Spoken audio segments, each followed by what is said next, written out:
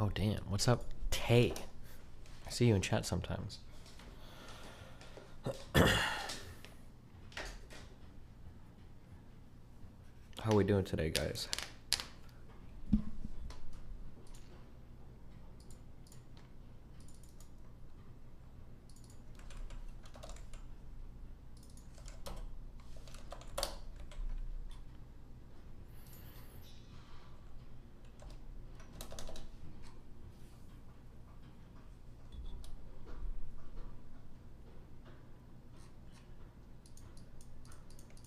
What bitrate do I stream at now? 16,000 kilobits per second. I don't know what ends up filtering down to the YouTube encoder, but...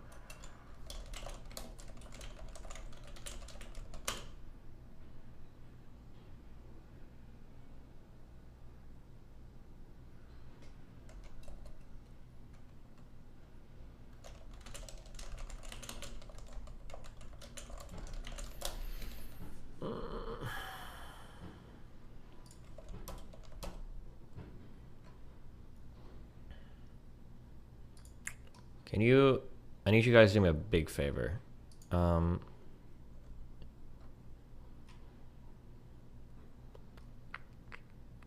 is this? Don't care.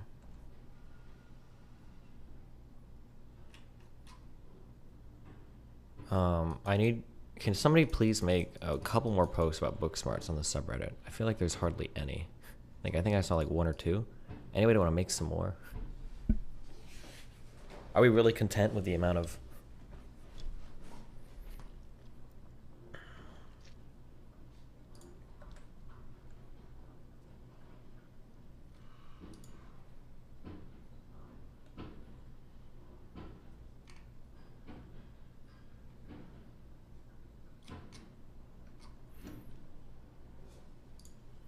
Okay, I'm eating my oats. We're watching... We got a new Unk video. Thank God. Finally. Finally. A new Unk video.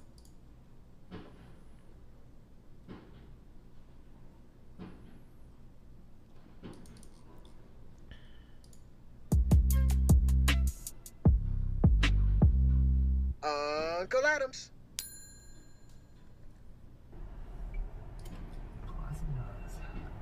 Popeyes? Popeyes chicken, bro. Good afternoon, DGG. Hope you all have an excellent Monday. DGG hell. Wait, let me pause this. Hold on. Popeyes? Popeyes chicken, bro. Things have changed since you've been here. I saw you say that people are going to think you cheated in Elden Ring. Let's see it, big boy. How much damage are you doing? Oh, I upgraded my hammer thing because I wanted to go fight that dragon guy with an upgraded weapon instead of my sword. I killed him on like the 2nd try. I feel bad. It's 45 minutes. Just chill. We'll just watch some of it, okay?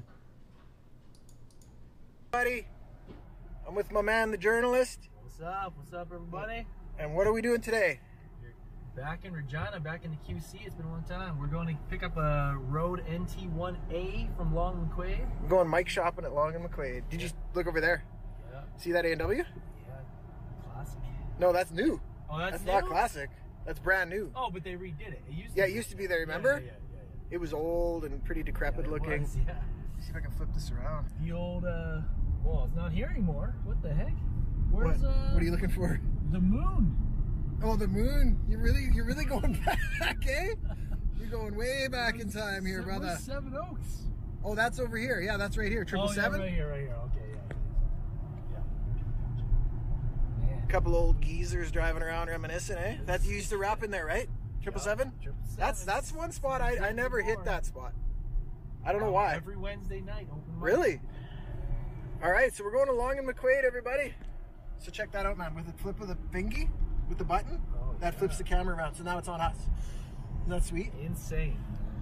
So we're going to Long and McQuaid, you guys. I don't know where you're watching this from in the world, but Long and McQuaid is, what would you call it? A music store? It's a music store, yeah. It's like a musical. It's a Canadian music. Wait, I thought Unk didn't rep brands that weren't paying him. Why does he have a Puma jacket on? But it's a musical. It's a musician's store. Yeah. Because it's not a music store. Like you don't buy CDs and vinyl records there. You buy keyboards. Yeah. Yeah, any type of musical instruments, pretty much. Keyboards, saxophones. You can take music lessons there and stuff. You used to be able to, yeah. Guitar lessons, piano lessons and stuff. I'm definitely gonna film in there, and if someone says something, I'll be like. Remind me where I'm turning here. Oh yeah, okay, keep going, bro. Keep going a little further here. It's weird. I have to be navigating in my own town. If someone says something, I'll be like, you know who the fuck you're talking to? So much bigger than they did because the snow was out to freaking a third of this lane for the longest time, and now it finally melted. Yeah, it is left here. Yeah. Good call, man. A&B Sound used to be here. That was a music store. That's where you bought the old CDs. Yeah, I remember back in high school, I bought a stereo there. What? Was it 2 levels A&B Sound? Or the one Saskatoon? Yeah, I think so, man. Yeah, it was pretty sweet. Yeah, everything. And I'm not used to driving. That's okay. This is the most cars I've seen in 2 years, bro. I'm not even kidding. Yeah, I guess so, eh? Since I lived in Edmonton. Yeah, well, if you lived in Edmonton, you got this, man. But honest to God, dude, like, I drove in Manhattan, and it was crazy. And then when I landed and driving in rush hour here, it's not that much different. Really? Like, not generally speaking all over the city, but heavy traffic is heavy traffic, and then it's right here. Long and McQuaid. Wait, what city are they in? I think the craziest, like, most aggressive weird drivers I ever saw in Canada was Toronto. Between being in Toronto, Vancouver, and Montreal, Toronto is the weirdest. Is this an area that gets like ultra heavy traffic? Is that Edmonton? Is that in Calgary? Oh, Alberta. Does this place get a million people? Interesting. The worst traffic in North America is on the 401 in Toronto. Is that true? Yeah, it doesn't look too busy here. Quite the snow going on. Gotta bring him some business. Ooh, there goes the muffler. This video is gonna get 10 million. It's gonna get 20 views now, guy. Instead of 10. Because of the bump? Yeah. Alright. I'm gonna film the sign here. There it is, we're going in. I like it because it's so discreet, you know? It's like you barely even know. I don't even know. It looks like I'm holding a stick of gum. Yeah. Oh, yeah. Oh, it's been a while since we've been in here. Yeah. Oh, good, man. I have a microphone.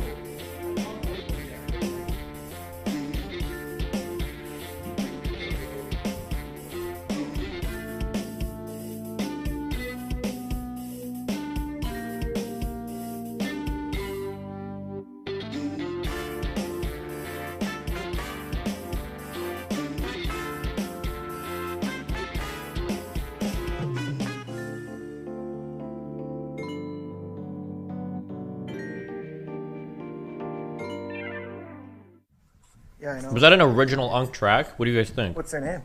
She's part of TST. Her name's Catherine. Catherine bought you that She mic. goes by Night Drifter. Shut up. Show 'em that. Oh, I'm good. Okay, awesome. Thanks, man. We're gonna have a look around. Appreciate the help. I got the M50s, man. That's what I need so bad is a studio monitors, man. Dude, I got mine for $80. What was it? The headphones. I got them. Last time I was ever trying, I picked these up. $80 from a kid who accidentally got them because he thought they were like good noise canceling. Best ones you can get, man, for studio monitor. Is that right? Everybody's got those. See, I hate those. You don't like them? Yeah. Here, you should film a bit. All you gotta do is hold it. Oh man! And All then that way I'm right, not all behind right. the camera all the time in front of Yeah, you. we can switch off. Checking the old mics along McQuaid. Oh, an Apollo twin, man. Do you have an Apollo? The Apollo is the interface. This is like the nicest interface you can get. Apollo twin. Oh, this thing here? Beauty. Yep. Oh, yeah, I think That's I've when seen my that. stuff was recorded on that. That's sick. Okay, Rockets. Okay, here we go. So I'm not just used look to at your screen. recording. Is it tilted up or is it tilted down? All right. So here is the. Where are we here? I want to look at the condenser mics, and then we're going to talk about condenser and dynamic mics. We got to have that discussion on camera. There's your. Is that the one you were praising? Stream TikTok. Pro. That's actually what I want. I should be on TikTok right now. Actually, I could. You should thank your supporter for buying that for you, man. You should be like, hey, I just bought this. Let's show him. So journalist supporter bought him this mic. Yep. Catherine? Yep. Shout out Catherine. She probably never watched my videos, but Yeah, she's not on TikTok much anymore, but on Instagram. well, this is going on YouTube, so don't Yeah, well, doesn't matter. I'll Thank you. Actually, you know what? I should send her a picture. I'll send her pictures today. This is all I have for mics. No, there's more over here. Here we go. God, so drip the fuck out. Yes. This is the NT2. Speaking of interfaces, you should talk the Focusrite during a talk. Are they not good? Hold on.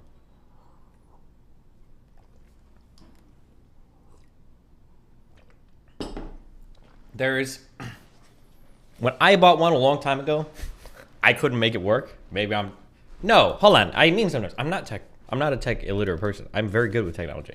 I couldn't figure out how to make it work without there being horrible crackles, latency just fucked up. It was just bad.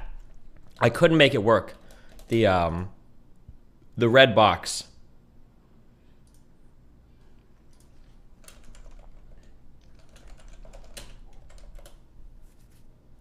I couldn't make it work. And I've seen so many people. Am I watching a stream replay on a stream? Yes. Your comment is part of the replay.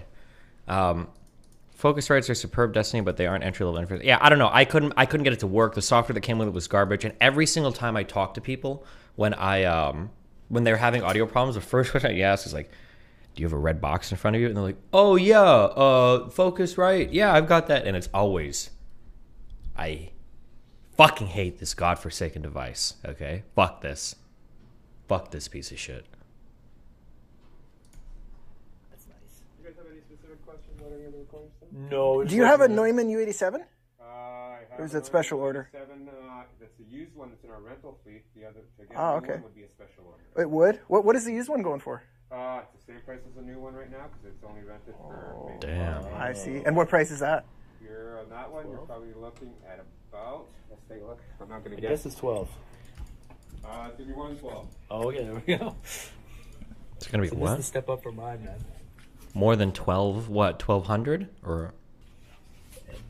Oh, yeah. Yes, the red box. That's the issue I'm having with mine. My guitar sounds like dog shit through it. I don't know enough about like wiring like instruments or guitars or recording anything like that. But at least for microphones, I don't know why you would ever use an interface over just like a mixer interface or just like a mixer that plugs in your computer. But I don't know. I'm not sure. NT2A. This is recommended me. The U87 is going for, new they go for 4675. Okay. This one's down to 4208. Okay, gotcha. Yeah, right on, man. 4208, $4,208. Is that what he's saying? What are they? What? Yeah, I knew they were expensive. What That's device why are you even talking about? Recorded most of my songs. Just for doing vocals and kind of things like that. I also use like the room mic for drums and things, and also for acoustics and horns. The U87 has a little bit of a different characteristics in the warmth, but it's a nice mic, definitely. For sure. I recorded quite a bit on one. Yeah. What would be your next step? Like, what would be the best mic out here aside from the U87? Best mic besides the U87. Jesus Christ.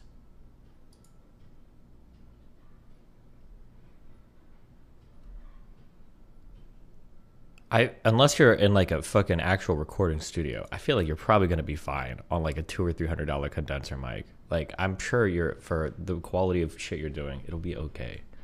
Especially for just rapping, it'll probably be okay. I don't think we need the $4,000 microphone. 7. I would say at that point you'd be looking at the TLM 103. And where is that? I've heard of that. Yep. In the back there. Why? Okay. Wait, hold on, dude. I feel like I would. Do you think? I'm sorry. Hold on. I'm in not projection mode. There's some name for this where I'm ascribing bad faith or whatever. Is he just going around asking what the most expensive shit is in the store with absolutely zero fucking intention of ever buying it? Is that what? Why? Is that what's happening right now?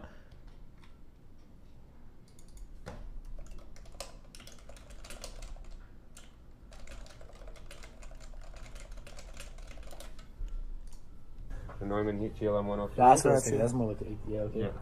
Or else, not the AT4040 would be kind of your next step there. Okay, cool. He's trying to get a mic that's one step down from the U87. Wait, what? They said they were coming to the store to get a Rode NT1A. I think that's like a $200 or $300 microphone. There's no way that's not one step down. NT1A, not NTA1. Yeah, this is like a $200 or $300 mic. I had 2 of these. This is what I recorded on with my buddy in the church when we did our little saxophone piano stuff. I think I had I think I mic'd the piano with 2 of these, And then I think I had a an SM87, I think, for my sax, whatever that, the dynamic directional mic. One, I have 3 of the older ones. Okay. I'm so happy with them. Yeah, I'm super happy to try this out, They're man. great mics. Step up from what I got, I'd say that. Yeah. Is that a whoop strap on your wrist? Yeah, I got like 8 hours of sleep last night, and it told me my recovery today is only like 54%. Why? Why is it fucking me? I got so much sleep last night. I got 7 hours and 44 minutes of sleep. Why is my recovery so fucked for today? Now I don't know if I should feel bad. I feel good, but now I'm wondering if I should feel bad.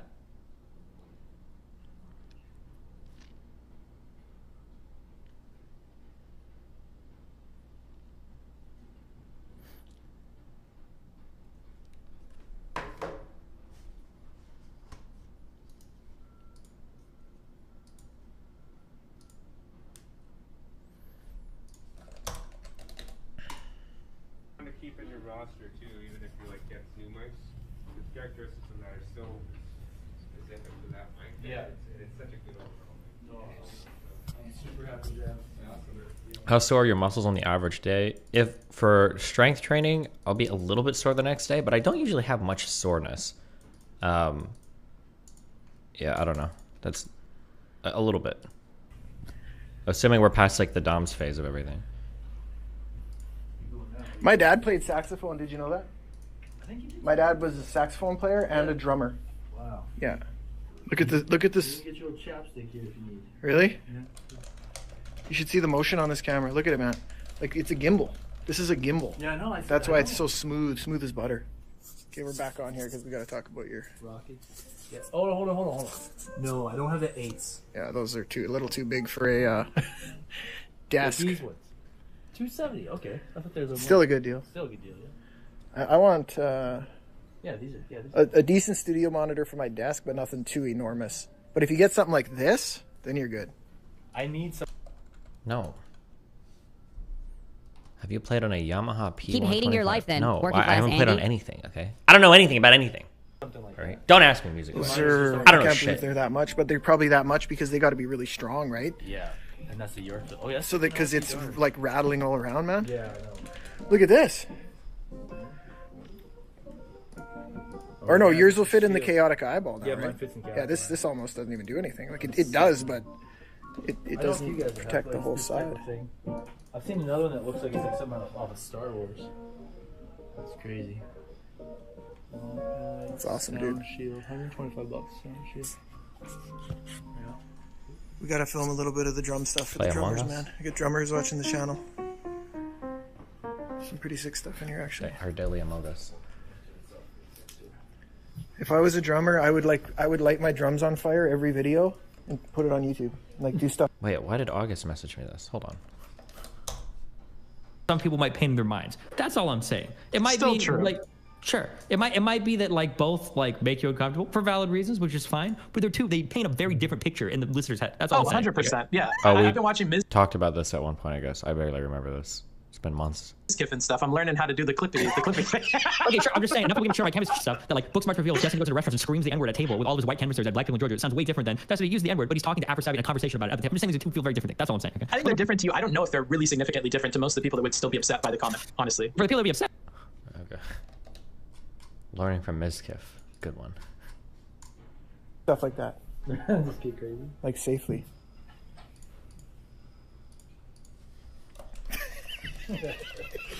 Is that going straight to Insta?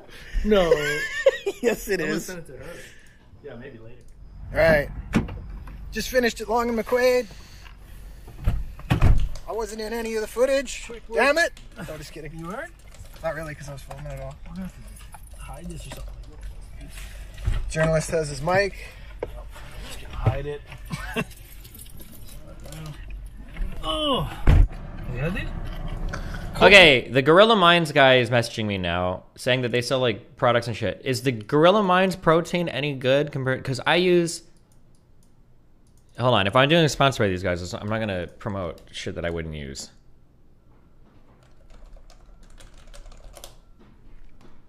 I've always heard that this is old data, maybe it's not true, but I've always heard that like Optimum Nutrition shit is just really good. like the ON protein.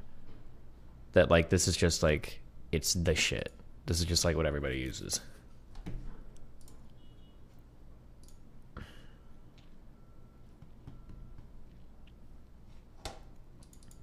Why not try it first? How can I try it? I don't know if my muscles are gonna be able to tell the difference. I just have to go by what other people recommend. Keep hating your life then, working class. It's not about how it tastes. It's about how it does it work well enough or whatever. Obama.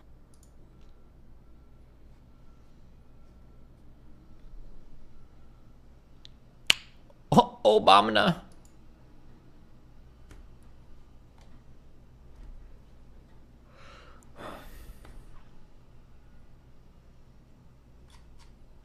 Generally, this optimum is really good. Don't know anything about Gorilla Mine, but safest bet is usually optimum.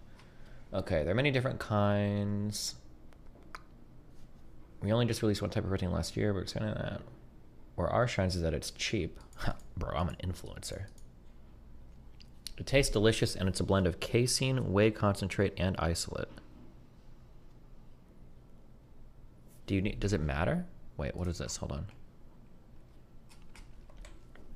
What's your honest opinion of Gorilla Mine pre-workout? This is something that Hillshire said was pretty okay.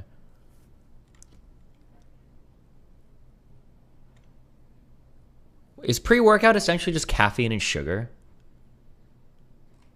Is it like... Don't buy whey protein, but whey protein isolate. Is there a difference? What is this? Look at how huge this guy is. It must work. True. Wow.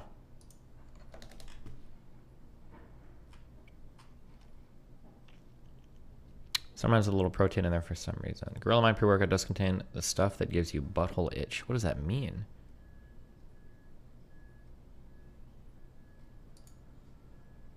Reddit protein experiment. Read 1.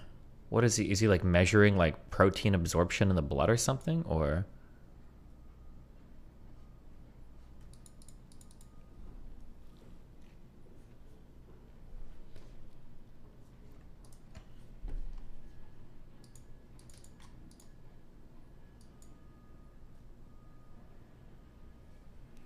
I get really good pumps with Gorilla Mode Nitro. I use 1 scoop every day and 2 for when I'm doing a pump-focused workout.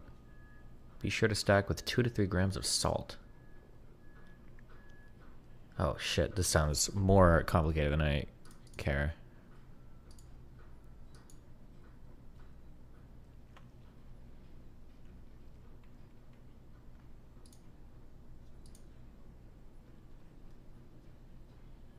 Booksmart's manifesto. Guys, there's like 30 posts on Booksmart's. Can you guys chill? Jesus. Dosages and ingredient choices are much better compared to most top brands. Even the price competitive, especially on sale days that we have weekly. We have a few different types of pre-workouts.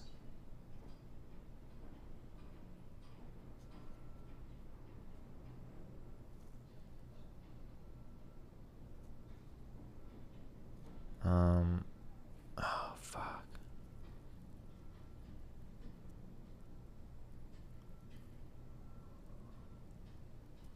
Okay, I don't...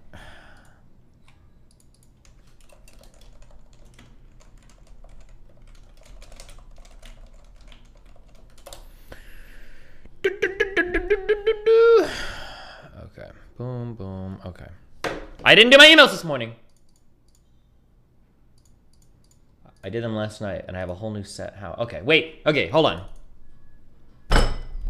What would I...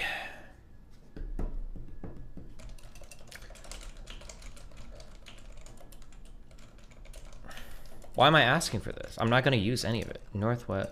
Oh, I just almost read my address. I'm sorry. Obama.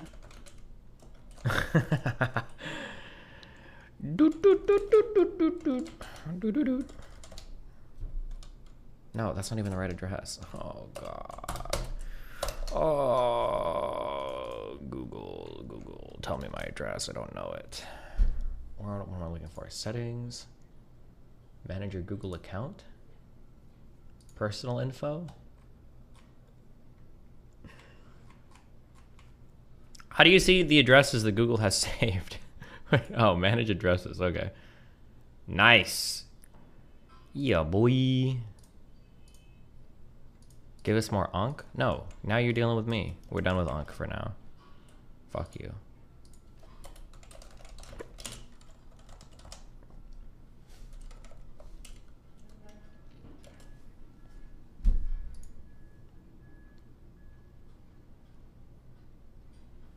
This Korean guy staring at the 22.5 Bitcoin leverage position on a crypto exchange. He's staring at the chart like a lunatic gambler because he's about to get liquidated.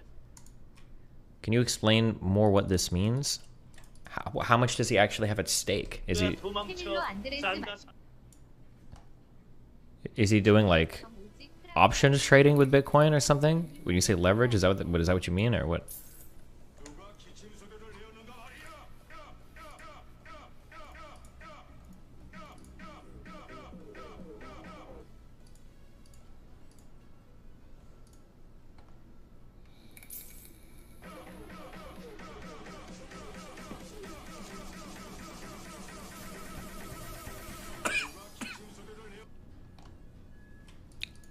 Leverage means trading on margin. Okay.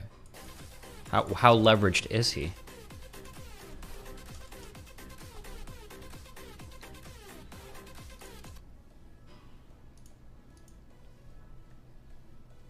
Oh my god, somebody made a... I never heard of you until Louis Rassman commented on your most recent Twitch ban. Been watching your backlog of YouTube account for days. To form my own opinion of who you are, I'm now a big fan. Oh, nice. Unfortunately, we don't support Louis Rassman here. We're Android fans. This is cute.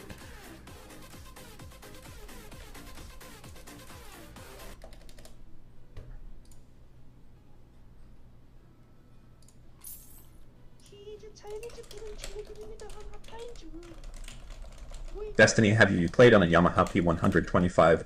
If so, what are your thoughts of it?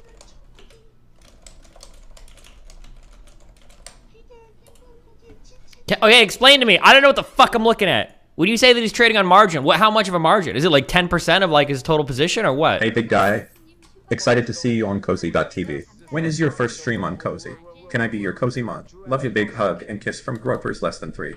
I have no idea. I need to have like 50 mods though if I do stream on that thing. If I ever stream there, it's just gonna be like we're streaming on Cozy to do a debate or to pull people out of chat or something. He said 22.5 Bitcoin leverage. When you say 22.5 Bitcoin leverage, what does that mean? Does that mean that he's risking 22.5 and now he's like gambling like 100, or does that mean he has like 2.5 and okay, he has $450,000 on the line and he is on 22x, so he can get closed out easier. Okay. So he's not, if his position gets closed out, he'll lose like 100,000 or maybe a couple $100,000. Right? He's not losing everything, right?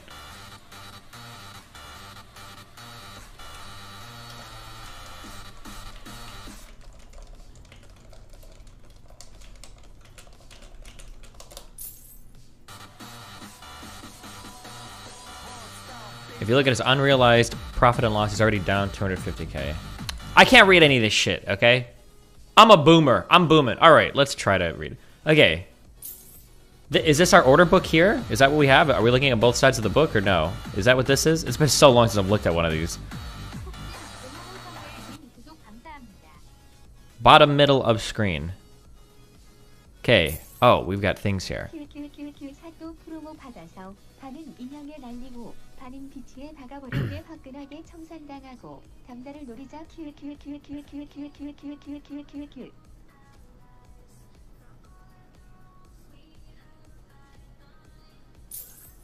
회영한 나스닥 돌롱가자 사랑해. Okay. So he's trading on margin right now. But he's not actually oh wait, hold on. Okay. How do you know how much money he has at stake? It's this right here, 450,000, right? So at what point here does his position automatically close? What does he have to be at? What percentage? Like I imagine if he hits 450,000 here in the negative, he would probably get closed, right? Is it 275? Okay. How do you see that? How do you know that? Or do you just know that? Oh shit. Okay, gotcha. Liquid price. Oh, liquid price is when he gets liquidated. And this liquidation price is only just because of his what he's been allotted to trade on margin, right? When it hits a certain position, it'll close to cover his.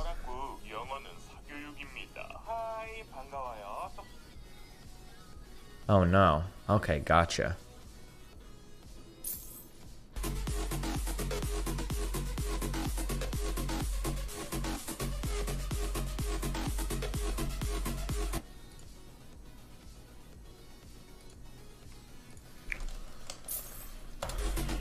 I'm pretty sure that leverage multiplies gains and losses. So like if Bitcoin gains 1%, he could gain way more, but if he loses 1%, he could lose a lot more. It magnifies gains and losses. Well, can you explain it? I don't think so. Fuck me. If you're trading on margin, basically what it means is like, let's say I have $100,000 to trade. I want to trade on margin, okay? Let's say that my margin account requires me to keep 10% of what I trade. I can use that $100,000 to trade $1 million of Bitcoin. So if my margin requirement is 10%. But the scary thing is that if I'm trading $1 million of Bitcoin, if it rises 10%, then it's at a 1,100,000. So I've gained, essentially doubled my money, because what I'm actually risking is only 100,000 of my own money, the rest on margin. I've doubled my money with a 10% increase in the price. But if it loses 10%, if it drops from 1 million to 900,000, if it loses 10%, my position will get liquidated. They'll do a margin call and they'll say, hey, give us all your money because now you've lost this much, and then I lose everything. So if the security, or I shouldn't say security, in this case, if the Bitcoin gains 10%, I double my money. If it loses 10%, my position gets liquidated because my margin gets called, meaning that I'm trading with your money right now, but if it loses so much, you're going to come and take the little bit of money that I've risked to trade with your extra money, if that makes sense.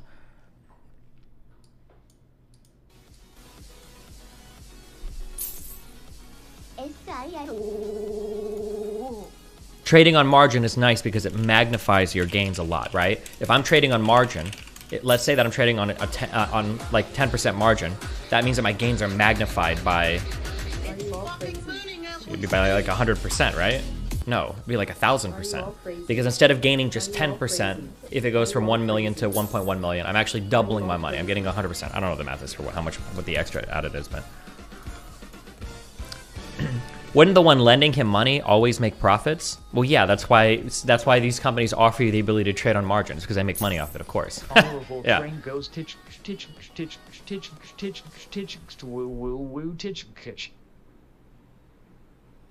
I could be wrong. 아니 살다 난 이런 채팅방은 처음 보네. 내가 씨발 내가 시청자를 3만까지도 찍어봤는데 난 살다 this guy is getting super fucked. Never mind. I'm not wrong about anything. In real finance, you can respond to a margin call by putting down more cash to keep your position open.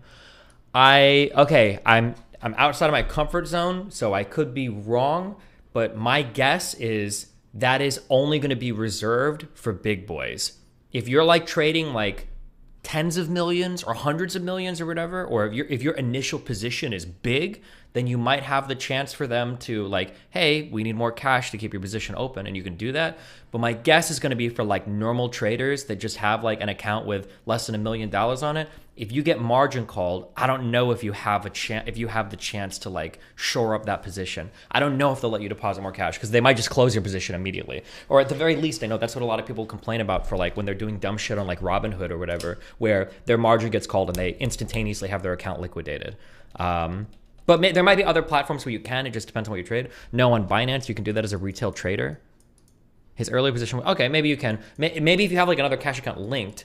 But I can't imagine that that's what I'm based on is true. A margin call is when there's an actual phone call. I don't know about retail. Yeah, maybe if you can have like a cash account linked to your account. But the thing is that especially with some of these things that move so quickly, I don't know if a company is going to wait an hour or 10 hours for you to short up your position because if your shit is sinking, at some point you're going to actually lose them money, right? If you've staked $100,000 and now you're trading on a 10% margin, what is he actually trading here on? Let's see if we can figure this out. I'm sorry.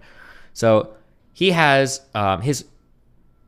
is this $450,000 of his money? And he's trading with, is this $10 million worth? Am I reading that correctly of what's happening?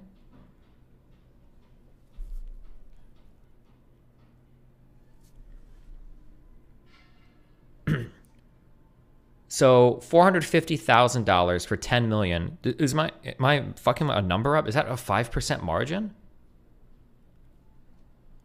That seems oh, 22.5. Oh, I understand. That is the mark. That's really high, isn't it? Holy shit. Do they let normal people do that? No way. I feel like random shit I saw for retail shit, like your margin requirements would be like fucking like 40 to 50% or like 30 to 40%. Like if you've got like 10,000 in your account, some places will let you trade with like 20 or 30,000. That's insane. You can leverage up to 150x. Crypto used to let 100x. Jesus Christ. Bro, I feel like you would dip your toes into that shit and you would either be a millionaire or liquidated like instantaneously. Oh my God. He's a famous person. Google that name. Good one. It's a crypto dude. They don't care.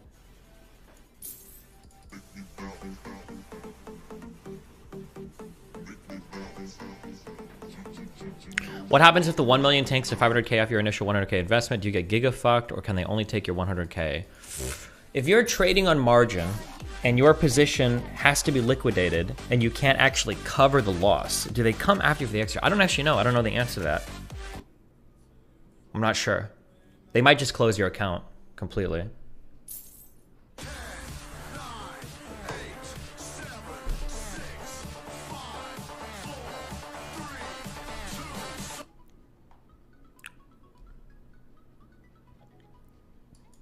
What does it mean to trade on margin?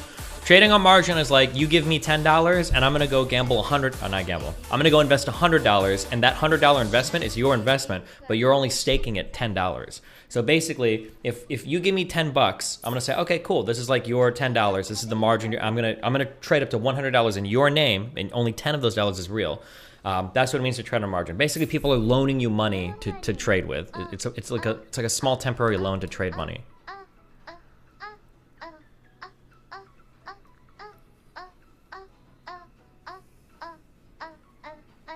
Does this guy, he just does this on stream, it chills?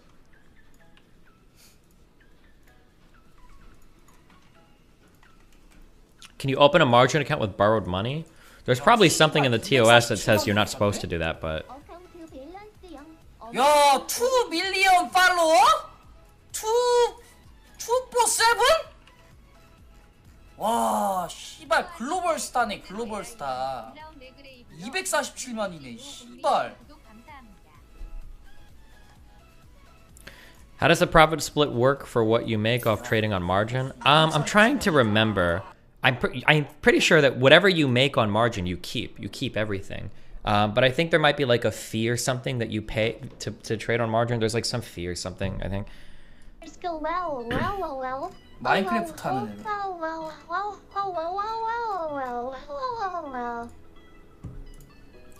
좀 전에 체크문이. Yeah, maybe they just charge you interest on the loan. So if you're trading on, if you've got like a 10% margin requirement in an account and you're trading $100,000, they might charge you some short-term interest on like the $90,000 that they're loaning you to trade, basically, maybe. You delicious? You sure? 5 minutes. Wait. You all die. Long time. It's long time. Destiny, the security you buy on margin serves as collateral for the loan. The broker will repossess it if you disappear. That's why they can offer good loan terms. Sure, but I don't think but if the security drops too quickly, you can still, if you're the one loaning the money for the trader, you can still lose on that, right?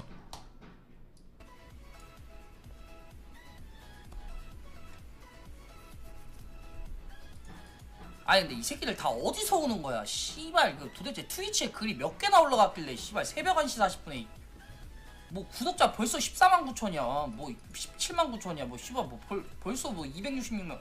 야 18만 그냥 찍겠는데 2시 전에 18만 찍겠는데 구독 미쳤는데 그냥 아주 그냥 전 세계인들이 와가지고 구독을 눌러버리네. Would you ever gamble like this? Probably not. This is not exciting to me. It seems like really boring to gamble. But I don't know anything about, like... I would never pretend to be able to do this.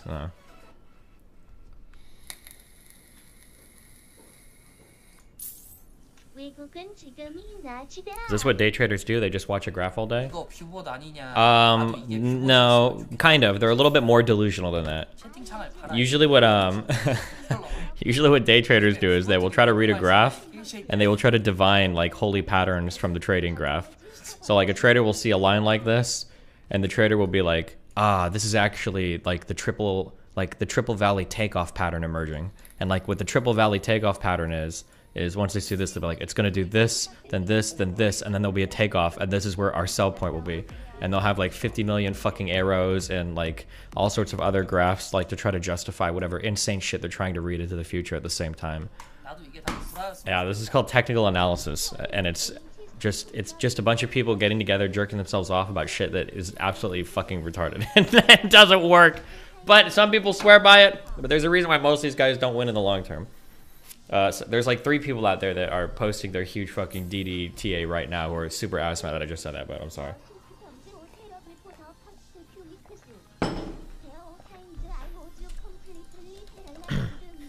Technical analysis is basically like, it's like a big psychology meme, I think. Like you're trying to understand like the psychology of the market.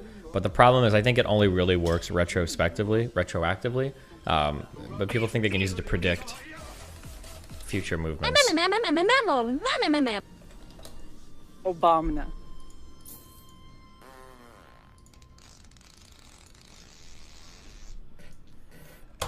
What do investment bankers do? If you're working at a hedge fund, you're doing investment stuff, you should be doing like fundamental analysis. So you're looking at like the actual fundamentals of a company, and you're trying to predict like based on the overall trend of the economy, based on the decisions this company's making. Like you're doing an analysis of the actual company's performance. Technical analysis, I think, is completely divorced from fundamental analysis in and of itself, and that you're literally just looking at a graph and you're trying to predict how the graph will move based on market psychology. It's like technical analysis. And then I'm sure that good traders probably use some combination of the two, some TA plus fundamental shit or whatever.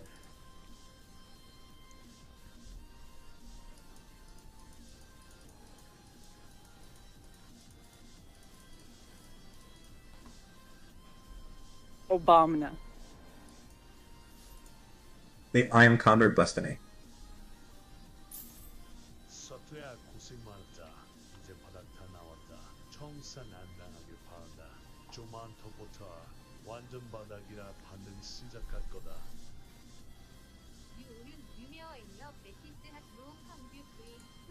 Jesus Christ. What is this paragraph? 아 이게 어떻게 이게 어떻게 한국인 방송이냐고 씨발.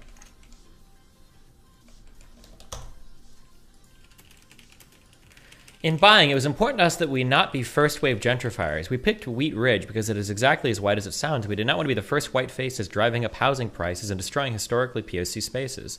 We also fit in economically, which was important, so we're not the weirdly rich white neighbors on the block. We could have spent a lot less, but we didn't want to go that road. The actual mortgage... Jesus Christ.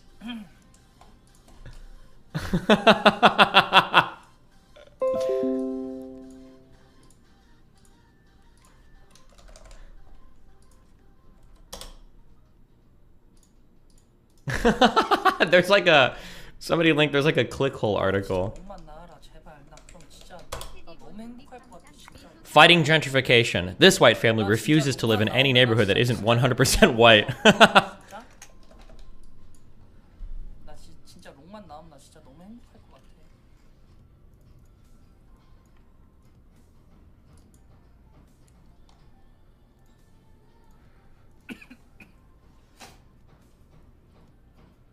Okay, we're putting Unk on the back burner.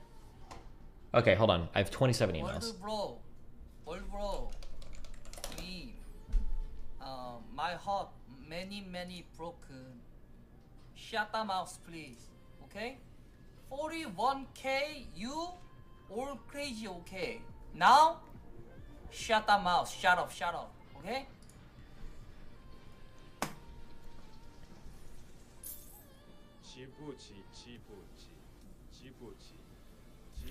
What does this thing mean over here? So daily realized P&L. Is this really $27,000? Does that mean that he's like cashed out that much? Or I don't understand how he's got...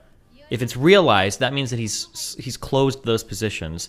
So on like closed positions for the day, he's up 27,000, and then on his open positions right now, he's at negative 220,000. Okay.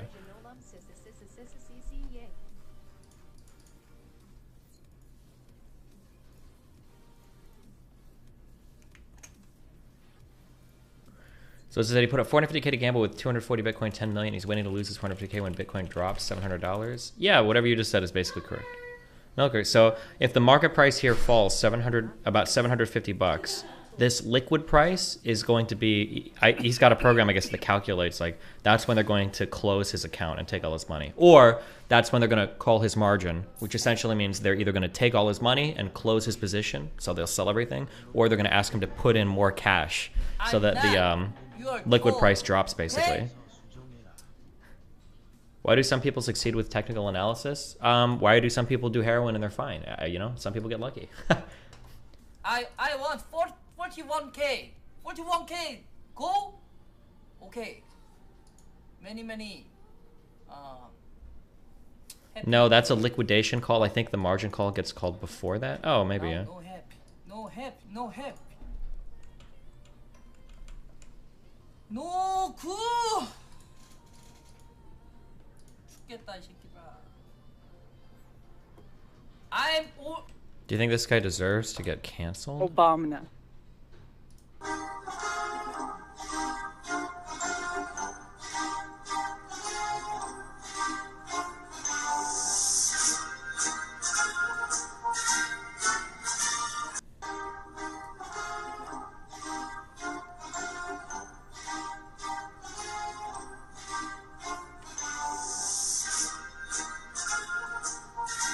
Why would he? Yeah, he deserves to be canceled. But not because of him doing a Nazi salute. But because he was so fucking stupid to do that. Why would you do that? Why would you be so stupid? What? Why? Are we even sure that was a salute? No, actually, I don't know. I shouldn't even say. I have no fucking idea. But there's like 50 million different fucking whatevers. Or maybe it was, maybe it wasn't. I don't know. Last money, old money die. Old money die?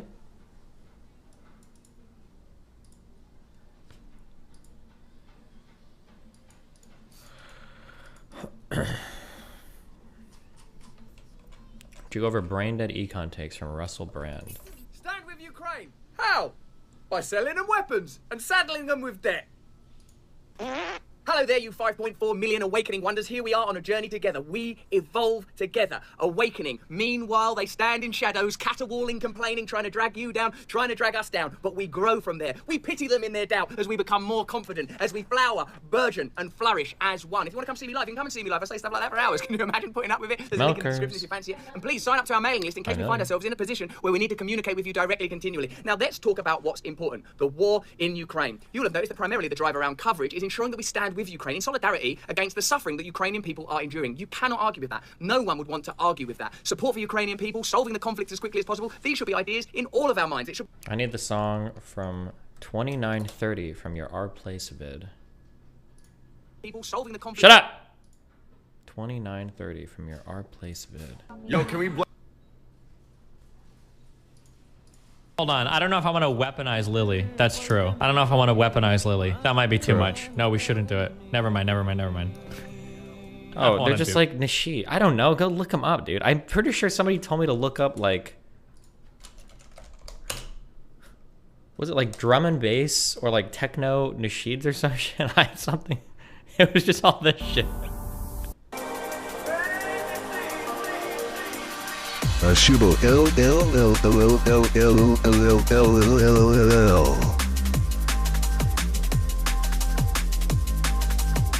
Oh, Nasheed trap music. I think is what I looked up. Obama.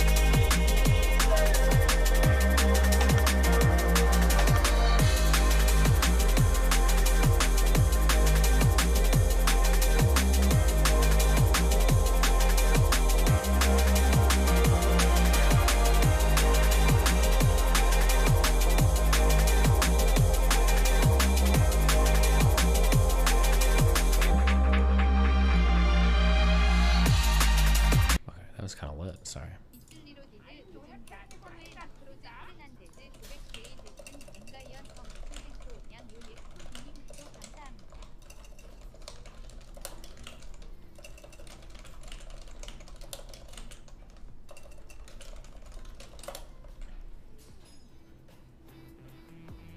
I would love to see you gamble a reasonably large sum of money away on options trading. Take a few days to study up and learn all the tactics and see if it can net you. I feel like it'd be more entertaining if I didn't learn any of the tactics. Because the reality is if I were to go and gamble a bunch on option shit, I'd probably have like a 50-50 chance of like, so it could be fun, or we could just lose everything. New York Times, oh, we might read this.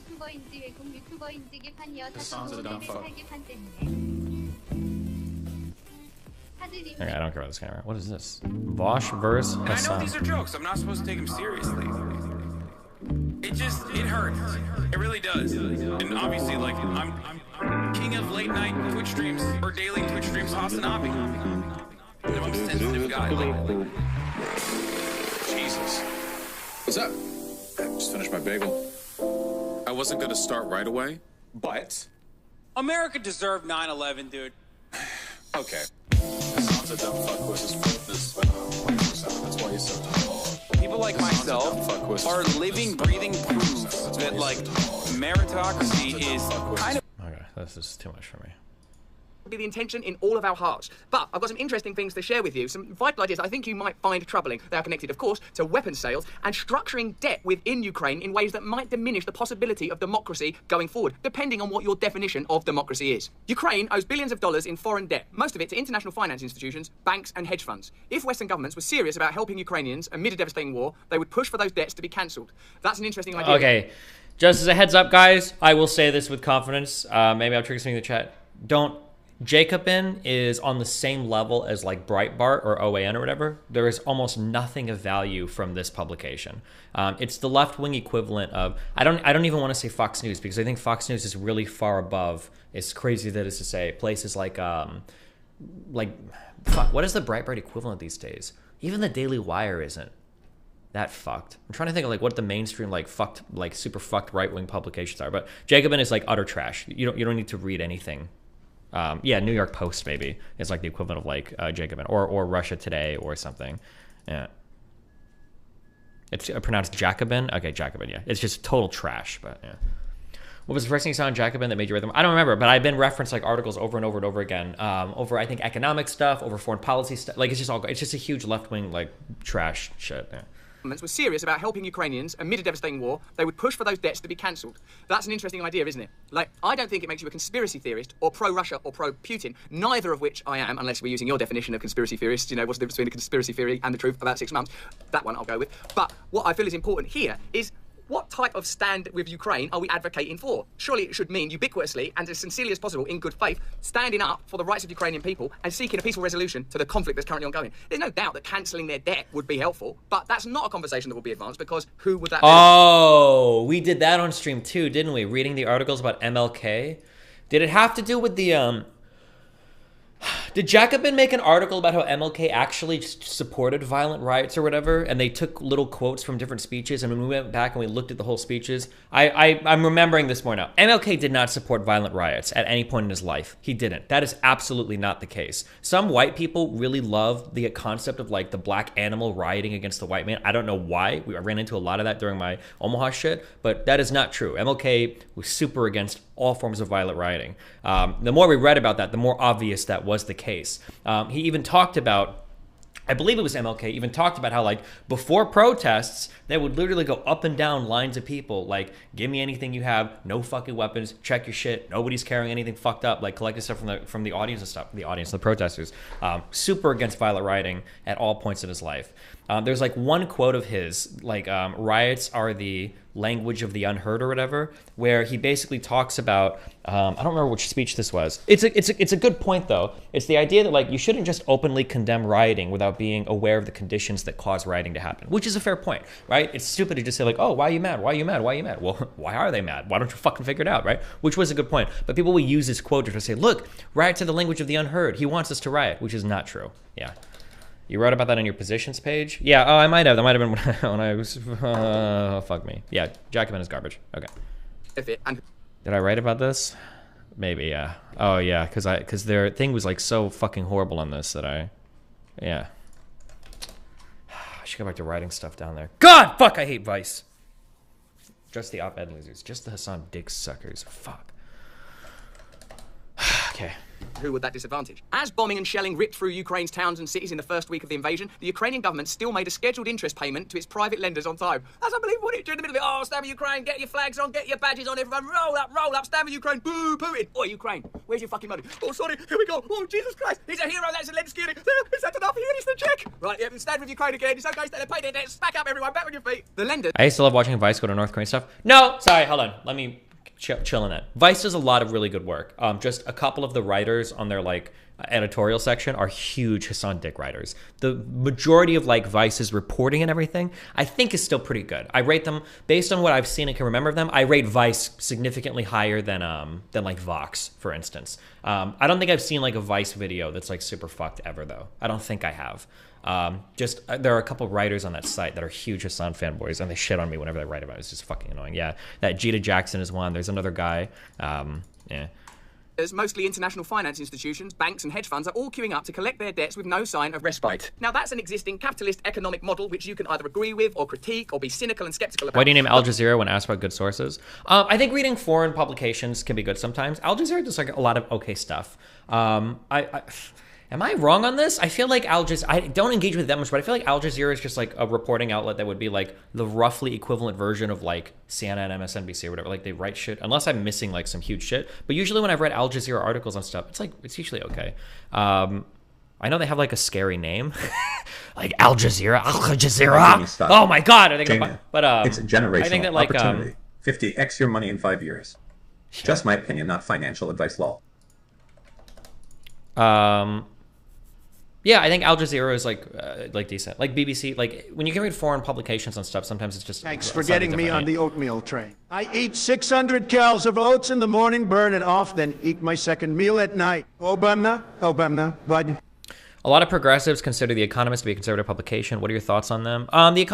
Progressives think that anything that is like not the most left-wing thing in the world is like a horrible publication. There are a couple of like center-right or centrist publications that I think are pretty good. Like the Wall Street Journal, I think is generally pretty good when it comes to financial stuff. The Economist, I don't think I've engaged with as much. I don't know if I've read as many articles by The Economist, but like I know the Wall Street Journal is pretty decent. I don't know if anybody shits on the Financial Times. That reporting is a little bit more in-depth, a little bit less accessible to most people, I think. But the Financial Times, I've never heard bad things about. I've never read anything bad from them.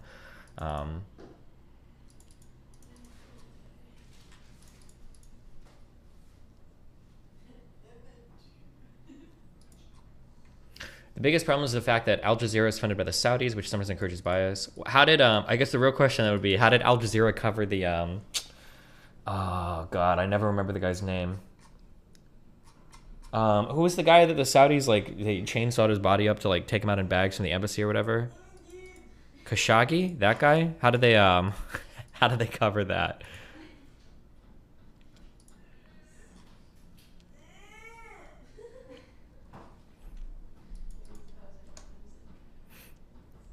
What do you think of the Associated Press? The AP and Reuters are obviously the gold standard for like on-the-ground reporting generally. Al Jazeera is funded by Qatar, not the Saudis. I don't know how like aligned the Saudis and the Qatari like interests are. They seem similar to me, but I could be totally wrong on that. I don't know. They are enemies. Enemies how?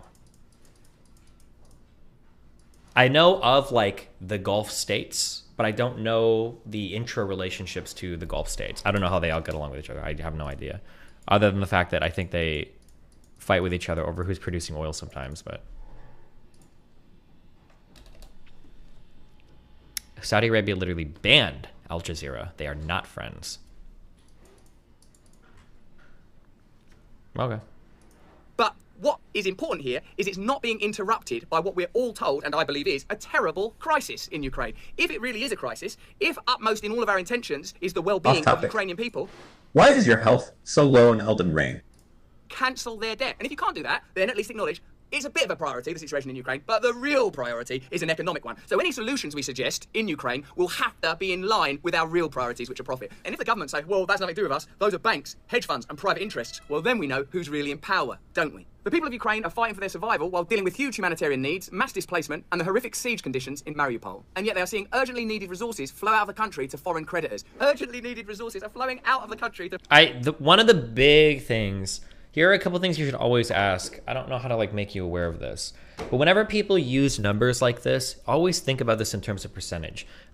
Even a number isn't enough. So when somebody says something like, oh, like Ukraine is paying huge amounts of money to like foreign debtors, like really huge amounts? Like, well, how much? They paid $10 million last year. Okay, well, $10 million, what does that represent of like their GDP or like their national like budget, like their year-to-year budget? Like, is it actually like that much money based on like how they spend on everything? Is it really that much? Like, I don't know. I'm always interested in that. Whenever somebody says something like, this company spent $5 million on this shit. Okay, well, $5 million out of what? Is that even that much? Is that more than normal? Is it less than normal? Is it like, you always need like more context. Otherwise, people are always trying to sell you bullshit when they don't include figures like that, you know? The foreign creditors. Quick, we urgently need these resources. What, because of the war and that and the rubble and all the children and everyone getting blown up? Actually, no, it's these hedge funds and private initiatives. Oh, yeah, that is quite urgent. While Biden's talking about lethal aid going to Ukraine, money's flowing out of Ukraine to pay off private finance debts, which are... Like, here's a question. Do we think that more aid and free shit has flowed into Ukraine than interest payments on private debt has flowed out of Ukraine? It seems to me the answer would be obviously yes. But who knows? But I don't think he's probably not going to get into it here, right? Probably related to resources that are probably connected to companies and institutions that, broadly speaking, benefit from the conflict or from the resources. So, also, here's just like a quick thing. If any, like, a more macro perspective, if I might be wrong, somebody can always email me and correct me. People always say that, like, all these companies are invested in causing the war. All of these companies want the war to happen. There are so many companies that profit off war. I'm pretty sure that overwhelmingly, the U.S. economy, I don't think benefits from, like, wars. There might be, like, a couple of, like, private contractors that do, but I don't think the vast majority of the U.S. economy likes that. And when it comes to, like, who's going to control the U.S. economy to do shit, I feel like Walmart would hire secret assassins to knock off, like, fucking Boeing or Raytheon's, you know, execs before allowing them to tank the entire fucking not that that would actually happen. But, like, if we're living in some shadowy world where companies control the government, I feel like you would see perpetual, like, peace and trading and everything, because like these people don't really want us to have all this international conflict that fucks our markets up so hard. You know, like, I don't know. That just seems, if companies, like private companies control so much, like why did we go into so many coronavirus lockdowns and shit, right? That had a huge knockoff effect on like stocks everywhere too, you know? But people probably say there's like secret ways of getting money, or, you know, the top 10 billionaires enriched themselves more during whatever, even though they don't represent the whole of the market, or even the whole of CEOs, or even the whole of CEOs of like Fortune 500 companies, but whatever. You could do is say, right, because this is a real crisis, and we're all agreed, right, that it's a crisis, and stand with Ukraine and the badges and the flags, super important, I'm on board with all of that stuff. And because I'm really on board, we're going to do anything that's necessary, starting with cancelling that. You can do that right now, like that. Not cancelling the debt is the revelation that there are submerged narratives that are dominating outcomes. Ukraine's total external government debt amounts to $54 billion. The country is set to pay $7.3 billion in debt repayments this year alone. Ukraine's total external government debt amounts to $54 billion. The country is set to pay $7.3 billion in debt repayments. Is this just to private lenders? I kind of wonder what this is. Okay, so the total external government debt amounts to $54 billion. The country is set to pay. You also kind of have to pay foreign debt as well, right? You can't default on debt as a country, because you theoretically can print your own money too. Wouldn't that fuck you if you defaulted on debt as well? I hate Jacobin so much. More than half is due to private lenders like banks and hedge funds. Okay, so half of this is private lenders like banks and hedge funds, while most of the rest is owed to multilateral institutions such as the IMF, the World Bank, and the European Investment Bank. While most of the rest is owed to multilateral institutions such as the International Monetary... How much aid has U.S. sent to Ukraine? I wonder if we can find numbers on this. So this is $800 million in security assistance.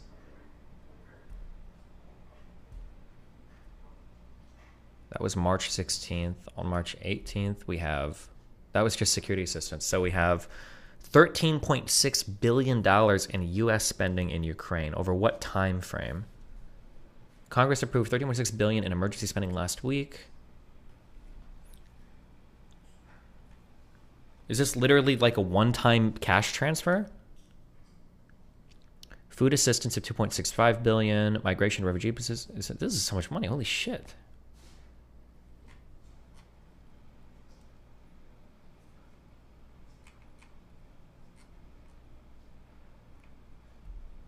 Grants and loans of 650. Grants for food donations 100 million. Economic support fund.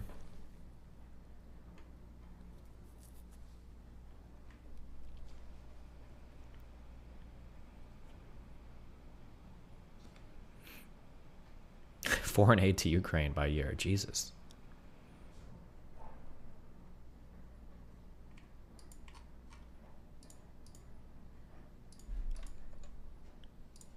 Okay, so I mean, like, I feel like this is probably worth bringing up in the conversation. Do you think the Jacobin article does? Due to private $54 billion, the country is set to pay. So they're paying off $7.3 billion in debt repayments. Only half of that is to private lenders, which I don't even know if that's bad. They have to pay their debt off. It's a country. You don't want to default on debt. It makes you look really bad, and it fucks your shit up. How is using an editorial as a source a reasonable thing? Isn't Russell being massively dishonest here? What proof does he have that those numbers are correct? Well, because he's just reading a Jacobin article and it feeds in the narrative that he wants, and then he can use that to feed his audience the narrative they want. This is why I say that, like, watching YouTubers and Twitch streamers, and even people like me, fine, I'll bite the bullet on that. You can't trust us as news because you're not getting news or reporting from an individual. You're getting their digested version of the facts, right? $7.3 billion. I guess he's arguing for debt forgiveness rather than a default. No, that's not what he's arguing for. He's not arguing that the debt should be forgiven. What he's arguing is that shady private companies are really the ones truly pulling the strings behind the scenes. That's what he's arguing for. That's the argument that's being presented here. The Jacobin article might be arguing for foreign debt. But that's because, keep in mind that Jacobin hates things like the International Monetary Fund and shit. Like, they view that as being like the horrible, evil, white colonizer, Western way of taking over countries and destroying them by giving them loans they can't afford, blah, blah, blah, blah, blah. Like,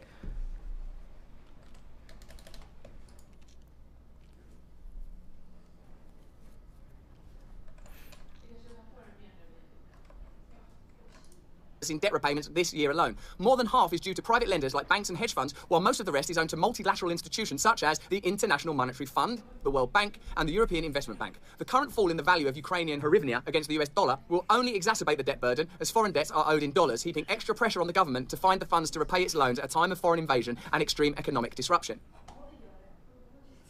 does the government have to find the funds to repay its loan, or can't they? Do they not have, like, do they not do central banking like every other country in the world? Am I crazy? A government can't default on it. They're not part of any other. They're not part of the European Union or whatever, right? They have control of their currency, no? When people talk about conspiracy theory, when people talk about this channel reporting information in an irresponsible way, or the word de la jour, misinformation, you decide for yourself. Do you think that's important information? That during this crisis, during a time when, we've put up a link for a Ukrainian charity before, people are doing incredible things. The loans need to be paid in dollars. Yeah, but you would trade out your hryvnias, whatever the fuck it is. You would trade your currency on Forex markets for dollars, and then you would do that, right? Kids at schools are doing stuff. All this money's being raised, help Ukraine, which is the right thing to do, by the way, At the same time, the International Monetary Fund, the World Bank, the European Investment Bank, as well as several private interests are making a profit from Ukraine right now. Do you think that information is irrelevant? If you think that information is irrelevant, then that's cool. That's fine. I think it's relevant. I think it's important. I think it's valuable. I think we should know it. I think if we don't know that kind of information, we're unable to assess reality. Since the invasion, Ukrainian dollar-denominated bonds, which were issued as part of its 2015 debt restructuring, have been trading around 25 cents on the dollar. This reflects the high risk of default, but also means that if Ukraine continues to make its debt payments, Western banks and hedge funds could make profits of 300%. There you are. So it means that if Ukraine continues restructuring, have been trading around 25 cents on the dollar. This reflects the high risk of...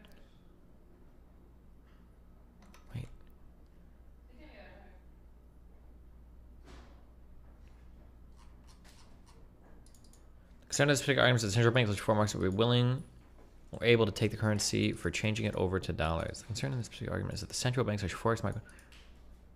Oh, why wouldn't you? It's not like you can't. It's not like Ukrainian dollars have become worthless, no?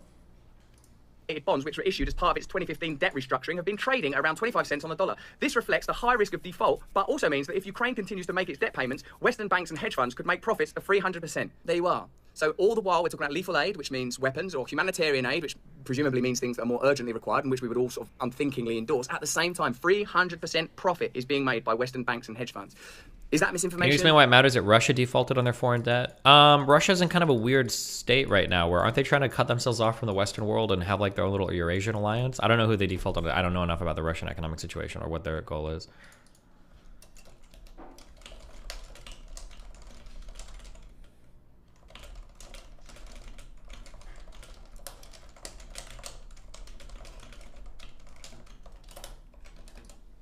Or is that an uncomfortable truth, a difficult truth to deal with, while your sentiment is being roused by the very real suffering of Ukrainian people? I wish the world was simpler sometimes. I wish it was. I wish that we could just go, look, there's bad isn't there's good is, there's this bad conflict, why don't we just help? Why don't we do things to raise money for Ukrainian people? Why don't we put up Ukrainian refugees? Like, to be able to sincerely do that. We're not in a position to be able to do that because we're continually lied to and misled. And when you try to tell the truth about these situations, that information is manipulated, condemned and criticised. The response of multilateral institutions has been to give even more loans to Ukraine. Loans? Seems like you're in a lot of trouble. Yes, we are really suffering. You need help, right? Please, desperately. Okay, we'll give you this money. Now, over the next 5 Well, but there's also like a lot. You're not telling the full story. Ah, dude, these people get so big, like giving half truths and shit, right? There's also like a lot of contingent aid being sent as well, right? Yeah, some of it seemed like it was loans, but like assuming, unless I'm missing something and looking at this huge thing, I see grants and loans were $650 million out of the $6.9 billion of traditional foreign aid. Like,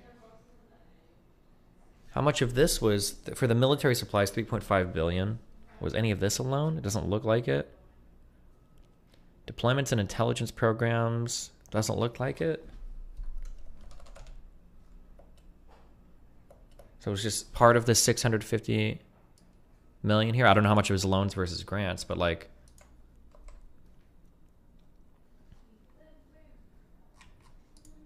years, we're going to want to see about 300%. What was that? I can't hear because of the bombs. Bloody Putin. Yeah, bloody Putin. Really evil. Over the next few years, we're going to need to see about... Sorry, I can't hear because of the bomb. 300%. You're saying this is meant to help? Yeah, 300%. Just sign the thing. We should just sign this. Since the war started, the IMF has given a £1.4 billion emergency loan, while the World Bank has provided a $723 million financial package that includes $589 million in loans. These new loans are being piled on top of Ukraine's already unsustainable debt. Any of you that are in debt, and I read the comments, so I know a lot of you are, that debt is a curse for individuals, for families. We live in this state of debt, in this state of usury that is difficult to sustain. Have to now recognise that it's part of a kind of global agenda. Debt does not create freedom. Debt creates the opposite. Debt does not engender democracy. Debt is a form of tyranny that truncates. Debt, you just don't understand what debt is. Oh, fuck me. Hold on.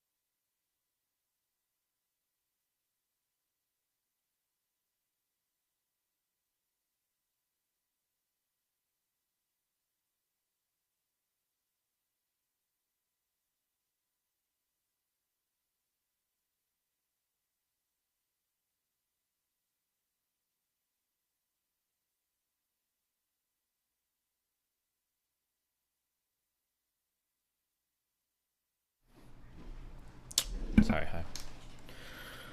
I haven't made much progress in my emails, guys. Whenever you're against Aatrox.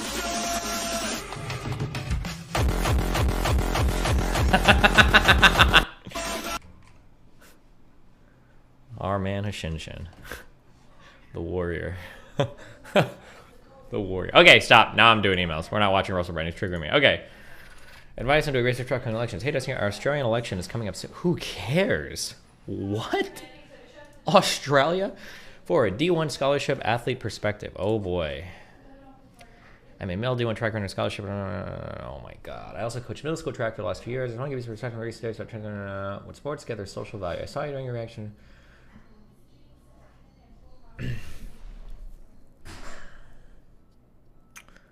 Being end goal of sports is obviously decided the best, but I don't know. Sports have social value, especially because they encourage young people to be active. Oh, this guy hasn't seen my high school take on sports. Never mind. Fuck. Okay, don't care about this.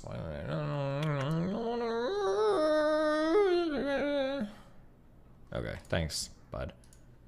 Kelly, why are you around here so often now? What are you doing? If you're gonna hang out this much, we need to see a Tristana cosplay, alright?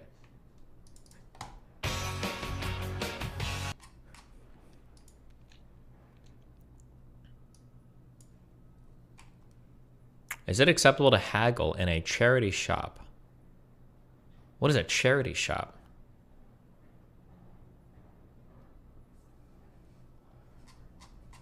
Like Goodwill? I think I've given this take on stream before. I think somebody gave me a term for this last time. Did they call it poverty tourism?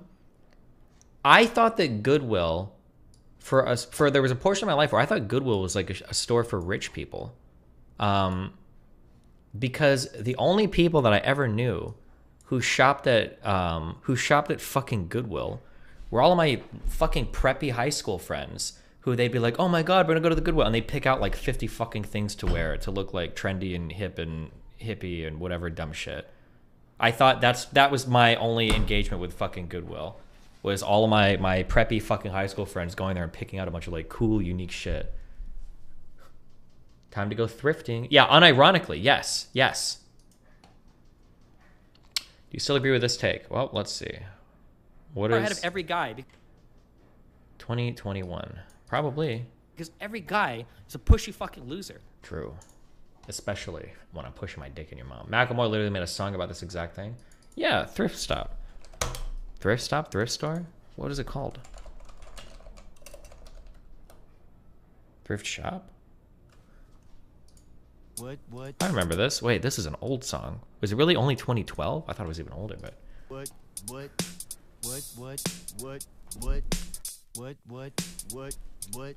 RB.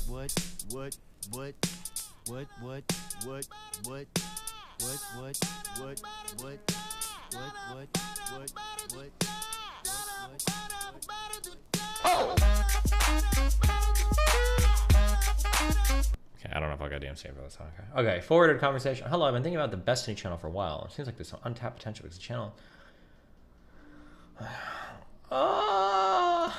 forward to August. Elite. Canvassing. Hi, I've been a fan for years and I enjoyed seeing you. You consider organizing anything? Yeah, fuck no. Thanks and thoughts on some trans issues. Hi, Destiny. To your viewer. Blah, blah, blah. Oh, no.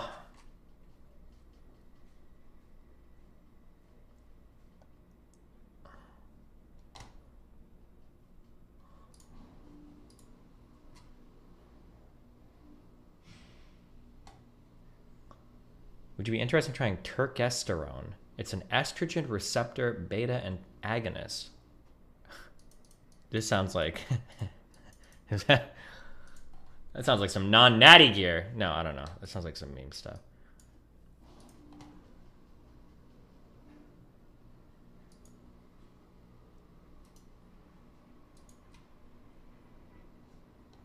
I feel like when I did, because like 5 years ago, I was doing like reading and research on like how to raise your testosterone naturally and supplements and what do they do and blah, blah, blah. Everything that I saw in terms of like oral stuff, like you just eat a pill or whatever, all of it seemed to be like the gains were like very low, like either high single digit or low double digit temporary boosts. Like it wasn't anything that was worth writing home about.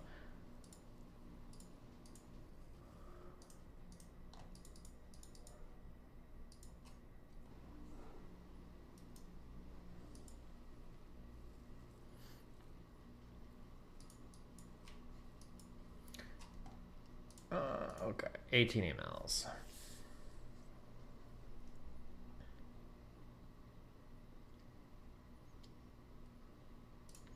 $17. Oh my god. Okay, 16. An update. Lord Farquaad from your greatest champion.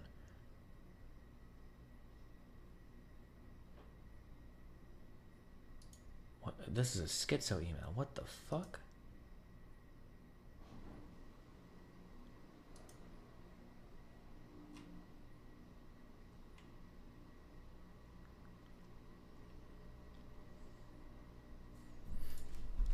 read it? No, it's like it's just weird. The time cometh, Stephen. Fat fuckery is my greatest threat, yet I venture forth. First in the list of blasphemers, piker. How does one trap a weasel? Convince the weasel he is free to choose. Be milk toast, spelled incorrectly, like actual milk and toast. And NPC like. Show kindness at it. I don't. This is okay. I'm not.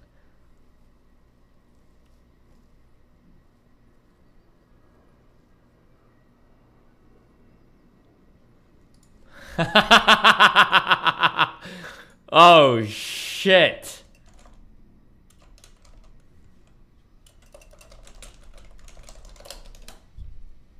Minor spoiler. I wonder if I would take this idea. Somebody emailed me. The title is Vosh Manifesto. I'm not sure how far you are into structuring the video, but a quick idea. I feel like it would be incredibly effective to stage the vid as a typical YouTube apology, full face cam, listing off your sins, only to reveal that everything you're talking about are actually things Vosh has done or said. That would actually be a really clever, funny thing to do. It would change the structure of my video. I'll add this as a potential idea. That does sound really funny. I would like to address some of the quotes that I've made. The online blah, blah, blah, blah, blah. That would be pretty funny.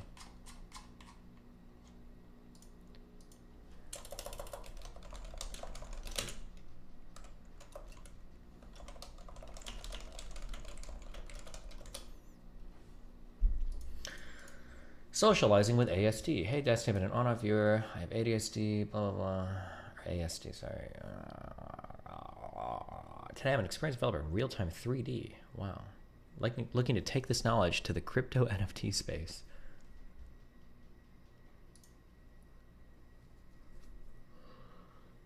Yo, Destiny, I saw this tweet you mentioned in a video. Just in case you didn't know, you basically quoted Orwell on meaningless words. Here's the link so you can read it if you want. 9 pages.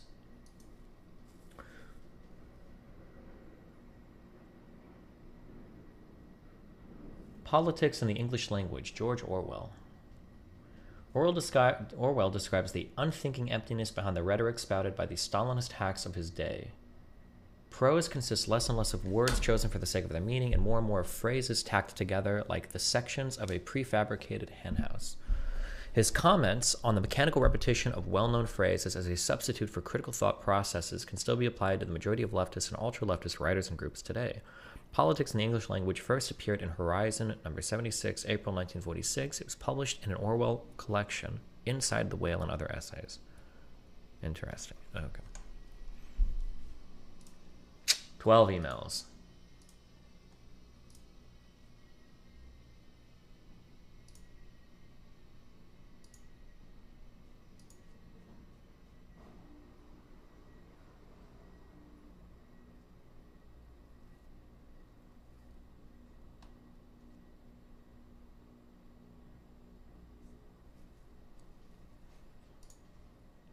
I'm anxiously anticipating this next manifesto more than I am anything that's coming out in theaters this year. Oh boy.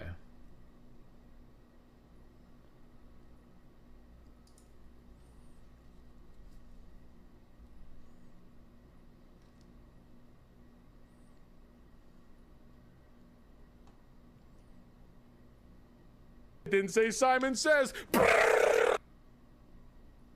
I am a male cross-dresser that is very specifically not trans.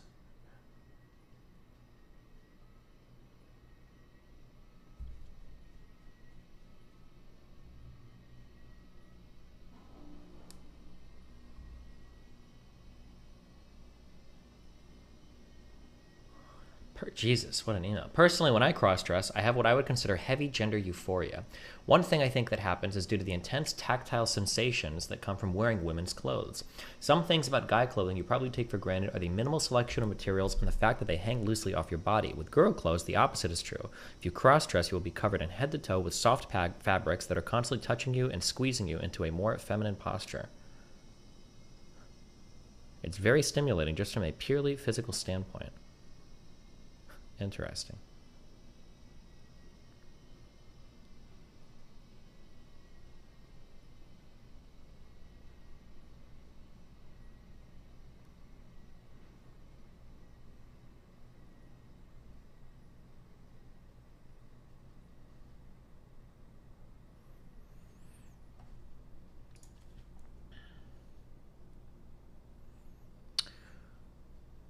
Writing to you as you're talking to this acupuncturist. I'm more so addressing some of the references to chiropractic care you're making, and I've gone to chiropractic back pain before. I don't know they've been able to do much for me. That being said, I was raised by working class parents. Specifically, my dad worked 12-hour days, delivering plumbing, blah, blah.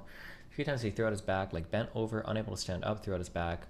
On maybe 2 of these occasions, he went to a chiropractor, and they were able to crack his back. And though he would still have to recover for a few days, they were able to get him moving upright again.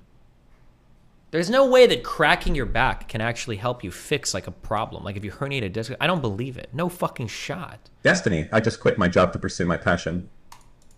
Watching your streams. Good choice, my dude. Donate more. Didn't say Simon Says.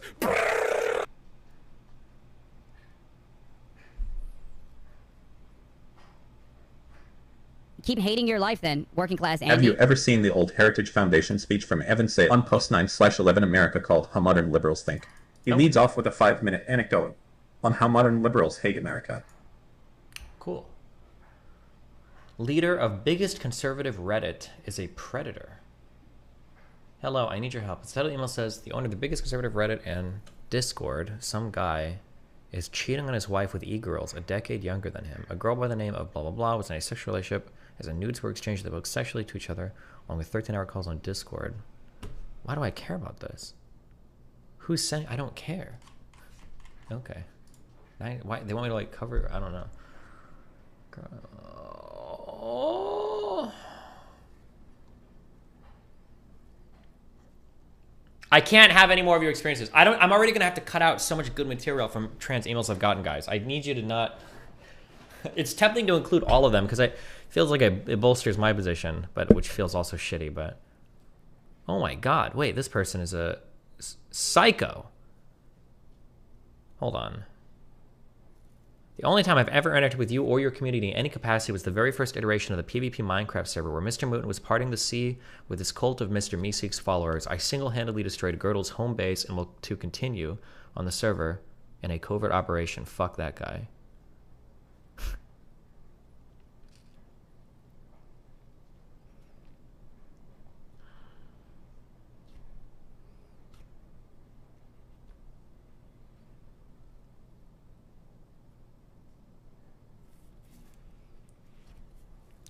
Hyperlink the trans emails. I have to censor a lot out because most of these emails will include like, hi, I'm 23, I transitioned, blah, blah, blah, this is my name. Like it's enough personally identifying, and a lot of people include like the schools that they go to and everything. It's too much personally identifying. I'm already gonna have to go through and edit like a lot of it. I'm not gonna be able to include like the full thing.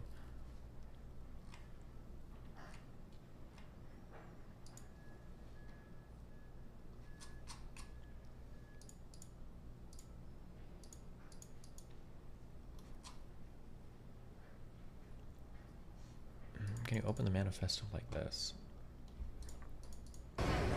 Father, I wish to confess. I wish to confess. You wish to confess? I saved you. I saved this city. He did get cucked out all of that. All your worthless lives. I should have let Stannis kill you all. Obama. Syrian! Do you wish to confess? Yes, Father. I'm guilty. Guilty. Is that what you want to hear?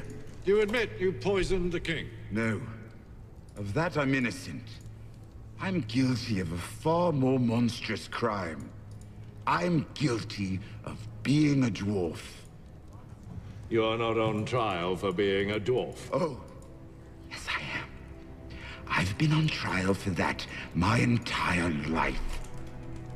Have you nothing to say in your defense? Nothing but this. I did not do it. I did not kill Joffrey, but I wish that I had. Watching your vicious bastard die gave me more relief than 1,000 lying whores. Jesus. I wish I was the monster you think I am. I wish I had enough poison for the whole pack of you. I would gladly give my life to watch you all swallow it. Samarin! Samarin, escort the prisoner back to his cell. I will not give my life for Joffrey's murder, and I know I'll get no justice here, so I will let the gods decide my fate. I demand a trial by combat.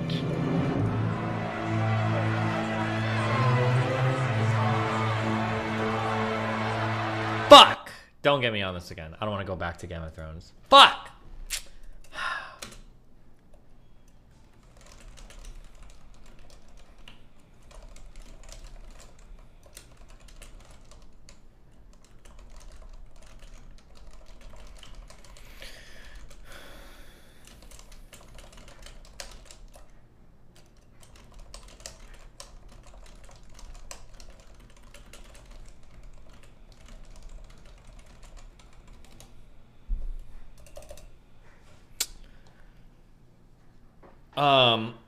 What was I thinking? Oh, wait, I must have asked this on stream before. What was the answer? If trial by combat was a real thing, couldn't you theoretically just become like the biggest, baddest warrior and then just always demand a trial by combat? Like, imagine if you're like the Mountain or whatever, or like the Hound, and you like murder someone and like, well, now you're going to trial, and it's like, okay, well, I'm at trial. I demand a trial by combat. It's like, oh, well, fuck. Wouldn't that be like a kind of a dumb loophole?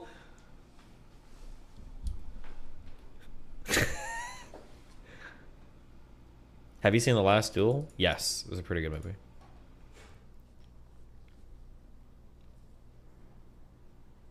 You could get executed without trial. Will you spoil the House of the Dragon show? Oh god, another Game of Thrones thing they're making, right?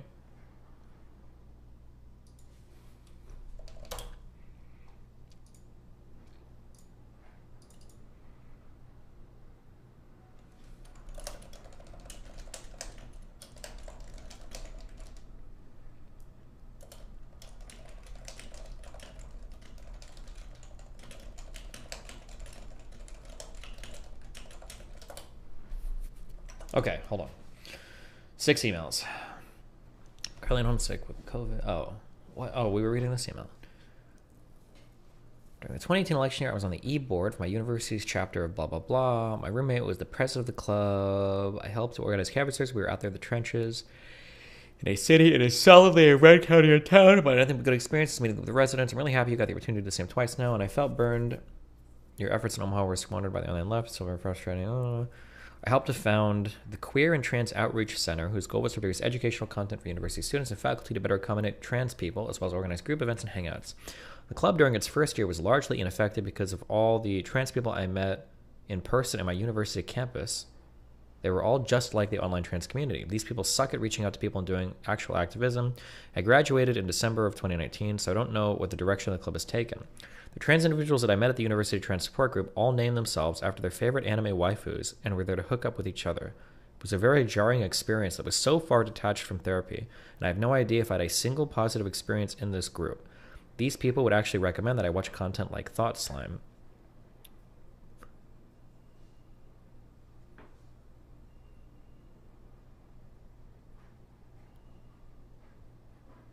Rip, Jesus.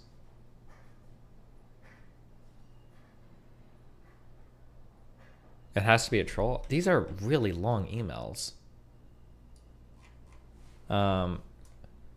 Could it be a huge elaborate troll? The word count for this email is, Jesus, it's 2,154 words.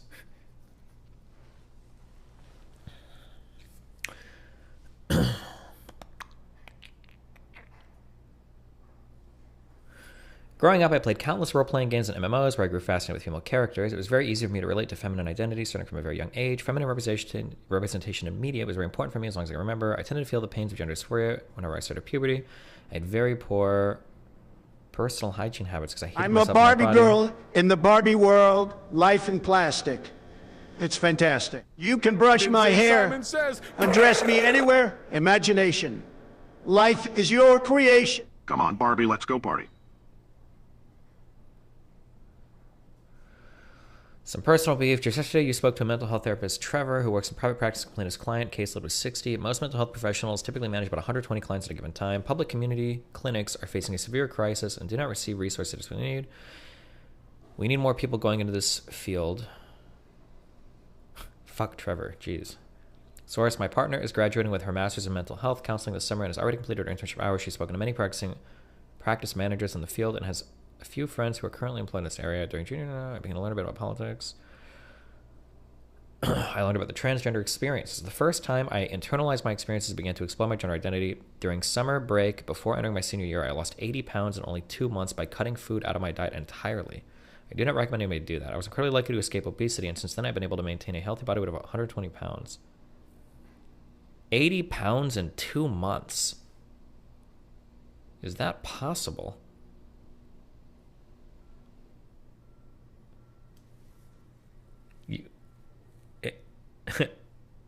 You would have to be burning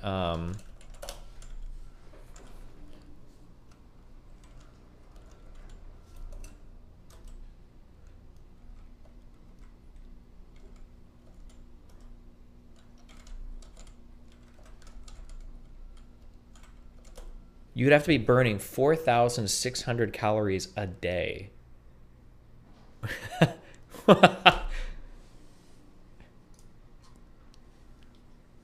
Wait, no, that can't be right.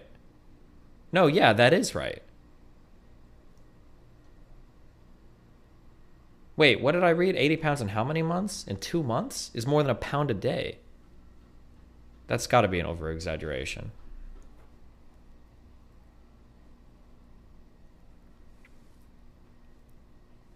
I've experienced medical intervention relating to my past eating disorder. Other than that, risk of weight gaining, weight relating to gender dysphoria, I cannot think of any point you may not have heard before.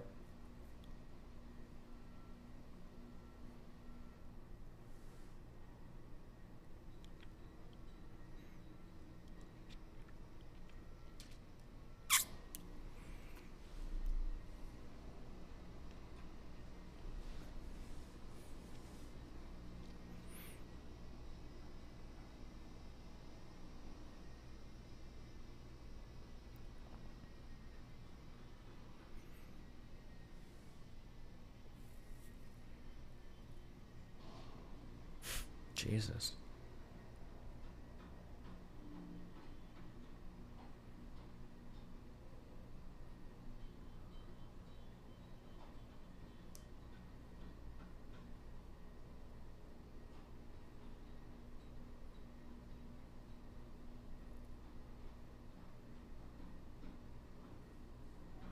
I can log into Twitter and see my ex-best friend retweet all of Keffel's ratio tweets to his less than 10 follower profile. I'm very happy. I have never associated with any online community in my life, and today I'm absolutely appalled by the behavior, blah, blah, blah. Yes, Stephen, it is possible. I lost 3 pounds a day by drinking Roman 4 fluid I made on my own, doing an hour of an elliptical machine every morning, and rounding it off by taking ice baths at night, getting out, and pumping the AC as low as it can go. I've learned nobody in real life acts this way since being banished from my friend group. I've put myself out there and confronted quite a few local trans people, and I've only had positive experiences. Keep hating your life then, working class Andy. I am completely unapologetic for my schizo posting. Jesus.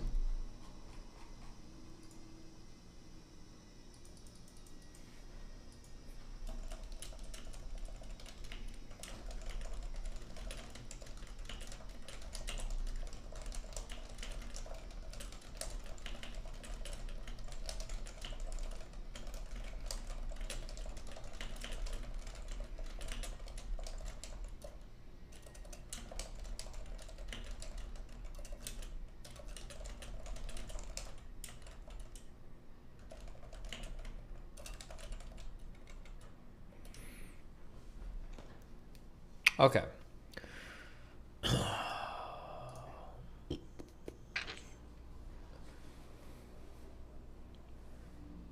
What is this relationship experience question? Stop emailing me right now. I don't care. No. Wait. No. Don't do that. Sorry. Okay. 5 emails. A tip to prevent methstony 2.0 if you're ever in the Netherlands again. Hi, my name is Ronald. Oh, I shouldn't have said his name. My name is Ronaldo. And I've been for a couple of years now. I heard about you accidentally taking methamphetamine or similar drug. Just about in case you go to the Netherlands again. We have independent Organizations provide free drug testing in multiple cities in the Netherlands. My understanding was, because we looked at labs for drug testing in the Netherlands, is that if you get the drug tested, you have to send it in and it can take like a week to get the results back. I don't think you can do that like instantly, no?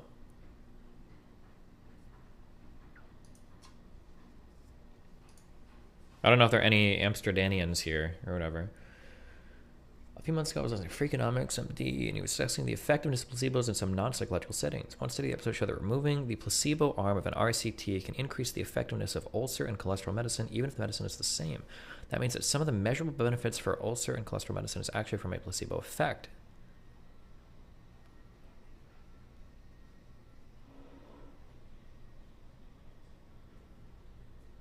Your experience had a pretty profound effect on economics. Bonus meme on sugar. You should make templates for your common email responses. Opinion on European. I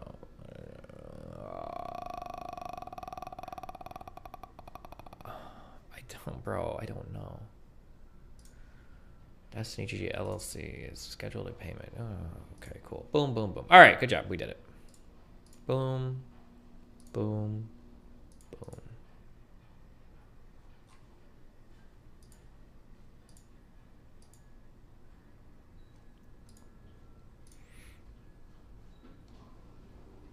Can you play Elden Ring already? I'm talking to some ancient history guy that covers ancient history. Missing. I don't know what this is gonna. You ever actually make overnight oatmeal? No. Obama. Oh, can somebody link me the Greater Ruins wiki? We might go grab these. I need to upgrade my character a bit, okay? Instead of dying. It's this dumb shit over and over. Oh, that's getting skipped. Thank you for the free money, fucking loser. Most clinical trials of placebo is only really necessary in stage 1 trials of safety and tolerability. In other trials, you can just compare to standard of care. Placebos make up far less clinical testing than people think. Sure, that could be the case. When it comes to medication, maybe, yeah. Are you gonna read that Busha article? Buka? Oh, fuck, I'll do this.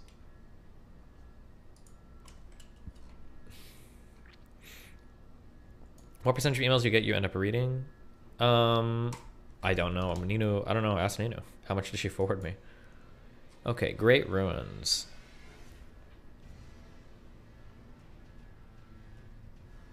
Which one am I using right now?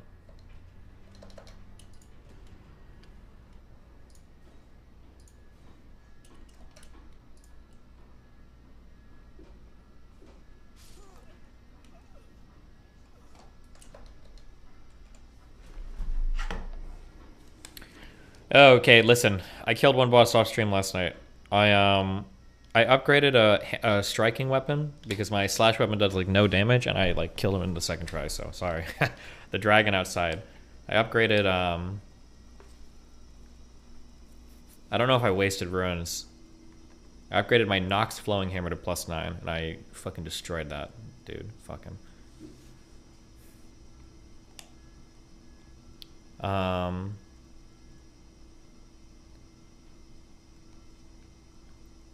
How do I see which rune I'm using? Is there a way to see status?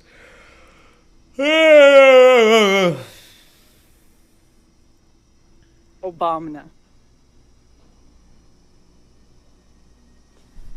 It's on the top left? Yeah, but how do I see like what it is? Sit at the grace.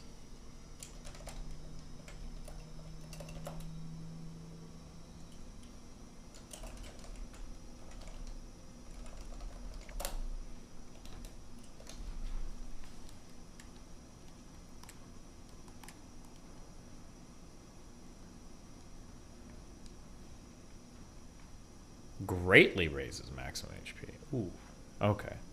Radons and Margots.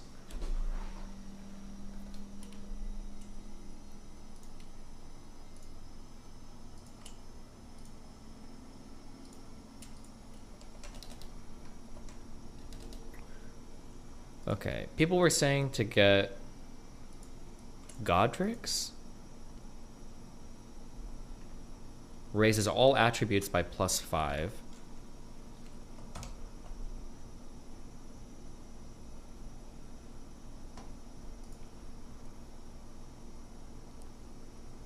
Restores 185 HP upon defeating enemies. That sucks. What's that noise? I don't know. Grants a blessing of blood. Don't care about that. Radon's. This is the one that I'm using right now. Raises max HP, FP, and stamina. If this says raises all attributes by +5, does that mean every attribute you could level up, basically?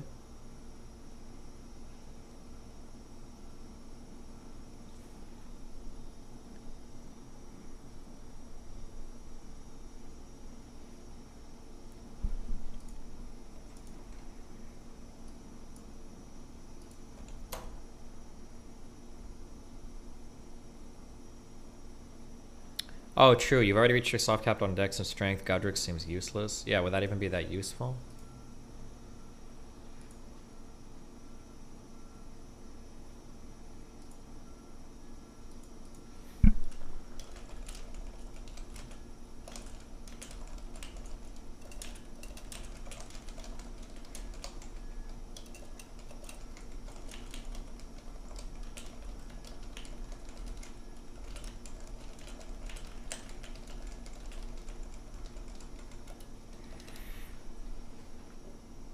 It would still give you quite a bit of HP. Would it give me more HP than Radon's? Or no, wait. Or Morgoth's? Why does it say greatly raises? Oh, this is increases health by a multiplicative of 25%. Oh, fuck. I wonder how much that's by. Let's just check.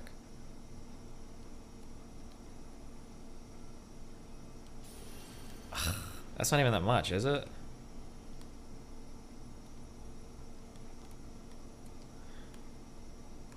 Percent HP is dog shit for you. Yeah, it is.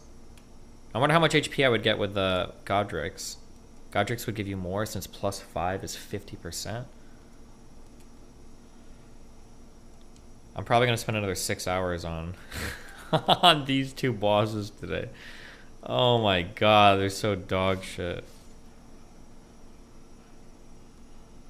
Radon's would increase your stamina as well.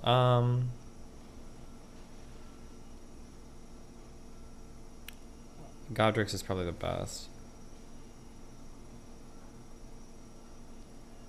You already have the ruin? Wait, but I have... No, don't I have to go to a place and activate it or something?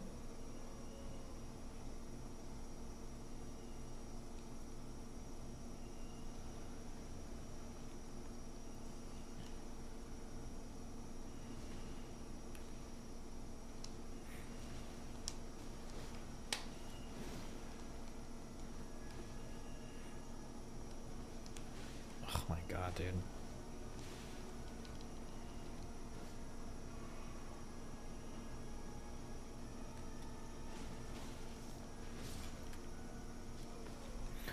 Why go 10 vigor if you're gonna raise it anyway? Because it's just what I do.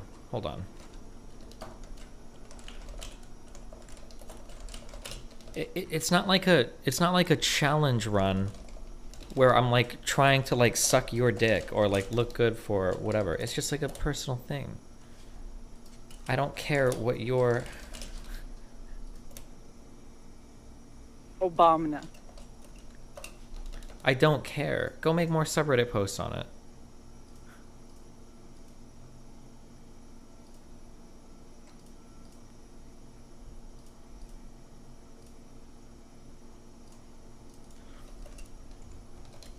Jesus.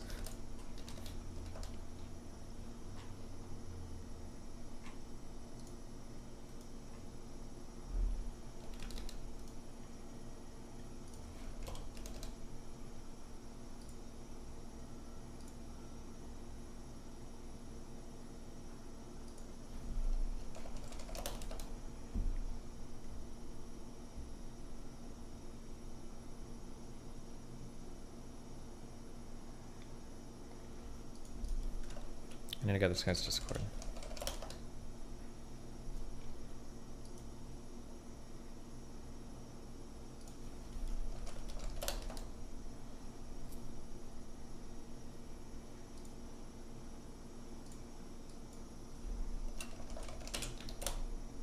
Oh god, what was this guy's?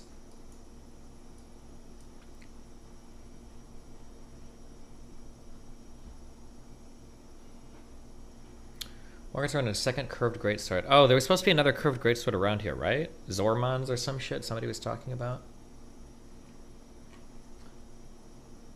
Oh my god, I don't remember what this guy's email was. I thought he said ancient history. Does he not? Am I making this up? Oh, possible interview. It's this guy. Monday at 2 p.m. That's today, right?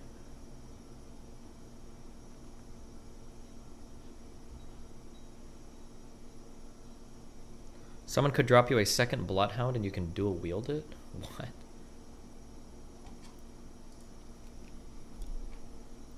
Oh, Zamor curved sword. Dropped by the ancient hero of Zamor.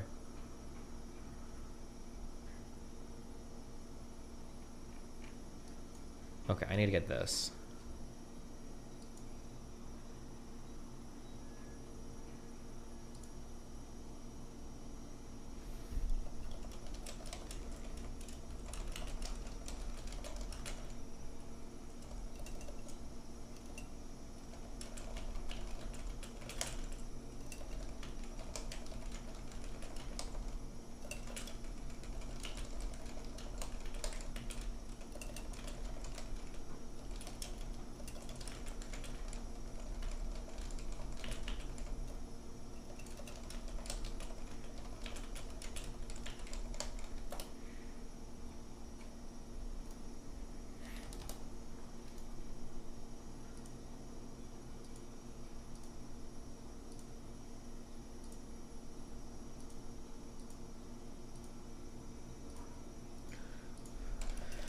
Hey yo, do you have Discord?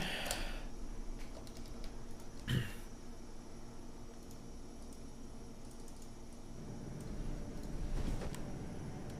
you ever watch Duckman? Nope, but I watch Fuckman when I fuck your mom, man. Haha!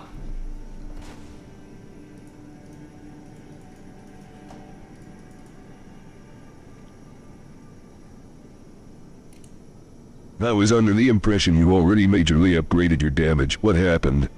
We need more.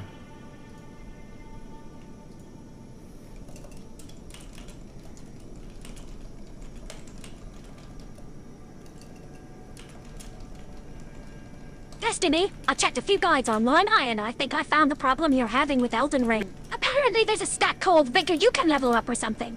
Also, oh...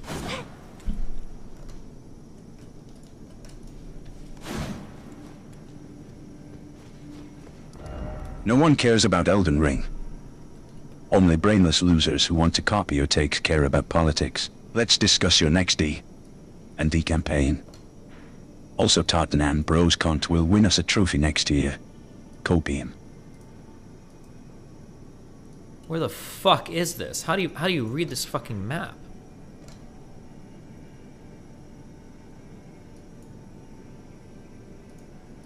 Okay, Sites of Grace. This will help. I have no idea where the fuck I'm at right now. Oh my god. Okay. Okay, big tree. Never mind.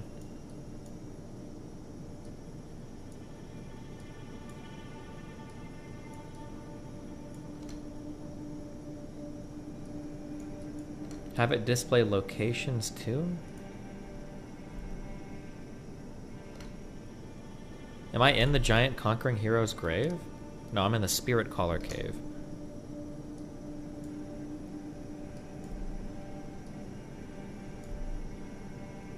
Oh, I'm way the fuck far away. Oh, I see. Okay. I'm way up here.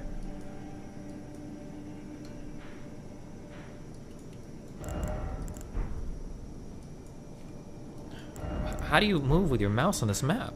Jesus. Okay. Whatever.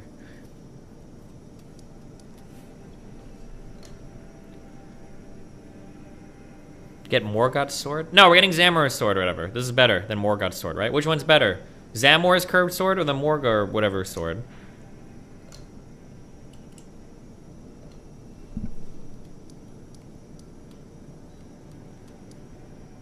Okay, Zamor ruins. And then we go east.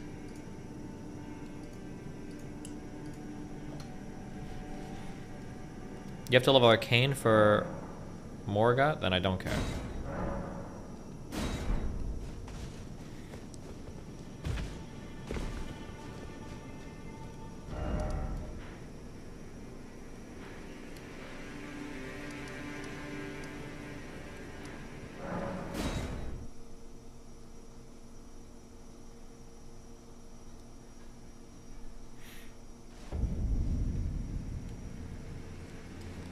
Okay, north. Oh my god. Northeast. Jesus.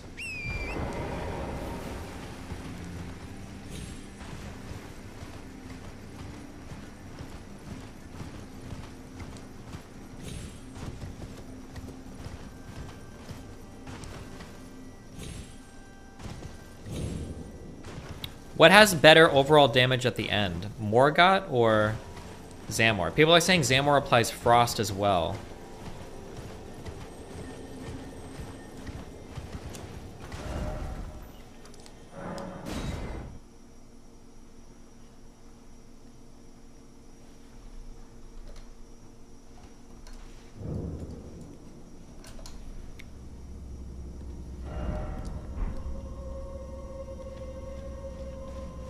Frost is busted, Zamor is better.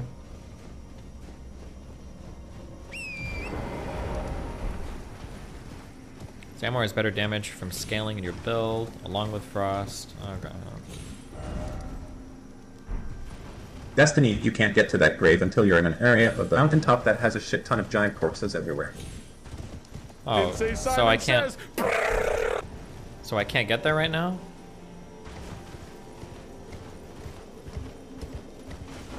Is that like later on then, or what? Like up there?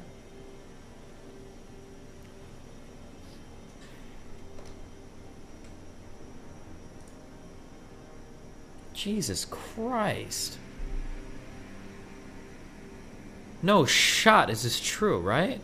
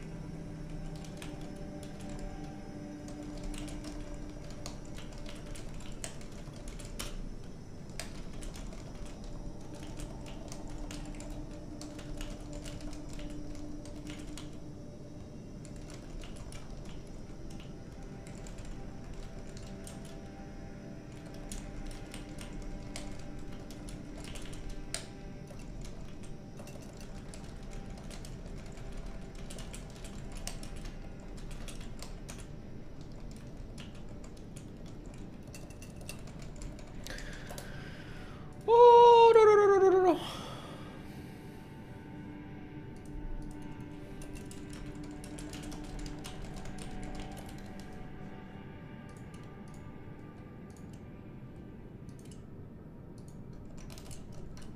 Okay.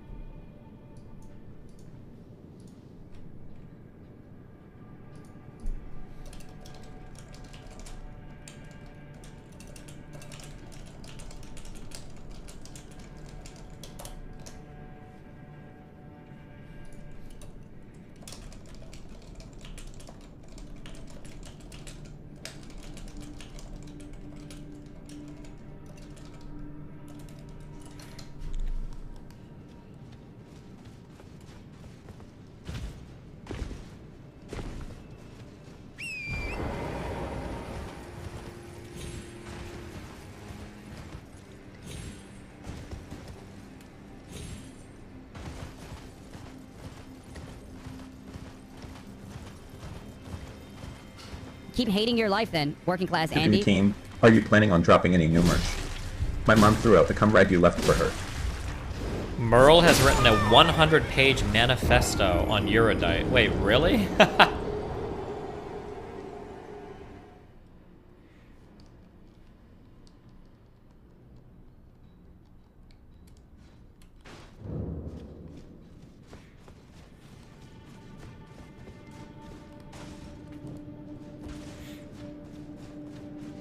Oh no.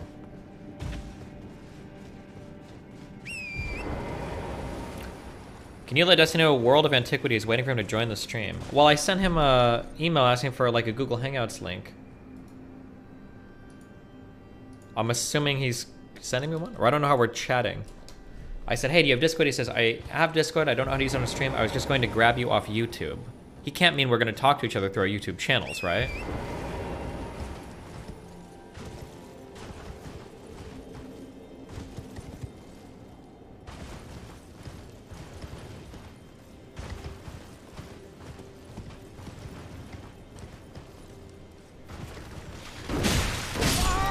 Oh my god. Okay.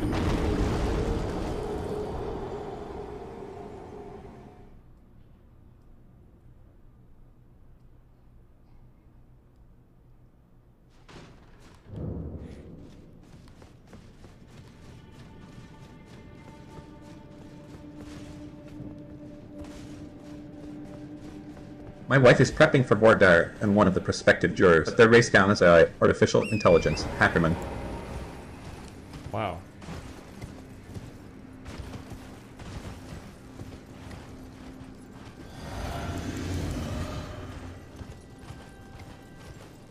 Keep hating your life then, working class Andy.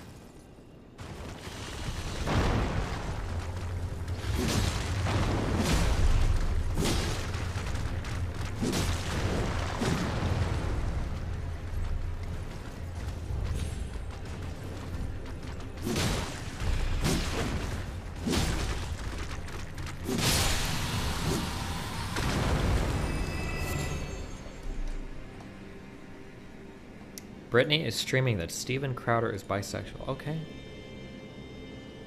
Here is the link to my stream. I don't know what Hangouts is. Wait.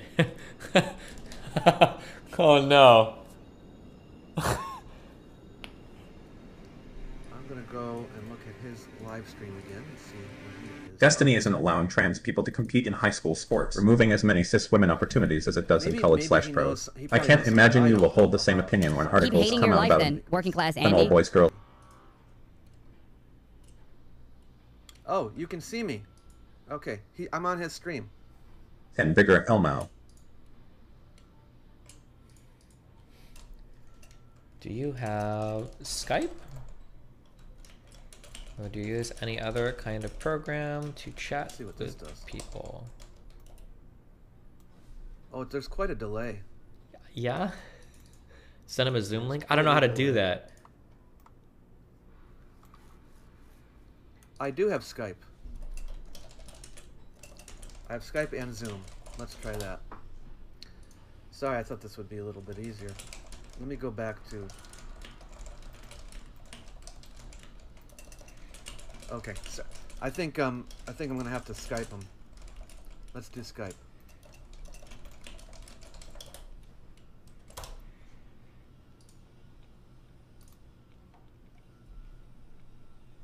Hang in there, folks.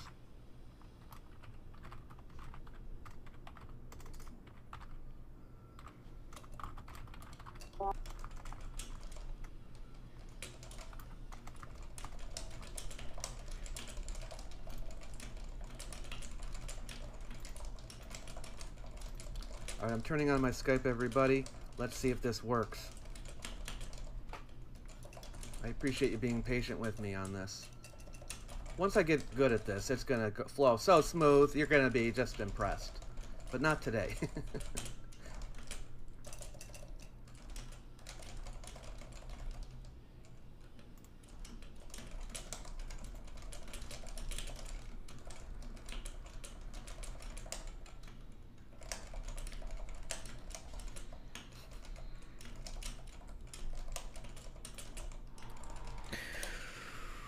Oh!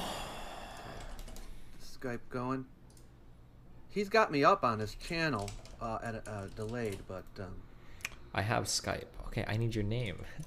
What is your Skype username? Why? Why is my Skype not opening?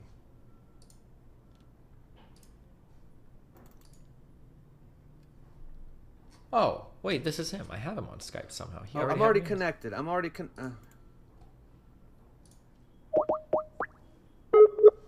some reason my Skype is not opening when I double click on it. Why? Why isn't it opening? You do have me on Skype. Okay, well, I tried to call you. Let me know when you got it open, and I'll call you again. Here we go.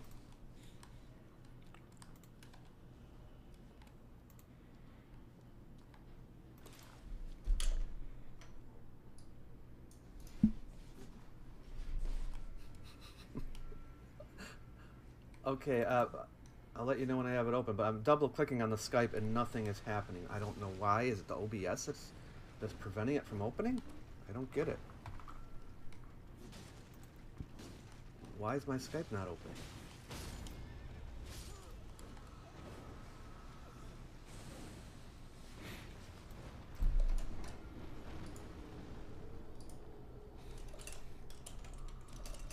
Shouldn't do that.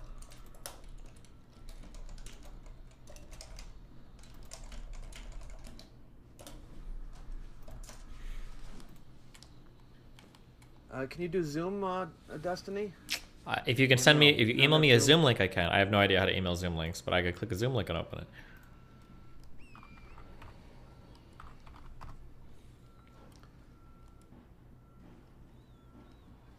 Don't waste time on the sword. It's objectively worse than what you have. Well, I'm dual wielding it, right? That's the whole point. Okay. Yeah, I will email you a Zoom link.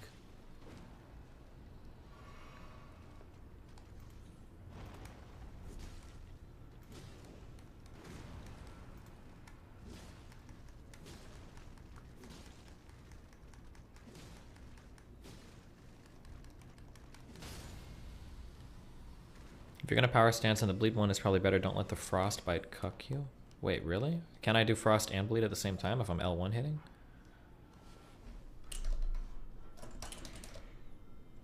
I'm setting up a Zoom meeting right now, and I will send you the link.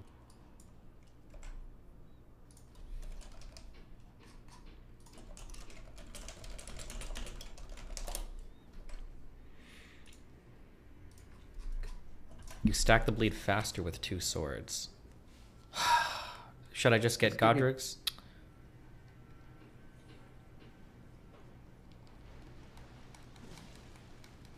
Give me 2-3 minutes here, people.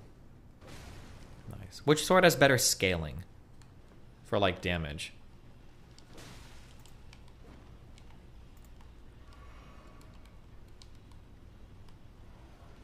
The Zamor one? Okay.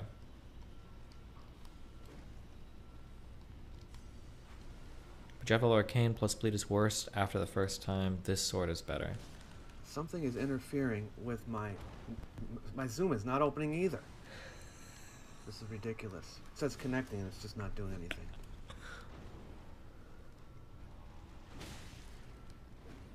Come on, man.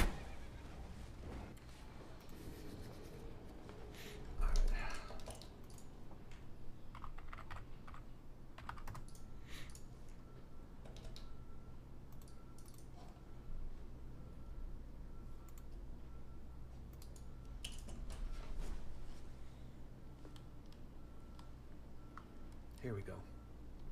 Here we go. Okay.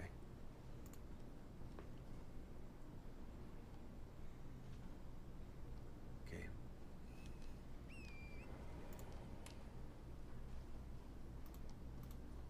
Do you think he's opening the programs, but they're just like on his taskbar, and he needs to like click it to bring it up?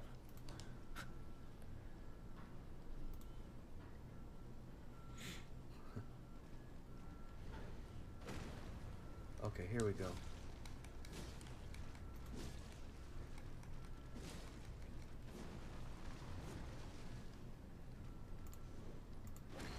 All right, so let me get a...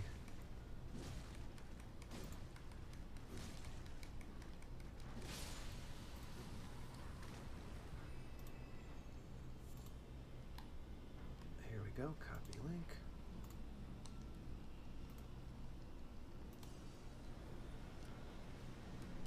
All right, I just sent you the link, Steven. All right, I'm checking it out. Hold on one sec.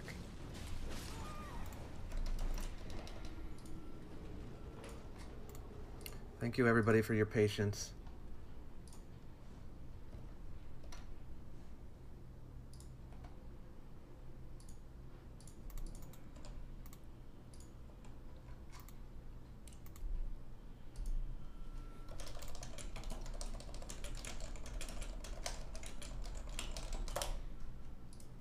The meeting host will let you in soon.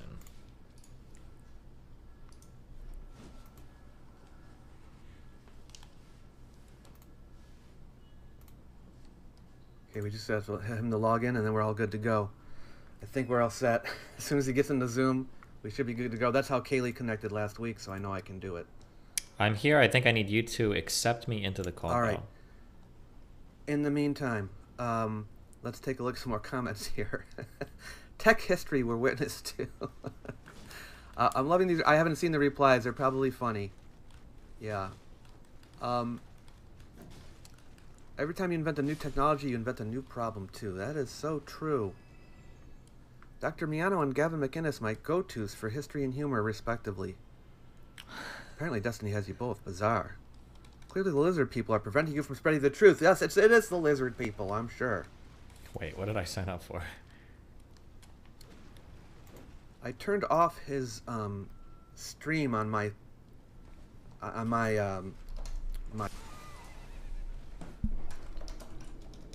Destiny, thanks for... Hey, how's it going?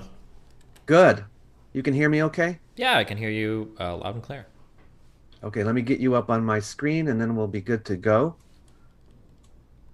All right. What we want to do is crop you a little bit. Bring you down here. I'm going to move myself a little bit to get us both on here. All right. Well, thank you for joining us today. I'm new to this. This is only my second ever live stream. That's why, all this hassle. Oh, well, hey. I'm honored to be the number 2. Yes. Well, thank you for joining us. For everyone on my channel who doesn't know me, or sorry, doesn't know Destiny, Destiny is a streamer. He talks about current events, social issues, government, economics, you name it, and he plays video games while doing it. But he also, and this is the reason why I'm having him on the channel here, is he wants always to be right about everything. And when I say that, I don't mean that he doesn't like to admit he's wrong. I mean, he actually literally wants to be correct. And you could easily be wrong these days when gathering information. So I asked him to come on here to talk about how he gathers information. Now, he's not a historian, but he does have to look things up, what happened in the past here or there. And I was hoping that he could share with us some of his thoughts on information gathering and how to avoid misinformation. So thanks for coming on this smaller channel, Destiny. Appreciate it very much.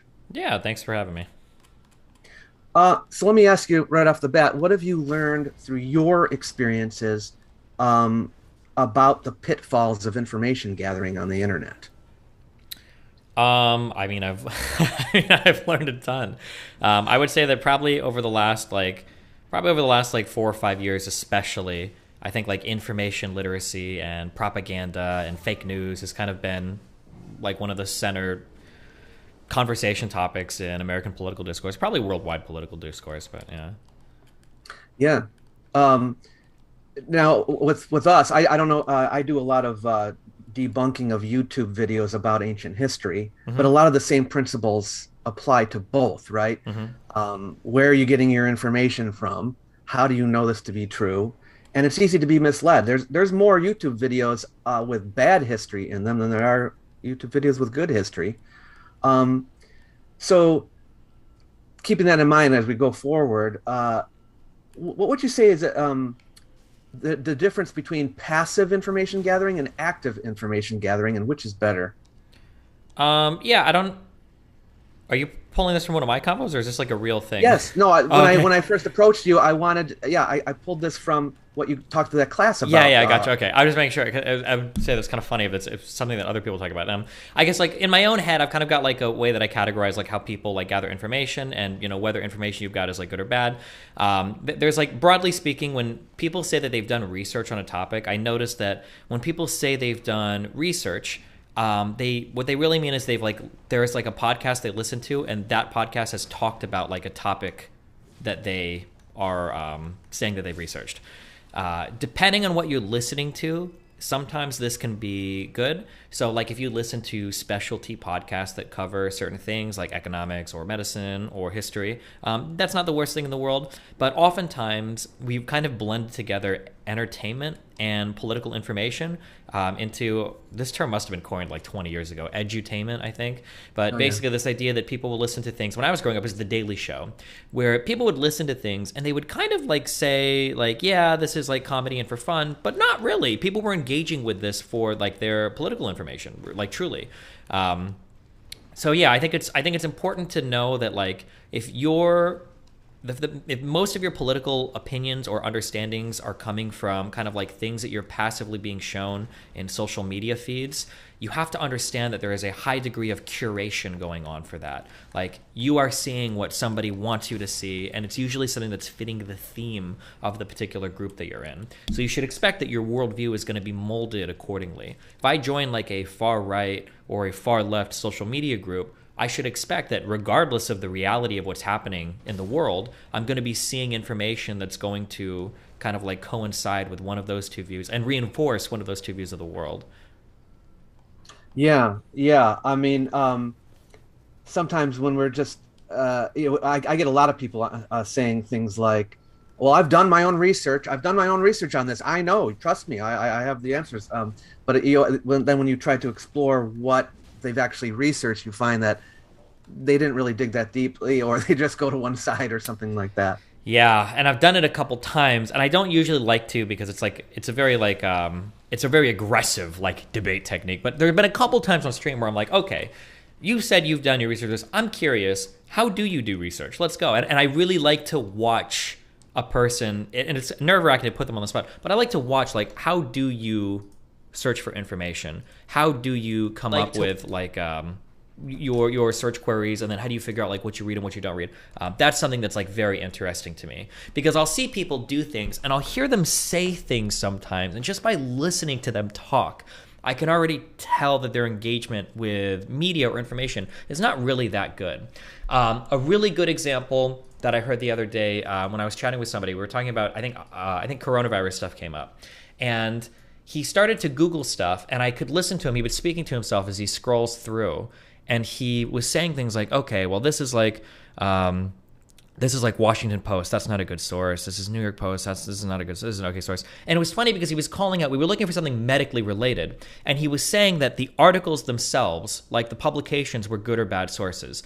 Now, if you have a bit of a higher engagement with these topics, it doesn't really matter what media publication we're looking at, because what we're really looking at is the study they're referencing, right? So if somebody were to tell me, like, I know that I'm not trying to do the most contentious topics, I'm sorry, but just what I'm familiar with. If somebody says something like, I know that ivermectin is a very effective therapy for COVID-19, I'll go, oh, that's interesting. Like, well, like, how do you know? And it's like, oh, well, like, my source for this is like the Washington Post or the New York Post or, Fox News or whatever. It's like, okay, that's not really a source for medical information. Like, link me the article and then we can click through to the study you're talking about. But when people just say that, I can kind of tell, like, this is the level of engagement they have with these particular topics, yeah? Yeah, it's very similar with what I do. Someone will have heard something, they may have seen an article published on anybody's website saying whatever was found archaeologically or whatever, and they'll just say, oh, see, that's what happened. But then you have to go to that source and say, well, where are they getting it from, right? Sometimes you have to go back 2 or 3 times to get to the original source. Yeah. People just keep repeating things, but yeah, it can happen. And but also, even when we're doing active information gathering and we're trying to be good about it, we still are biased ourselves, right? How do you remain honest when doing that? Like, are you inclined to want to find things that prove a point that you believe in, or are you completely 100% open about, well, whatever I find, I find? I think that this is important for every single aspect, every facet of your life. This is important, but especially for this. I think this step one is honesty. You should always be honest with yourself about everything you do, especially in regards to information gathering, but you have to be honest with yourself. I think that some people in their naivety will try to say like, okay, I'm going to be unbiased when I search for things. You're not. You're not unbiased. You always are going to lean a particular way. You're always going to want a particular outcome. And I think instead of trying to be unbiased, it's really good to just be aware of those biases. So like if I'm honest, if Joe Rogan or Jordan Peterson are talking about like political or historical things, I don't like either of these people. And I know that when they're saying things, I want them to be wrong. I really do. I super want them to be wrong because I don't like them emotionally. Just it feels good whenever I can like call them out on things. But if I'm researching something that they've said, I'll be aware of that. Like, okay, Jordan Peterson said this thing. I bet he's wrong. I'm going to go Google it.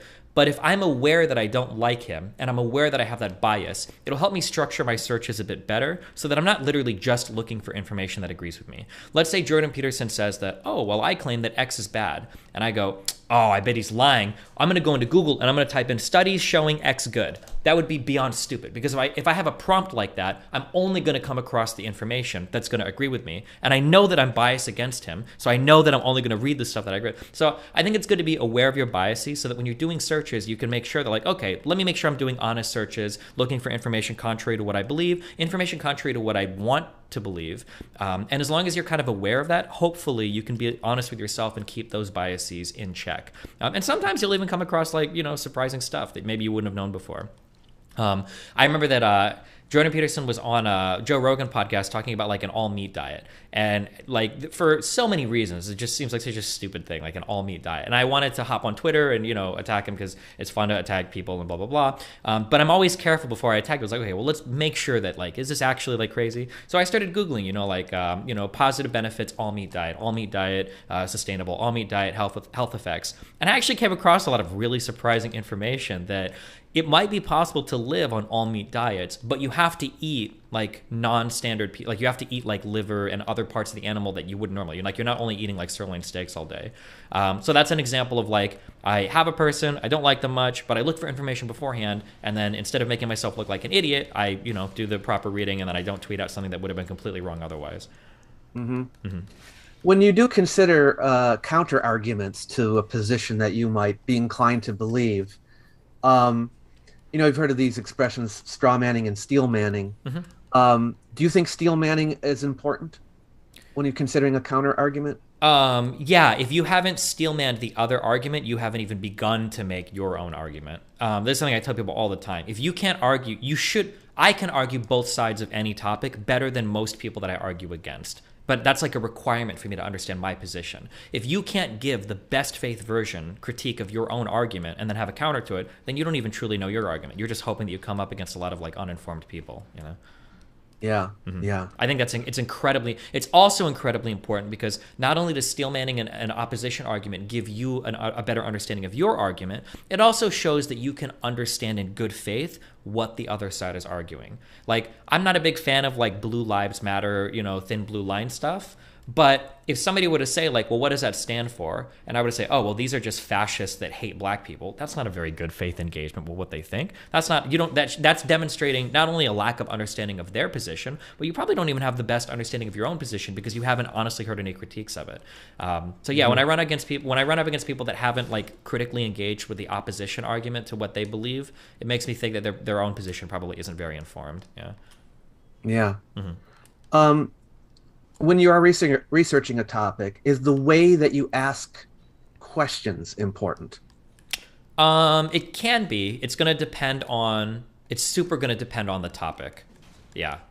I think the example that I used in that classroom discussion was like crime stats can be like an incredibly difficult thing to sort through because the right question is going to be more important than an answer sometimes. Like, who commits more crime? Well, okay, well, you know, is it this group of people or this group of people? Well, okay, well, how about who commits more crime per capita? That's probably a better question. Well, but is that even the best? Maybe it's who commits more crime per capita broken down by age, because an older skewing population is probably going to commit less crime. Then it might be by like geographic location, right? Because people might be more like there's a whole bunch of questions you can ask. It's going to depend on the particular question that you're asking, or it's going to depend on the particular topic that you're researching. But yeah, sometimes asking the right question can be really important. Something that I'm sure you say that you deal with when you say ancient history, are we talking like dinosaurs or are we talking like Greece? No, that's prehistory. No, I'm talking about everything from like the rise of civilization to, you know, up through Egypt, the Greeks, the Romans, ancient India, ancient China, but to about maybe the year 600 of the Common Era, and then it stops. Then it goes into medieval stuff, you know. Oh, so okay, anything okay. So like from like 10,000 years ago to about like 6,000 or 600 CE or whatever. But maybe even shorter. Maybe like 6,000 years ago up until then. Yeah. Gotcha. Like something related to. I imagine this probably comes up a lot with all history stuff. But one thing that I noticed, this is like a really important question to ask, is sometimes people will point out, did you know that XYZ people did like XYZ thing? And sometimes that can be really shocking. And you might ask questions like, well, did they really? Was this common? Blah, blah, blah. Sometimes the most important question to ask is unrelated to them. It might be, well, did other people do XYZ thing? And that might be a little bit more elucidating than just, you know, somebody might point out that a long time ago, some people performed something that seemed pretty barbaric. And it's like, wow, that's horrible. Those people must be bad. But if you start asking like peripheral questions, like, well, hold on, what was the standard at the time? Like, how did most people, okay, well, contextually, now this seems a little bit different. It may be still not good by today's standards, but maybe a little bit more common in that particular era, you know? It's funny that you bring that up because I do get people commenting about, they have variations of like, my people are better than your people. You know, sure, yeah, basically, things that happened thousands of years ago. Like, look at these massacres that your people committed, and etc. You know, and then like, well, what about you know? I mean, everybody was doing terrible things. So yeah, when you read an article, let's say it's a science paper or something like that, how do you go through it? Some people just read the title and then they're kind of like the abstract and then they're done. Is that how do you read a science paper? It's super going to depend on what the subject matter is. Because like depending on what it is, I'm just not going to be able to get through the information, right? If I'm reading like some neurological research paper, you know, like, or there might be stuff that I just sorry, go ahead. Yeah, I was just going to say, I sometimes come across where people will take the data tables but disregard everything that the scientists say. So they don't care what the scientists' conclusions are. They only take the data, right? Have you ever seen that done before? Yeah, I had I'm trying to remember. I love my audience. I'm so grateful that I have an audience that holds me to check on things like this. But I've talked about people doing that in the past. I might have even done like, oh, well, look at this chart, look at this graph. I had a PhD researcher email me, and he said that one of his biggest pet peeves were people that would pull one chart out of a study and try to reinterpret that chart based on like get an Epic Day Pass. Wait, oh my god, I just had a random thing playing my computer. Sorry. Some people would pull like a chart out of a study and they would reinterpret the conclusions of that study away from what the actual author said. And his thing was, you have to be incredibly careful when doing that because drawing conclusions from data is oftentimes way easier than the complexities of choosing the data itself. So if you're a layman and you're thinking that you can interpret the results of a study better than people that went through the problems of like picking out like the appropriate multivariate analysis and everything, instead of, you know, you think you can do that better, the interpretation, chances are, unless you have a really big background in this particular research, you're not going to be able to do that 9 times out of 10. And I've gotten warned about that by a couple of people that like, unless this is like actually your field, you have to be really careful about just going into a study and saying, oh, well, like I can actually interpret the data better than the researchers themselves could. Because if you don't trust the researchers themselves to interpret the data, why would you trust them to pick the variables and do the study at all? Yeah, exactly.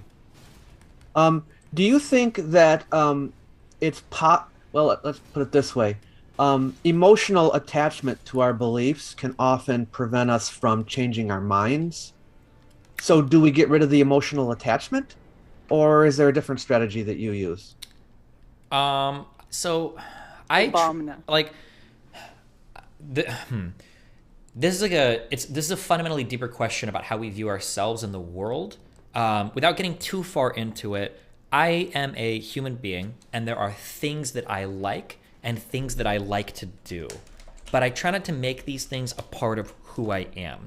So like, for instance, like I'm a person that enjoys playing video games, and I see myself as that. I don't see myself as like a gamer. Or like I'm a person that enjoys music. I don't see myself as a musician. Now, I might like flub the words here every now and then, but I think it's important to separate who you are essentially from some of the ideas you have, because when you take these ideas and you make them a part of who you are, it can become really hard to move off of those ideas if later data shows that they are bad. And you can see a lot of this in relation to the coronavirus stuff, whether it's people that got a little bit too religiously attached to like lockdowns or masking or whatever, or people that got a little bit too attached to alternative medications like hydroxychloroquine or ivermectin, rather than people saying like, oh, I think this is good, or oh, like I think this is an okay thing. It became a big part of their identity. And once something has been baked into your identity, it's very hard for that to become changed. It becomes like an immutable part of who you are, and it like an attack on that idea becomes an attack on your character. So yeah, I think you have to be really careful not to like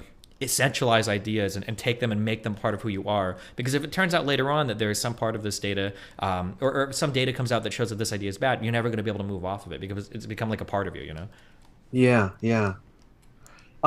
Sometimes in the field that I'm in, there are some very sensational type claims that come up, you know, like about like the technology of ancient people or things like that. The very common notion is that maybe there was a lost advanced civilization that was destroyed in a cataclysm, and we haven't, you know, we're just finding out about it. But they had, it depends, you know, there's all kinds of different points of view on this. Like some people think that they had really advanced technology. Some people say that, well, it was just more advanced than what we think people had in the Stone Age. But do you find that the more sensational the claims are about anything, the less believable it is? Yeah, I mean, generally. I'm an old I went to a Catholic school growing up, and I was very much in my like late teens, one of those very adamant like atheists. So there's like a lot of dogma that I picked up in my very anti-religious days that I would probably apply to claims today. Like one of those claims, every growing up atheist heard this: extraordinary claims require extraordinary evidence. So yeah, if somebody's making a claim that seems like relatively extraordinary, I'm probably going to ask for like, okay, well, what is the evidence for this claim? You know? Yeah. Should people focus more on who they get their information from, or on the evidence itself? Like I see a lot of people focusing on the who. Like, what is your source? If you want to find out information, you go to a good source, and the source will give you reliable information. So just find someone that you can trust. Is that your approach? It's going to depend on. It's really going to depend. It's going to depend. The reality is that at some point you're going to have to trust sources, because we don't have time in our lives to become an expert on every single topic. So building up a repertoire of sources we can trust, I think, is important. Once you get more into a particular topic, maybe then you can like dig through the information yourself, but it's going to come down to like how much time you can allot to researching something to become comfortable enough to like actually dig through the sources themselves and critique the researchers, you know? Do you feel like there are team sports in information gathering? Yeah, of course, absolutely. It's a hugely team sports thing. Yeah. You can tell that like as soon as some people bring things up, like they're basically looking immediately to like, is this the progressive agenda or is this the conservative agenda or whatever? And they're trying to figure out like what side of the team or what side of the argument they should be on, just based on who's said something. Like I've had people say to me, like people will sometimes immediately discount an argument I've made, like, oh, like I think this is like a whatever, and like that sounds like a conservative argument. It's like, okay, so does that make it wrong intrinsically? Like that's you're not even responding to what I'm saying. People are very quick to kind of like draw the battle lines and then, you know, line up on either side, and they will wholly embrace or reject a given idea or agenda just based on who they think it's coming from, rather than the merits of the idea itself. Yeah. Yeah, I've have people sometimes will say something like, well, you're just saying that because you're an X, you know, whatever it might be, right? Yeah. Now, this is something that I hear. You may not hear this a lot. I don't know, but I want to get your take on it. If you hear someone say, academics are falsifying history to preserve their power. Oh, geez. I've gotten this many times about ancient history. And we're talking about ancient history. Uh-huh. The archaeologists, the historians, okay, they're deliberately misleading us, because there's of some power trip they might have. How does a statement like that strike you? That would depend on who it's coming from for me to evaluate what is actually being said and what the claims are being made to understand why somebody might say that. Yeah, it would just depend on who it's coming from. Yeah. Yeah, it's usually from people that don't want to believe what their teachers told them in school. Yeah, but yeah. Yeah, it would just depend. So, like, for instance, one really contentious thing that comes up a lot is like, I'm hitting on a lot of super contentious topics. I don't know if your community normally does this, so I'm sorry. Yeah. Well, I have people from all stripes here, so sure. I don't. Yeah. So, like, I don't know what they're gonna think. One thing that used to come up a lot in circles is like, were Egyptians black? There's a really big, I'll say like an alt-right dog whistle, where they say we was Kangs, and it's their way of making fun of black people that try to like take credit for Egypt, and they think that's all fake or whatever. So people that are fighting on both sides of that, like if somebody were to say, like, if anybody were to say anything about like ancient Rome or Egypt, and it's like, oh, well, these, societies were somewhat multicultural, if that was the claim or whatever, and I don't even know well enough to truly know either of that. But if somebody were to make that claim and somebody were to immediately come out offhand and be like, oh, you're just trying to uphold the academic establishment, like the SJWs, blah, blah, it's like, okay, well, this guy's just trying to hand wave that away because he doesn't like he doesn't like that interpretation of history, basically. So he's trying to discredit the researcher, saying that he's part of like the academic institution is trying to hold down or propagate whatever ideology that they're opposed to today, Obama. Mm-hmm. Do you feel that if people want to find out more about a subject, it is good for them to watch a debate? Or are debates not the place to go? So the way I would say almost definitely not. But I say that hesitantly because there might be like really interesting or good debaters. It's like debate can be like so many different things. That like debate can be like screaming matches between two people where somebody's just really trying to like, win through a whole bunch of tactics over the other person. A debate could be like a really good faith conversation between two people. So it really depends on like the debate. Like I've had some conversations that I think are pretty educational. There's been a disagreement between me and another person. They've been relatively well researched, and we kind of get into the weeds on like, oh, like this is where we disagree on this and that. Now this is few and far between. I would say like 95% of my debates are absolutely trash when it comes to education, because they get mired down very quickly in personal attacks and ad hominems or in non-research based related arguments, just like conspiracy theory. So yeah, it's really going to depend on the type of debate and who's talking and what the subject is. Sometimes you'll hear this is a common refrain I see in talking about debates, is they'll use the expression bad faith, okay, or disingenuous. Mm-hmm. How do you tell when someone's arguing in bad faith? Are there signs? Yeah, for sure there's signs. I'm trying to think. It's really going to depend on the conversation. I normally am very hesitant to accuse people of being bad faith because once you've done that, the conversation is essentially over. And now you just assume that they're being honest and sincere in their. Yeah, you kind of have to because once you've made the assumption of bad faith, the conversation's over. It's going to become a personal attack match, basically, mudslinging. So you think it's just it's wise to just assume Mm-hmm. they believe what they're saying and to approach them in that way. Yeah, you should treat everybody like an honest interlocutor, basically. Yeah, and then just go from there and see how that. Okay, all right. How do you make sure that your conclusions don't overreach the evidence that you've gathered? Some people go further than what the evidence might indicate. Mm-hmm. So how do you make sure you don't do that? There's a lot of like random concepts I'm familiar with to try to avoid stuff like this. Are you familiar with like? Have you ever heard of something called like evolutionary psychology? Yeah. Have you ever heard of something called a just so story? No. Okay, so this is something that I think people need to be careful of a lot. I bet this comes up in history a lot. It must. But a just so story is basically if I take a collection of facts and I try to spin a narrative saying this happened because of this and this happened because of this, more often than not, just so stories are entirely baseless conjecture. It's just what you think. And it's not actually supported by the data. So an EvoPsych example of this might be, I'm making stuff up now, right? But an EvoPsych example of this might be, I'm trying to think. I'm trying to think of examples that won't be really contentious, but I can't. Okay, like let's say like men have big muscles. Okay, that's true. Maybe men have big muscles, and also men tend to like hunt animals in the past. I don't know if it was women and men or if it was just men. We'll say men hunted in the past, right? Well, mostly men were hunters. Sure, gotcha. It might be the case that somebody might look at this and say, oh, well, I'm going to say that natural selection made it so that men were selected for to have big muscles because they were going to hunt. That was a causal thing. We needed hunters, therefore muscles evolved, and that's the reason why.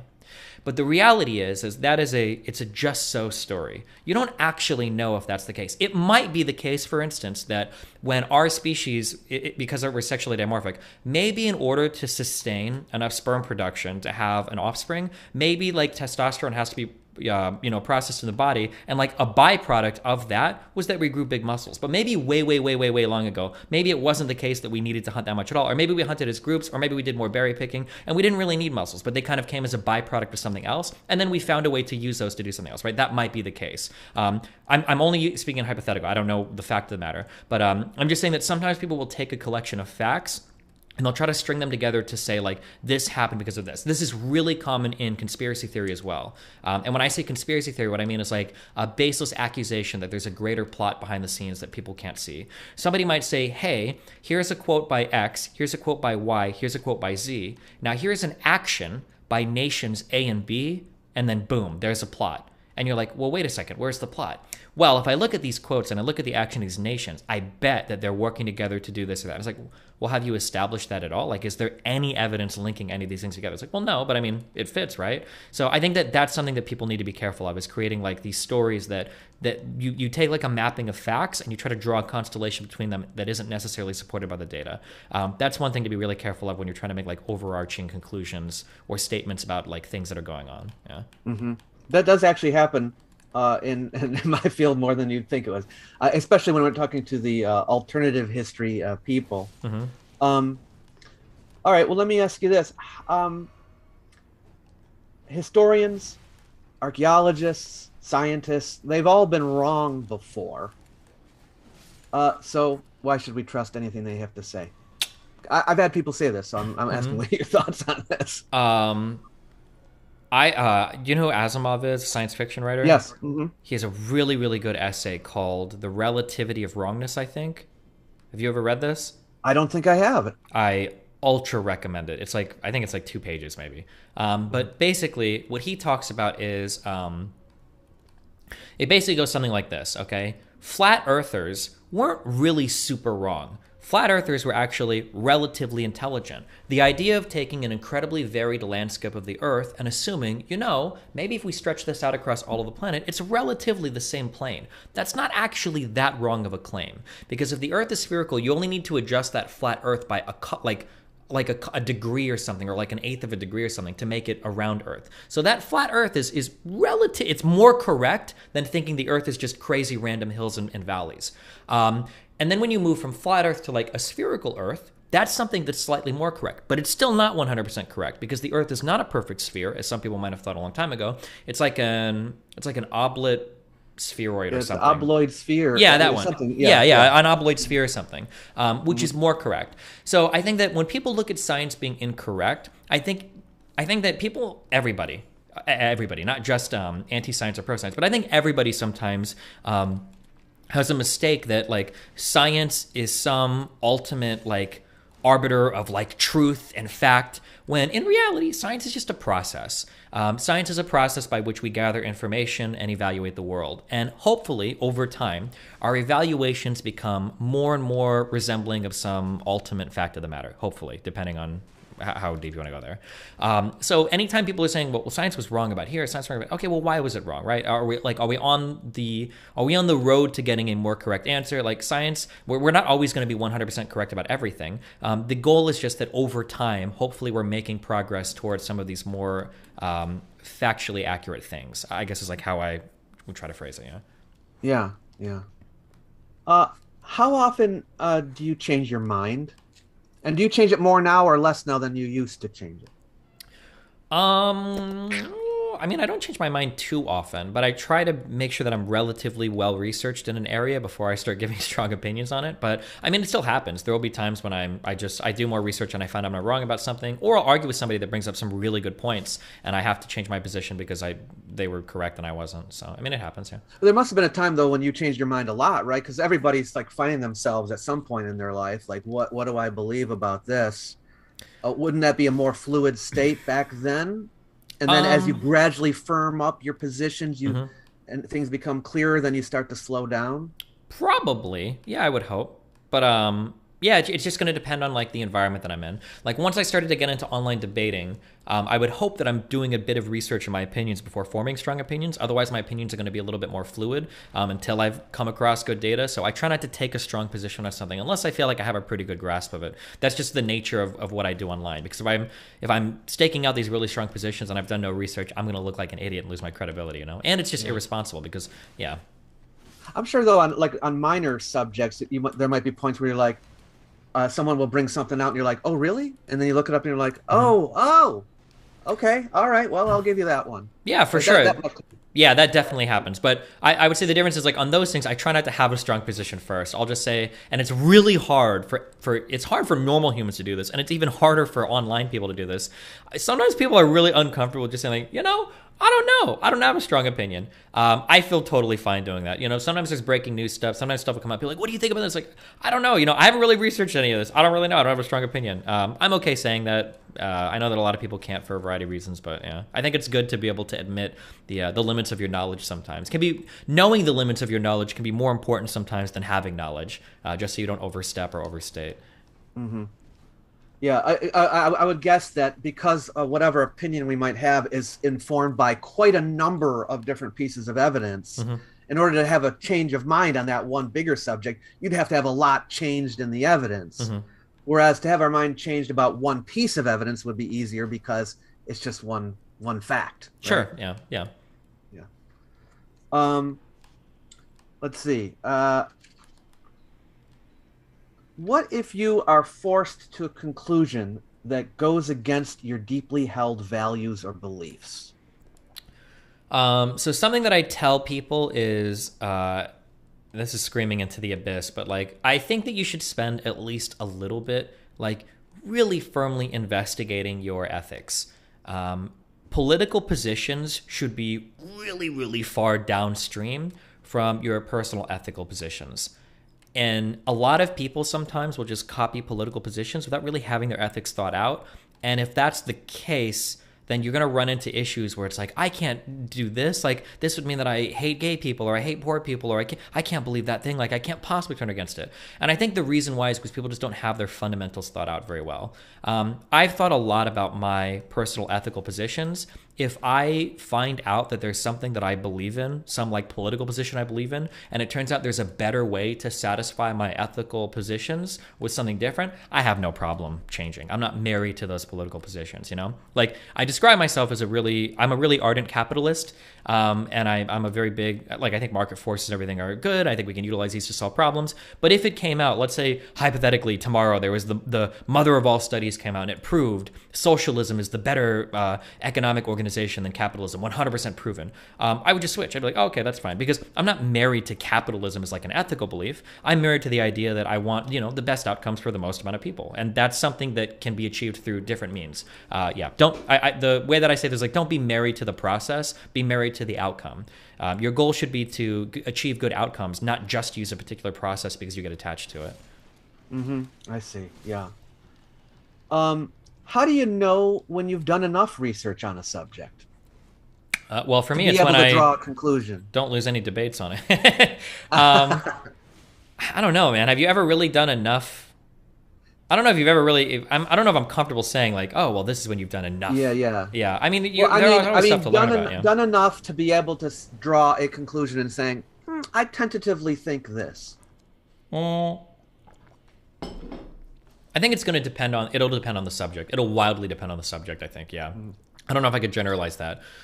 For medical stuff, it might be never. So like I brought up like alternative treatments for the coronavirus a few times. I don't know if I'll ever say like this medication will never work for COVID-19 because I don't know if that's how medicine works. You know, it might be in the case that in the future some research changes that. But for a historical fact or historical argument, you know, like was Russia justified in invading Ukraine or in Georgia or Moldova. I think I pronounce this wrong all the time. Whatever. But like when you get into things like this, there's probably some level of information that you can gain. You're like, okay, I feel pretty comfortable like having a strong position on this or that. Yeah, it's going to super depend on the particular subject. Do you ever go back to a subject, or do you like once you finish and you've done a debate on it or whatever, you're like, okay, I'm done with that one. I'm not going back to it, and then you never return, or do you sometimes return to old research subjects? It depends. It just depends on the subject. Some stuff is like very contemporary and probably won't be brought up again. Other stuff gets brought up over and over and over and over and over again. It just depends on the subject. Yeah. Is there something related to information gathering or even debating or anything that, this is a personal question, that you would want to be better at? I want to be better. Or are you like, I'm good, man. I don't know. I guess being able to go through formal literature is always a pro. I've been engaging more directly with studies past just reading abstracts and conclusions. Oh, actually, I know the one thing I need to improve at. I need to go take one of these. I need to take a stats course to truly understand like what does it mean when you cross the null, or like what is statistically significant effect size, like all of these. Like I need to take like a formal stats course. One day I'll do this online. I figure I can do it in probably a month or two. Yeah, I feel the same way. I'm actually I got into a video essay debate about stats with regard to ancient history, believe it or not. Yeah, it's a very tricky topic. How do you feel about alternative media? I generally have super negative opinions of it. But I mean, I'm alternative media technically, right? So I can't hate all of it. Yeah, I guess. Yeah, YouTube is alternative media. But you know what I mean, like the establishments that are like deliberately set up against mainstream. You know what I mean? Like yeah, I think my two biggest problems with alternative media are there's two huge things. One is I don't think you should ever define yourself in contrast to your opposition. So like if the mainstream media says XYZ, I'm gonna believe in ABC. Or like if they say that, I'm gonna believe the opposite of that, which is what it feels like sometimes. A lot of alternative media is like, well, CNN said this or Fox News said this, so I think it's actually this. I know this is the truth, right? It's like the rebellious teenager thing, where your parents say one thing, so you're gonna believe the exact opposite. I think that's really dumb. I don't think you should ever let people control you that way. That's the first issue that I have with a lot of alternative media. The second issue that I have is the lack of accountability. Oh my God. When I listen to some of these alternative media, like I pride myself generally on, if I'm going to make predictions, I'm usually right. And if I'm talking about things, I'm generally like fact-based. When I listen to some alternative media outlets talk about some things, it is unbelievable to me how much they will just get blatantly wrong, whether it's making totally baseless or horrible predictions or just having no understanding of the fact of the matter of what they're talking about. And they just do it again and again and again and again with zero accountability. They'll be wrong and they just immediately move on to the next thing. That's probably the two biggest problems I have with a lot of alternative media. Do you think an emphasis on getting views and clicks harms the search for correct information? I mean a little bit. I don't actually fault like mainstream or alternative media for being the way that they are. I think that the fault lies with consumers. I think that when people are consuming information, they're looking for entertainment first, and factual accuracy is way, way, way, way, way. I'm not even going to say second. It's like 50 places behind. People want to be entertained, and people want to hear their own biases kind of like confirmed or validated, and people will search for media that way rather than looking for something that truly challenges them, you know? It's funny because people will complain about how like kids kids today have huge problems with dealing with challenges in their life. We lack resiliency. I say we, no, I'll say Zoomers. They lack resiliency, or they don't have the ability to challenge themselves. And I think that is largely true. I think a lot of college kids today have big problems with that. I think there's huge problems there. But it's true of adults as well. A lot of people don't like to challenge their viewpoints. They find the media that tells them what they want to hear. They follow politicians that tell them what they want to hear. They very rarely engage with the other side of the argument. And everything just becomes like a giant hug box everywhere. That's true of, like, I think college today. I think it's true of media platforms today. People just don't like their viewpoints challenged. It feels bad. It's uncomfortable. Yeah. That's what I'm trying to do this on my channel, is get people to think outside. A lot of people, there actually have been several people who have come to me and said, I once believed X, but because of your videos, I now believe Y, which makes me feel good. But I'd never want it to become like where, because people love my video essays where I debunk other people the best. These ones get the most views. Sure. And instead of if I just talked at the camera and whatever and told people what I thought, which I do in other videos, that's fine. But people love it when I go after somebody. Yeah, of course. And I always wonder, like, is that good? I don't know, but the conflict really and the confrontation is really fun. Yeah, I mean, so it's the entertainment factor, I guess. But I mean, like, at the very least, we should have a responsibility. Like, that's my biggest content is going to be debating, of course. Like, people want to see that. But I would hope that, like, just don't sacrifice your veracity of information presentation just because you want to be entertaining. And that's what I try. Like, I'll debate and shout at people. That's fun for me. But I'm not compromising, hopefully, I don't think I am. I'm compromising any of my fact-finding abilities or my presentations just to make things entertaining, you know? Yeah. And one thing I have liked about your debates is you're always the same in them. I mean, you may respond differently to different people you're talking with, but your positions tend to be consistent across all of your discussions, right? You don't change your what you say, what you act like you believe something different just because of who you happen to be talking to, right? You're always you. I would hope so, yeah. But I think that this stems from, like, I've got an internal ethical foundation from which all of my social and political positions come from. So hopefully it's consistent throughout, like, all of my different beliefs. Like, if you ask me, like, how I treat my employees or how I conduct business, hopefully that synergizes well with, you know, what I say we ought to do in society, or how I treat people in my personal life, or how I treat, like, you would say you don't put on a persona when you're online, right? Or do you? No, I don't think so. I don't. I'm a pretty genuine person. Or do you exaggerate a little? I don't know. I mean, like, we engage differently with different people. So, I mean, like, there's going to be some difference, right? Like, I don't treat my, you know, wife like I would treat, you know, somebody I'm screaming at in a debate. But I think I'm a pretty genuine person. My engagement is pretty similar. If you meet me in real life, I'll be pretty similar to how I am online. But that doesn't mean I'm going to start, like, screaming at you like we're in the middle of a heated conversation or something, you know? Yeah. All right. Well, thank you so much. Those are all the questions I had for you. I don't know if you have anything to say in conclusion, but anyone who has not seen Destiny's channel, go check it out. It's called Destiny. And for those who are watching me on Destiny's channel, come check me out. I'm called World of Antiquity, and I have videos on ancient history that you might like. What do you what is your, like, are you, like, a specialist in some forms of ancient history? Yeah. Okay. What's your area of expertise? I'm curious. Well, my academic study in grad school was mainly on the ancient Near East, you know, so the Assyrians and Babylonians, Egyptians, and, you know, Hittites, all those people in that area. But since I've been, I teach, you know, at the college, and I've become kind of a generalist since I got my PhD. So anything ancient I'm interested in that period I told you about, across the world, because I like to know what people are doing over here when the people over here are doing this, you know what I mean? And I like to compare.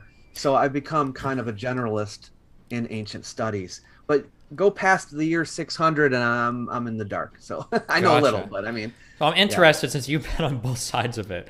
I'm sure I know you've heard of the book Guns, Germs, and Steel, right? Oh, yeah. Yeah, so I read this book, and then because after I read something, I like to go and find, like, well, what are the critiques of it? Do people think it was good or bad? Something that I stumbled into that I didn't realize existed was a huge debate between generalists and specialists, or it seemed like, at least online, that was the impression I got, that people like that generalists can synthesize information across different disciplines and give you like a cohesive story about things, and specialists will endlessly kind of nitpick, like, well, this isn't true, or you were wrong on this, or this isn't actually technically true. Is that like an actual thing in the academic world that people argue about, or is this just like an online debate, or do you have any feelings on that? Or I think it's not like a big thing that's everyone talks about or anything. I think it's just a general thing that happens. It's it automatically, when someone is who knows a subject very deeply but not very broadly, they're going to see it differently than someone who looks at things broadly but they don't know it very deeply. So they can inform each other, but I think definitely there will be times where they disagree or butt heads about it because of that. But it isn't like, oh, it's another, there's the generalist and the specialist going at it again. I don't think that really Gotcha. Okay. But yeah. Okay. You do ancient history. Do you find that do you find that people ask you questions a lot about ancient history that is like they're trying to relate the topics back to modern political topics, or are they mainly just like kind of history nerds, or how do you? Some people do. Yeah, that because it is true you can learn from history about human nature, but I mean, I don't agree with the people who say like, well, if you study the past, you can learn the future or something. I mean, things happen over and over again, but never in the exact same way. And there's always different factors at play. So you can't really predict what would happen based on the past. And also, you hear people say, if we study history, if we don't study history, we'll be doomed to repeat the mistakes of the past. And I don't think that's true either, because, I mean, kids are forced to take history in school, and they've been for a long time.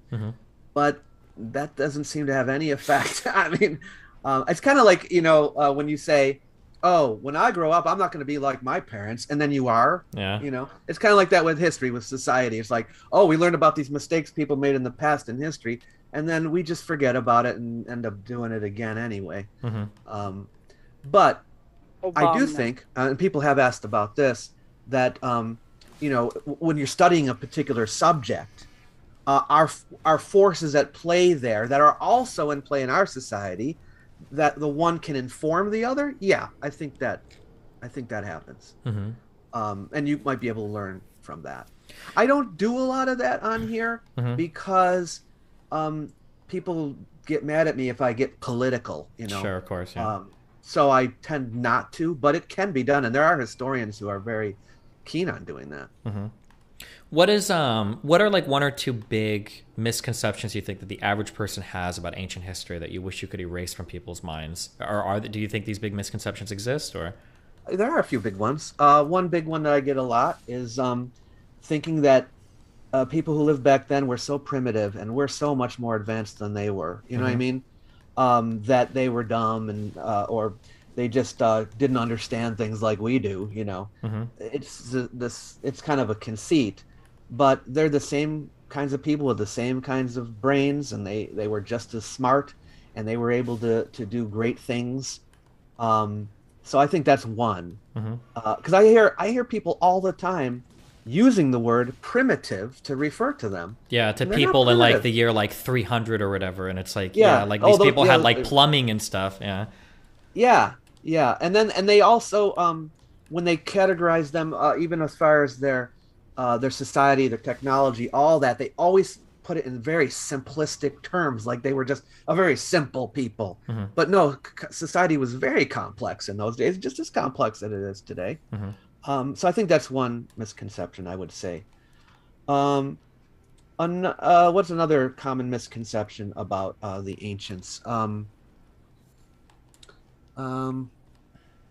About specific things, maybe, Here's a specific question. I've already brought up a million contentious topics, so I'm okay. We'll just sink the whole conversation on it. Do you are you a religious person at all? I am. Well, let's put it this way. My channel is completely secular. Okay. And gotcha. I don't like to share that stuff because it's like we were talking about before. People will say, "Oh, you just said that because of X. You're X." You know what I mean? I don't want that to happen. So whether I say I believe something or don't believe something, I don't want people doing that, so that's why I just don't talk about it. Gotcha. Something that I was curious about is, I guess it's not as... How long has your YouTube channel been in existence for? I started it in July of 2019, so almost 3 years. So you weren't around for the big atheist wars on YouTube. No. Although I know a little bit about some of the things that happened, but yeah, my channel wasn't around at that time. Gotcha. I would have been curious if people would have shown up on your channel as an ancient history person, asking you questions about like, Jesus and Muhammad. Oh yeah, well I still get questions like that. Yeah, and I treat all of those subjects, whether it be Jesus or Muhammad. Well, I don't do Muhammad because he's not ancient, but anything related to ancient China or India, all of the beliefs that they have. The same way. I just use the same principles, the same methods, historical method for studying them all. I don't favor one over the other because historians have to be consistent across the board, Yeah. Final question. Are you public about what college you teach at? State College of Florida, Manatee, Sarasota. Do you know, somebody in my chat wants to know if you know David Anthony, my anthropology professor in college. I don't know if he goes there or not. No, I don't know David Anthony. Okay, gotcha. Just thought I'd ask for my guy I was going to chat. Okay. Well, cool. Listen, anything else, or? I guess that's it. We're not too far away, so maybe next time I'm down the southern part of Florida, I'll look you up. Yeah, sure. Cool. Sounds good. But thank you so much. I appreciate you talking with me today. I know you didn't have to. There's so many other people that probably want to chat with you, but I appreciate it. No, it's cool. Thanks a lot. I really appreciate it. All right. We'll see you. Bye. Bye.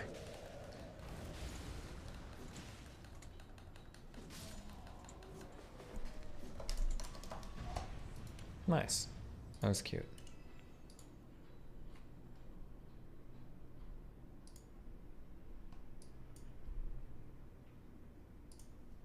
What is this? What did you do with Big Chungus?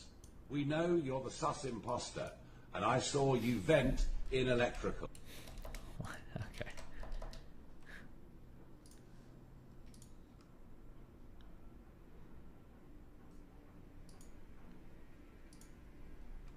I am watching Crowder say he's bisexual, and now we're debating if it was a phase. Wait, what? Go ensure that somebody... 7:45. And sometimes you think you have to make hard decisions, and it's just wrong. I'm afraid of that. I'm afraid, frankly, that he used to have a bad temper. I'm afraid of it coming back. I'm afraid of Mr. Hyde rearing his ugly bisexual head. That was a short phase. No, I'm afraid. Afraid of... What?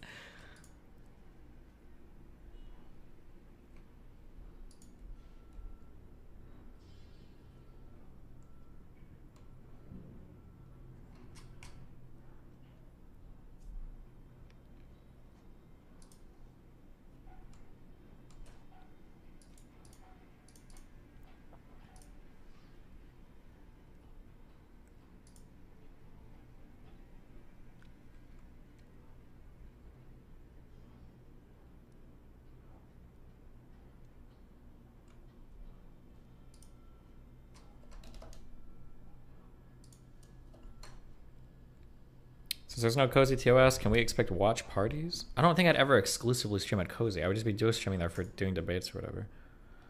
Sam Hyde wants to fight Hassan. I don't care. That's fine. The Berserk method. Hello, the exact everybody. steps I take when new to making this channel. My name's Rehab. Their prehab history. For a body that has to do with pressing, your triceps get. Someone tells me that they broke their back and it still kind of hurts. That obviously is going to eliminate a lot of variations. What it also does is that it gets my gears turning on things to include by default. So for oh shit, we have to watch. Oh no, guys, today's the day. Link me the hypertrophy Dr. Mike thing he'll share. We're watching it. We're watching it all. Get ready for an hour of boredom. Latest pedo accusation dropped. Guys, I went from sharing a 15-year-old swimsuit pictures with friends to saying it should be okay to marry 16-year-olds. When did I say it should be okay to marry 16-year-olds? Holy shit. People are insane. Sus hill to die on. I wonder why he's dying on this hill. This is when he was 23. Ah, yes, let me use these decade-old things because I can't find anything modern and relevant to my point. Surely nobody would have changed from their 20s into their 30s. Yo! I'm sorry, but I will defend these logs. I don't think it's that crazy to say, holy shit, there are minors out there that could look old and be really fucking hot, and you gotta be really careful when you go to fucking events. You don't get fucking arrested because you're fucking a minor. You don't even realize it. Yeah, of course I'll defend that. Fuck out of here with your virtue signal fucking bullshit. I don't need that cuck-ass bullshit in my life. There are 15, 16, 17-year-old girls that look like they're in their early fucking 20s, especially once you start getting the right clothes and makeup on. Get the fuck out of here with that virtue signal. My dick only turns on the minute they turn 18. Shut the fuck up, you little virtue signaling fucking virgin fuck. Like, you've never fucked a girl in your life. How are you gonna sit here and tell me, like, what you would? Like, get the fuck out of here, okay? I don't care about these people. That Duncan dude is insane, and so is everybody else who's acting like what I'm saying is insane, okay? Go step out of your fucking house and go look at people, okay? Get the fuck out of here. You know exactly when some girl turns 18. I've seen 20-year-old Asian chicks that look like they're 12 years old, and I've seen 15-year-olds that I thought were in their 20s, okay? The fuck out of here with that virtue signal bullshit. Don't fuck minors because it's wrong, okay? But don't sit here and pretend that, like, oh, I have never in my entire life have I ever fucking seen somebody. Like, motherfucker, you're a conservative posting on Twitter. You probably jerked it to some fucking hot chick before that was actually trans person. You didn't even fucking realize it, okay? How many of these fucking conservatives that think they can perfectly tell the type of body and the age of somebody has accidentally beat it to some fucking sneaky pics without even realizing that it's a guy? I think. Wait, is sneaky trans? Whatever, you know what I'm talking about. Like, the fuck out of here.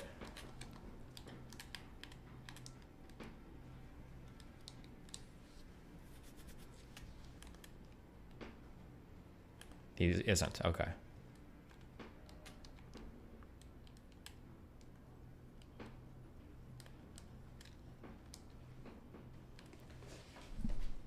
This is going to be impossible to parasocially defend on Twitter. I don't care. Don't defend it then. It's like this is I don't like collective fiction. It drives me crazy. And I understand that I exist outside of the bubble of like the normal cultural fiction, but like the cultural fiction of like, and I'm seeing more comments today. Remember, I posted the one yesterday. It was in a Vosh subreddit, I think, where a guy's like, I'm 19, and even me thinking about 18-year-old girls now is really hard. It's like, bro, what the fuck? Are you fucking serious? Really, dude? You're 19 and now you're too old for 18. You're like, what is this collective delusion that we're all sitting here and pretending? Like, I'm pretty sure that when they've done psych studies and they've given people girls to look at and they've put all sorts of men looking at these pictures, I'm pretty sure that the average age that men start fucking getting horny people is literally 16-year-old girls. You can go and look up the research, and if that makes you uncomfortable, that's fine. Just don't talk about it then. But don't sit here and pretend like we have to enter your collective delusion, okay? Or that you're so immoral, you can't help but fuck a minor if she doesn't look a certain way. Like, what kind of dumb fucking, like, the reason why you don't fuck minors is because you don't want to take advantage of people, because you don't want to enter into sexual relationships where they can't fully comprehend the outcomes of it. There's power differences, all sorts of reasons to not fuck minors. You should be able to justify why it's bad to fuck minors without having to resort to this collective delusion of, well, they don't even look good to me. Oh, fuck out of here, loser. How long is this whole playlist? It might not even be an hour. Is there a way? Does it tell you the whole length?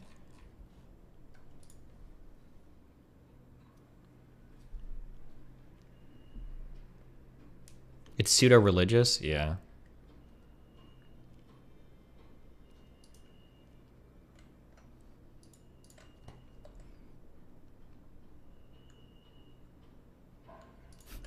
I like how the Vosh audience moved. Because I think Vosh started to give this audience he gave this argument to his audience so they use it. Just because Destiny is sometimes technically correct doesn't mean he isn't morally disgusting at almost all times. What does that mean? Keep hating your life then, like, working class Andy. Yeah, Destiny's right about a lot of stuff, but he's morally wrong. What is that? What are you talking about?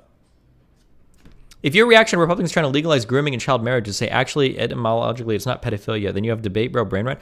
I don't understand how so many people miss the point of all of this shit. I'll say it again. I don't know if we ever talked about this on stream. If you misuse the word pedophile, then you can't really get mad at other people that misuse the word pedophile. Like, I'm sorry, but like when we try to say that, like, oh, like, you know, that 30-year-old guy fucked a 17-year-old, like he's a pedophile. He's not a fucking pedophile. Or this 22-year-old fucked a 7-year-old, but that's not a pedophile. That's not what pedophile means. That's not even why people fuck minors. 90% of the people that have sex with underage people aren't even like pedophiles or ebobophiles or whatever. They're just predators that are preying on like certain situations. Like only 10% of people that have been convicted of like sex crimes with minors have even had like any other like underage sexual relationships, look at child porn, etc., etc. Usually just people that are opportunistic predators. That's 90% of the time, based on the stats that I've seen. I don't know if anybody has a link. This came up in a debate a while ago. It's like 90% of people aren't even actually underage attracted people or whatever. But the what was I saying? Oh yeah, but like if people start calling like gay people or trans people, oh they're like pedophile groomers. Well, okay, yeah. I mean, is it bad that they're making fun of trans and gay people? Yeah, of course it is. But like you can't be like, oh well, they're not pedophile. But like, bro, like you and Vosh is especially guilty of this, using like fascist and Nazi and all this shit to say that everybody is that, and then getting mad that conservatives call people they don't like socialists. Like, bro, if you're doing the same thing. Most people were mad. It seemed like you were equating calling a guy marrying a 16-year-old to calling a random gay or trans person a pedo. No, I'm saying that when you destroy words, they don't mean anything anymore. So you can't really get mad when people when people are using words in stupid fucking ways. They banned DGG from the sub and constantly post about you. They post every major tweet I have. They're constantly posting them, yeah. Oh, they have another post about me. Oh, these types of posts. This is the most retarded brain rot. I permaban you from my sub when I see shit like this. Why would you try so hard to get me banned from other platforms and then shout at me for arguing with left-leaning people all the time? And then when I go to look at another platform and start debating people, everybody's like, why is he going over there? Why is he going over there? Like, what do you think, you fucking moron? Like, what if you're trying to get me banned from every other fucking platform and you're tired of me debating left-leaning people, why the fuck wouldn't I go where there are more right-wingers? There's literally nothing, like, it's so stupid. There's a really, oh fuck, I hate citing his comics because I think he might be a Nazi. I'm only repeating that because I've heard it. Maybe he's not. Where's the Stone Toss comic where like somebody shoving somebody on the other? Can somebody find this? Somebody knows what I'm talking about.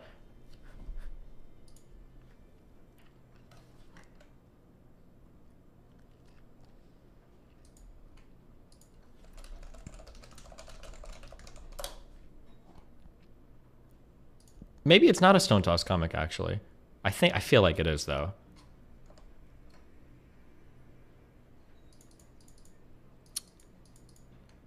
Fuck, I'm not gonna be able to find it.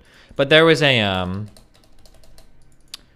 also, that tweet was after you'd already mentioned doing it anyway, wasn't it? Yeah, I mentioned this like months ago, I'm pretty sure. There's some comic where it's like, there's like a bunch of people on one side and they like push some dude out of their side and then he goes to fall on the other side. I think somebody catches him and then the people are like, why are you working with them? Or so, it's like some really dumb shit. But like, I don't know how you can act surprised when if you act so unbelievably fucking callous towards everybody in your sphere and you are the most Nazi-ish fucking virtue signaling piece of shit ever. And then some people hop over to the other side and you're like, oh my God, look, you're the other side. Like what? That isn't a Stone Toss one? It might not be, yeah. Fuck, I don't know which comic I'm thinking of.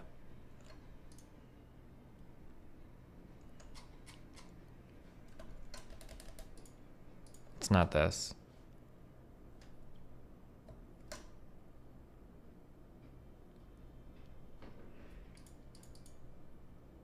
Oh shit, it wasn't a, it's kind of like a cringy lay centrist comic, but like, because this is, both sides make good points.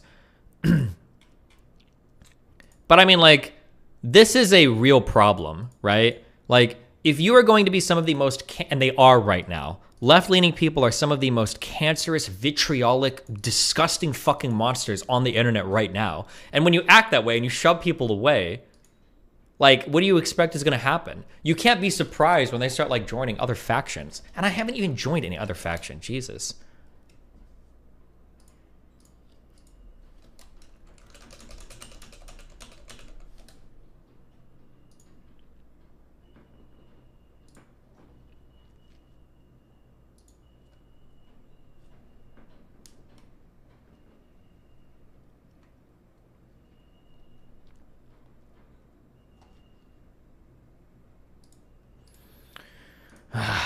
Okay.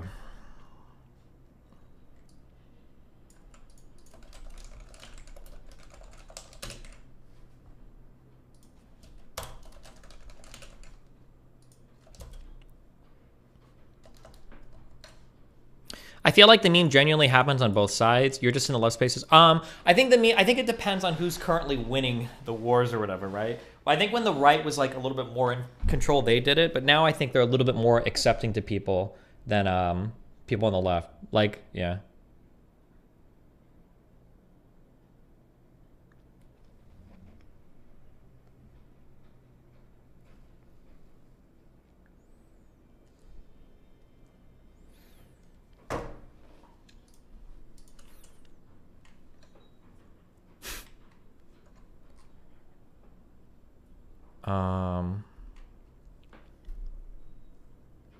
The meaning of a word can be different in common parlance and in academia. You were saying the word is meaningless because the definition is broadened, but missing that meaning comes from how people understand it. No, here's my issue, my dude.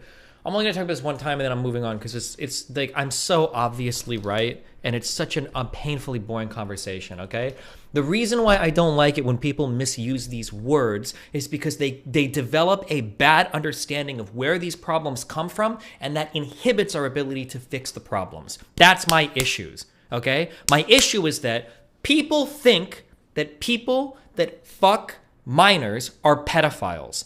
If you go through life thinking that, then your goal is to make sure that there are no sex offenders or pedophiles near your kids and that you're safe. That's not true, though. You haven't done anything to protect your kids because the average person that abuses a minor is not a pedophile. It's people that aren't, that don't have any attraction to minors. It's just people that are in positions of power over them for long periods of time that engage in predatory behavior. That's what happens. That's where the vast majority, 90% of people that abuse minors that are over the age of consent are people that are taking advantage of power differences. Babysitters, teachers, family friends, stuff like this. People that aren't traditional pedophiles. So if you're fixated on that word pedophile and you're hyper-fixated on it and you've blown that word out to mean a million different things, we lose the ability to diagnose the problems and accurately fix them. That's the issue that I have. That's the problem.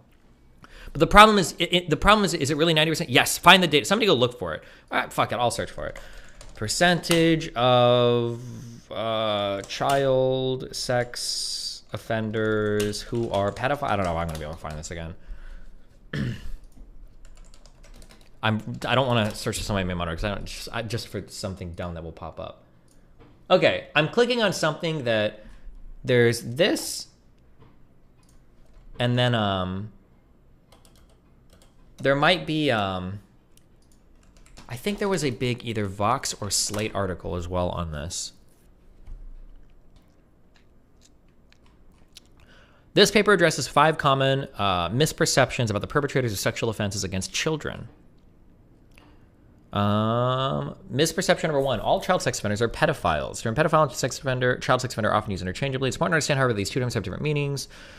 Let's see if we can find. Although no, it's kind of says, should be noted that the term, does this give that, I don't know if that 90% figure comes in here.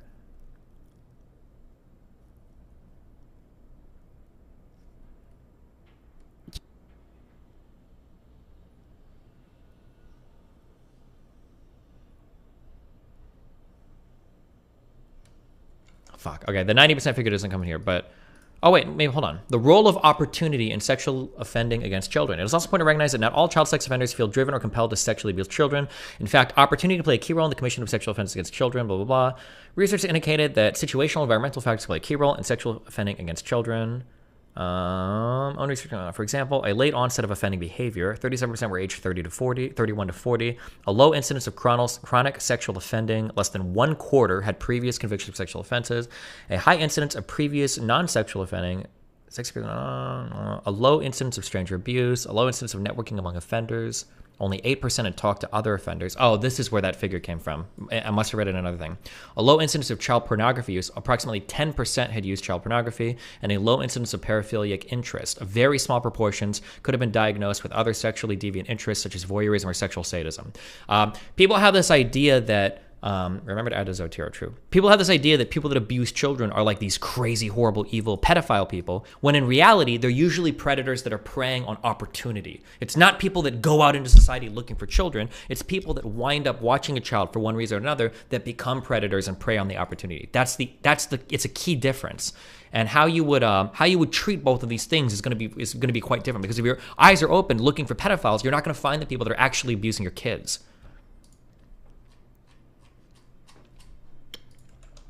But here, you can go look at that. Knock yourself out. Okay.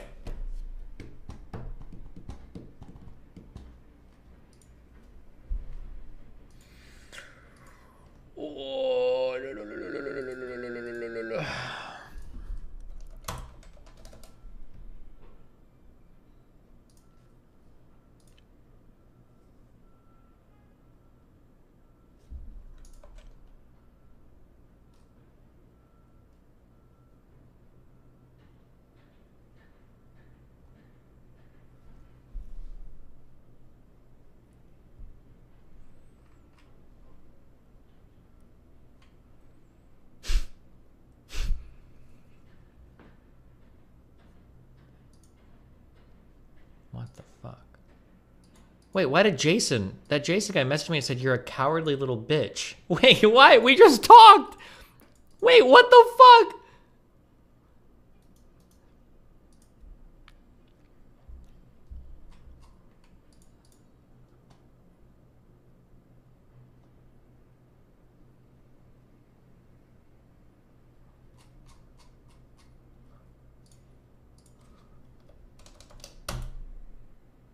The history guy? No, the guy that I talked to a while ago that said there were no difference between men and women. I like 2 or 3 days ago.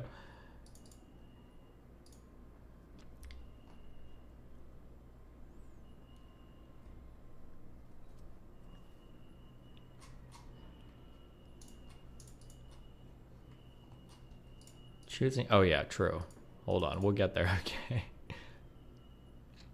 How many? When do I get to put money on the? Who wants to bet? First stream, why I left the left. People are making jokes about this for like 2 or 3 years for me.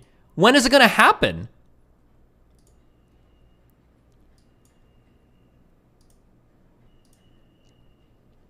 Destiny destroyed his relationship with black people, trans people, and the larger left. He should have been friends with Vosh, considering the type of humor Vosh has. That relationship totally ruined. Who do you think? What the fuck? He's on a speed run to become a right-wing grifter under the guise of centrism. How horrible am I speed running when I've been supposedly doing this for 3 years? He hit the margin call? Uh-oh.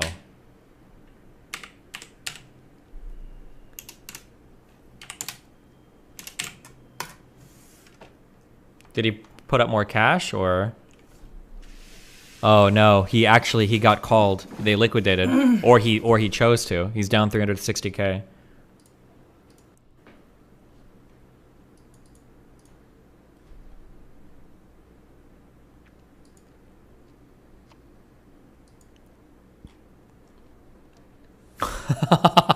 Remember, guys,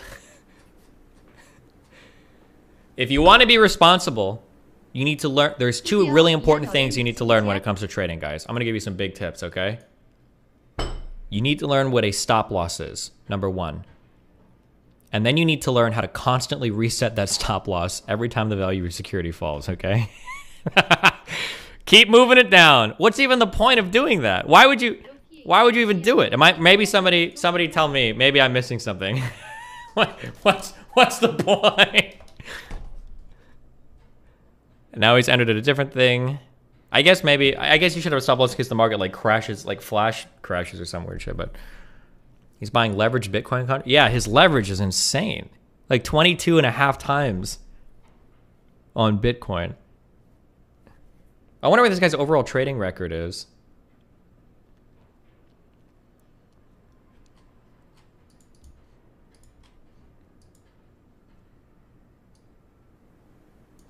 How many people watch this guy? 9,000 people just watching the Bitcoin memes.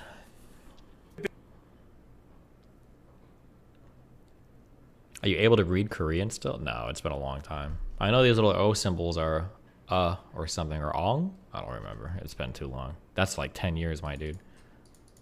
해던 기어세피 밑줄 맞돈 라이크 안다데이지 43 아사스코 루피 퍼니처 캐데이 난타와 서브선분 S96040OSTAEOYANG 님 구독 감사합니다. Wait, he's like 80 times leverage now? Am I reading this correctly?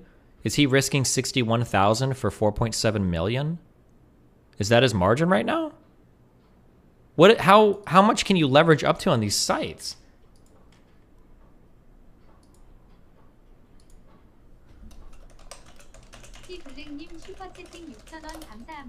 This guy said, go and run your mouth as soon as I pop off Discord, then continue in talking your trash to others. 5'0" punk, go hide behind your community. Binance lets you go up to 125 times margin? Bro, we need to get on this Bitcoin shit. That sounds based. What are the fees they charge for this?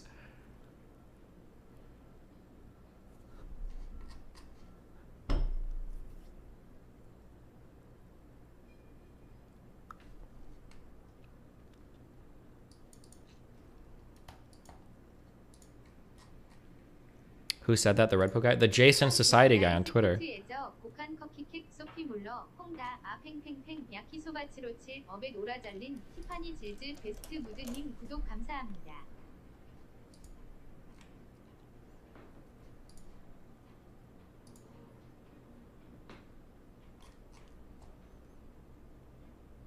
Is he the nut job that started the conversation by saying you run a cult? He was the one that's saying that men and women are like can roughly compete with each other, but they just can't because of social conditions.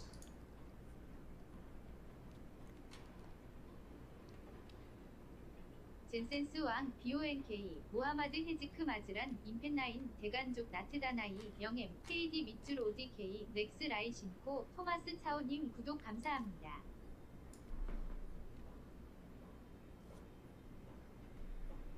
서적 적적아님 슈퍼채팅 18,200원 감사합니다.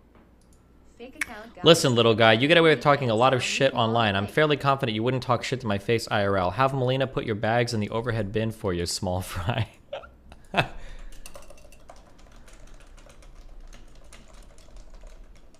What's the name of the event that I'm going to? Is it Better Discourse?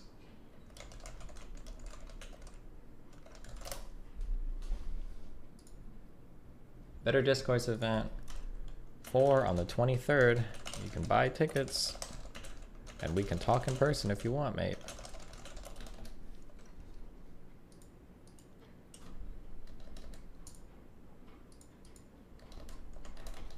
See you there. Smiley face.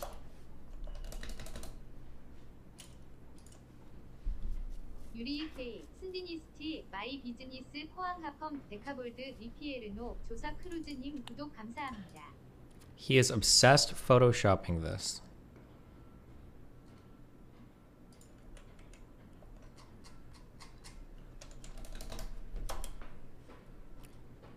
Here you go, I fixed it.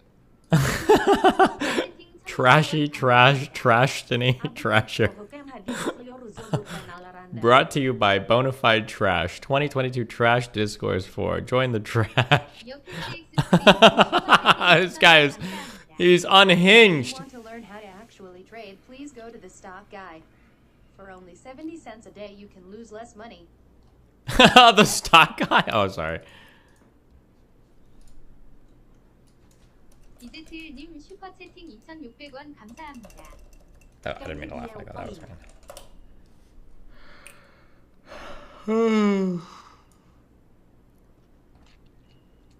This guy went to sleep with 40x open liquidation, was 100 off, 2x still profited Destiny Summit. Sounded some big shot in Samsung. 선데이 33에는 보나폰트 06원갓 크리스티안 헌베르토 곤잘레즈 트루즈로 에미르 에르마뉴스 버크칸 아플루트 Galaxy Brain, polyrhythm shit. 스카이님 구독 감사합니다.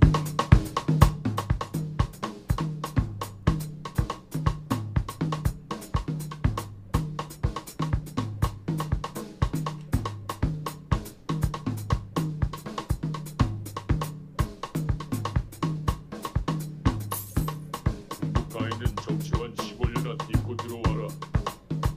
조에스 쿠쿠 인즈 베이서런 빈센조 니발니 첸쿠크 플로린 신케아노 알렉산드르 도보리 넬슨 푸구리로와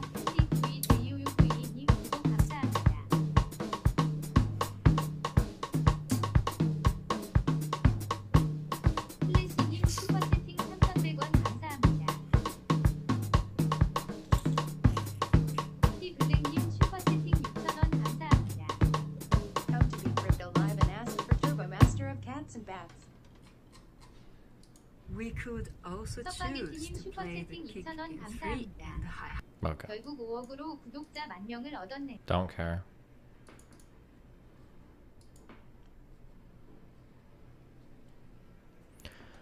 He can blame woke skulls for ruining the left all he wants, but at the end of the day, he's going to have to take responsibility for his own actions. He's the one who wrecked his relationship with Vosh?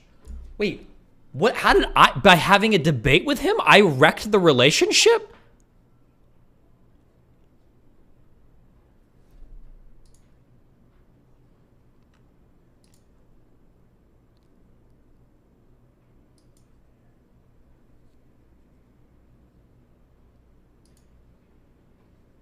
Jesus, this subreddit.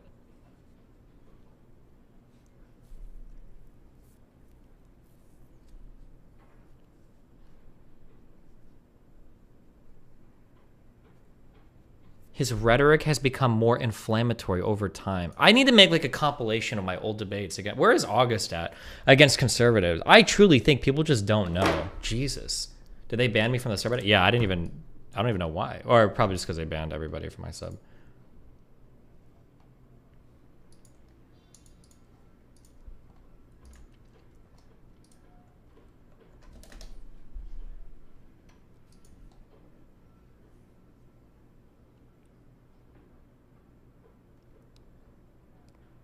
Keep hating your life then, working class Andy. He may be good at debate, but keep in mind, if he starts making right-wing arguments, he'll lose a huge advantage that lefty debaters have being correct. What other lefty debaters are correct? Sorry. Most of the lefty debaters online suck shit. Like, it's embarrassing to even consider myself like colleagues with you fucking losers. Like, who are you? The best lefty debater online was only Vosh when he was copying my takes. Most of you guys are fucking trash. So, like, it's not like I'm in good company in either place. Actually, well, I'll qualify a little. There are some smaller channels that aren't as popular that are pretty good. The Econo Boy guy seems good. Why is chat halfway covering your camera? It's just my... Who cares? You just... There. Jesus. Like, you can still see me.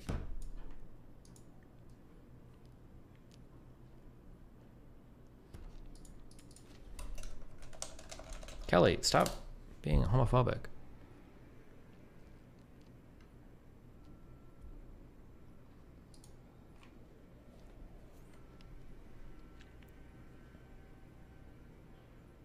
If you watch Destiny's very early streams and content, you see him being middle right leaning to left, but low key I feel like he's pivoting because he's getting outclassed intellectually. True.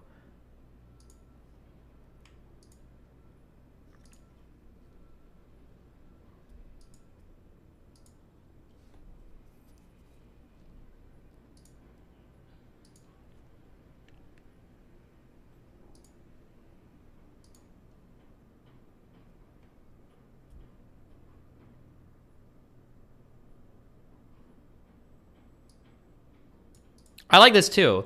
Let's say theoretically, we'll contend with more emotional or personal arguments too, okay? Let's say this, right? Let's say that it was the fact that I was just streaming on Cozy because I wanted a bigger audience and it was going to benefit them. So what? Like, would you expect me to martyr myself for your weird causes when all of these people are so aggressively positioned against me? Like, even if that was the case, I don't plan on streaming there regularly. But like it also brings new people to Cozy, you know, the Nazi streaming state. Is that necessary sacrifice for the content? Like, fuck, maybe it is. Like, why the fuck would I care, right? Do you think I'm invested in helping you build your platforms? Like, if you're just going to ban me from it? Like, what? Yeah, like, what the fuck? He's too much of a self-interested cunt, devoid of any principles and vision whatsoever. They will descend into whatever shithole he can to still cater to the delusional horde of cultists that he has inculcated? Inculcated? Inculcated.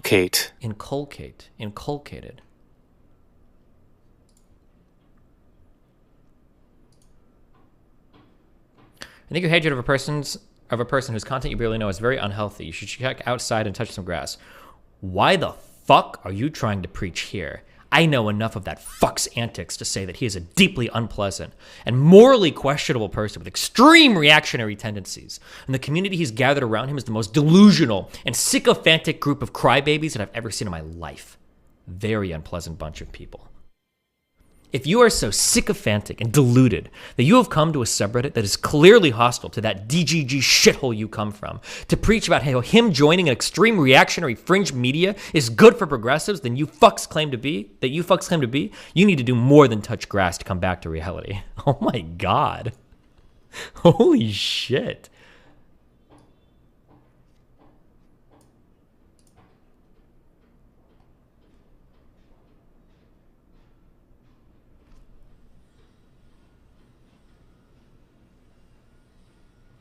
If he approaches things so reasonably, why do you think he receives backlash from a lot of his most recent subjects? Detransitioning being one. His approach to... Wait, what is the... I can't even talk to people that are detransitioners? It's not like I'm anti-trans. What the fuck? Platforming people like Nick Fuentes? Even Vosh said it was a good debate, and he never compliments me. What are you talking about?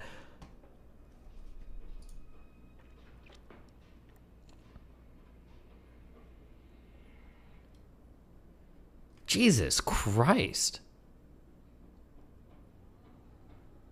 What was irresponsible about the detransitioning stuff? He brought on 2 people who had detransitioned who wanted to speak about it. They didn't say that trans people don't exist or that gender dysphoria isn't real. They just explained their situation, how they came to transition, and why for them it wasn't the answer to their problems, why they chose to transition. Neither of them said any yikesy stuff. I think the second one questioned some of the science behind puberty blockers, but the only controversial thing mentioned. You should look into the entire subject before thinking about that. Simply talking to 2 people is that simple. What the fuck? I mean, maybe you can enlighten me, point me in the right direction, something rather than saying you should look into the subject. I know that conservatives use detransitions to attack trans people. That doesn't mean that detransition, you're talking about the topic, is inherently bad. Do something as simple as searching, as going to Wikipedia on the subject. Jesus Christ! It's actual insanity. Oh my God.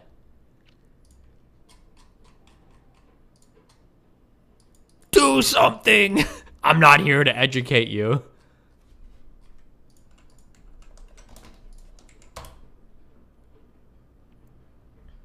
The question is, why do you have to stream on Cozy? Why not just find big critics and debate them on their stream? One, because it represents a significantly new audience that I could start to pull people from. 2, if I do debate somebody on there and I'm not streaming on there, I feel like I'm just giving them a fuck ton of viewers. And then 3, I used to debate more people, pulling people from chat and whatnot. I don't know. Could be interesting. I'm not even 100% sure if I will yet.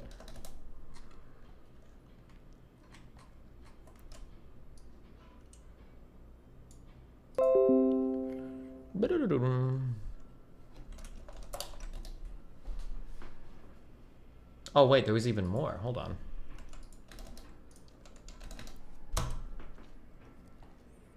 Do something as simple as going to Wikipedia on the subject. So you've got nothing. Tell me you didn't read anything on that page without telling me you didn't read anything on that page. So you've still got nothing on why detransition talks were bad. The Wikipedia page gives a decent baseline. Go ahead and look at the comment thread where I dove deeper into this.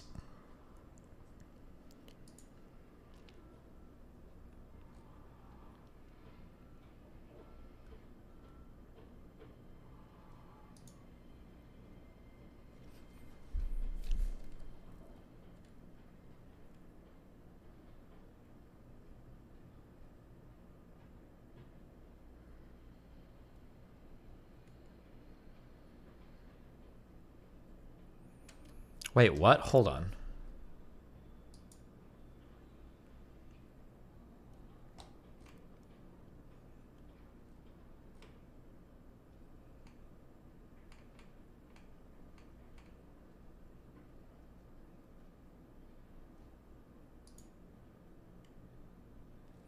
I'm just going to read this. I'm sorry, that looked interesting. So you believe the existence of reactionaries means you should avoid looking at things critically? Should reactionaries have that much control over discourse that you're afraid to talk about issues that might trigger them? Do you also believe that people who are going through transition and then stop shouldn't have a space to tell their experience because it might be harmful to the discourse as some people take it out of context? That's a good comment. -10. Downvote him as well. You should always approach things critically and in a charitable way. Being afraid of reactionaries isn't what I'm saying, but if you're attempting to be an advocate for something, you should actively do that, and when you have a platform, be aware of the influence you have. Do I believe people who stop transitioning should be able to tell their story? No. Do I think a streamer who is accused of being transphobic but swears he's not? I don't swear that I'm not transphobic, by the way. I don't give a fuck. If you want to view me as transphobic, knock yourself out. I'm all of that and more, okay? Whatever the fuck you want to think. Like, I think that my past, my positions and everything, I think they speak for themselves, okay? If you think I'm transphobic, fuck you. I'm not here to convince you. I'm not here to convince you otherwise. I don't give a fuck about your opinion. No. Do I think a streamer who's accused of being transphobic but swears he's not should use his platform? No, I gave all my reasons for these questions in my first comment, so I'm not sure what you're trying to do other than white knight for your favorite internet streamer. He's so much my favorite, not a single one of my last 1,000 comments in his sub. Oh, this was this guy's comment history, and he hasn't commented on my sub in 1,000 comments. Nice. Oh man, I just got owned. If you want to have a good faith discussion, then I'm down, but I'm not sure what you're doing. Oh, he got even downvoted for this. Jesus, this subreddit is insane. The implication is pretty clear. Not pretty clear. I asked a bunch of questions. Okay, sure. I'm actually curious. Perhaps you can educate me. Maybe there was nothing to actually discuss in my original comment. I did see that Destiny was going to bring on a detransition person on. I don't know if it's already happened or not. In either case, I didn't watch it. Did you? And if so, what sort of things did you actually talk about? -3, downvoted. I'm not truly sure if I can post the link to the video. I'd be happy to share it in DMs if you're interested. It was pretty lengthy, but they had a pretty decent conversation about a lot of things. One thing that stuck out with me was when they said, and this isn't an exact quote, but if they were able to just have an instant cis male body, that it would have saved them a lot of hardship. I don't like to comment on people's experiences, but there were moments throughout the interview that I felt like they had decided it was easier to just live as a woman instead of a trans man. They talked about how their therapist, when they first started to transition, had never seen a trans client. That, to me, is just an instant issue. Wait, what is the issue? I'm not saying the space shouldn't exist for people to share their experiences, but at the same time, I feel like no matter how good these intentions were, it's just not good optics to platform a sensitive topic like that, especially in a time like this. And wait, what is the issue? What are they saying?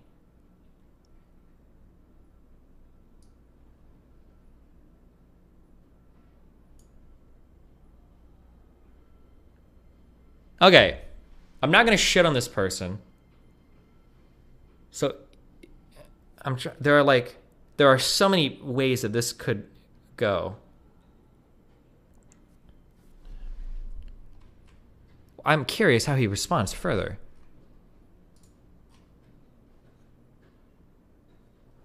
To your question, I don't. To be honest, I want to make something really clear on why I don't think this topic should be validated to a platform where someone is a member of Congress. They're an estimated 1.4 million trans. Oh, he's just going to do the very few people detransition.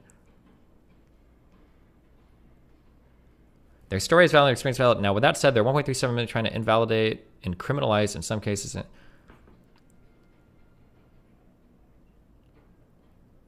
Wait.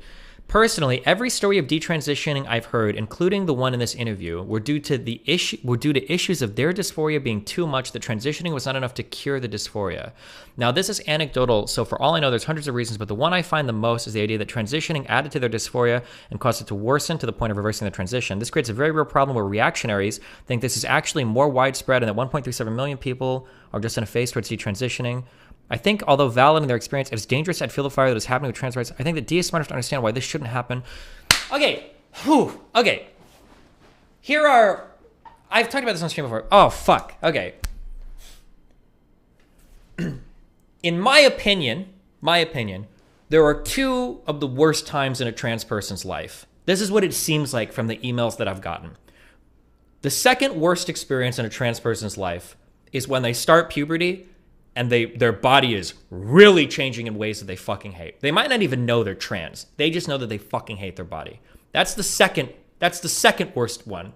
The first worst one, the worst experience, is right after you start HRT, there is this 1 to 12 month period where you don't know what you're going to look like after transitioning. You feel like a fucking freak. You don't like the way that you look. Your mind is going crazy, especially if you're male to female, because now you've got hormones and shit that are fucking you up in ways you've never had before. And one common thing that I see a lot of trans people emailing me is something that I see a lot is people saying, when I started hormone therapy and I didn't like the results I was getting, I kind of considered just quitting and then just going back to living not covert. There was a term that I saw some people, but just living as like a gender that I hate because I don't think I'm ever going to get the results that I want as a trans person. That seemed to be like an overwhelming thing that I got. That first year of transitioning medically is really, really, really rough. I don't know if this guy thinks that that's not real or that that's not worth talking about in the closet. Repressing, I think was the one. But I think that's a really important thing to give light to.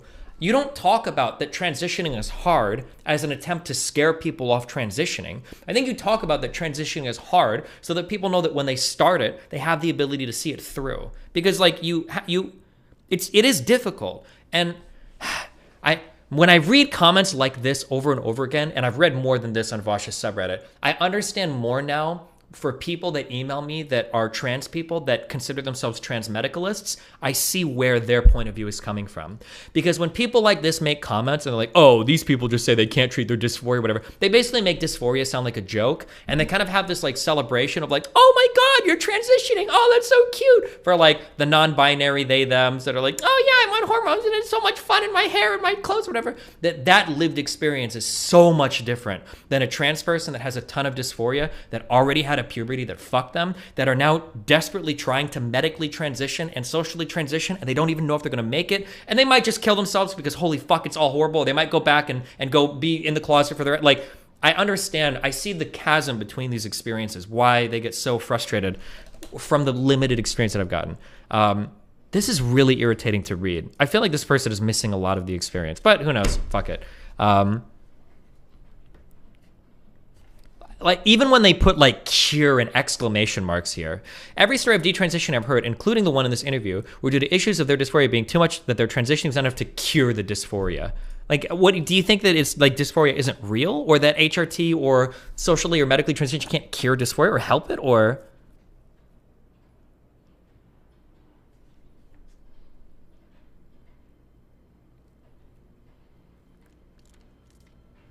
Because I feel like they're missing all the people that do transition and have incredibly positive experiences afterwards. Because a lot of the emails that I get from older people were people that had successfully transitioned. They had a horrible, like 6 to 12 months. It sucked. But once they transitioned, they were like everything is like fine. One girl sent me a picture of her and 2 friends. She's like, yeah, I get hit on like by guys like with all my other friends. Like I pass super well. Like everything is like super cool. Like I super love it. Like a lot of people do make it. And this was somebody that I think described their initial phase, especially people before FFS, for the female feminization surgery or facial feminization surgery, which is apparently a really big one. I didn't even know about until like a week ago. That is apparently, this is like one of the most major, important for some people, trans surgeries.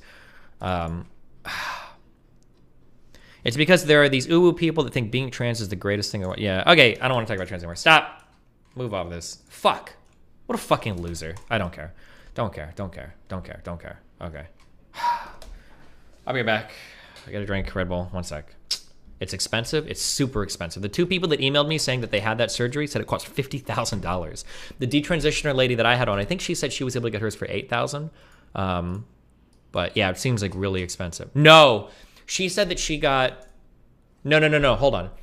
FFS is really expensive. The feminization surgery is really expensive.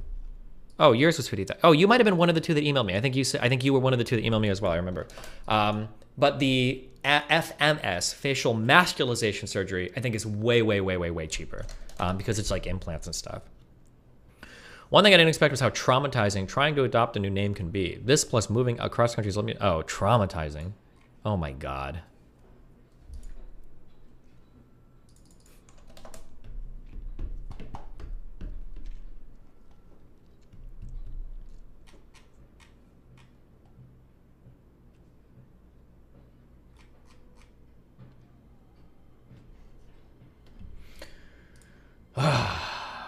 Jesus.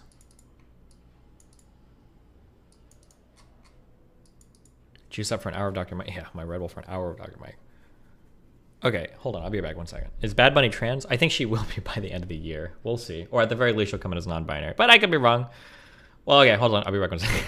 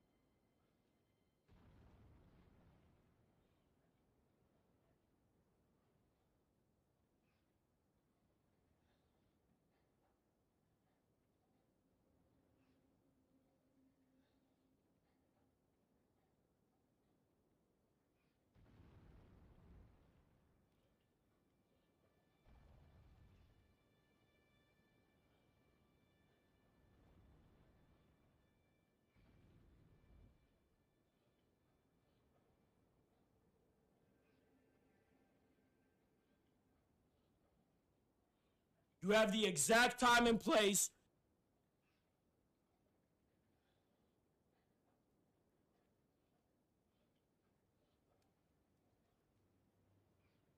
Keep hating your life then, working class Andy.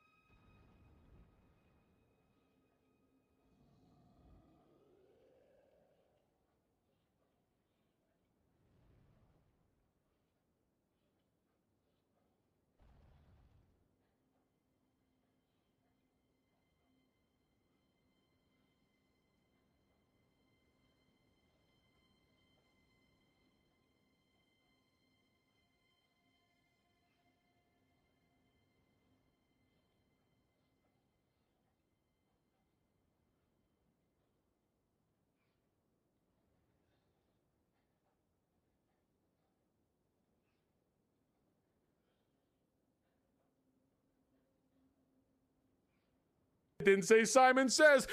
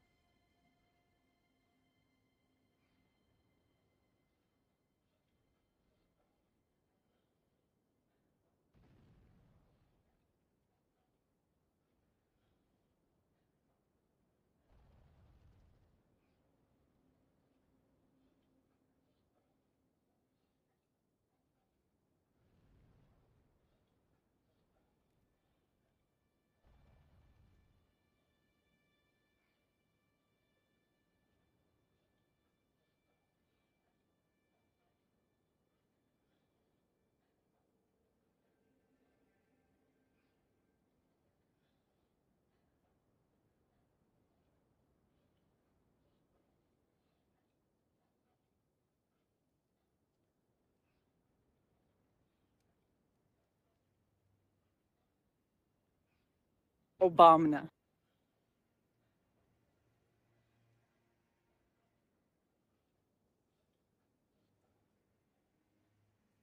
Obama. Really? Is that how we're going to conduct ourselves in here? With Obama?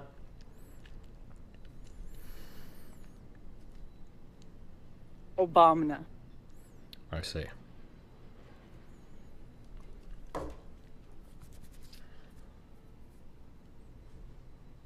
Obama.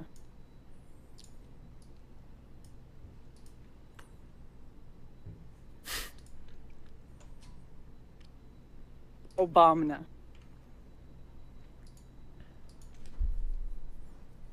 Jesus Christ.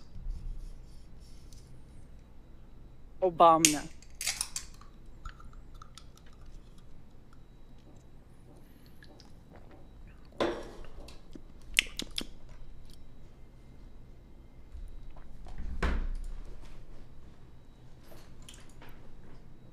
Okay. Strap in. Keep hating your life then, working class Andy. 1 hour, guys.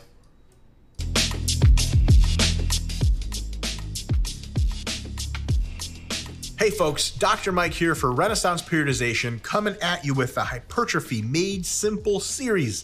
16 videos so far of all of the fundamental ways in which to design hypertrophy programs and troubleshoot as quickly and to the point as possible. I go down if you want jargon, if you want science, if you want deep explanations, what you want is the Hypertrophy Guide Central Hub on Renaissance Periodization website or any of our other longer form YouTube videos. Let's get right into it. How do you choose the exercises that you're going to be using to grow muscle growth? Well, here's the deal. How can you tell you're growing muscle? You can tell acutely and longitudinally in a couple of ways. Acutely, that is at the time at which you're training or right around it. If there's tension in the target muscle, that's probably going to cause growth. If there's a burn in the target muscle from an exercise, especially in high reps, that's probably going to cause growth. If there's a pump in the target muscle after a few sets, that's a good sign. And if there's fatigue, disruption, and soreness in the muscle during and after, that's also a good sign something is happening that's going to lead to growth. In the longer term, your repetition strength trends upwards, and that's a good sign that the muscles are getting bigger. So how do you choose exercises? Well, you want to choose exercises that do a couple of things.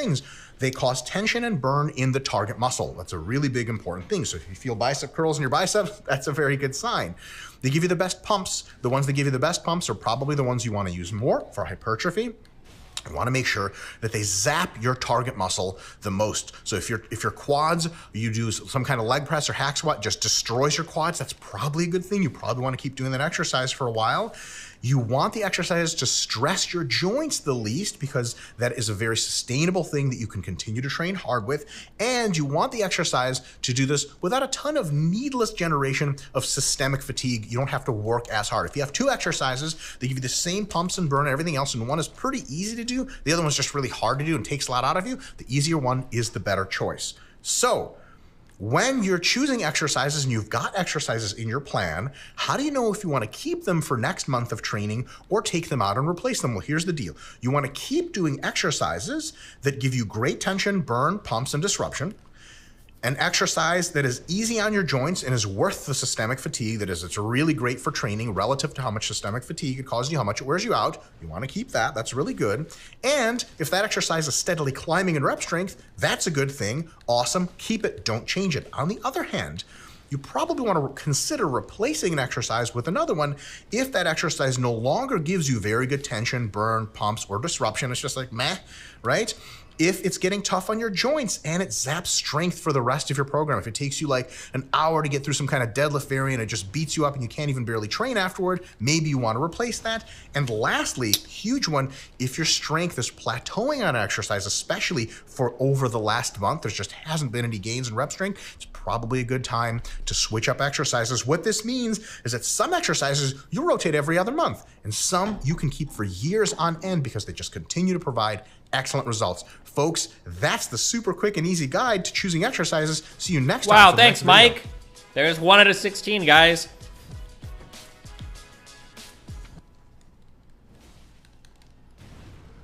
Jesus.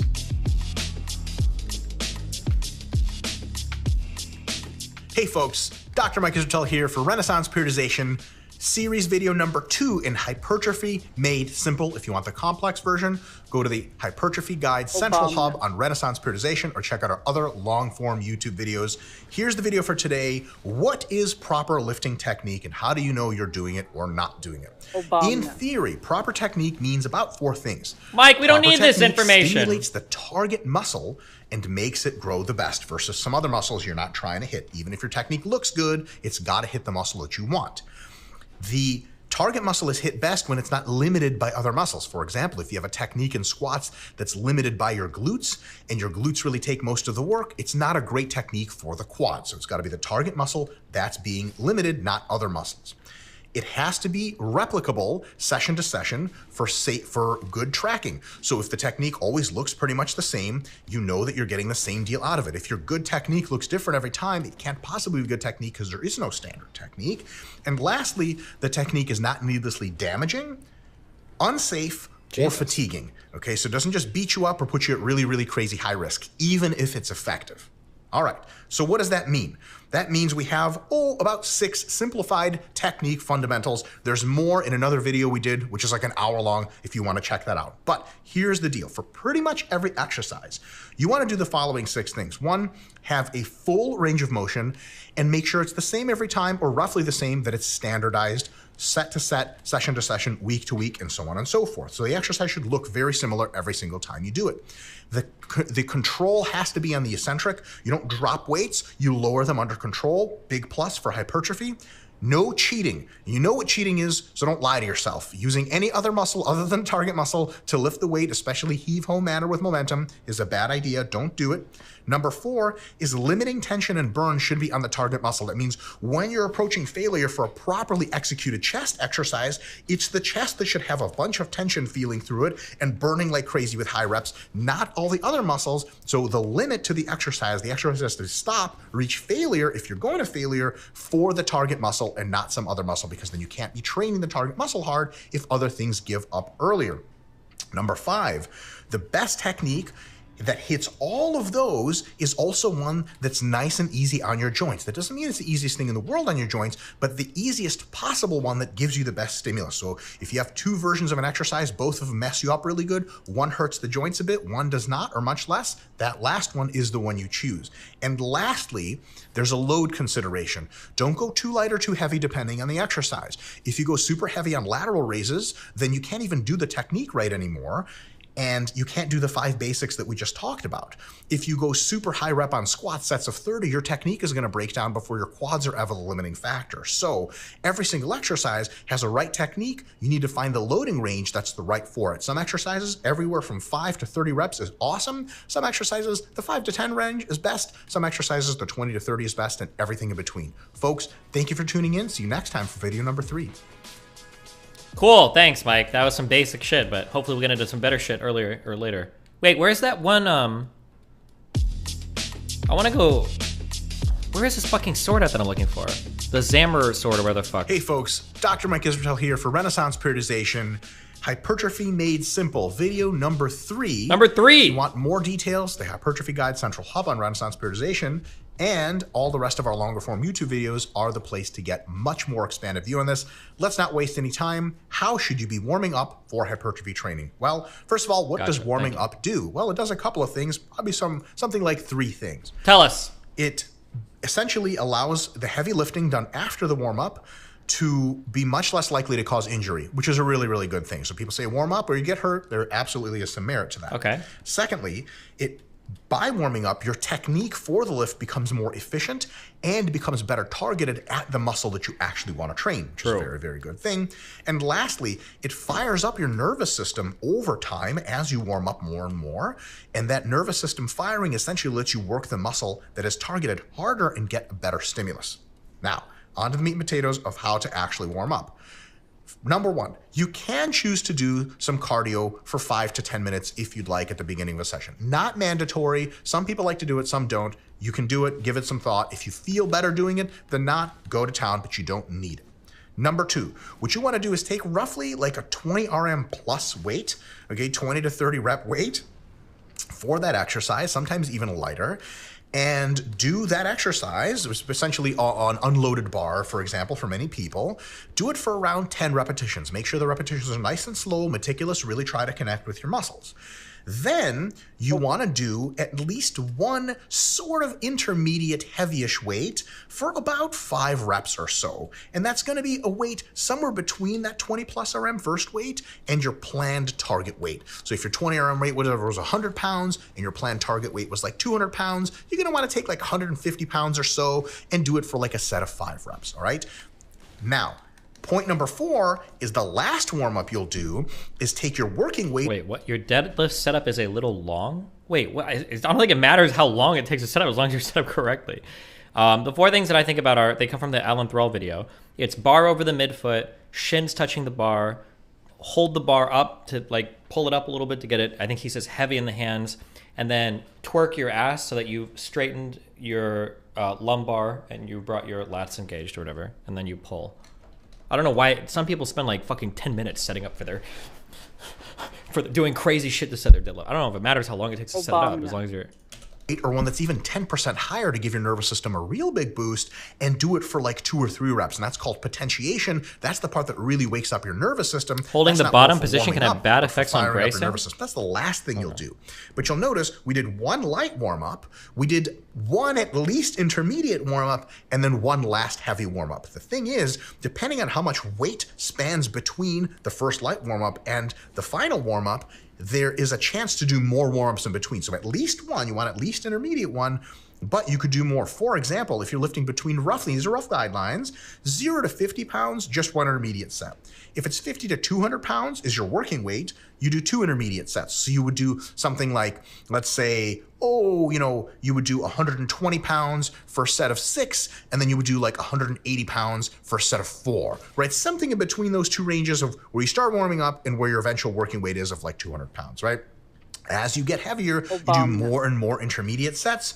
If you're doing more than 400 pounds, you could do 4 or 5 intermediate sets, because you can't just jump into crazy, crazy poundage. You don't show up to the gym to squat 600 pounds for reps by doing 150 pounds and then 300 pounds and just go to 600 pounds. That's insane. You need to do a whole lot more warming up than that.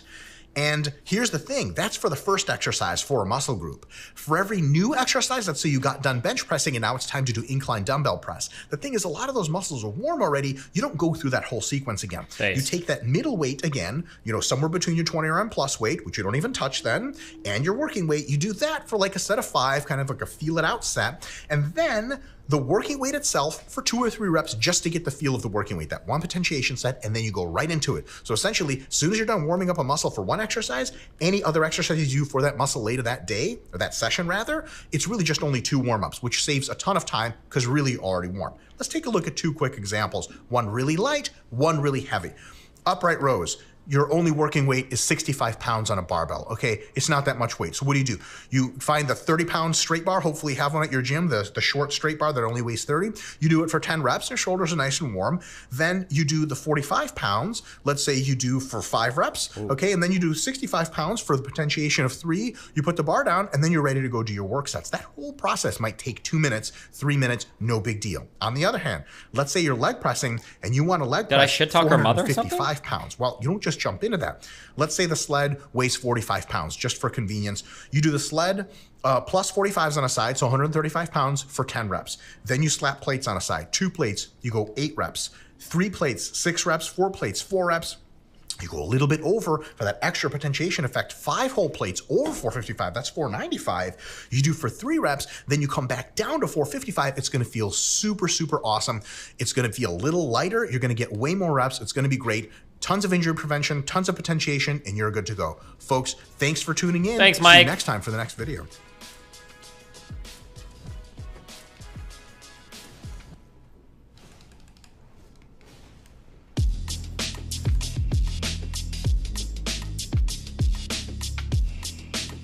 Hey folks, Dr. Mike Isbell here for Renaissance Periodization, Hypertrophy Made Simple video number 4. If you want more details, check out the Hypertrophy Guide Central Hub on our website and all the YouTube videos that we have that are longer form that explain all the stuff in much more detail. Here we go. How heavy should you lift for hypertrophy? Well, from the scientific experiments and the theory, we know a couple of things. Anything under roughly 30% of your 1 repetition max, lower than 30% of your 1 RM, no good, does actually grow muscle, but not very efficiently per working set. It's just not a ton of muscle per working set, so it's very inefficient. You have to do a ton of sets to get the same growth. And it causes a lot of systemic fatigue because a bunch of the reps you're doing aren't even hypertrophic. A lot of the reps only get to be causing lots of muscle growth towards the end of a set. If you're doing a set of 50, the first 40 reps are sort of more waste of time than not. And this kind of training tends to convert your muscle fibers more towards slower twitch variants, which actually later don't grow as much as faster twitch variants. So it's kind of a self-exhausting, self-defeating strategy. You may think, okay, we'll go heavier. Anything greater than 85% plus of your 1RM, 85 to 100% or more of your 1RM, does absolutely grow muscle. But not very efficiently per working set. If you want to grow muscle doing sets of 2, you're going to be in the gym for a really long time. It takes a lot of sets of 2 versus sets of 10 or something like that.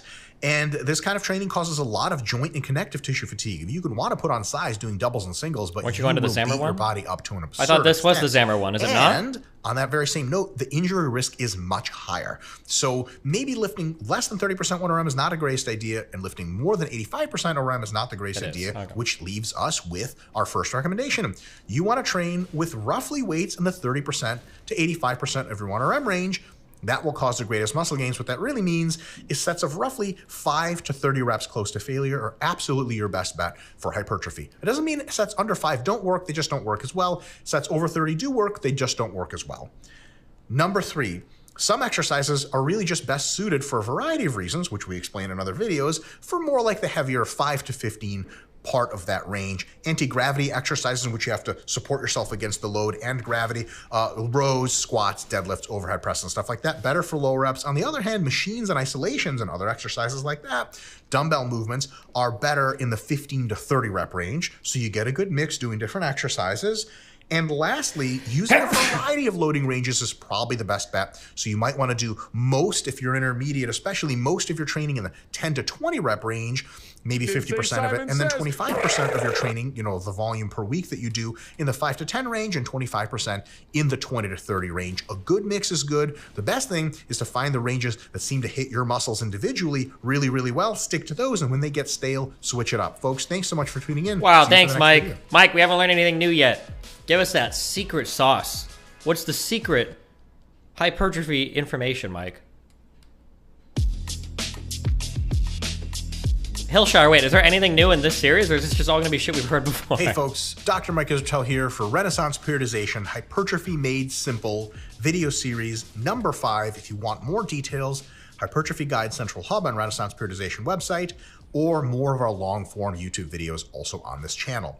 How long should you rest between sets? Hugely common question. Turns out it's actually not that complicated. Here you go. You just have to check 4 boxes, and then you can do your next We've set. already seen that this is After part one of his set other ends, you strength gotta training check all 4 series. boxes to begin your next. Here they are. Box number 1. Your target muscle has to be able to Hillshire's do not at even least here. He 5 fucked more reps us. in the next set. So if you just finished a set and you're like, oh, I think I can do 1, you got to rest longer, okay? At least 5 reps. Why 5? Because anything less than 5 reps is just not an efficient use of your time. As long as you can do 5 reps per set, this is going to be a very stimulative set and cause a lot of muscle growth relative to other sets of other rep ranges as well. Number 2. If you're farming ruins, this is a good. I'm not farming. I'm not trying to farm. The thing is, I'm close to a level, and I know that I'm going to die like 30 times to this flying fucking cat statue. So I just want to like get my level up. I need to kill this guy like 3 more times I do. I'm not just trying to farm. But I know that I'm going to die to this cat thing like 50 times. So I don't want to lose my 60,000 ruins for fucking nothing. Your cardio has to not be the limiting factor for the upcoming one. So if you just finish a set of curls, and if you start again too soon, it's your breathing that's going to limit you. You don't want to start yet. You want your breathing not to limit you, and only the target muscle will limit you. You want to fail on curls when you can't curl anymore, not because you're breathing too heavy. Next, you want to start the next set when your nervous system and more like your psychology isn't going to limit you on the next set. So once you feel strong and ready to do another hard set up here, then it's time. Anything short of that, and it's not. You just did a set of leg presses, and even your breathing's calmed down, but you look at the machine and you're like, oh my God, that thing's going to kill me. There's no way I've got enough gusto, enough like oomph to do another set. Don't. Nope. Just rest. None. And after a couple minutes, you guys know that feeling if you're like, oh man, let me at it. I'm ready. That's a good sign. That's when you're ready to go. Don't go any sooner than that. Number 4, last one, you don't want any synergists, other muscles that are helping, limit you on the set. So for example, if you want to do another set of curls, you don't want your forearms to still be burning, and you think to yourself, okay, if I just do this set of curls right now, I'm going to have to quit because my forearms are burning, not my biceps. Give yourself time, rest, make sure your forearms are not burning anymore.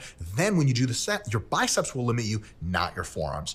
Here's the deal. Let's do some quick examples of how long that can take, all right? These are hypotheticals, but they really do work in real life. Okay, thanks, Mike. Calf raises on the calf machine. Well, how long does it take for your target muscle to be able to do at least 5 more reps in the next set? With a typical working weight, 10 seconds maybe. What about cardio? There's no limit. Cardio is not a taxing thing on calves. If it is, go see your doctor really soon. Nervous system psychology. I mean, how hard are calf raises? You're ready to do calf raises as soon as the burn wears off, which is like 10 seconds later.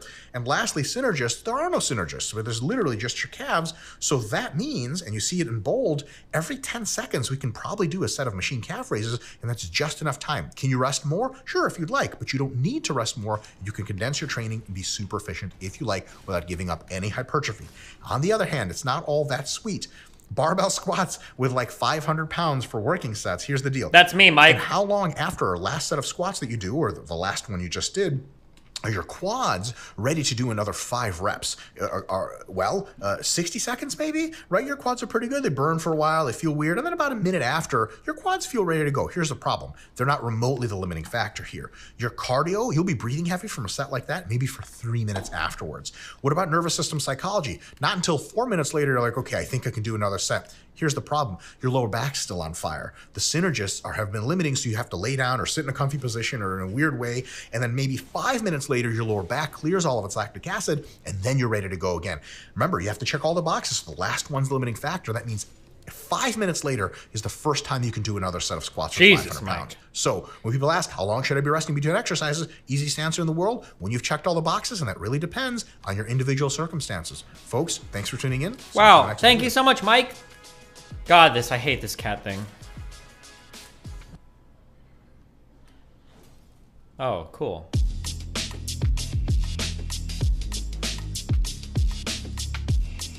Hey folks, Dr. Mike here for Renaissance Periodization, Hypertrophy Made Simple, video number 6. If you want more details, our website, Hypertrophy Guide Central Hub, or go to the rest of our YouTube, which has tons of long-form, super informative videos. In a very short, brief amount of time, how many sets should you do when you train? Let's answer those questions. Tell us. Now. So first, how many sets per muscle group per session? So when you come in to hit your chest, how many sets should you be doing, for example? So here's the thing. Really, it's enough to trigger muscle growth, and not so much that you're doing too much and causing a ton of damage that interferes with that growth. Number 1, the target muscle should be at least a little bit pumped and disrupted. Something should have happened to it to disturb it at the end of each session. So for beginners, that means as few as 1 to 5 sets per session is totally good, can accomplish that task. For intermediates, more like 2 to 10 sets per session is usually a good amount of training that stimulates optimal hypertrophy. Damn. For advanced, the bottom end is higher, 3 sets minimum in most cases, and up to as many as 12 sets per session is a really good target for hypertrophy. So if you're training chest, for example, 12 sets of chest maximally, if you're advanced, is probably a good idea. At the minimum, 3, and everything in between is usually super, super good, with the optimum average being somewhere between those 2 values, usually towards the middle. Now, this is sort of broad strokes of minimum to maximum. How do we know when it's too much? Well, when you can't recover strength to your baseline for the next session. For example, if you have chest Monday and chest Thursday, if you did so much on Monday that your Thursday workout really sucks, you did too much, you need to do fewer sets. Secondly, another way to tell is overlapping soreness. If you train chest Monday and Thursday and you did so much Monday that you're still sore in your chest, painfully, disruptively to your workout, and you're still sore on Thursday for your chest workout, that's no bueno. You gotta next Monday. No bueno. He speaks Spanish too? The number of sets don't go up or even reduce a little bit. So that's how you know you're doing too much. The best approach usually is starting at the very low end, a number per session of sets that gets you to feel like, okay, yeah, I feel that. Decent pump, decent bit of disruption, a little bit of soreness, perfect. And then If your body's getting used to that, the disruption doesn't feel quite as big, the pumps are getting a little stale, you can add sets slowly, 1 to 2 sets every week. If your body is recovering on time and you have no overlapping soreness, slowly increase your number of sets. Towards the end of that increase, you're going to be getting the too much, you're going to get overlapping soreness, your performance is going to start to fall. Then it's time to back away on the sets, give your body a break for a week or 2 or 3, lower volume training, and then start threading back in to higher and higher volumes. That's per muscle per session. What about total per session? Like when you walk in and you have to do chest and back and legs, what's the total number of sets that you should be doing per session? Well, here's the deal. If you accumulate enough systemic fatigue, that's fatigue that affects all of the muscles and the rest of the body too, and it's contributed by every single muscle, you won't be able to muster the effort to push the target muscle close to failure, right? So if you're stopping a set just because you're overall tired versus the local muscle is super messed up and close to its own failure point, that is no longer efficient training. For example, if you do like 10 sets of chest, 10 sets of back, 10 sets of legs, and you do biceps after all of that, you may be stopping on biceps because you're just like, oh, like I just can't do this anymore, versus like your muscle, your actual bicep is feeling like it's being trained. Wait, hold on. I have a message I never responded. Wait.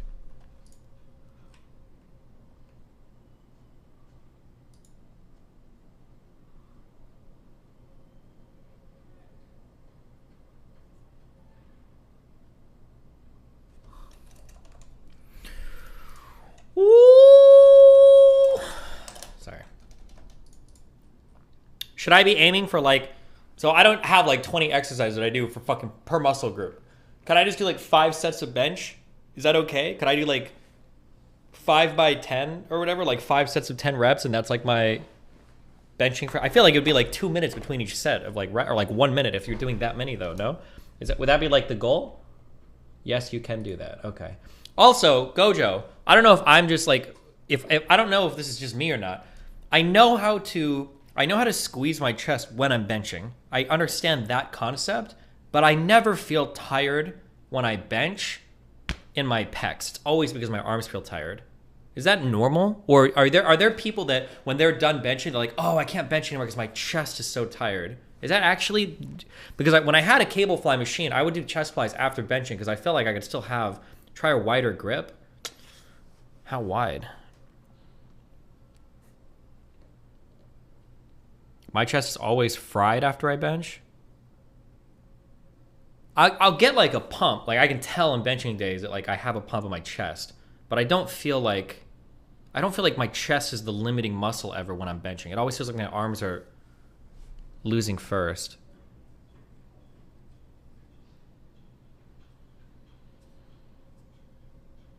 Do you feel sore in your chest the next day? Yeah, of course. Or maybe my chest is tired. Maybe I just can't tell. Huh. I don't know. I'll think about it more next time, I guess.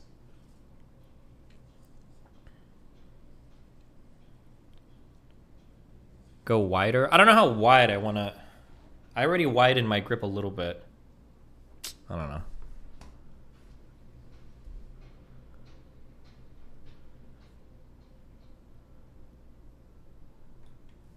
Do pause reps?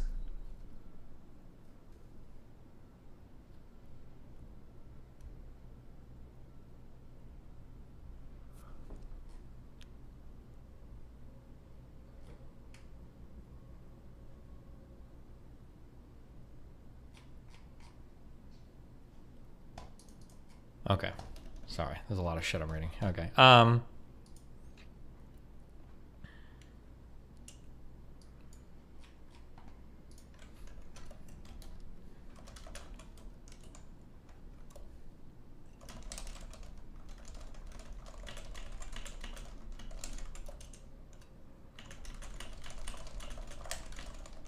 Do you do chest flies? I used to, but I don't have a machine for it. And I will never do dumbbell chest flies again. Fuck that garbage ass shit. But I used to. I liked chest flies, even though I don't think they help your bench, but because you feel your chest, I think more than any other lift I've ever done. Hardcore when you do chest flies. But hold on, sorry. But I don't have the machine for it here. There's like a standing fly machine I could use, but I don't know, it seems kind of cringe.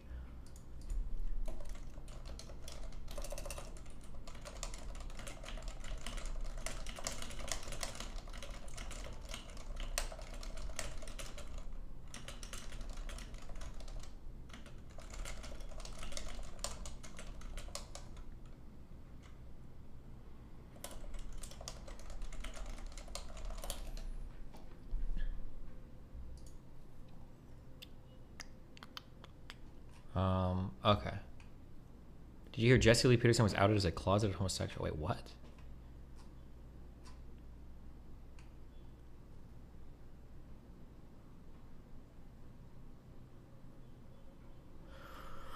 If you feel your triceps more when benching, you should widen the grip. Maybe. I'll have to think about it more now. I'll go down and do it. I've widened it a bit. I feel like I don't want to bench like this. It feels kind of memey. Like when people are like super wide. Maybe it's not. Maybe that's just a retarded thing for me to say. I'm not sure. I usually just try to think about like my arms are down here at my side. Like what feels the most natural, like in terms of like position. So I'm usually just here that I'll reach up, grab the bar. There's like the way that I do it is like pinkies on the rings is too far for me. Quite a bit too far. Usually there's like, I don't know how to describe the knurling on the bar, but if I put my thumbs up to where there's no knurling, so that there's like, the knurling starts here, that's usually where I'm gripping. It's probably a bit closer than most, but I know that a lot of people do pinkies on the rings. That's too far for me, or at least too far for what I bench, but.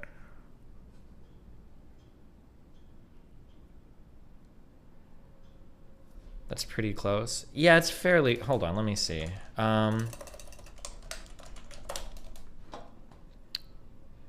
Can I just like look at a picture to describe?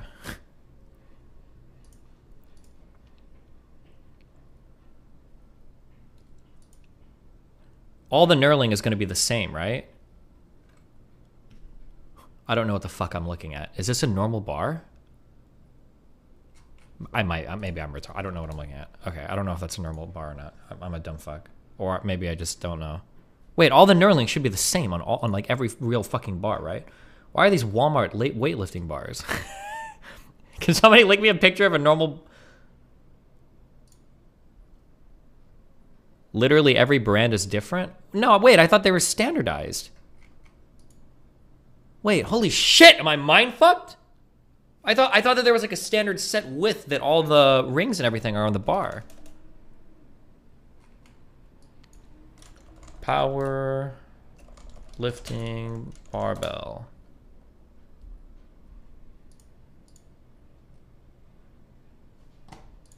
Fuck, where's the video that I sent? Gojo, hold on. Our Coom videos.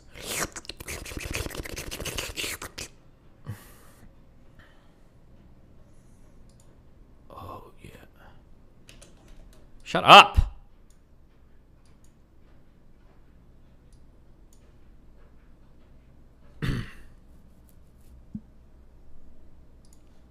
Okay, there are markings here. I usually check my thumb.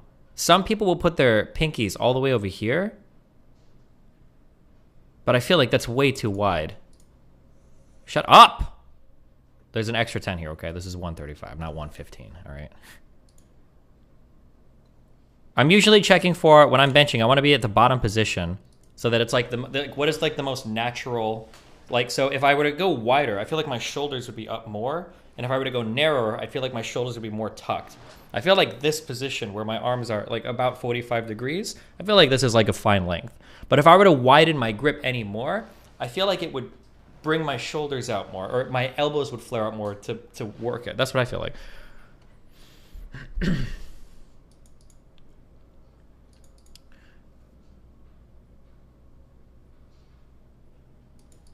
This is pretty close.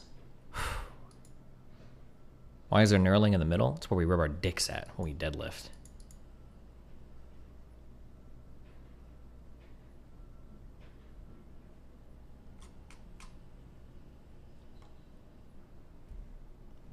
Okay. I think it's fine. Fuck you. I think it's A-okay. Suck my dick.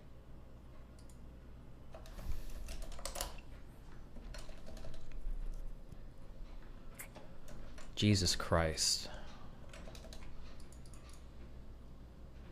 I didn't realize who I was engaging with. Backing away slowly. I just feel really strongly you shouldn't call Jews Nazis or parasites. And that communities which purport to be interested in social justice shouldn't make sense of that. What? If you're sick of gender-plagued novels written by transphobic dipshits, try my novel Manhunt. Written by a trans woman for a trans audience. Trans dykes fall in love and fucking murder turfs. Feral men maraud in the wilderness. J.K. Rowling dies. What the fuck? Jesus.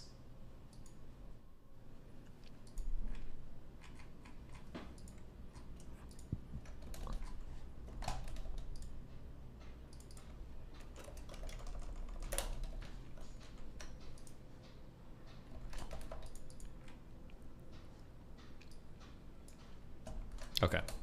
Super hard, and it's the limiting factor. When you can no longer have the muscle as a limiting factor, train can't do this anymore, versus like your muscle, your actual bicep is feeling like it's being trained super hard, and it's the limiting factor. When you can no longer have the muscle as a limiting factor, no good, that's too many sets. So how many are we really talking about here? Well, You're losing to your ego right now. Wait, losing to my ego for what? What is Gojo even saying?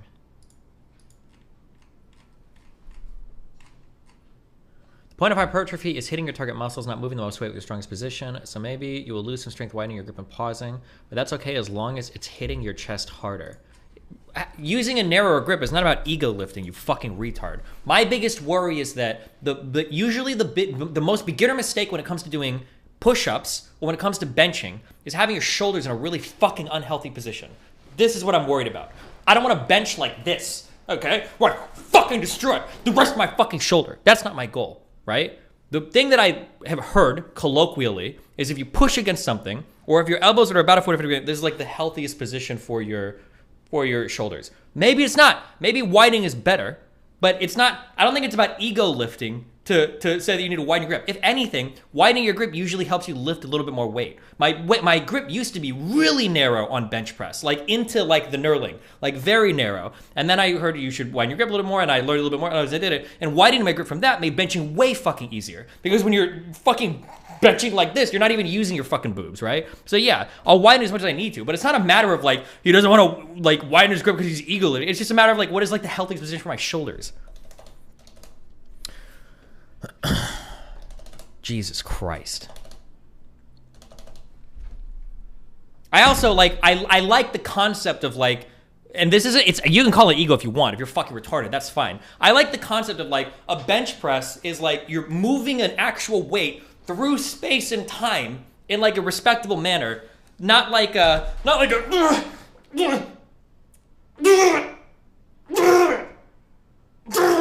like that fucking shit too, okay? I like a bench press that looks good, like you're actually accomplishing something with a lift as well, okay? Fuck you. Okay.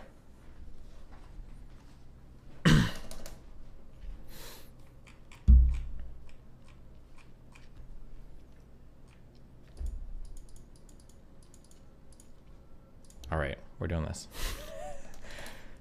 Why are you streaming at 1440p 60, but your image looks like 1080p?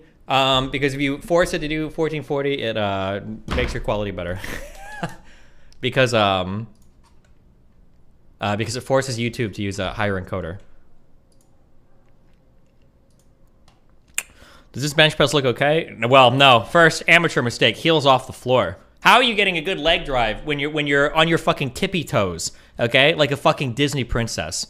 So, firstly, huge critique right there. Also, garbage shoes. Second big critique. So, two huge problems. All right, let's see what else is going on here. Hold on. Let's see what else we got. Okay, pretty sloppy liftoff. Looks pretty uncontrolled. Pretty dangerous, but all right. Can't tell if your wrists are in a healthy position because you have these dumb fucking Pikachu wristband things on. Don't know what that's going on with, but all right, let's go.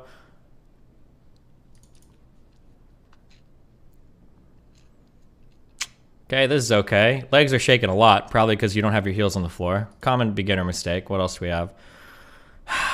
That bar is coming down pretty quickly at the end here. It looks pretty uncontrolled at the end. I'm a little worried for you. Should probably reduce this maybe 20, 30 kilograms so that you have a little bit more control in the descent. I'd recommend pause reps instead of like committing suicide here at the bottom of your push here. A lot of drifting of the bar back and forth. Notice how when you come up here, if you stand at the side, the bar is not moving up and down in a straightish line. You're drifting a lot here. Oh my God, that's horrible. I thought you were gonna drop it on your head.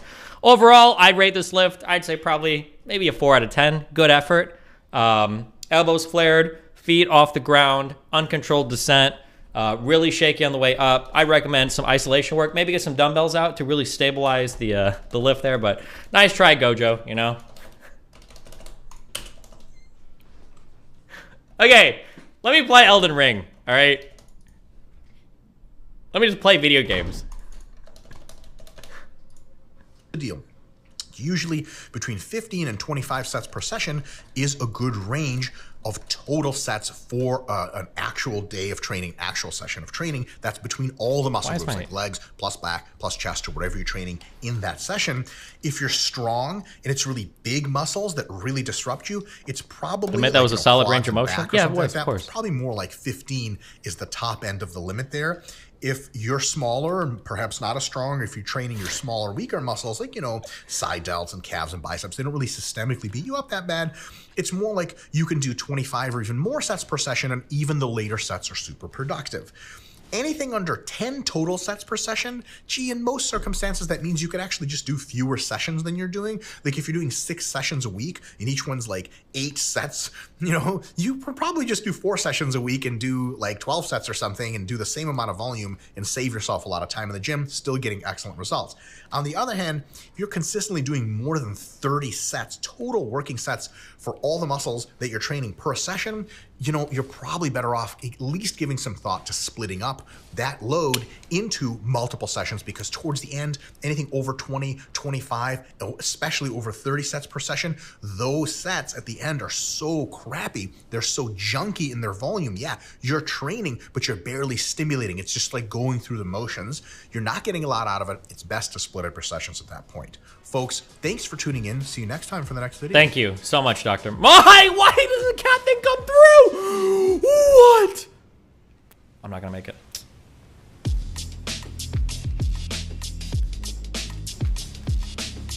I'm gonna die through the wall. Hey folks, Dr. Mike Israel here for Renaissance Periodization, Hypertrophy Made Simple, video number 7. If you want more details, the Hypertrophy Guide Central Hub on our website and other longer form YouTube videos on this very channel. Here's the deal. Should you train to failure? And really, how hard should each set be when you do train for hypertrophy? First, what does the research say? Well, here's good news, bad news. There's no clear benefit of going any harder per set, at least every time, than 3 reps shy of failure, what we call 3 reps in reserve, 3 RIR. No benefit of going with 0 RIR versus 3 RIR in pretty much the average of the studies. Now, in addition to that, going all the way to absolute failure can cause tons of fatigue and prevent you from stringing together awesome back-to-back workouts, because each workout becomes so fatiguing it can mess up the workout afterwards. However, you don't want to really think you're training 3 reps in reserve, but you're really just lying to yourself. You've never been to true failure. You could be 7 or 8 reps in reserve. The research shows that people are really bad at estimating and sometimes really cut themselves too much slack. So there's actually a really good approach that we can use between these two. Why is my computer so fucked? What is happening? I can't even... Okay.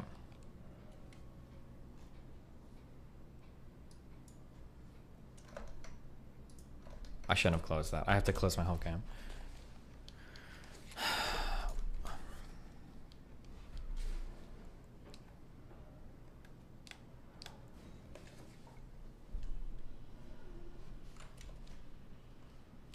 Did your controller stop working? No, my keyboard stopped working.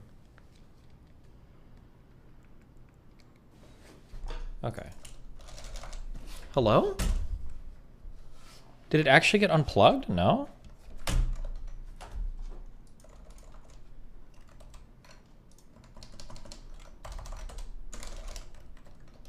Wait, my keyboard is fucked.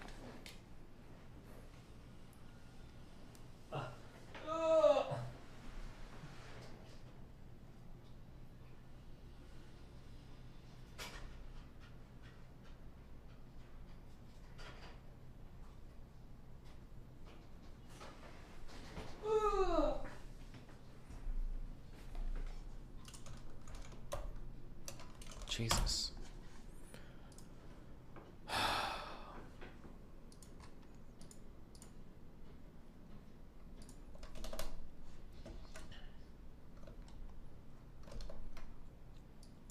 Okay, the only thing I'm not fully buying for Mike here is...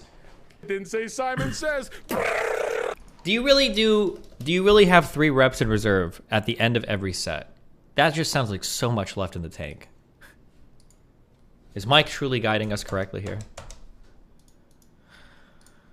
Okay. Each workout becomes so fatiguing, it can mess up the workout afterwards.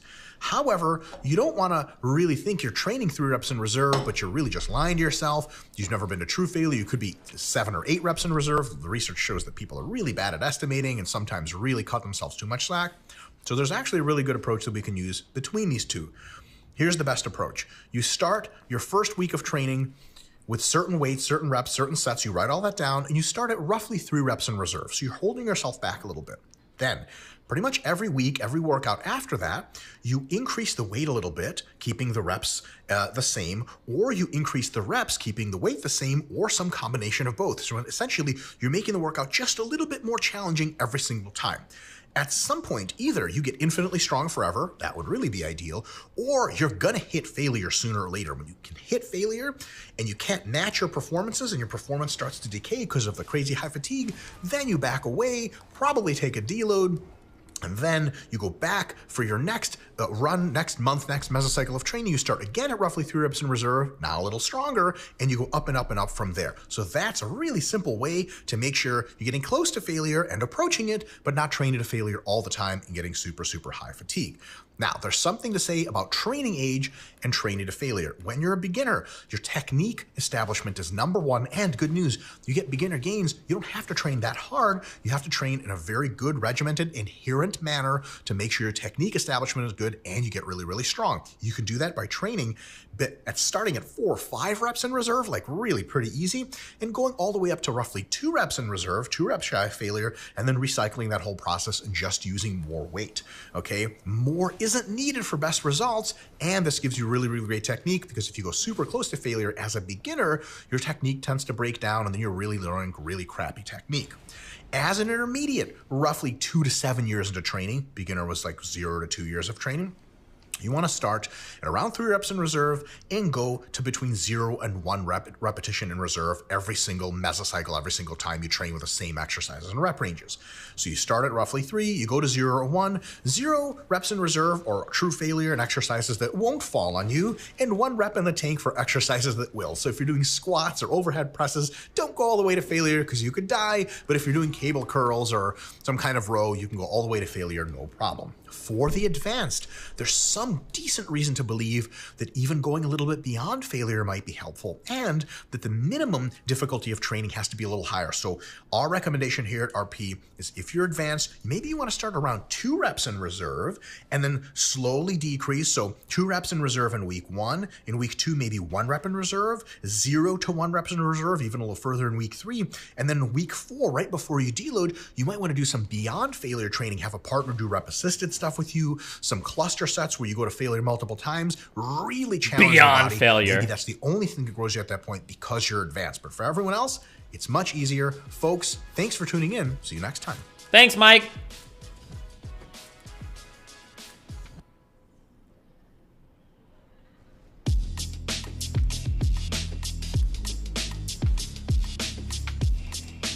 Hey folks, Dr. Mike Israetel here for Renaissance Periodization, Hypertrophy Made Simple video series number 8, How Often Should You Train? If you want more details, on our website, the Hypertrophy Guide Central Hub, and on this YouTube channel, more of the long form videos which explain all these topics in much greater depth and scope. So, how many weekly sessions should you do for the same muscle group? Like how many times should you train chest per week? Well, it depends on how hard you train in each session. You can train again when the muscle that you're trying to train can perform at its normal level or a bit higher. Okay. If your performance is lower and lower and lower, every time you train, you get worse. So if the muscle is recovered or better, you can train it again, right? And the muscle is no longer sore. You don't want a ton of overlapping soreness. Always trains when you're sore, increases your injury risk, and it probably just does so much damage, it interferes with growth directly. So here's the thing. The muscle is no longer sore. You don't want a ton of overlapping soreness. Always trains when you're sore, increases your injury risk, and it probably just does so much damage, it interferes with growth directly. So here's the thing. Because you choose how much training you can do, it really alters your frequency. So if you do something like 4 sets per session, let's say chest, you just do 4 sets of bench, that means you might be able to do 4 sessions of chest per week because you recover super quick from that, no big deal. But if you do something like 8 sets per session, maybe you can only train twice a week because it takes longer to recover. Both of those are absolutely totally fine. Anything under 2 to 4 sets per muscle per session, like if you do just 2 sets of biceps or 1 set of biceps and leave, then you might just combine it into fewer sessions because you're just showing up to the gym more than necessary. There's no reason to split up muscle groups or in your training into that frequent of a split. It just doesn't offer any advantages. You just have to just show up to the gym more often, and you're actually probably wear and tear more on your joints because your joints never get a break. You're always training that same muscle group. On the other hand, anything over 12 sets per muscle per session is better to split up. So if you say, okay, either I do 15 sets of chest on only Monday, or I do like 7 or 8 sets of chest on Monday, 7 or 8 sets on Thursday, that second option is much better. So anything over 12, you want to split up. Anything under like, 2 to 4, you probably just want to condense into other training. The result is that for a muscle group, anything between 2 and 6 sessions per week is totally fine as long as you consider your own personal ability to recover and you're managing the volume per session very well. The thing is, with higher frequencies, you actually end up doing more total work per week, which is actually a way to hypertrophy faster, but it's not as sustainable specifically on your systemic ability to recover and the joints and connective tissues involved. So you can do high frequency training for short bursts of several months at a time, but you probably need to back away from that every now and again. What about total sessions per week? Okay, so we're not talking about like for chest, we're talking about how many times you show up to the gym. And it really depends on your training age. Adherence is everything. You don't want to burn people out. So here's the deal. Beginners probably are best doing 2 to 4 total sessions per week that's training their whole body. They just come to the gym 2 to 4 times. Why? You don't want to burn them out. You can always give them more and they'll respond better. Here's the thing. They don't need to respond better because they make great gains anyway. And because you don't want to burn them out, but they make great gains from easy training anyway, you might as well just make it easy.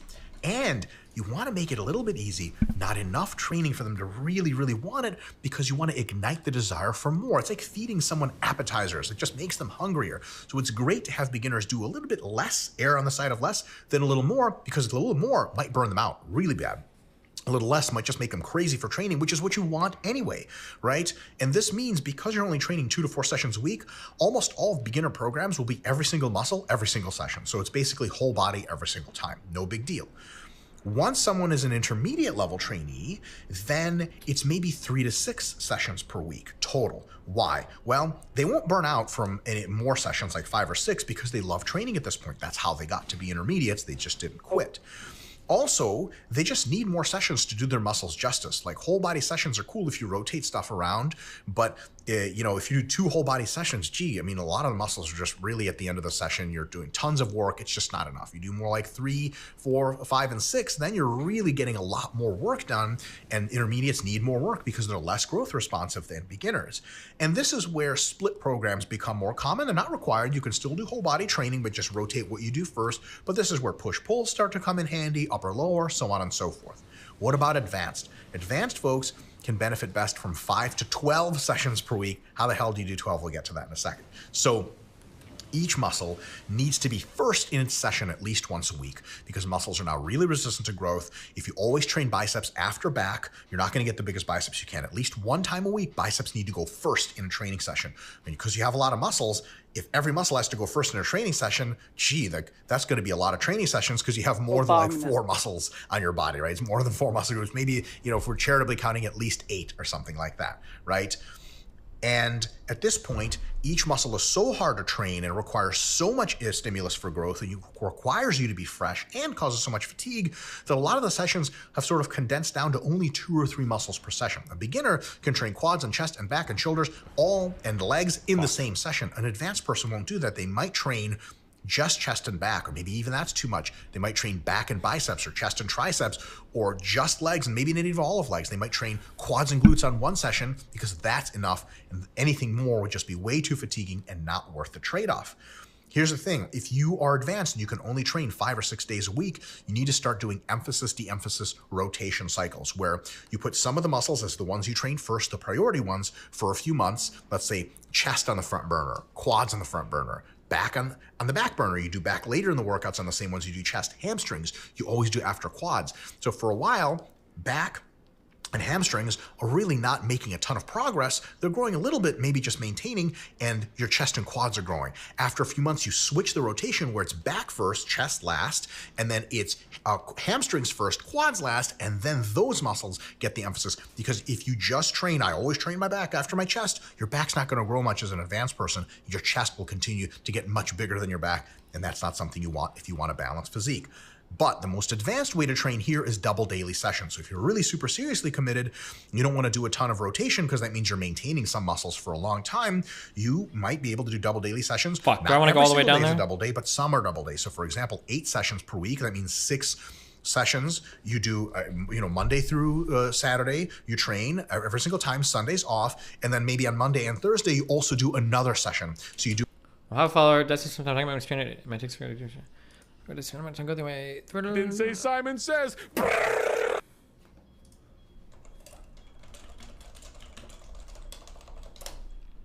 Oh, interesting. No, you skipped all that by doing the candle skip. Do I, wait, so should I do a smaller muscle group later in the day? So that's 8 sessions per week. Okay. You could do 10 sessions per week and even 12 sessions per week. What you don't want to do is train every day. At least one day out of every week should be completely off to recycle and recoup everything. Folks, thanks for tuning in. See you next time. Thanks, Mike. Are we halfway done, guys?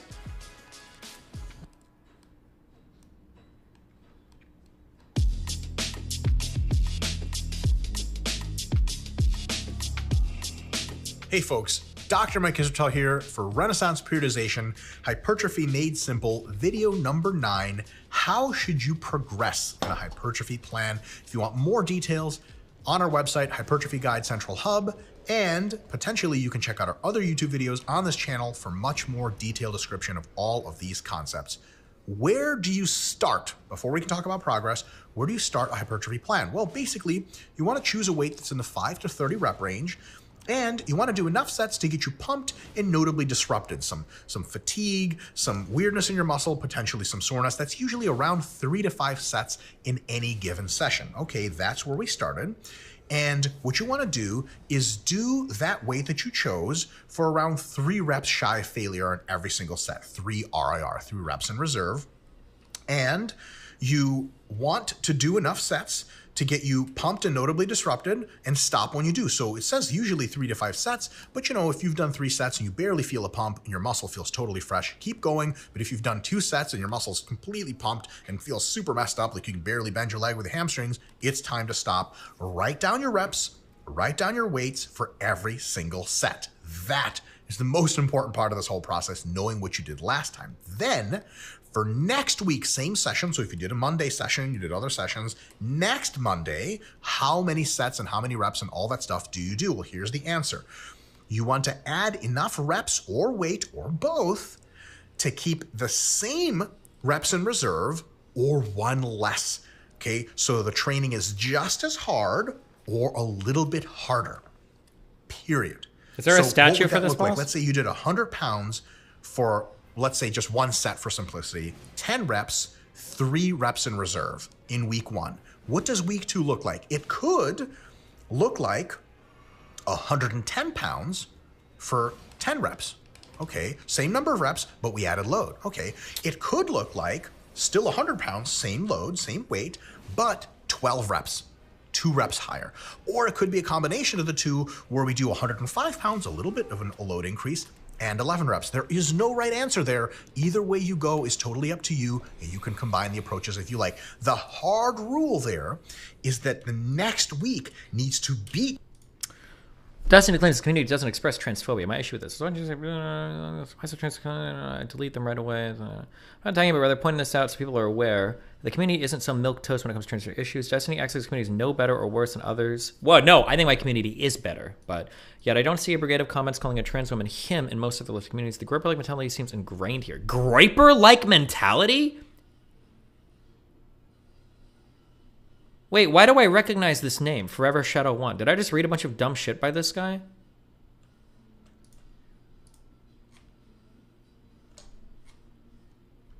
Since many are asking for examples, here are commenting from Destiny's vid on the DM versus VM debate.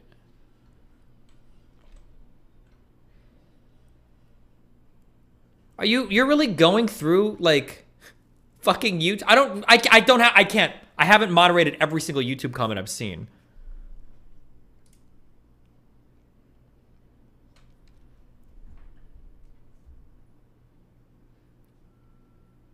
Jesus.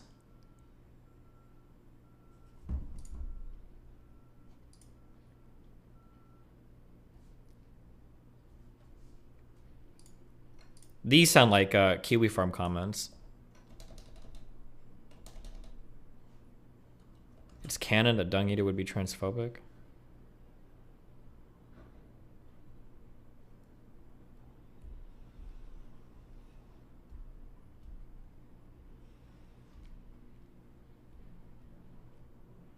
I know you're being ironic, but I think this is true. His behavior makes transphobes feel better about themselves. I'm trying my best and it's not good to say I'm really not. Jesus.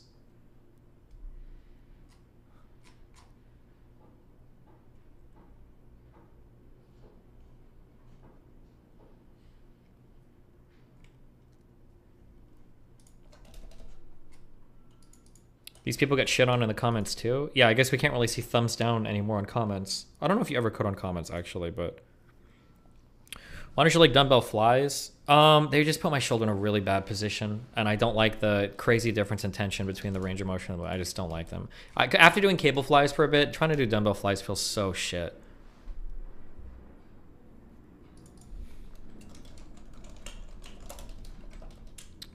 Not to say they're a bad exercise. Maybe some people like them, but I don't know. I never. Your performance from the last week every single time.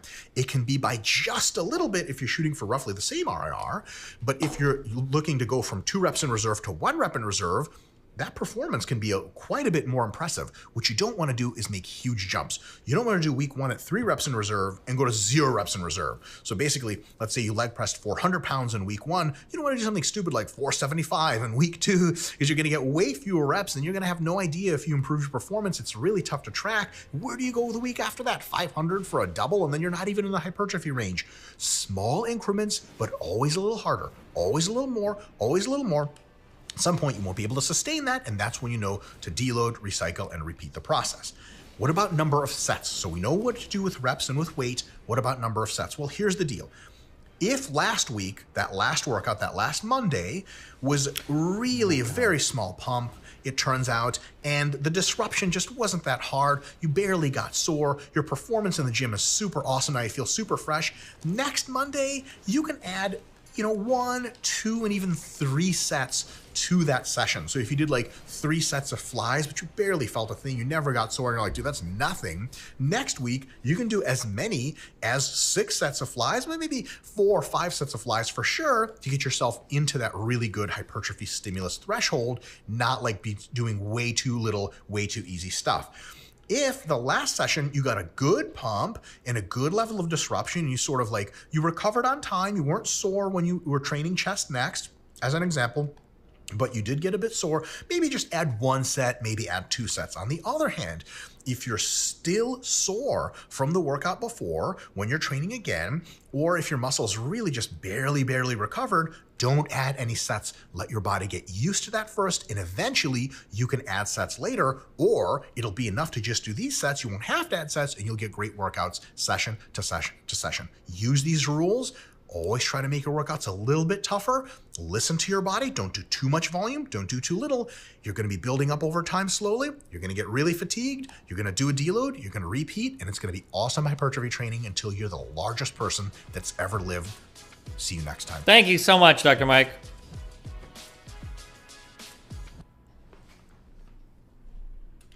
So here's what I don't understand, I guess, about volume. Okay, so I basically do 3 sets for almost everything, just because I've just carried it over from prior training. If I do, let's say theoretically I do 4 sets of 10 reps for Hillshire Gojo. If I do 4 sets of 10 reps, I feel like the first set is going to be nothing. Like, I feel like I'm not even going to feel a pump on the first set. Is it, like, how do you like balance out like how many reps versus how many sets you do? Or for people that like 5x5 is a really common program. Like for 5x5, I feel like the first set, if you're doing 5 sets or something, it feels like the first set would be so easy. It shouldn't feel like nothing. But then it feels like if the first set is challenging, can you really do 4 or 5 sets of the same number of reps? The argument sort of complicated way of doing sets. For example, you should do 3 sets where each set is 3 RIR. Don't you want to keep the weight across the same across every set?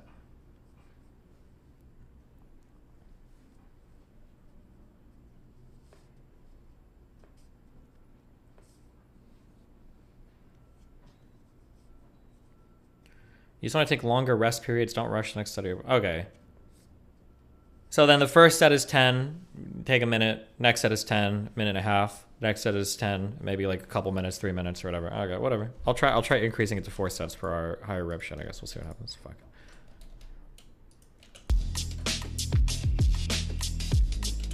Destiny, not safe for life. Forearm snaps, no sound. Do you know how the fuck this can happen? It seems like she just puts her body weight on it during the pull-up and it just snaps.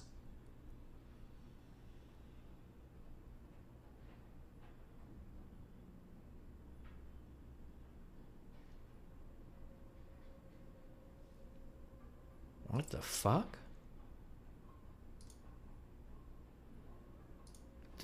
This has to be a meme or something. Is I don't know. Something weird. This is I've never seen this in my life. I don't know what that is. I don't even know what's going on. Hey folks, Dr. Mike Israetel here for Renaissance Periodization, Hypertrophy Made Simple, video number 10. When and how should you be deloading to drop fatigue to make sure your training continues to be awesome and safe?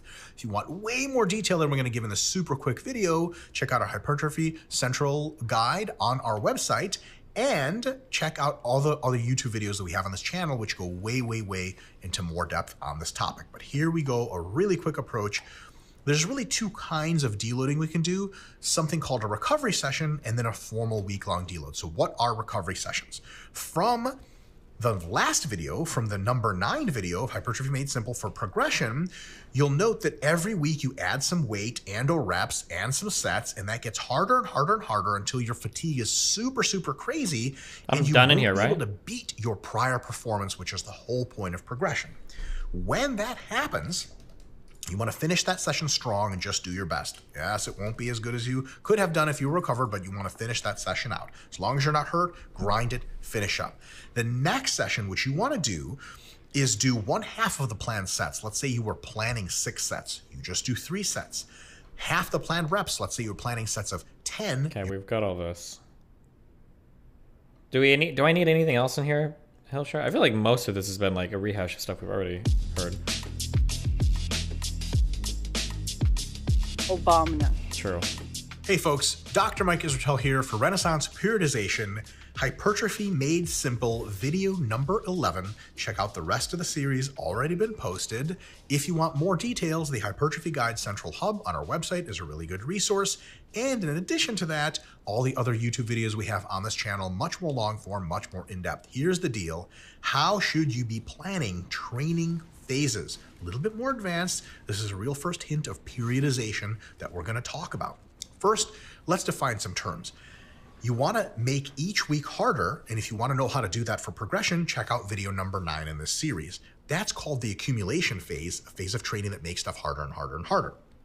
Then, from video number 10, we learned how to deload. At the end of each accumulation phase, there's the deload phase. The entire accumulation plus deload is called a mesocycle of training. It's like 4 to 8 weeks long on average. Here's the new term for periodization: is a block of training is usually about 3 of those mesocycles stuck one after another after another. Okay, so it's a progression of 3 mesocycles in a row. How should we structure that? Well, here's the deal. In the beginning of each training block, like the first mesocycle, for example, you probably want to bias more of your training in the heavy range. Lots of sets of 5 to 10 reps, not as many in the 10 to 20 or 20 Oh to 30 God, range. where do I get somber smithing stone ones lower from? frequency per muscle group, and overall, maybe 2 or 3 sessions per muscle group per week, not 4, 5, or 6 like you can do probably later. With each successive meso through a block, from meso 1 to 2 and 2 to 3, you probably want to consider adding sessions, all right? Something like 1 session at most per mesocycle. So for example, you did biceps twice a week in the first meso, then 3 times per week in the second, and 4 times per week in the third is a really, really good idea. Don't go up any faster than that because you'll burn yourself out. In addition, when you add these sessions, you probably want to add higher rep ranges. So if you started with biceps being 2 sessions of both 5 to 10 reps, relatively heavy in the first mesocycle, Top when you left add of the another swamp. session, it should probably be in the 10 to 20 rep range. And you add another session later for that third mesocycle, it should probably be in the 20 to 30 rep range. You don't want to add heavy work. That's going to get a little crazy and it's going to beat you up like wild. For the exercises that you add, every single time you add a session, you should probably be adding a session by new exercises. So if you're doing barbell curls and then dumbbell curls, and then you add a new exercise, you should probably be like cable curls or machine curls. You can double up on exercises, but it's probably good to use fresh exercises. And those should be concordant to the rep range. So if you add an exercise in the 20 to 30 rep range, something like cable curls is super awesome because it works really well in that rep range. You don't want to add something that doesn't make sense. If you're adding a quad exercise, you don't add barbell squats in the 20 to 30 rep range because that won't be limited by your quads from one of our earlier videos. You can look into that. So make sure you're adding intelligent exercises that fit those higher rep ranges every single time. Now, here's the deal. After a whole block of increasing frequency and adding tons of volume, essentially, and adding new exercises, you are going to be toast. There's no way you're going to do a 4th or 5th mesocycle of progression. It's just not going to happen. Your muscles need a break, your whole body needs a break, and your mind needs a break to heal and resensitize and begin that process over again. You have 2 options here for phases. Option 1 is a low volume maintenance phase. This is roughly 3 to 4 weeks long. You do only sets of 5. Hold on. I have nothing to get into a public with this. I have, what is, oh my God, 43 pages. My experience with swim. Is this worth what happened? Dangerous men being leaders of gaming communities.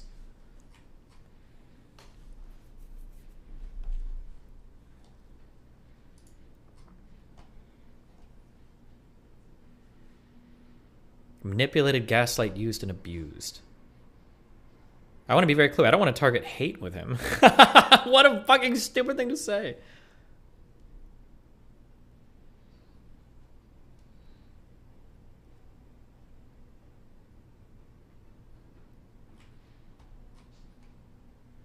I'm in his community. It's fucked. He pressured her into taking LSD and then sexual assault. Oh, that's not good.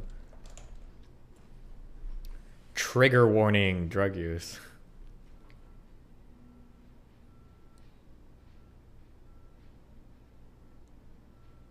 I have an addictive kind of personality. I'm going to switch from cigarettes to Coke Zero. Obama. I hate young people. Is this person 22? What is the age of this person? Can somebody tell me? I had experience LSD with a friend once, and that he was going to make it up again like 5 days before my plane. I was freaking out because I know nothing about hard drugs, and he was like, no, that's chill, done it once. I'm hoping we can try. They said 25.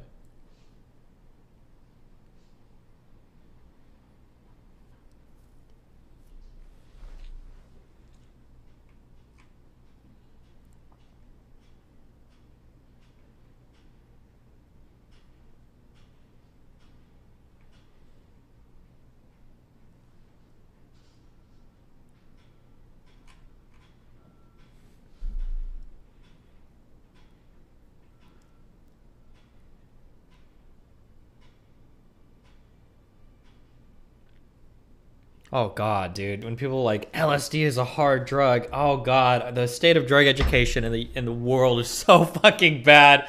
Oh my God! But okay, yeah, it's been corroborated by a lot of other figures, quite credible, and he's fucked at this point. But okay, let's see what happens. Eventually, when I was there, he was distant at some point. He explained before that LSD would not get one addicted; it just helps seeing news, and I should try reading stuff. At that point, I was reading more about it because I felt it coming. He insisted so many times, saying I'd understand it better than eventually I did, despite telling him that even if I changed my mind about how I view the use of LSD, I wasn't sure if I wanted to try it. I did it because I was looking at him thinking, he's the guy I love and he's turning his back on me, he ignores me.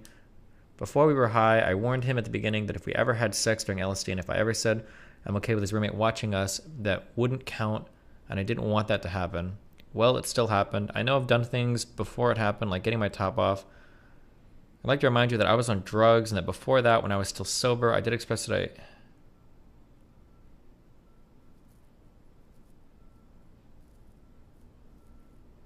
Keep hating your life then, working class Andy. What?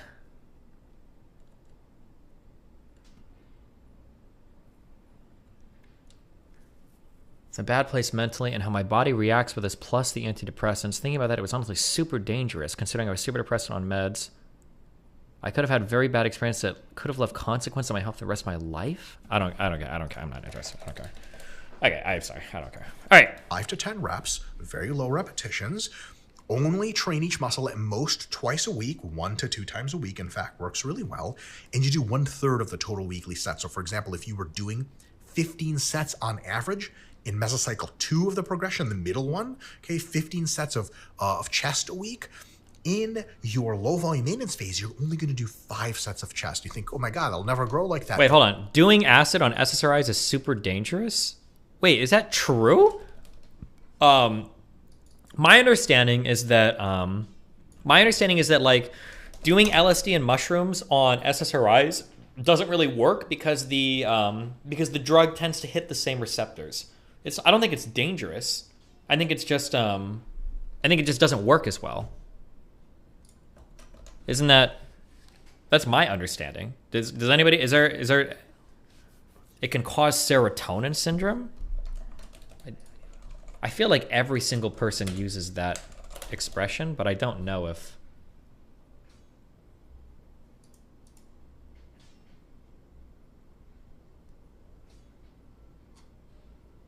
I would have to do more reading. Because I know a lot of people say like after MDMA, like, oh, you have serotonin syndrome, but no, you don't. That's not what that is. I would have to go and read more on it though. Be careful. Do your own research for drugs, guys. Point isn't to grow. It's to maintain muscle, which is very easy while you recover. So very, very little training, very low volume. At the end, you take a deload just like normal, and then you start another block of progression going up and up. The alternative is to take an active rest phase. It's shorter, only 2 or 3 weeks, and it's almost no lifting. You can go in the gym and mess around a little bit. I need a stone really 9. What you want to do is just have a lot of fun, be active, not too active, relax a lot, sleep a lot, eat plenty, and just enjoy your life. Take all of that gym craziness out of your system, and maybe you do 2 sessions in the gym, literally sessions, not per muscle group, maximum less than 50% of normal weight and reps and sets, 10 reps in reserve on each set, like you're barely even trying. You're going around just to mess around. After that's over, you begin another incrementally more difficult and more difficult and more difficult block of roughly 3 mesos of training. Thanks, Mike. Folks, that's it for this Okay, where do I go time. next? Where's the next place I go?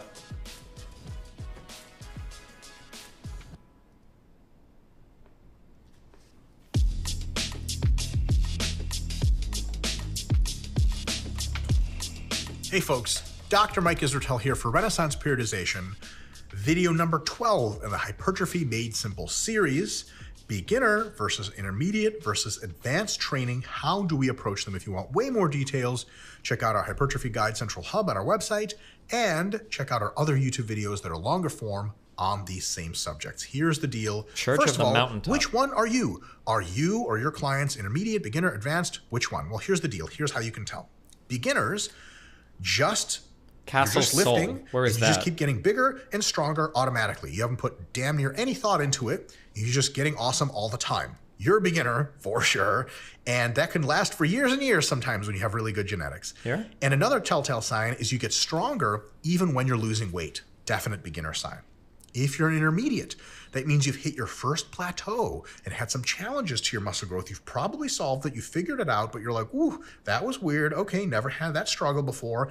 And you need to nail the basics to consistently continue to progress. Also, you get a little stronger during weight loss periods, but just barely. So you're having mostly maintenance times during weight loss periods. If you're getting tons of strength during weight loss, you're not intermediate yet, you're just a beginner. If you're advanced, your nutrition, your recovery, your sleep, and all of your training has to be very meticulous and well-planned, or you simply don't make gains if all the pieces don't fit. And in the best case, you maintain your strength during weight loss. You almost certainly don't gain it, and sometimes you even lose a little bit of repetition strength. That's how you know you're advanced. What should beginner training look like? For a variety of reasons we've described in other literature and tons of other videos, here's the deal. Beginners should do mostly sets of 5 to 10 repetitions, especially for technique learning. They should focus mostly on the compound heavy barbell basics, not a lot of fancy stuff. They should focus really greatly on improving and solidifying their technique. Technique's number one. For that reason, they want to avoid training way too close to failure because technique breaks down, and without super crazy high volumes. So you want to push them in volume until they feel challenged, and then go back, reduce the volume, and increase the load on the bar. And they're going to train each muscle roughly 2 to 4 times per week, but they only train 2 to 4 times per week, so it's going to be a whole lot of whole body work, which is super, super awesome for beginners. I think we've heard all this before. Intermediates should do mostly sets of 5 to 10, but now do lots of sets of 10 to 20 reps as well. Really good. They should focus mostly on the compound basics, but thread in some isolations and mostly stick to free weights, not a ton of machines just yet. They should focus on altering their technique to fit their personal stimulus to fatigue ratios. So you could say, here's your basic squat technique that you learned now. Does it feel better if you have a slightly closer stance, slightly wider stance? They should start exploring that and doing what feels best for them. Because for the first time ever, they have a feel of what actually feels best versus just what they should be doing. Beginners have no idea what feels best. Number 4, intermediates should start pushing their training hard, starting at 3 reps in reserve at the beginning of a mesocycle, and at the end going 1 or 0 RIR in most cases. And the emphasis must be on breaking psychological barriers and physical barriers, getting stronger every single month, making sure that you're eking everything you can out of your muscles, really learning how to train hard. Because beginners, they need to learn how to train right with really good technique. Intermediates can now really start. Dude, my to push it R1 gets fucked with 2 already swords. Settled in to a very, very good margin. They want to train for intermediates between minimum effective volume and maximum recoverable. You want to burn them every single time through that whole range. Towards the end, they should be really faltering in their performance. Then you deal with them. You don't have to save them from high volumes. And they're going to train each muscle 2 to 4 times per week in about 3 to 6 total weekly sessions because they need more training now to really put the emphasis on muscle growth. Lastly, advanced training.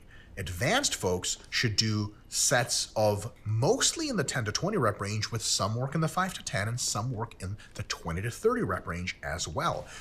For exercises, they should focus on the exercises which have the best stimulus to fatigue ratios for them, be that isolations, compounds, or any one of those, and any mix of those. They should be exploring new exercises and techniques fairly often to try to maximize their stimulus to fatigue ratio. How can we do a hack squat differently, a leg press differently? How can I turn the dumbbells differently to get better feel in my chest, less feel in my joints, so on and so forth? That kind of fancy stuff, not really for intermediates, definitely not for beginners, but the advanced can really start to benefit from it. What about training hard?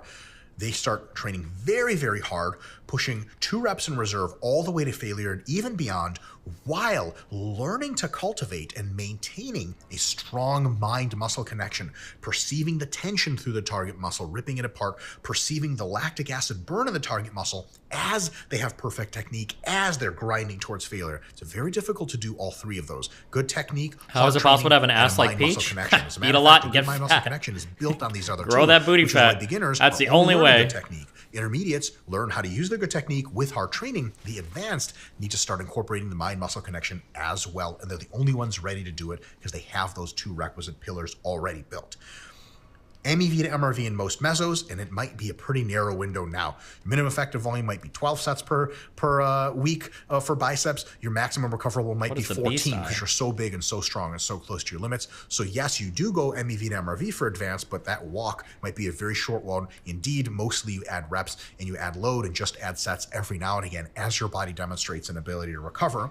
Lastly, these folks, the advanced, want to train each muscle in each of 2 to 6 sessions per week, okay, a pretty big range there, and really in 5 to 12 weekly sessions. This is where double days of training and phasic approach of pushing some muscles, MEV to MRV, sometime backing away and going to maintenance volume on other muscles, other time starts to be a really, really good idea. Folks, thanks for tuning in. See you for the next video.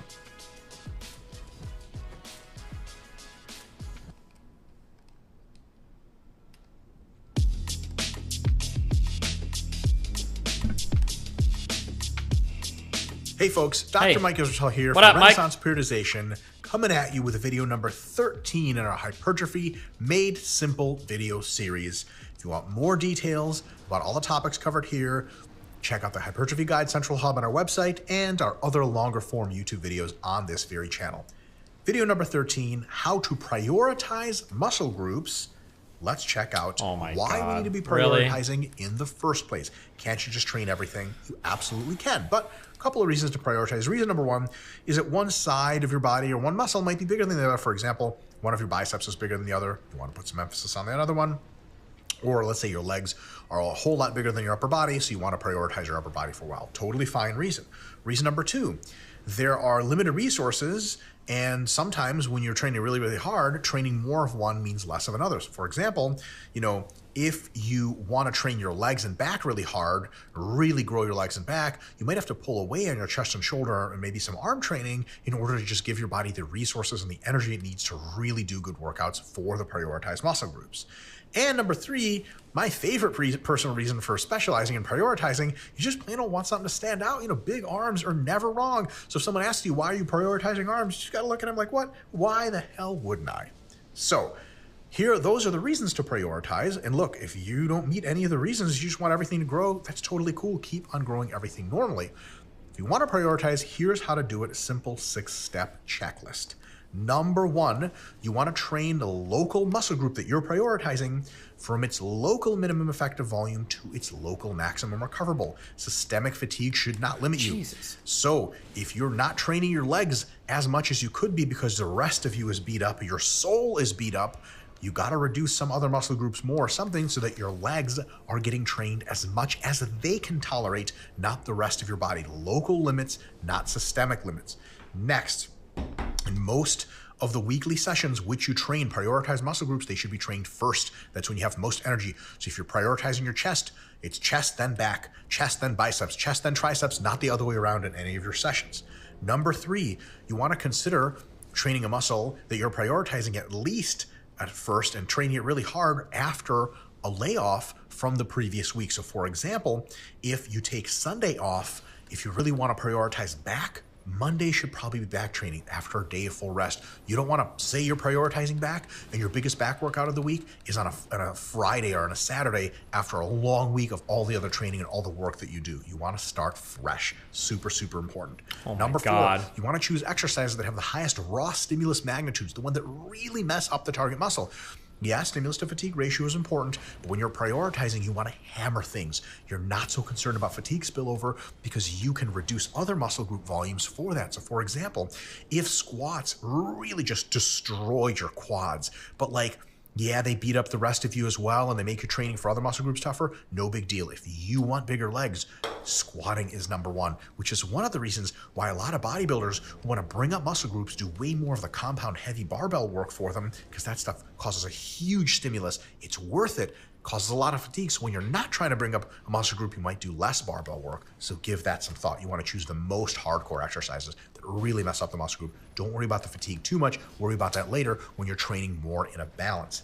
Next, you want to increase the frequency for that muscle a little bit more than you normally would, probably starting to get towards its highest sustainable. So if you can train biceps twice a week and recover just fine, that's not really biceps priority. Maybe you should train your biceps 3 times a week for a little while. Maybe you should train it 4 times a week and really milk it out to where, oh my God, if I start training biceps 5 times a week, my biceps will fall off. A couple months of that, barely sustainable, will get you ahead on the biceps and you can reduce frequency or volume for the other muscle groups in order to make room for that kind of adaptation, for that kind of training. And that's number 6. The last point is you want to reduce the most interfering muscles to their minimum effective volume or even to their maintenance volume, like roughly a third of what you normally do. Most interfering would be the ones that really get in the way. For example, if you're really prioritizing chest, triceps are really interfering in that because if your triceps are cooked from a ton of tricep training, all your presses are going to be tricep limited. So if you're really prioritizing chest, you got to reduce some triceps. If you're really prioritizing biceps, you should probably reduce some back because all back training makes your biceps tired pretty much. If you're systemically limited, if the reason you can't push your legs into the stratosphere is because your back and chest and all the other training is really breaking you down, you want to look at reducing the systemic load by reducing the systemic exercises more in the systemic muscle groups. For example, chest, shoulders, back, that stuff really beats you up. Reduce that if you want to do more leg training. Don't reduce your forearm volume and your calf volume because that doesn't interfere with anything. It barely causes any kind of systemic influence. When you're prioritizing your legs, instead of doing less back for all exercises, do less things like barbell rows and one-arm dumbbell rows that really hit the structural parts of your back. Your spinal erectors are really super Did that heavy. hit me? Hit your glutes as well and hamstrings. Barbell rows do that just for stabilization. If you do more machine stuff for your back, more vertical pulling, you could still do a ton of leg training and not have to back off on all of the back stuff that you're doing. Last question, how many muscles should you reduce and how many muscles at the same time should you prioritize? Literally, however it makes sense for you to still get great training for the prioritized muscles. So you might say, okay, I'm going to prioritize 4 muscles and put 2 on the back burner. You try that, you realize like there's no way you can do justice to 4 muscles. Just not great training. So you go 3 and 3. And all of a sudden, 3 prioritized and 3 on the back burner. You're getting amazing training for the prioritized muscle groups. That's awesome. If it takes 2 muscles, that's what it takes. If you can do 6 muscles and just have 1 on the back burner, that's also fine too. Folks, give this a thought. If you want to prioritize, do it. You don't have to, but it's always a good way to do it right if you're going to do it. Thanks for tuning in. See you next time. Thanks, Mike. Almost done, guys. We've almost made it the whole way. I'm so proud of you guys.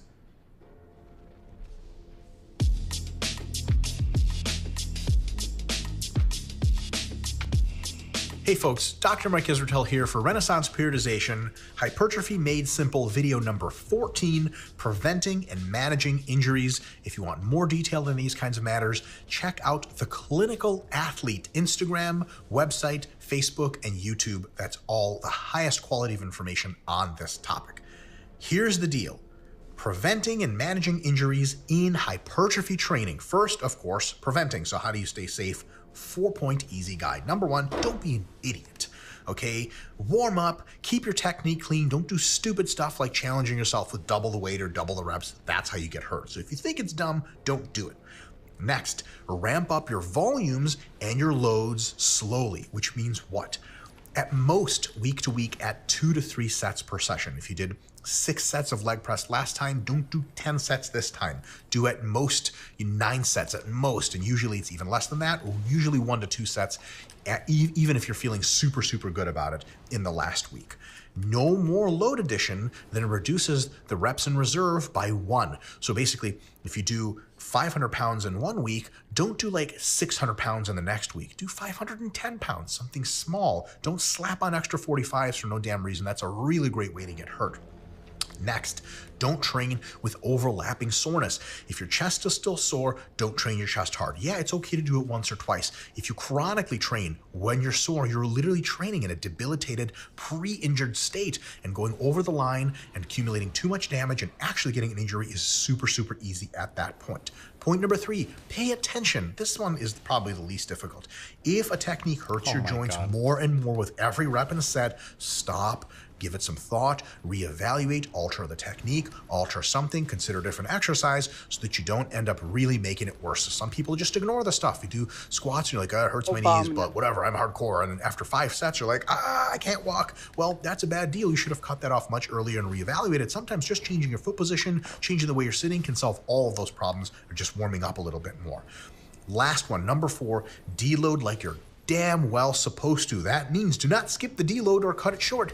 Everyone thinks they're a tough guy and skipping the deloads. I'll tell you who skips the deloads more than everyone else. People that don't train hard enough. If you really did a final peak week of accumulation like you're supposed to according to scientific training, you're going to be garbage and you're going to think, thank God for this deload week. And if you're not thanking God for the deload week, then you're just not training hard enough. Plain and simple. Train hard when it's time, deload when it's time. It's the same easy analogy is the people that look forward to weekends and vacations the most and really can relax are the ones that work the hardest. If you're itchy on your weekend, you need to work harder during the work week. Same idea. And next, don't add work during your deload because you're itchy to train. Some people say, I'm deloading, but let's do a couple extra pump reps of flies. Don't do that. Save yourself. Let all the structures heal so that everything's super fully healed when you start training another mesocycle super, super hard.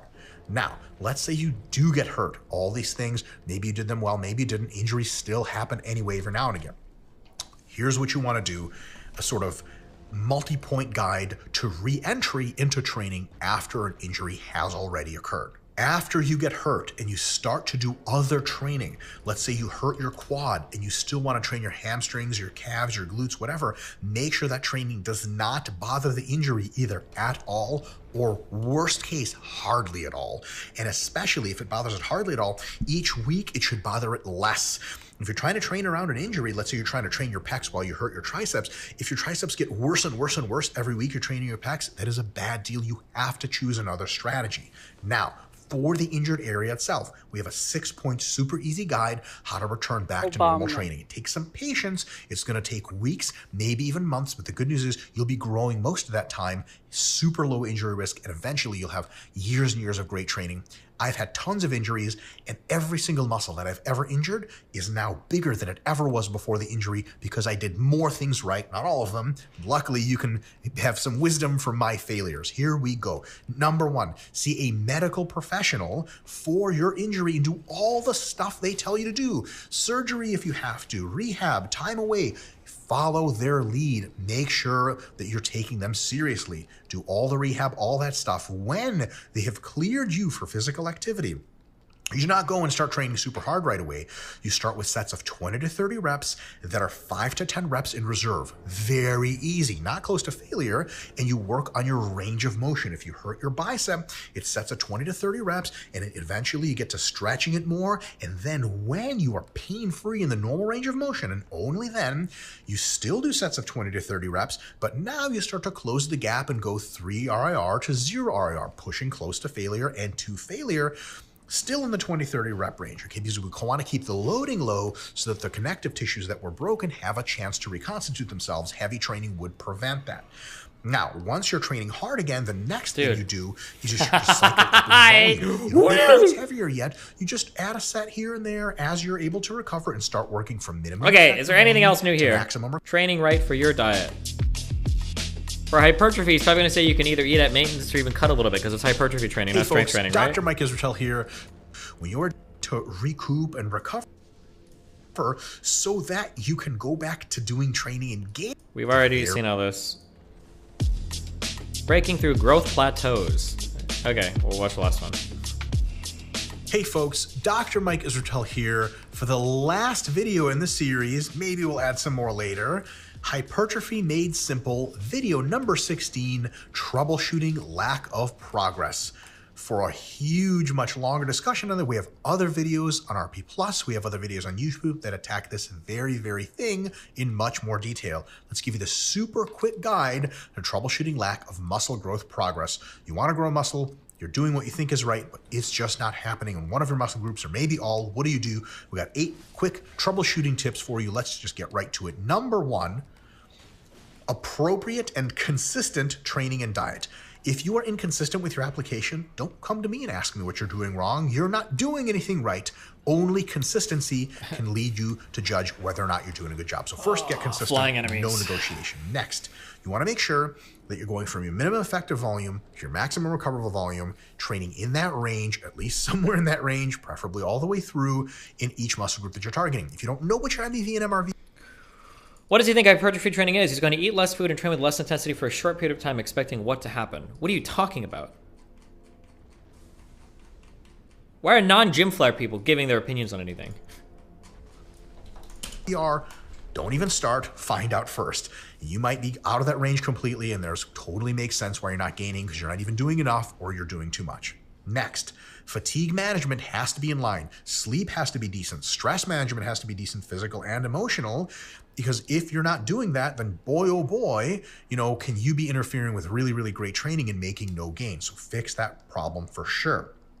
Next, when you're doing your exercises, make sure they have high stimulus to fatigue ratios. They're really good at causing muscle growth and, pumps and burns and tension and disruption, and not too beating up your joints, or they're not, causing a crazy amount of systemic fatigue or something like that.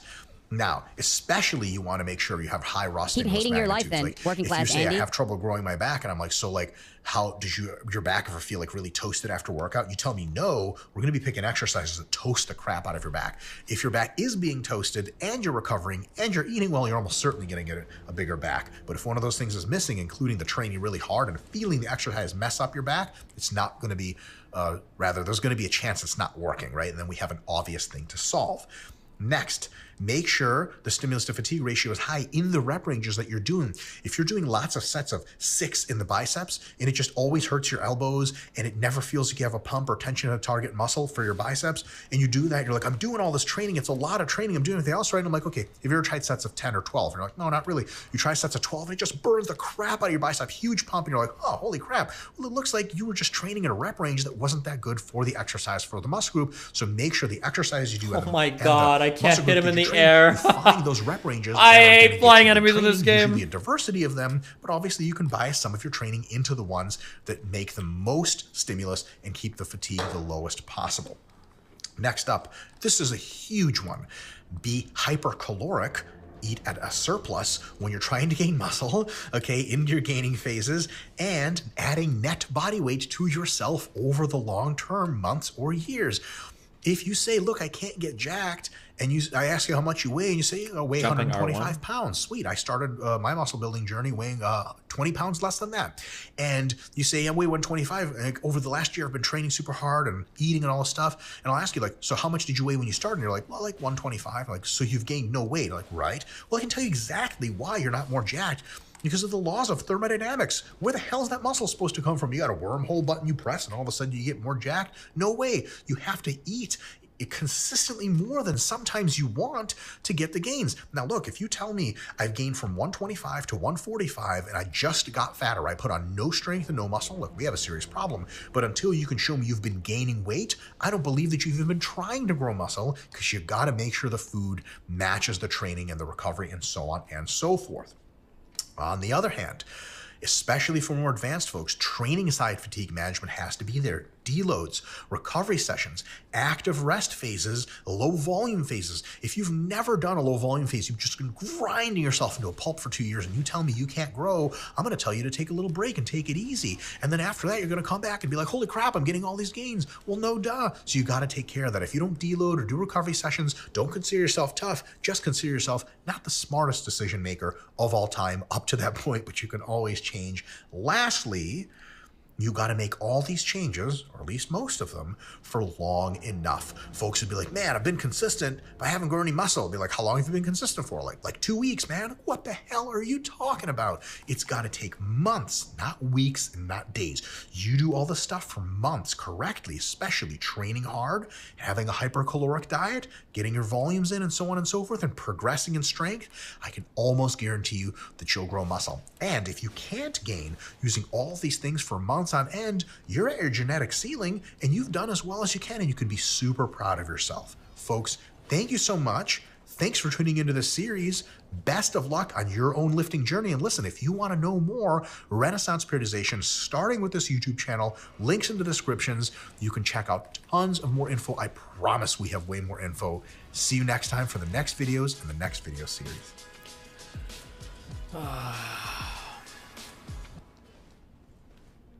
Okay, jumping R1s. Nope.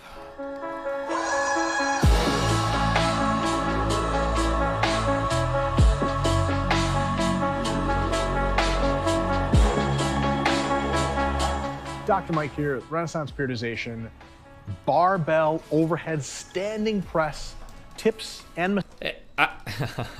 It's like second only to platforming areas are flying enemies in Souls games. It's just the most cancerous AIDS fucking shit in the fucking world. Oh my god, like swinging and they're in the air and you can't hit them and it's like, and then, oh my god, dude. It's so fucking AIDS.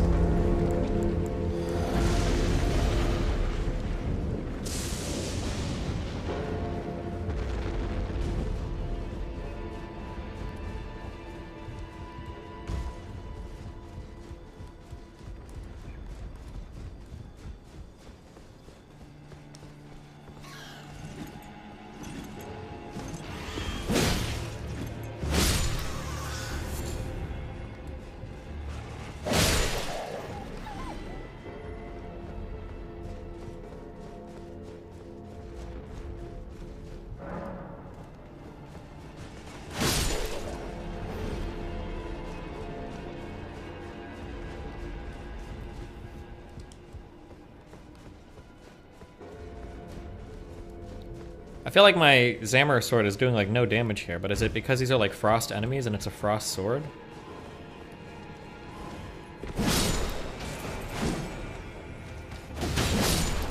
Like my jumping R2 here does 960 damage.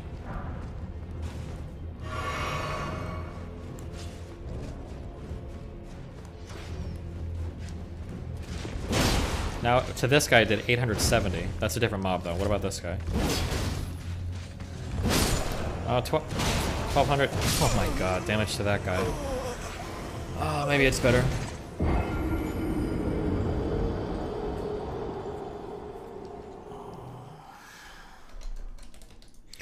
Curious on your opinions of Roland Fryer's police use of force study. Thanks for donating, dude. I'll read that study within the next 12 years, and I'll let you know how I feel about it, okay? Is it fully upgraded? Yeah, it's a +8, I think. A serious question about Elden Ring if you know the answer. How do you not just know the movesets after so many deaths? That was a mid-attack crit, it doesn't count. Oh, I can't tell if my L1 is even... I can't tell if I'm actually doing more damage dual wielding or not. Alhamdulillah, inshallah.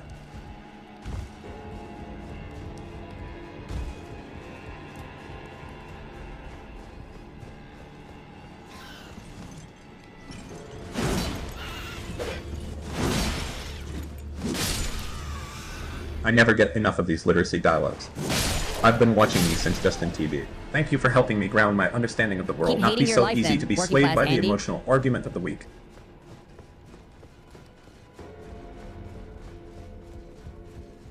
Keep hating your life then, working class Andy. Steven, how much time do you spend watching videos versus actually working out? He's throwing knife for the birds?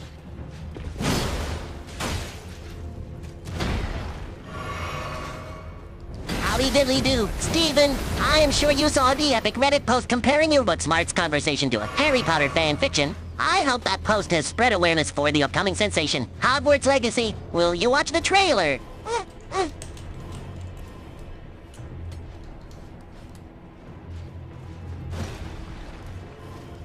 She was 17 years, 364 days, 23 hours, 59 seconds, and 999 milliseconds, you sick fuck. Did this guy just appear? Am I crazy? Oh, he does just appear. I'm not crazy. See, he's even quotes Stone to us comics now. Welcome to the right, Steven. We're happy to give you a spot on Followers Com.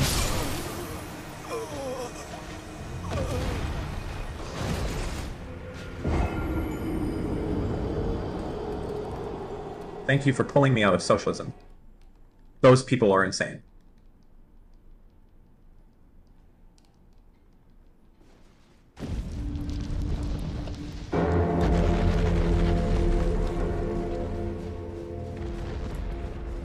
You started the convo with the guy by predicting that he would have a different take on you at the end. And you were right, he backpedaled everything he said. And now, he's back to acting like this. What fucking loser. Wow.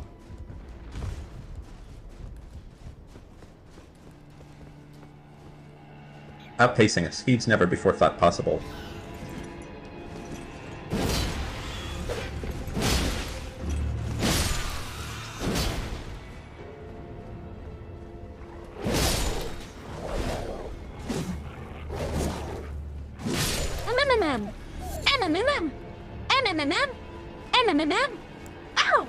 Ow! Ow! Ow!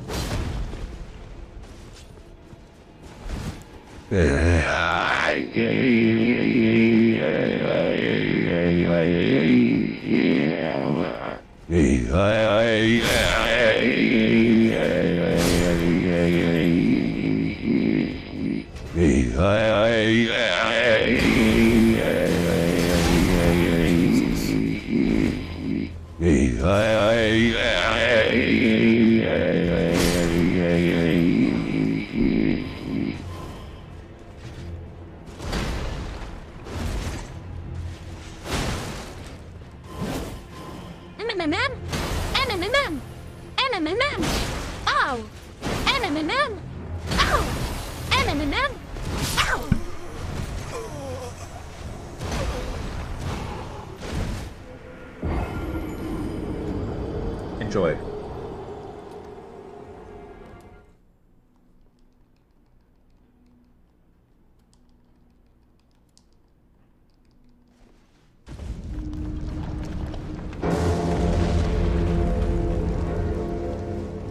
Oh, bomb. M&A.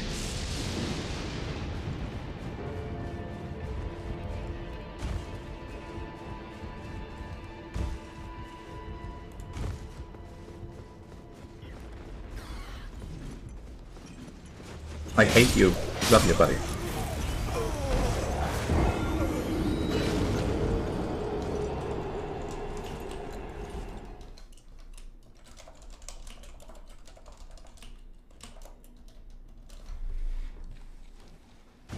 Just got done fucking my GF while D-Man was watching Dr. Mike.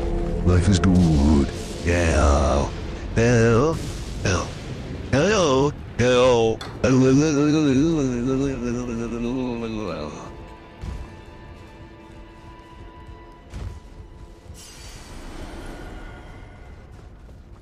After your canvassing efforts, have you thought about doing something less involved, such as letters or information pamphlets to reach more moderates and politicians? Also, have you heard of Greg Doucette? Yeah, he's the guy whose mom I fucked, I think. Destiny, once your physique really starts to develop, what do you think will be your strongest Keep body hating part? your life then, Chest. working class My Andy. dick. Arms, maybe.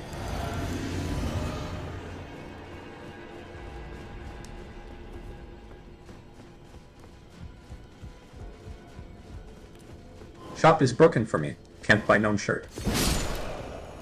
Ninu's working on it.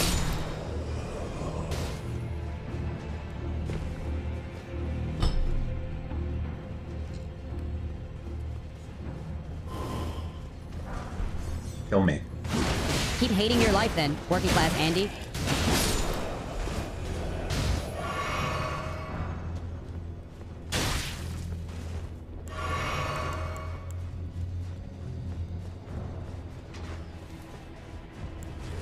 Curious of your opinion on Roland Fryer's police use of force study. General findings that non-lethal force was higher against black Americans, but shootings were equal across races.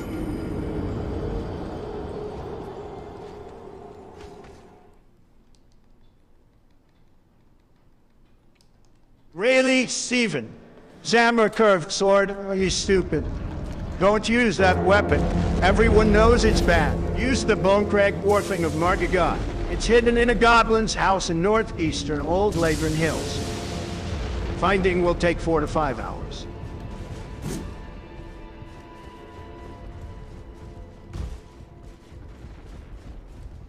Thanks for everything you do. You really pulled me in and out of your mama's octopusy wheel.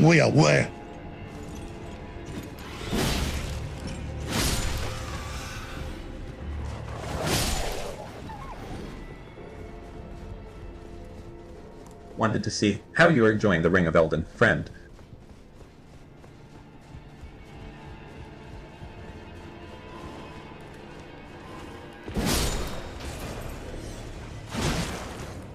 Keep hating your life then, working class Andy. True. Yeah, that's pretty true. That's true, and yeah, that's true. That's true. Keep hating your life then, That's working true. class Andy. That's pretty true. That's pretty true. I mean, it is. That's true. Yeah, that's true. Hell. Hell. Hell. Hell.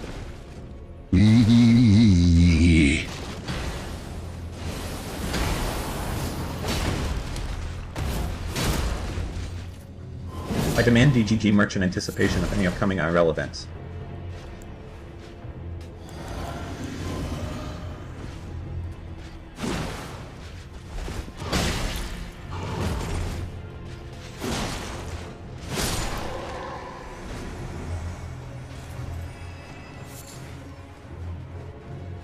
Hey Destiny, why did the Terminator start killing bugs after he retired? Don't Keep know. hating your life then, working class Andy. He was an ex-Terminator. Have a nice day.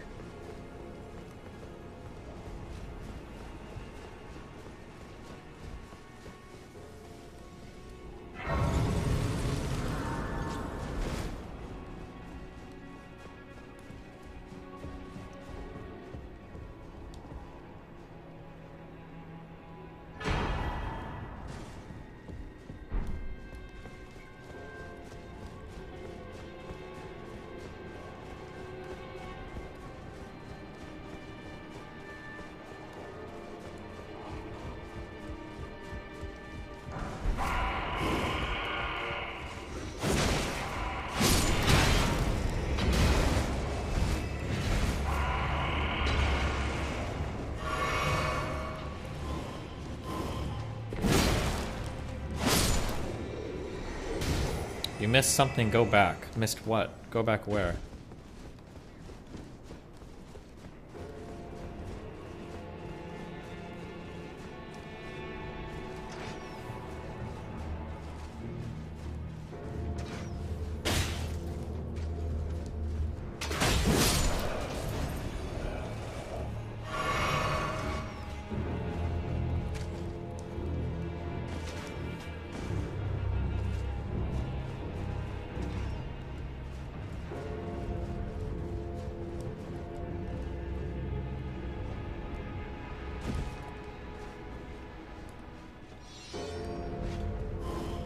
Jesus Christ! Teleports behind you. Okay, cool.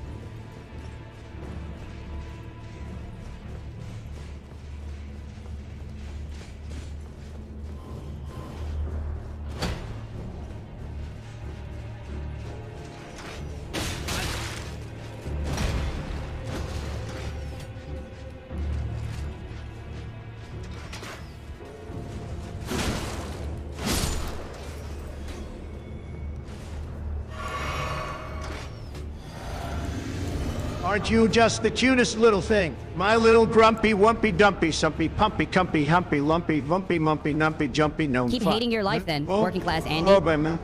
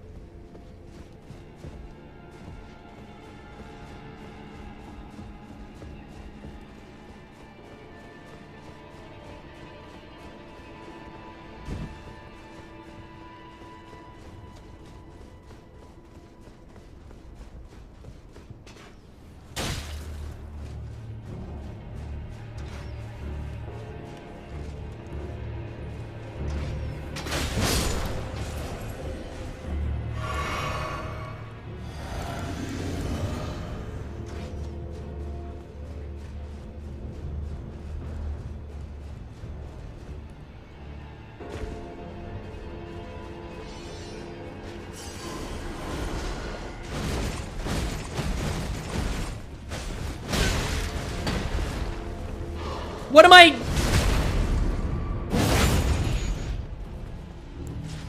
I don't know. I don't know how my weapon became unequipped.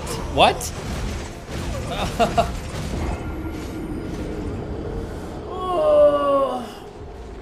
Okay.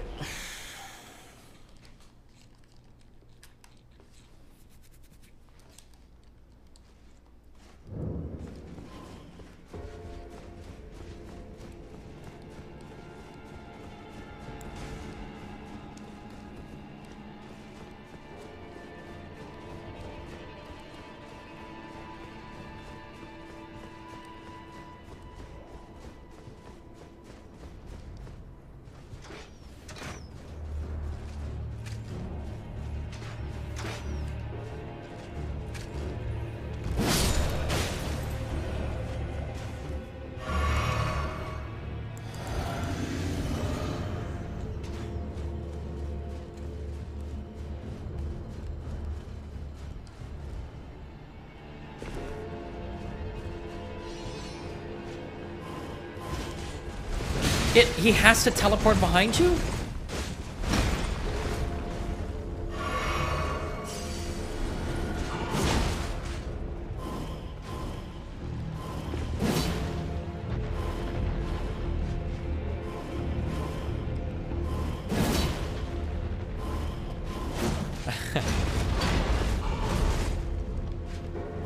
Obama.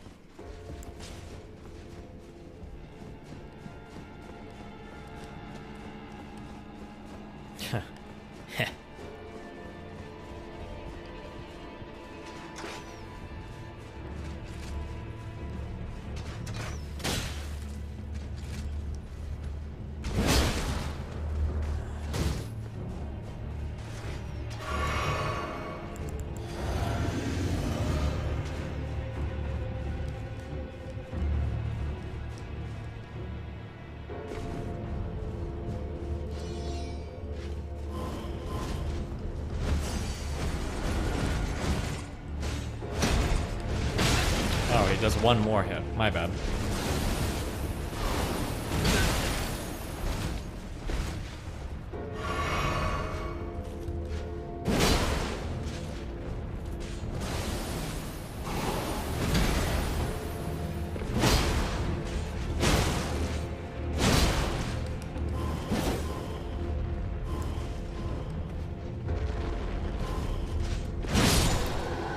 Wow, 2,000 souls, thank you. Super worth it.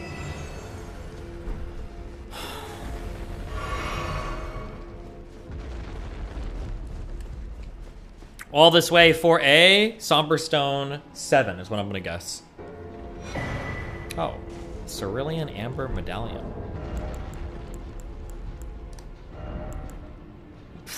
Okay. Good one. Good meme item. Don't care.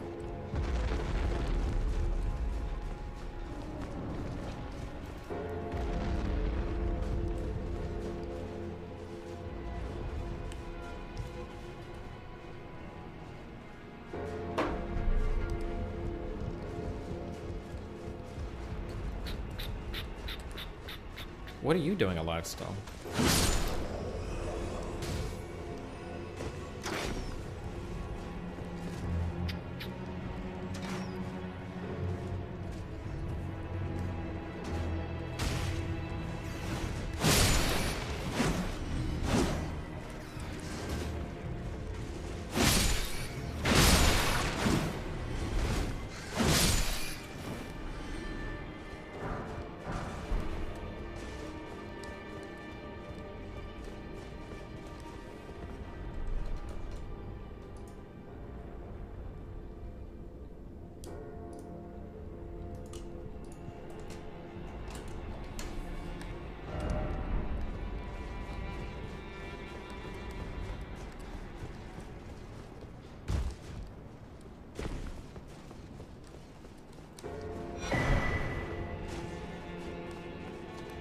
No way. Is this a dead end?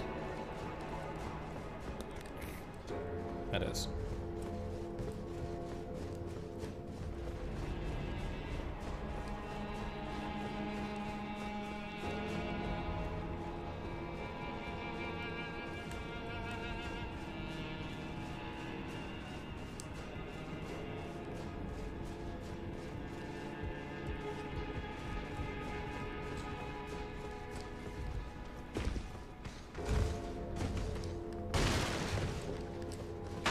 Oh, but I think I have to go back through there, huh?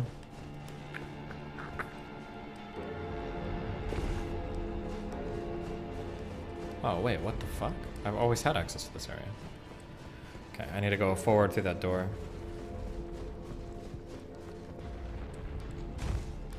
I think I have to kill the bird again, the hardest enemy.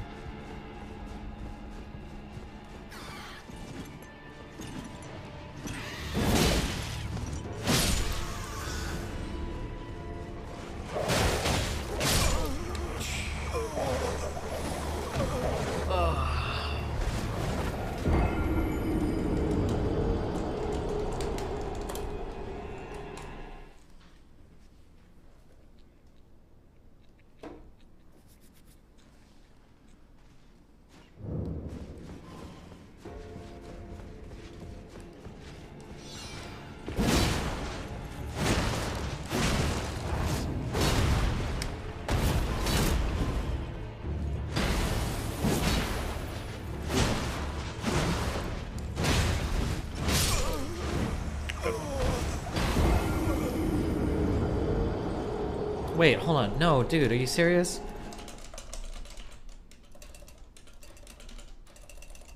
This guy wants to chat and he says he's on his fucking phone in his car. Oh my god, I'm not Just doing saw it. a video of you discussing real estate, and I'm trying to buy a house. We're in CA and putting in offers 10% over asking W/gap coverage. Still, none of our offers are getting accepted. Probably should give up. Oh, good luck, buddy.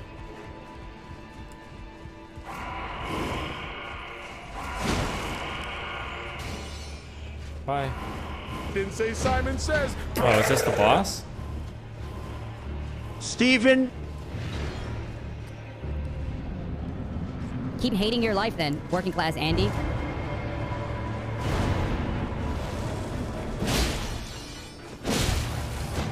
Alright, well, that's not very effective.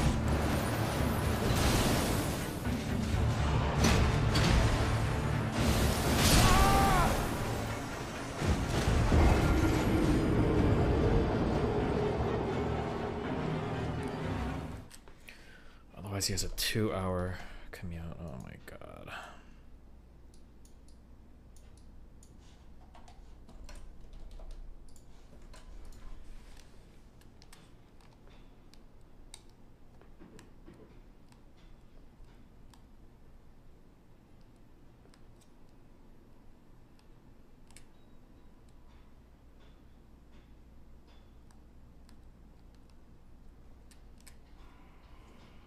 Hello? Hello, hello? Is the quality okay? I'm just in my car. I'm not driving. That would be the. Yeah, it sounds fine. All right. Well, I mean, like I said, I was open to chat about whatever. I'm not one of those people that like says things and tries to get around them by being like some sort of Reddit nerd or something. But yeah, I'm just a normal dude. I'm not a debate lord or anything. So, you know, just probably steamroll me in some sort of crazy in-depth conversation. But yeah, I'm totally down to talk about anything that I said or anything that you disagreed with what I said or anything like that. Yeah, sure. Why is it why is it impossible to talk to like a detransitioner? That wasn't my point at all, actually. My point was actually that I thought that considering everything that was kind of happening in the space directly involving with you, that, I mean, let's just start off with like one of the comments that I got on the Reddit post that you told me to add you on was like, why do you hate watch Destiny while you're at work? And I don't hate watch anybody. I don't like, you know, I'm not like seething in my own, you know, shit and piss waiting for somebody to do something that I can clip. I just watch basically anybody to try to get, you know, differing opinions from what I feel I might have. So it wasn't that I thought necessarily that talking to people who are detransitioning, which, I mean, if we get into like the politics of it, detransitioning isn't even technically like a term that is really looked fondly on, but that's the one that we have. Don't you think that's like a really shit way to invalidate somebody's lived experiences? No. So my point was just that, and unfortunately, in the space, it seems like you might be one of the only people that are willing to talk to somebody because of how controversial of a subject it is. Don't you think the fact that it is controversial is like a huge problem? Oh, absolutely, and I even said so. Wait, if you think it's a huge problem, but you play into it. So part of it is because of people like you. Well, maybe the entire reason is because of people like you. No, can you elaborate on what you mean? I'm sorry. Like we should be able to talk to a wide variety of trans people. Some of them are probably going to desist. Some are probably going to detransition. Like everybody's experience should be valid to share, just to hear like what's going on with everybody.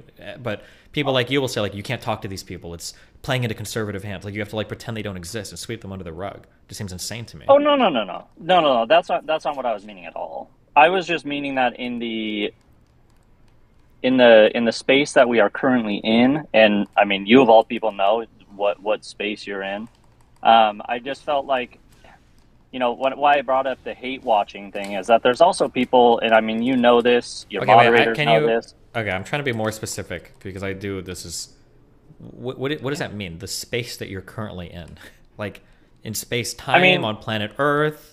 No, like everybody calling you transphobic, any of the takes that you have as far as trans people go, people automatically dismiss them, and that's why I was bringing up hate watch. So nobody serious calls me transphobic, and nobody serious dismisses my takes as transphobic. I don't think I have any transphobic takes. Yeah, and that. So what I was basically meaning was, and this is why I was trying to tie it into hate watching, is that there's also people that watch you. And I know that this is part of why you do what you do, but there are people that watch you that are transphobic.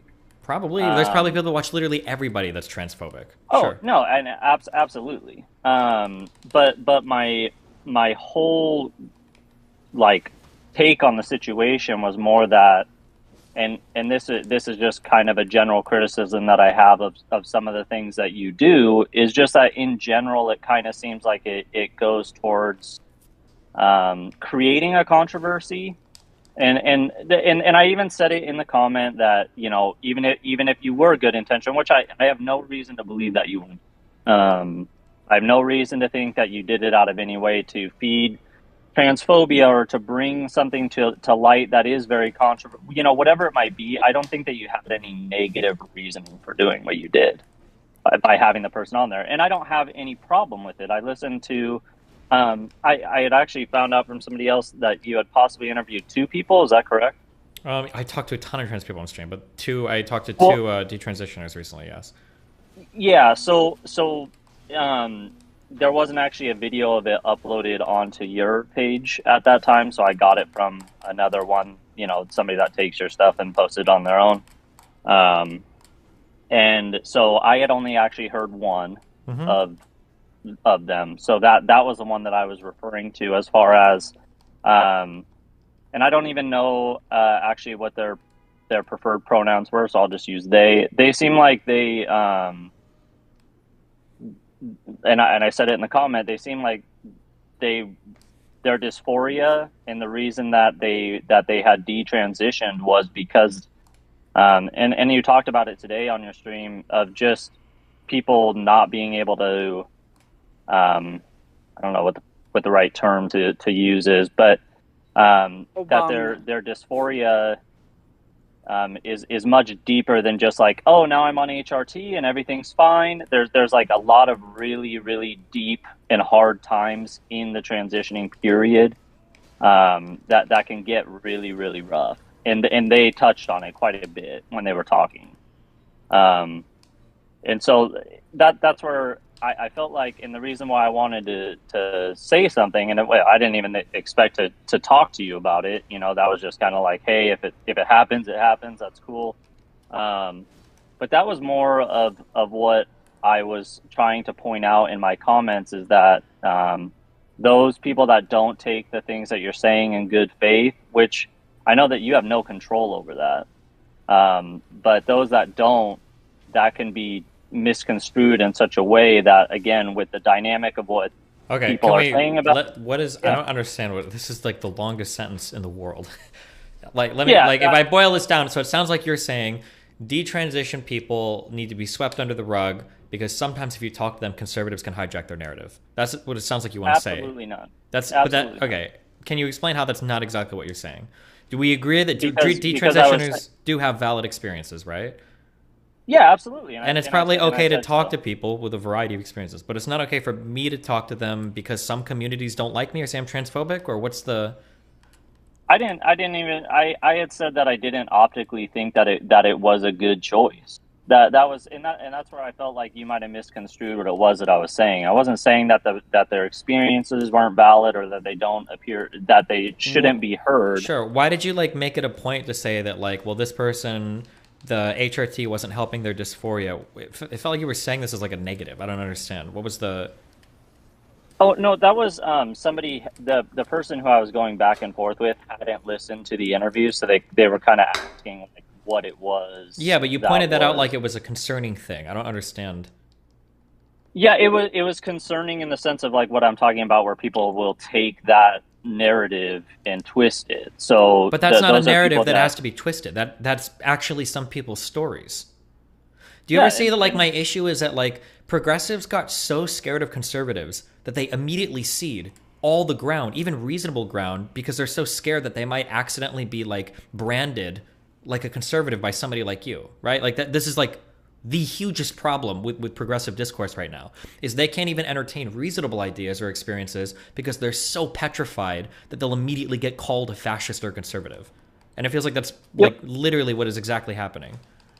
Yeah, well, that's where I don't think I mean, it is obviously a huge problem on the left, but I think that everybody deals in absolutes, so that you can either do something 100% or you shouldn't do it at all. And so like that's not what I was saying with the discourse. My disagreement was just that in what you were doing, it could be misconstrued in a certain way. That's why I wanted to clarify. It wasn't that I don't think you should do it. It's no, just come on. This is like the weakest, well, I'm just saying that what you're doing could be misconstrued. That's true of literally every single possible thing ever that anybody does could be misconstrued. Yeah, but and like that's what I'm saying. Do you think you doing it is different than else in the space doing it? I don't know. I don't think any, honest to God, one, I think I have really good conversations about trans issues and with trans people on my platform. And two, I don't think anybody else in this space would talk to a detransitioner. I just don't think they do it. The sad thing is I had one detransitioner that emailed me, and then I've had the two that come on and talked with me. Oh no, it was one of the ones that emailed me, and she said that she was incredibly worried because it was really hard to talk to anybody about these issues because people politicize it so hardcore. When she ended up dropping HRT, she didn't even tell her therapist because she was so petrified about it. And it seems like she was right to be scared, because as soon as you bring these issues up to other trans communities, they immediately just accuse you of being like a conservative, I guess, like pet project, or you're just going to embolden like bad rhetoric on the right, and now you don't get to have an experience, you don't get to tell your story, everything about you could be misconstrued, so like kill yourself, go hide under the carpet somewhere. Like, we don't want to talk about your experiences ever. But I'm not saying that this is something that happens. I'm saying this is something that happens that you, not people like you, but you directly are contributing to this. By saying that I just didn't think optically that it looked good on your part? Yeah, that like I can't platform an experience. Well, no, obviously I have no control over you platforming. No, we're not talking. Everybody knows you have no control. It's that you expressed concern about it, and you didn't think I should have done it. You think I shouldn't have ever talked to this person. Personally, yeah. I mean, but with the caveat that I wish that other people would. Who is like? Is there one other one other trans person that's not a conservative, so like Blair White or somebody in this space that would talk to a detransitioner? Do you think it would ever happen? Do you think Vosh is ever talking to a detransitioner? Right? Never. Yeah, and that's a problem in itself as far as people being too afraid to talk about it. So I agree with you on the on your sentiment of that. There's really no reason my life not to the Dalibin blips to me. Like I don't. My whole point was that I just didn't feel like you doing it was the best of way. And it's not because I think that you couldn't have a good conversation. I even commented that I thought that the interview was great. Like I didn't have any issues with the interview itself. I just. So then what's the issue?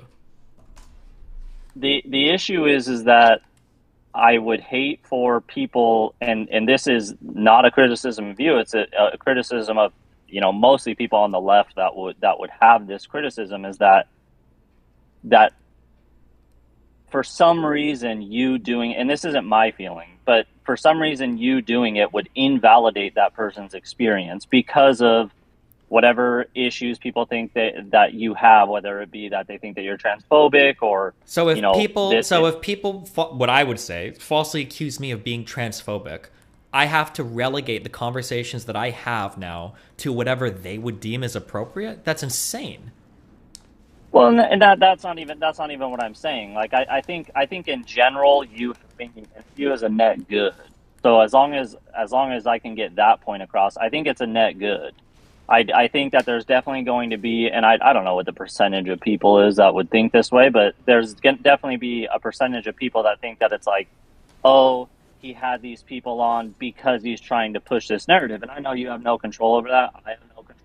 People that would say that are probably crazy, but that was just that was just my point of it, is that it's very similar to like 10 years ago. Nobody would even touch trans issues, period, in a public forum. Like there was nobody really wanting to really touch on those things until it started to become something that was more in the mainstream, whether it be like Orange is the New Black, having a trans actress in it, or things like that. I just feel like at the point that we're at right now, that's kind of where we're at with people who are detransitioning. And somebody commented on that Reddit thread that I put in there that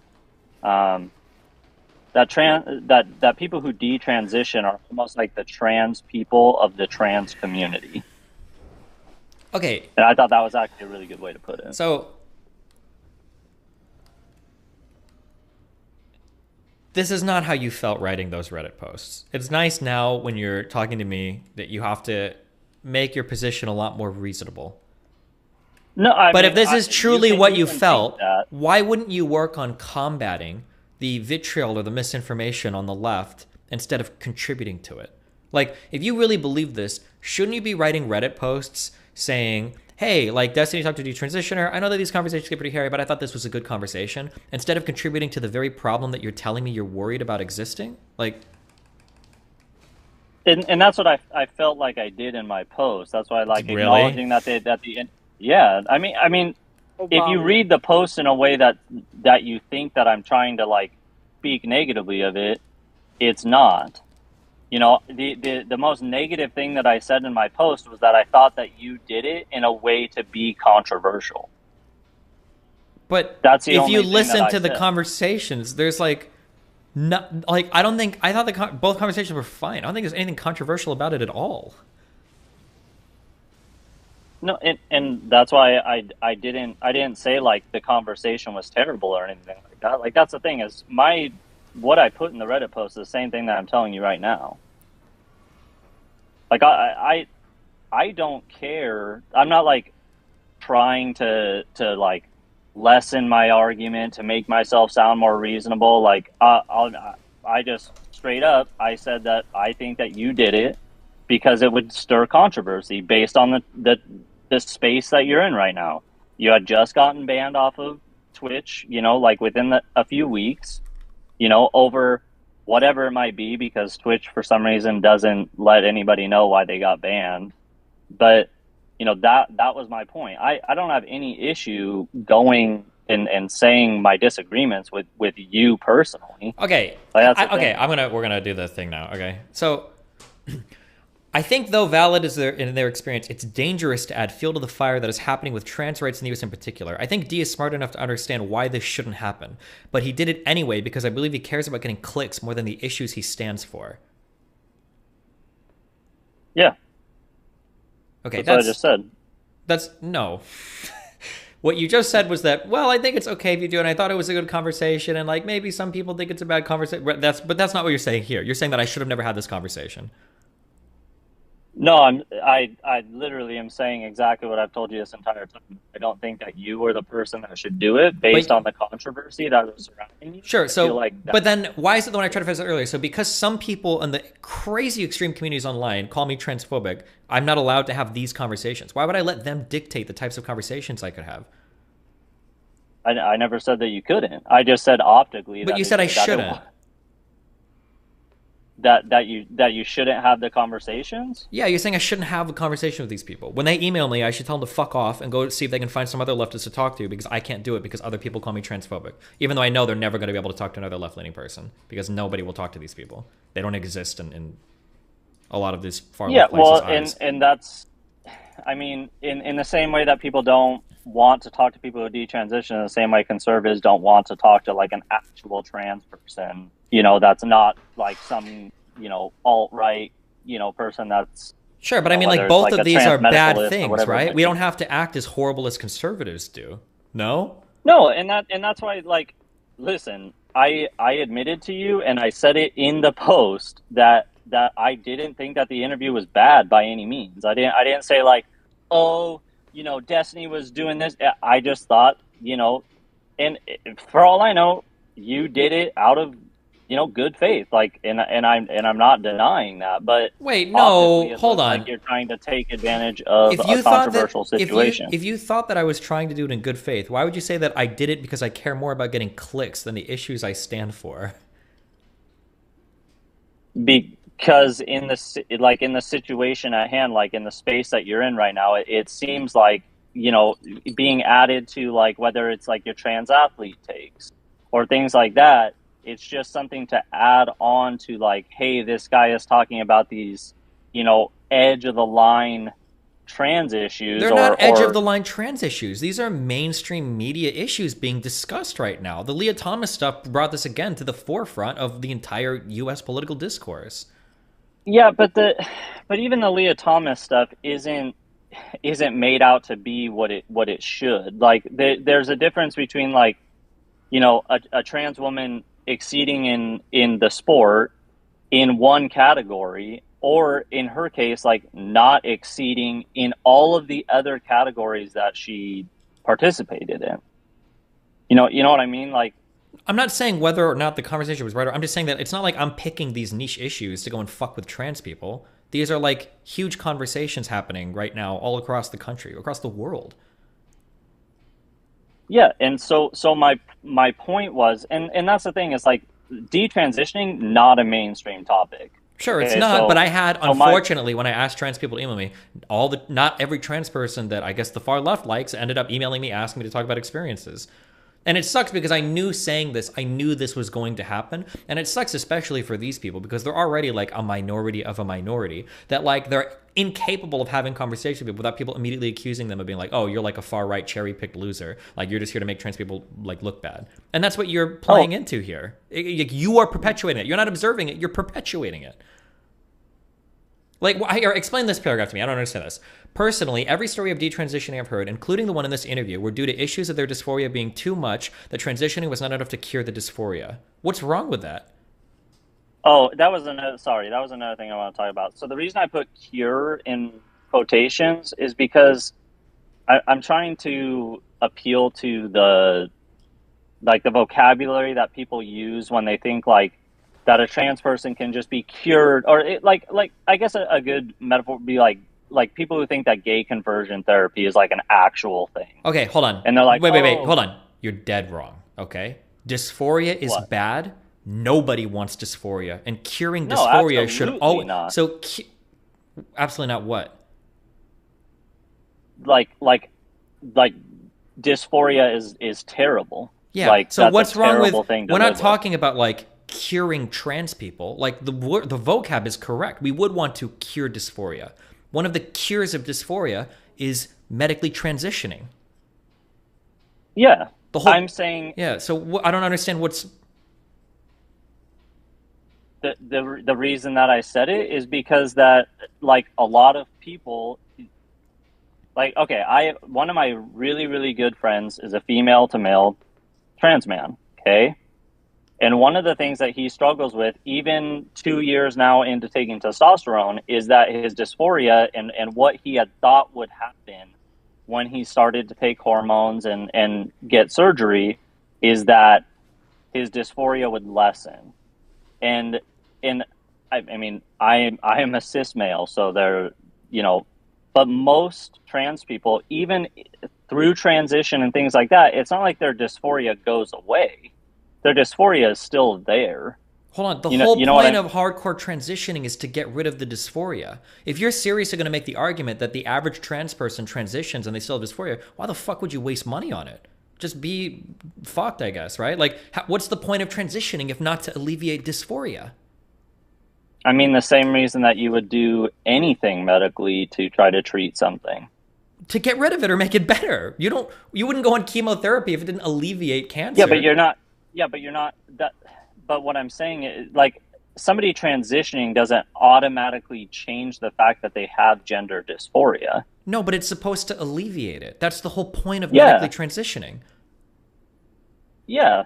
And so my take on that was that anytime detransitioning has come up, including in that interview, most people do it because their dysphoria, they would rather live with the dysphoria as their assigned gender at birth than to deal with the dysphoria after the transition and be treated as, you know, a trans person in this terrible world that we live in for trans people. Like, do you think it might be possible sometimes too that it doesn't treat the dysphoria because maybe their problem isn't dysphoria? Maybe it was something else and they thought they were trans, but that's not actually what was going on, and it could have been something else?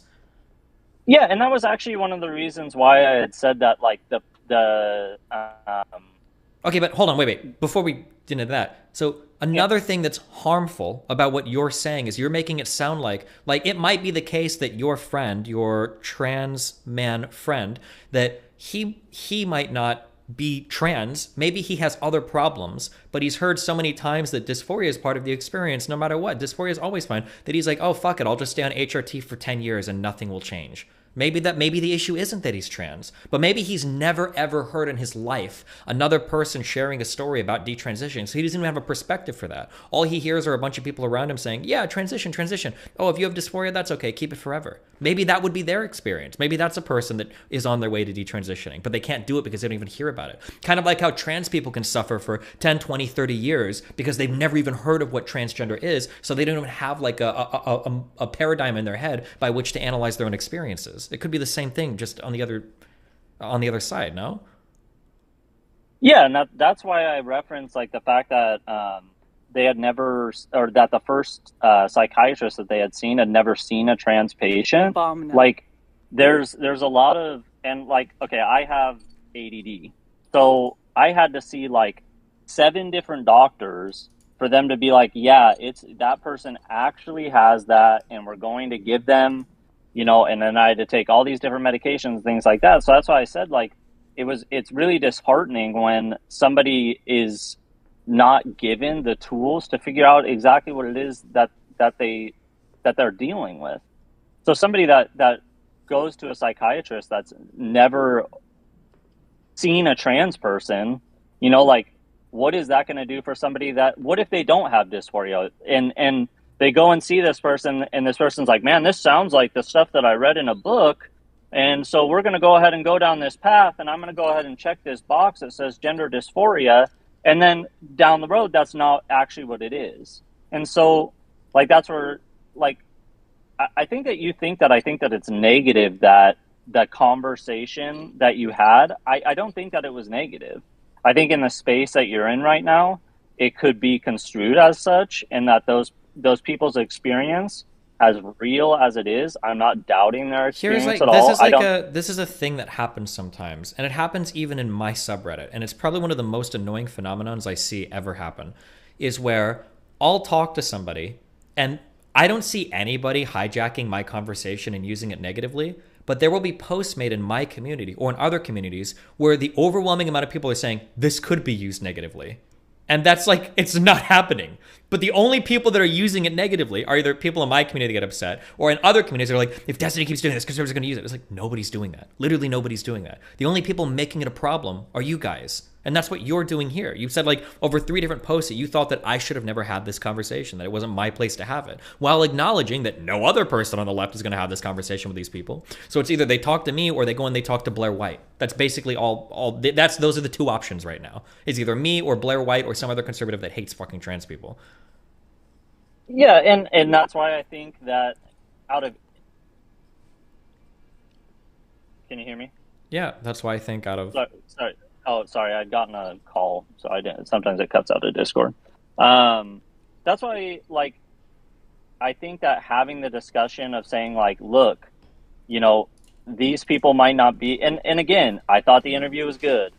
You know, like, it is what it is. I can separate you from the controversy that you have to listen to the interview. And, like, I don't think that you're a transphobic person, but, like I said, I thought that it was, in a way, trying to add to controversy, because I feel like you kind of feed off of that. And First of all, I don't. But we don't even have to get into that. But secondly, like, just again, the framing of your stuff. Like, I think there is a world where your arguments are legitimate. If I were to tweet out, like, talking to detransitioner, like, understanding how the trans medical community or like medicine around trans people can be misused to convert kids that aren't ready for it. Like if I would have done a bunch of hyping up or advertising like that, then I think that like there's room there for a legitimate argument. But it literally is just people emailed me and they wanted to come on a chat. That was literally it. How all of my conversations go. So the idea that like that is like so horribly potentially offensive, that's a little bit mind blowing to me. I don't know. Yeah, and I mean, it's just a matter of opinion. You know what I mean? Like, no, it's not a matter of opinion. Opinions are built on some sort of observation. If somebody says like, "Oh my God, like that place has the most disgusting food in the world," and you're like, "Oh wow, have you ever been there to eat before?" And like, no, but that's just my opinion. Well, what do you mean? Opinions aren't baseless. There's a grounding to some kind of opinion. There's a reason why people believe the things they do. Wait, well, but like, I guess that just goes. Do you not think that sometimes, like in all topics, that you and your community calls it that, like, do you not think that sometimes what you do is for the sake of being edgy or for being, you know, that person that's willing to cross that line? My phrasing might be a bit edgy, but I stand by everything I say. I don't take edgy positions. I'm not here arguing like, you know what, maybe the world would be better with slavery. Like, no, I don't do anything like that ever. Like, do I phrase things edgily sometimes on Twitter? Sure, maybe. But there's never like a position I won't stand for. It's not like I'm just making shit up to be edgy. Or if you can think of a single time I've ever done that in your life, not just when Vosh has said I've done it, because he misquotes all of my shit religiously. I don't know if you guys are aware of that or not. But like, can you think of a single position I've taken that's like just crazy edgy shit that I would never defend? Even on Twitter? Well, just to make it clear, like, I'm not like some avid like debate bro. I watch Vosh and I think he's owning everybody on the, like, I don't even watch Vosh's debate content. Sure, well, okay, that's so, good like, because he doesn't do any debate content anymore because he knows he can't. But yeah, I'm not talking about debate. I'm just saying characterizations even, like, of me. Down videos or what, like anything that he's like, oh, I'm going to talk about Destiny. I don't watch that stuff.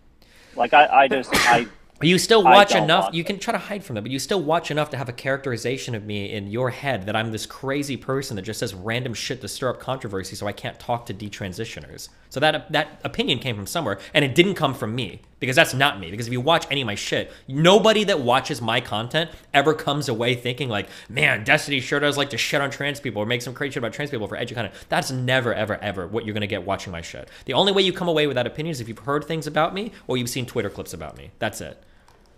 No, I mean, literally the only opinion that I have about you is from watching you. So, like, whether it be, I don't know who was on the panel when you had the conversation, and well, like, then, like literally what's like what's an example of like a position? If you've only gotten this from me, what have I said about trans people that's like super edgy or like super controversial?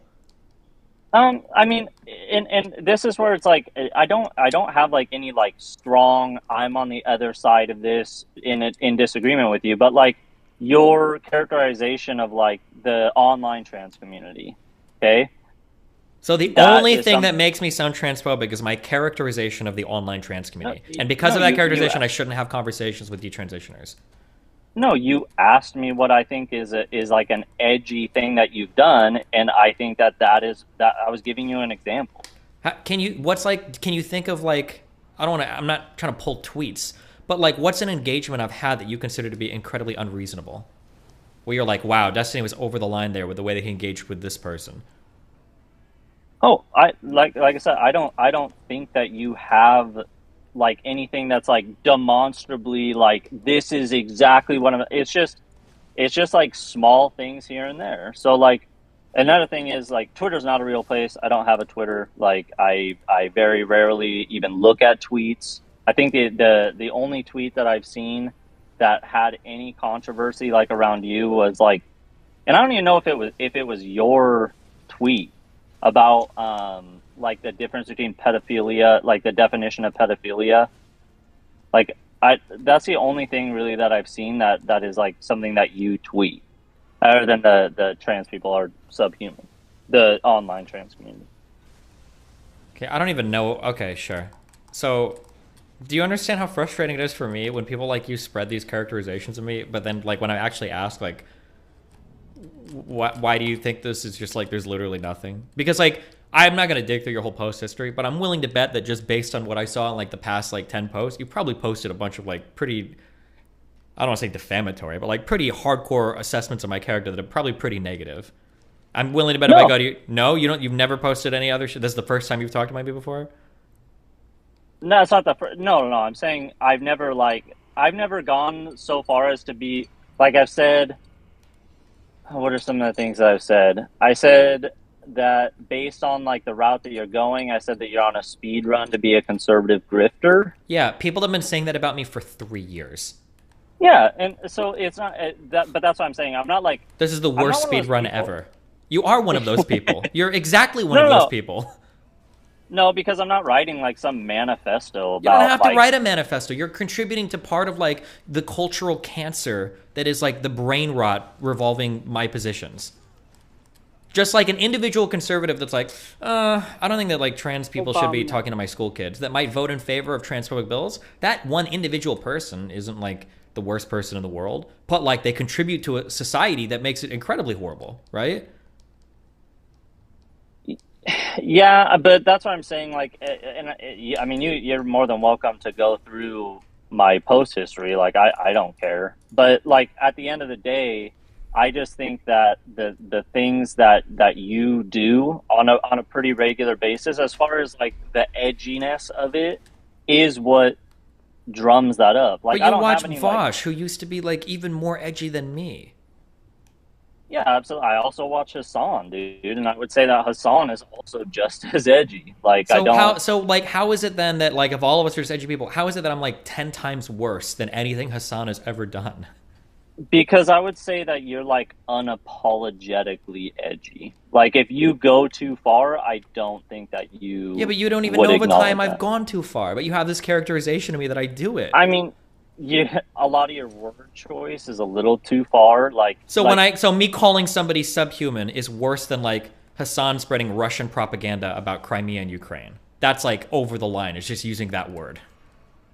I mean, we don't need to get into like Hassan's Crimea takes. I mean, that's like kind of a go-to thing. I mean, well, you're the one that said you said that my takes were 10 times worse than anything Hassan has ever said. Yeah, because I think that calling people subhuman on a rate, like, I don't know of any other time that you've done that, but somebody came to your defense and they're like, yeah, I mean, he does that all the time, calls people subhuman all the time. I'm like, okay, well, that's like not the rhetoric that you should probably be using. Just so in your mind, I'm just trying to understand them. Are you like 21 or how old are you? I'm 30 years old. You're 30 years old. Okay, so in your mind, calling people meanie names, that's like the most important part of online discourse to you, over like the substance or the merit of any idea somebody's talking about. The meanie names thing is like the big thing. No, I definitely think that it invalidates a lot of people from seeing, like that's where, like, I don't hate watch you. I like some of your takes. I dislike some of your takes. I'm not going to like stop watching you because you use the word retard. I just think that it's probably best not to. Sure, but that's different than participating in a culture where you're saying that like I've said things 10 times worse than anything Hassan has ever said because I use subhuman as an insult. Like, that's wild to me. Like, Hassan was literally saying the entire invasion was fucking faked. But I've done 10 times worse things because I use subhuman as an insult? When did Hassan say that the invasion was faked? The entire lead up to the Ukrainian invasion from Russia, Hassan was tweeting every single day, posting IG stories saying like, "Oh, it's not happening. It's all fake. Western propaganda. There is no invasion. This is bullshit." He was saying that every day up until it happened. But to be fair, so did everybody other than No, that's not true. You're wrong. I can link you stuff later if you care about, but foreign policy experts were not saying. First of all, and there's two different claims we can make, okay? There were people that were saying they didn't think Russia was going to invade, but that's a far cry from saying their invasion is like made up Western propaganda, which is what Hassan was saying. No, That's what he was saying. I know because I've watched these clips like a million because people link them to me all the time. He was saying it was all made up Western propaganda to instigate the West to be aggressive towards Russia. This is like Alex Jones level of foreign policy analysis. But that's where, at the end of the day, like if you can, dude, you can link me whatever it is that you want me to read, and I'll read it. Like that's Sure. the thing is, Or what I'm about not somebody that even past that? How do you feel about Hassan constantly saying that the annexation of the Crimean Peninsula was justified? how personally do I feel about it? Yeah, well, yeah, if you think that what I've said, because I use subhuman as an insult, that's 10 times worse than anything Hassan has said, and Hassan justifies the annexation of Ukrainian territory by Russia, how is that? Well, how is Hassan's position there justified? Because at the end of the day, like if you come at it from like a borderless society point of view, and what it is that the people of that area want, and the history of Crimea, it's deep. Like I don't think that Hassan saying it's justified is the right take either. So like I'm not here to justify and say like it 100% he was correct on it, but or whatever it might be. I see the nuance in it in the sense of in that region there is a lot of things that simply drawing on a map doesn't change. Okay, well, like I think that a country's territorial sovereignty is something that is drawn on a map that's pretty important. I feel like most countries would feel that way. If I were to start to build something in your backyard and you were to get upset at me for it, I don't think I could just say, well, we should live in a borderless society.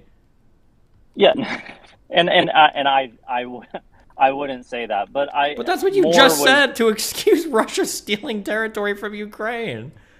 No, and that's what I'm saying. Like, I don't think that it's justified that Russia did that. Like, I don't, and truly, I don't think that is what is to be taken from that take. If that's what it is, then that's what it is. But if you go deeper into it, into the history of Crimea as an independent entity, even through the USSR and things like that, just Crimea's history of Crimea being wasn't an independent entity, right? It's not. In 1991, when the Republic of Ukraine announced their separation from the Soviet Union, the Russia recognized the independence. That was their territory. You can't just undo that. Well, but then it more goes into like the history of Crimea wanting to be an autonomous zone and things like that. They didn't want to be an autonomous zone. They were part of Ukraine, and they were happily part of Ukraine up until 2014 when Russia steamrolled them and fucking stole the land from them. I mean that's not true. Like if you look at the history of Crimea, shortly after that Crimea was given to Ukraine or whatever, however you want to phrase it. Like I'm not.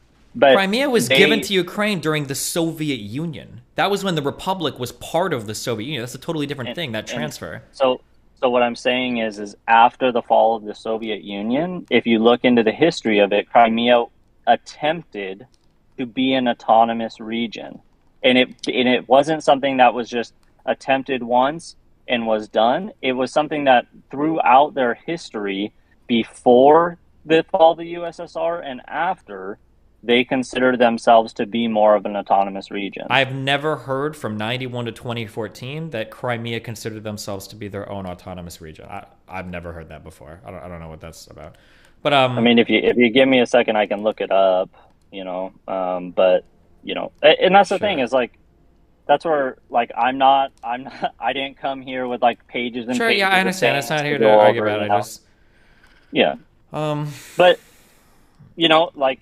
I just personally think that there are some things that like the most recent Nick Fuentes discussion, like I understand where you're coming from it. And again, this is where if you tell me something that you do it out of good faith, then I'm going to take that as you're doing it in good faith.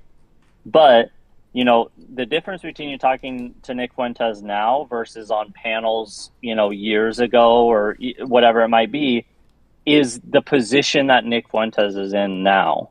So, like, I think that, if you want to say, like Hassan, for example, has pro-Russia takes and things like that, and is putting that on a platform and spreading that out, the same thing could be said about having Nick Fuentes on. But I brought Nick Fuentes on to debate him about it. Yeah, but I mean, am I not allowed to debate with right wingers anymore? Is that so? I can't have a lefty arc where I debate with lefties. I'm not allowed to debate with righties. Like, what do we do? Like, do you Well, understand but how insulated? there's a difference between talking to somebody that's a conservative and talking to Nick Fuentes. You know what I mean? Like Nick you're Fuentes is not. representing some mainstream conservative beliefs and positions about Russia Yeah, but and in Ukraine. that debate, do you really think at the end of it, it's going to like show a positive, like that you're going to change Nick Fuentes' mind? Nick Fuentes, but people in the middle and people on my side that need arguments against people like him and Hassan that make dog shit arguments about Russia and Ukraine. Yeah, I think it's really important to have those conversations, of course. Yeah, but that's where, like, again, I'm not here to defend Hassan or anything, but I do think that if you watch his content regularly, more than just segments of long streams, that people wouldn't have the same feeling of that it's some sort of like pro-Russia. They absolutely would. That's why when that Pussy Riot girl was on, Hassan's whole chat was spamming about Nazis in Ukraine. It was because of shit that fucking Hassan had said on stream. And it was incredibly awkward watching him try to squirm around when his chat was repeating his talking points, but he was too scared to tell the girl that he had been giving them those talking points. Or like when he said on stream, people say that I'm a Russian stooge. I don't even know why he said it was, but he made up some bullshit reason. When the reason why people say he repeats Russia propaganda is because he said multiple times on stream that the annexation of Crimea was justified. That's why people call him a Russian puppet. And then his whole chat was spamming like RT propaganda about like the Nazis in Ukraine.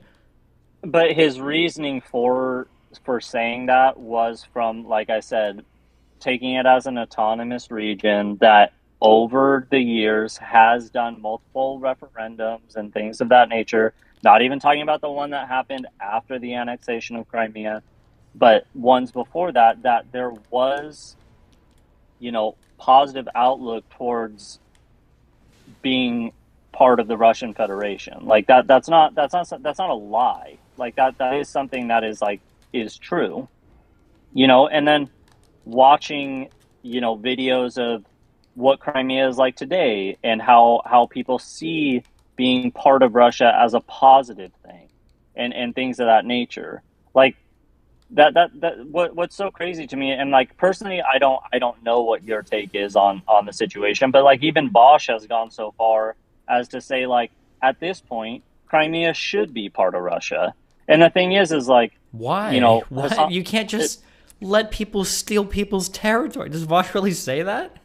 That's wild. I can't remember what video it was that he said it, but yeah, he did say like at this point, like, Ukraine shouldn't try to get Crimea back. I mean, I could understand that maybe from like a political point of view or from like a military strategic point of view, but like the reality is that Crimea was stolen from Ukraine by Russia after it was recognized as being part of Ukraine. Yeah, and then in turn, I mean, things like Ukraine cutting off Crimea's water supply and things like that. I mean, like that's not going to be exactly something that is looked at positively by those people. So it's the same argument as like people like, oh, Russia's liberating Ukraine, and it's like, well, no, anybody that had any sort of pro-Russia take that was there is automatically going to just throw that out the window when Russia shells their apartment complex. You know what I mean? Like, it's going to be like a huge change. Okay. And so that's the thing is like, I don't know, we're going to have to get off into foreign policy. Yeah. Yeah, so I guess like to just as a summary, I hate that people like you like spread these horrible fucking like interpretations of things I've said or done that is like completely foundationless. People like Vosh and Hassan will make claims about things that I've said without ever showing any of you what I've actually said. So a lot of you don't even know my content. You'll just hear Vosh say something like, Destiny called rape victims retarded children, and he engages in a rape apologia, or Destiny is super transphobic and tells all transphobic people to go. Like, you just, like, 41% jokes. People will just make shit up like that. People like you will hear it. And then whenever I do anything, you're on forums, like, repeating these points or saying that I'm this horrible person. And then when I get the chance to ever talk to any of you, there's never a single thing. Now it's like the meme big dog, small dog. Now you've gone from, like, Destiny is this horrible person who has done things 10 times worse than Hassan and should never talk to these blah, blah, to now it's like, oh, well, I think that, like, you're a little bit mean sometimes on Twitter, but, like, I can't really think of anything you said that I think is that bad. And it's like, Jesus. Like, if that was the characterization you gave me, like, on, like, Reddit and shit, okay, fine, that's fair, whatever. And I think that's totally legitimate, by the way. I think there's a lot of times I'm an asshole. And I think you can even take it a step farther and say, sometimes you're so mean that, like, you make points that I agree with, but, like, your meanness is, like, precluding people from, like, seeing it. And that's, like, a negative. I'm like, okay, sure. Yeah, I think there's, like, arguments to be made there. I think that's fine. But, like, that's not that the was my whole reason for that's saying not not the to whole. have the deep. No, the reason was that because my I'm whole transphobic. It's because people see me as transphobic, and I've created these like transphobic things. That was essentially the rationale. You're saying like I'm on a speed run to become the next conservative grifter. That's not saying that like I'm a little bit too mean sometimes. That's a whole other claim. Yeah, it's also hyperbole on Reddit. It's not hyperbole. You know what I mean? People have been saying there. I could go to Vosh's subreddit right now. I'm pretty sure that like one of the most upvoted posts, one of the most upvoted comments in one of the most upvoted posts is literally saying that I'm on my way to becoming right wing. Do you think that's all hyperbole? Well, I mean, if What you percentage actually know of the political land? What percentage Go of ahead. Vosh's community do you think believes that I'm legitimately on my way to becoming right wing, or thinks I already am right wing? I mean, probably a good chunk. Okay, Yeah, so that's then it's not exactly hyperbole, like your fan right? base, It's people but, believe you know, this stuff. Yeah, and that's the thing is like, you can take a comment that I put on Reddit or whatever, but it's going to be different than if you hear me say it. Like that's the thing is like I can say you're on a speed run to become a conservative grifter because you're joining, you know, whether it's cozy, you know, and it's like I get your reasoning. You even hash it out today and said like, look, I could be getting a bigger audience base, you know, that of people that I could change their mind on these things. And you know, it's not like you're on there because you're like pro neo-Nazi or something. Like I get it. What you're doing right now is a business. Like this is what you do, you know. So like I don't know. You can say that it's a big dog small dog argument or whatever it might be, but like at the end of the day, I'm not in any of these subreddits, and I'm not like Jesse's the worst person that ever has existed, and every single thing that he's ever said is terrible. I mean, that's essentially what you're, when you call me a conservative grifter, that's essentially what you are saying. Yeah. Yeah, I mean, but that's funny. You know what I mean? Like, but people aren't. Is it funny when I call? Why isn't it funny when I call people subhuman then? Well, because there's a little bit of a difference between calling somebody a conservative grifter and calling somebody subhuman.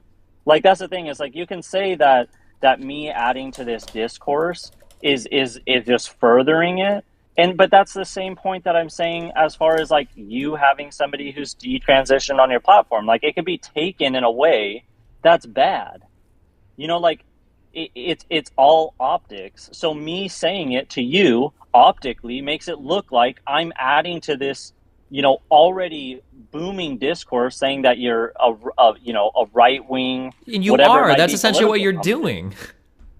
But that's the same argument that could be made about things that you do. Except no. The most you can accuse me of in this conversation is using a mean word. But you're the one that's propagating like horrible ideas. Well, but that's not what I'm saying is it's not just you saying a mean word. That's why I was saying like there's nothing that I can point to that's like definitively like this is where it turned and all of a sudden from there on his take was this and this. Like it's just all of these small things into one. You know what I mean? That's why like I don't completely write off your content because I see more nuance in things than just somebody is said that they're transphobic, or if there's a take that they have that could be taken as transphobic, that all of a sudden they need to be written off, or any sort of trans, you know, dialogue that they've had over however many years, you know, like that's not what I'm saying. So as far as like hyperbole goes, that's all I'm doing in those posts. Do I think that you're 10 times worse than Hassan? I don't know. But the things that you do optically, like your choice of words or whatever it might be, is, in my mind, worse for the discourse. Because people, in general, not myself, write that off. And so the thing is that it doesn't matter to anybody if you do 10 interviews that are the greatest interviews that were ever done. You know, if they have that mindset, then all of a sudden those 10 interviews don't mean anything. The detransitioning conversation that I think should be had, I don't think that anybody should be afraid to have it. I wish more people would. All of a sudden gets turned into, you know, did he pick these people because of something that he's trying to do? Yeah, and I'm it not gets accusing it gets you of doing that. turned into that by people like you. That's the whole point. But Yeah, and that's the thing. Like, you can think that, and that's fine, but like that's not what I said in the comment. I said that I thought that you were doing it to stir up controversy, which, you know, if you're saying that that's not what you did, then that's fine. That I mean, it's I'm gonna obvious take that's you. not what I did if you look at anything surrounding what happened. Yeah, right? I mean, and I watched the interview. It's not like you were like digging deep for ways to be transphobic. You know what I mean? Like anybody that would think that off of listening to that interview is not listening to it genuinely. You know, like, and so that's why I didn't say like the interview was terrible. All of these things that this person was saying, it's just in the discourse right now, the general stage of where we're at. You know, it around you Okay. isn't the best platform. So I mean, keep doing what you're doing, man. Like I said, I'm not like some crazy, you know, fan or anything. I don't know all the memes and things like that, but like I do find worth in your content, you know, and if anything, I would just say that sometimes optically you do things that I think turn people away from it. And you can, I mean, it's a risk assessment for you, you know, and so people like me will still continue to watch and still think that there's good opinions that are being shared, but there's going to be a lot of people that don't, because for some reason everybody deals in absolutes. So if somebody says anything that's controversial, they're all of a sudden a terrible person. Now I do it in hyperbole, and I'll call you, you know, a speed run to be a conservative grifter, but that, you know, that just is what it is, man. And that, you know, that's not the worst thing that's ever been said about you. Okay. All right. Well, thanks for the chat, my dude. Yep. Thanks for having me on, man. I feel like I've literally walked back to like I always considered myself like a pretty intelligent person, like in high school and shit. And there was always like a big debate growing up where it's like, I don't know if this was a time period relevant thing or if it was just a coming of age thing, but it's always like, if you're intelligent, do you use swear words? And for a while, at least going through school, people would always say like, you know, smart people don't need to swear. Like you have better words that you can use.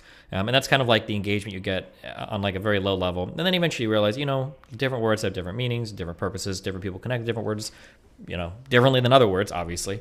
Sometimes a swear word works really well. Calling someone a dumb fuck is more effective than calling someone a, you know, cretin, a low life, whatever. I feel like we've walked all the way back to, like, I can't believe hearing somebody say that. That's like their engagement with content is like, well, you said like a mean thing, or like you called someone a bad word. And it's like, that's the more important thing than any idea or anything we're talking about. I don't know, man. Okay, this guy has low poise. This guy is cancerous as fuck.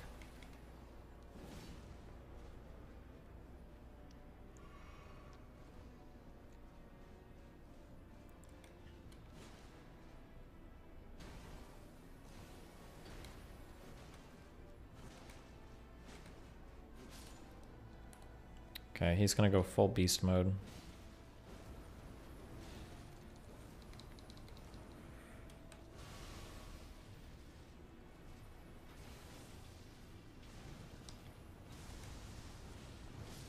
Oh my god, there's a bewitching branch that turns the soldiers. What does a bewitching branch mean?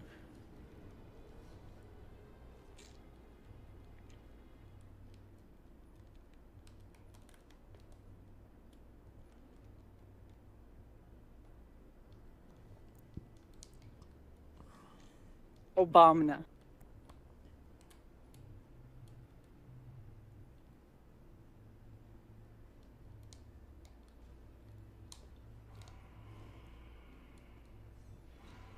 Oh, maybe I can craft it. Nice.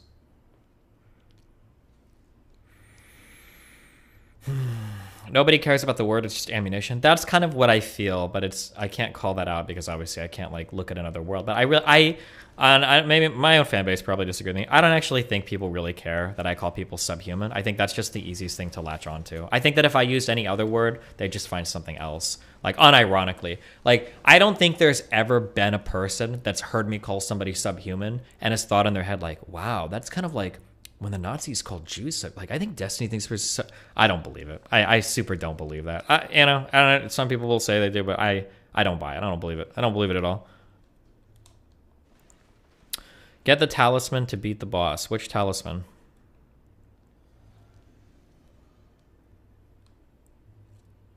Why don't you use dumb fuck more? Dumb fuck is just dumb fuck. Dumb fuck. Dumb fuck.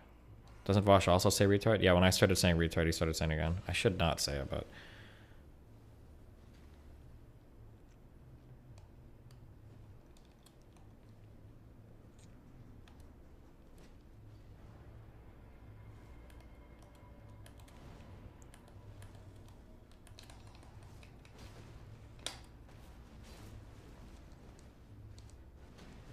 Bro, chill.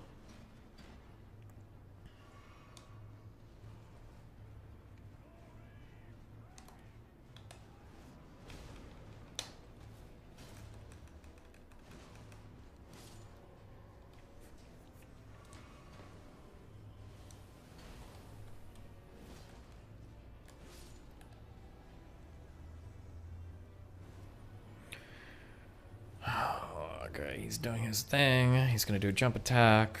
Jump. Roll, and then he's gonna attack again. Roll, then I hit. Oh, I didn't know I could poke with the back. Fuck, okay.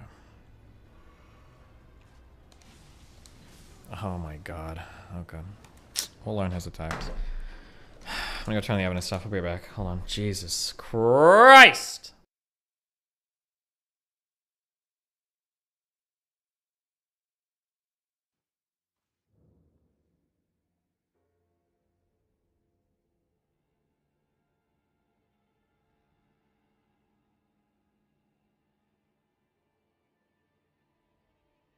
Keep hating your life then, working class Andy.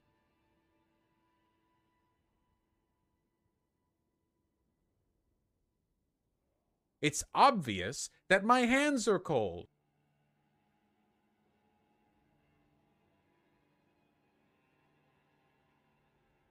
Didn't say Simon Says.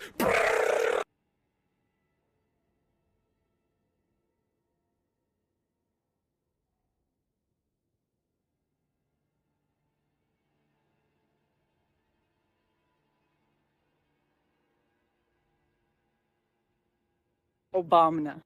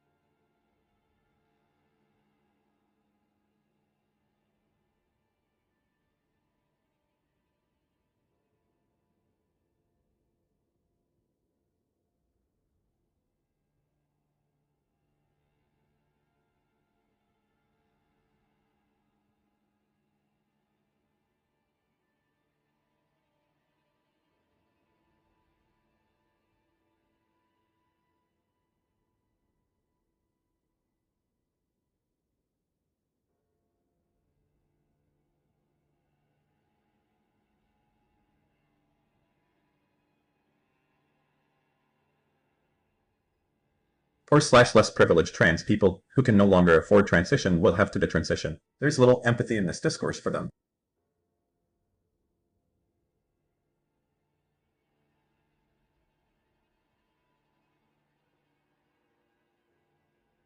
Heimer Donner.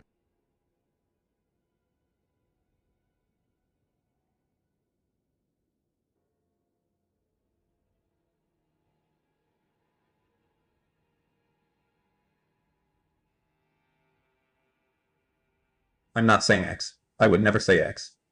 I'm just saying X.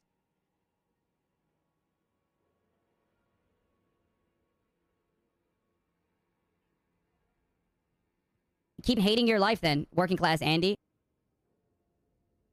I love cheese.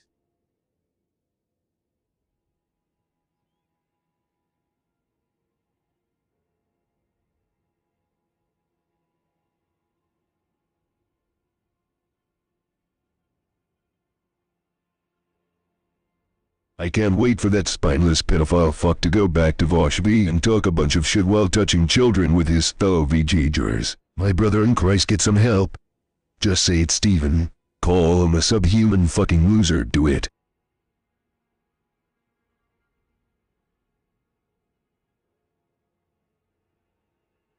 He's right-wing. No, I'm not.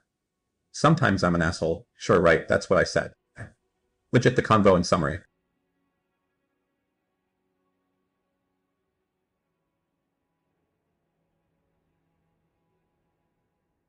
Saying flower is fine. Otherwise, we wouldn't have a pronoun for the Surfs TV.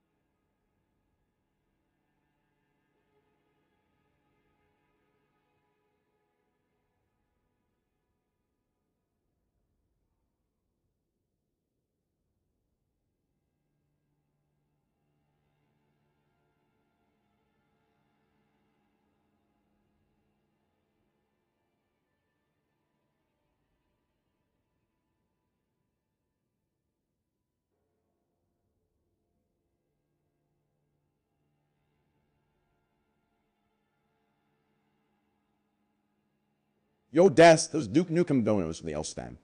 They get me going. In down bad.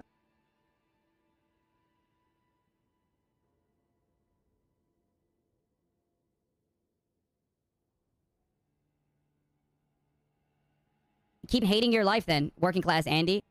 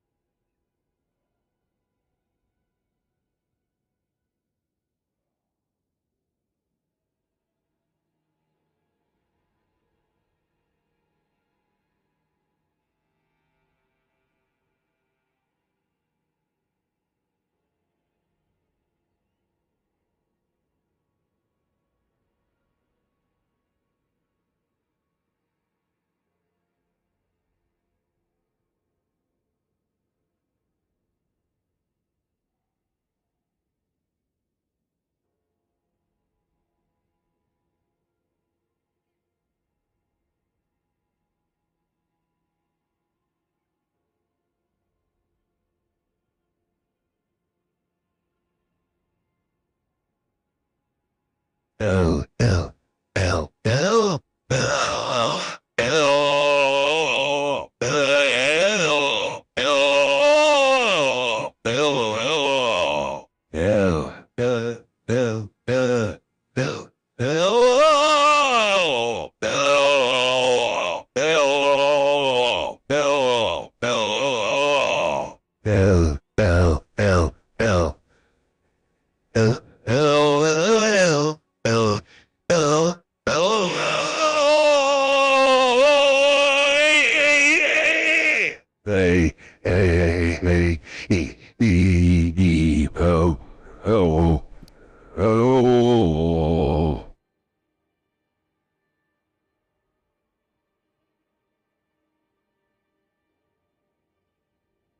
Keep hating your life then, working class Andy. L N A L L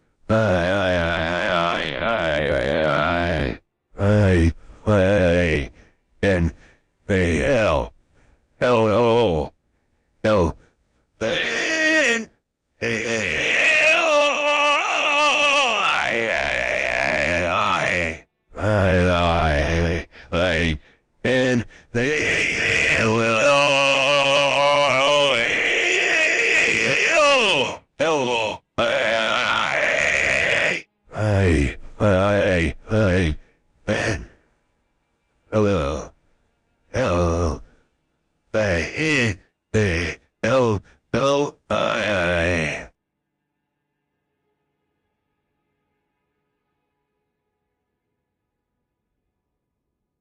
In this dono, I'm gonna drop a question.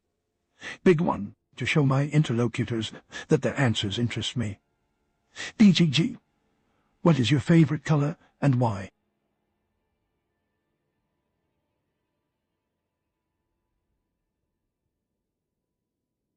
Oh shit, I'm sorry. Sorry for what?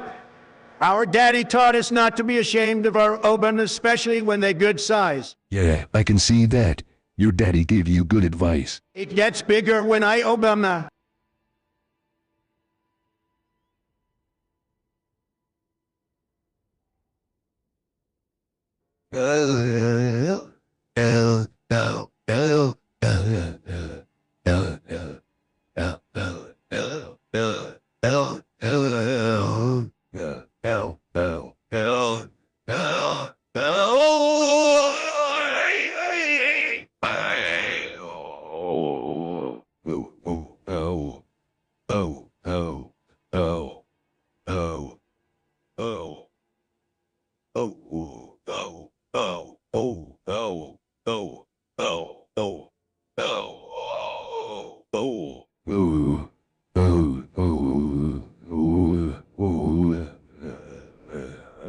Pepe wins.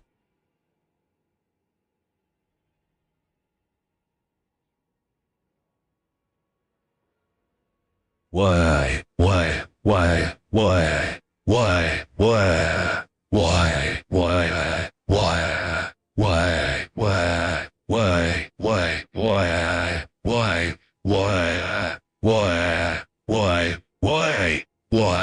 Keep hating your life then, working class Andy.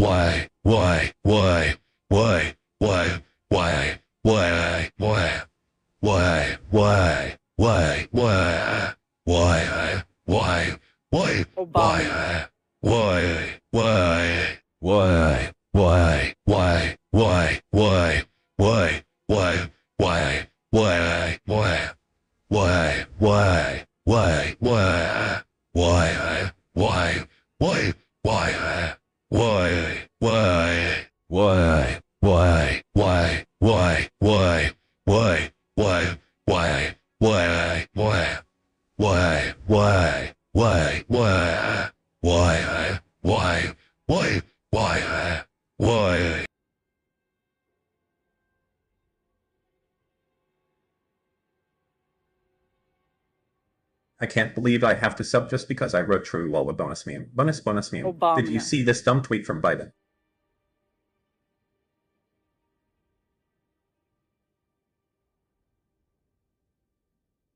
Keep hating your life then, working class Andy. L L L L L L L L Keep hating your life then, working class Andy.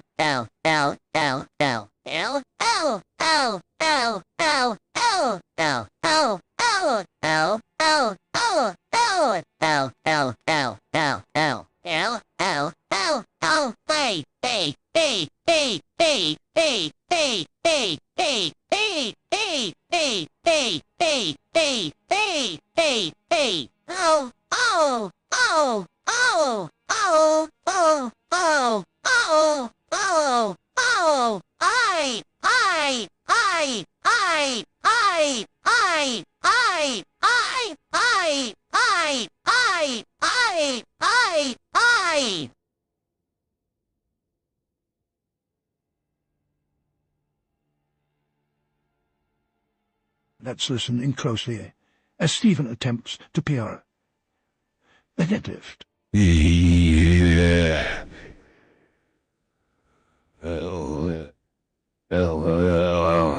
Magnificent.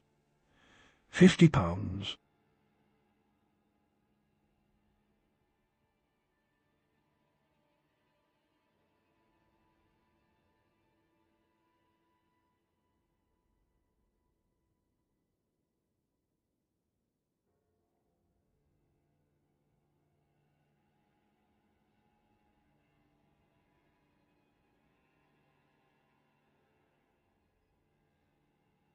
DGGL.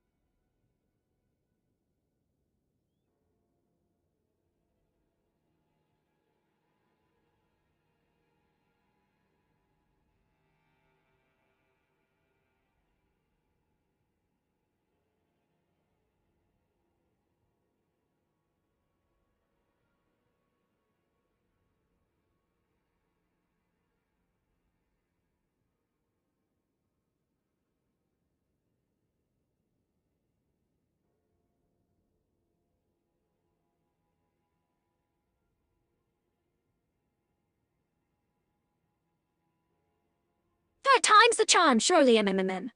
MMMM. Didn't say Simon Says. MMMM. MMMM. Oh. MMMM.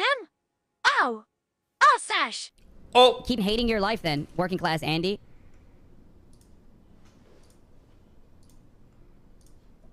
MMMM. Whoa. Keep hating your life then, working class Ow. Andy. L. L. MMMM. E. I. O. Pay.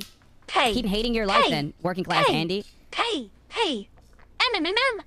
MMMM. Oh, Vanna. It's obvious my hands are cold. Mate.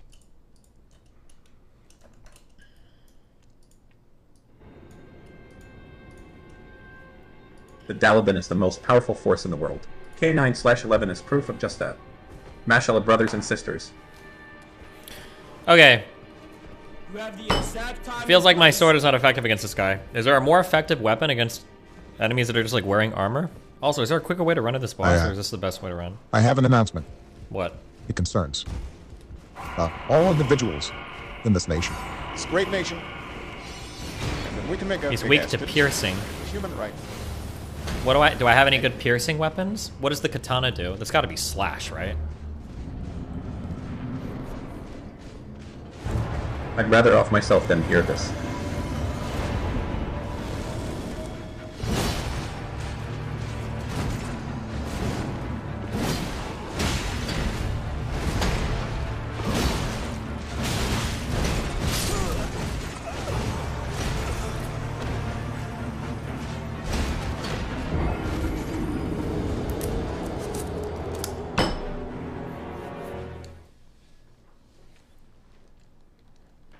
Gorilla grip pussy weapons are good against him. Okay. Interesting.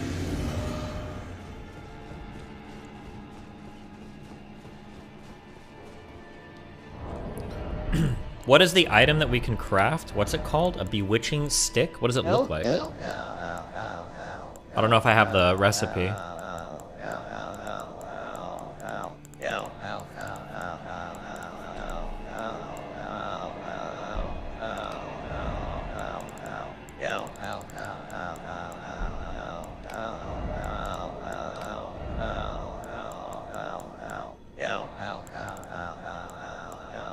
This is a foot. Do I have branches? Any kind of branch? Doesn't look like I have the item, do I? Radiant baldachin. Wait, is this fucking my shit up right now? Keep hating your life then, working class Andy. This isn't decreasing my HP, right? Vegan Gains wants to talk to you. About what? This one doesn't take HP. Oh, okay.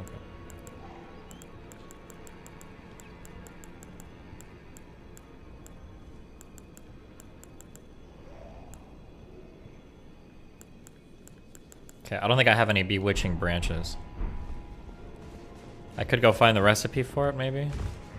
I'll try this boss like 5 more times, and if I don't make progress, we'll do that. Fuck it.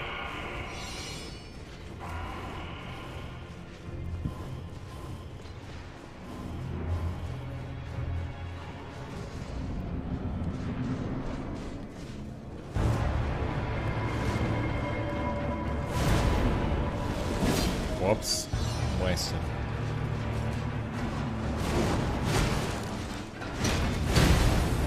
Keep hating your life then, Unmute working me, class my Andy. overlord. I didn't know mute link was on. You were okay over that.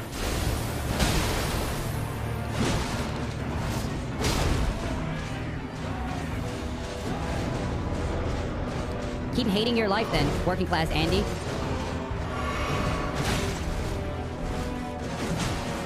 Destiny, did you see the Book Smarts Manifesto No. post on your Reddit? Yes, I did. I don't care. I'm not reading. Stop. There's a reason why I got mute links on.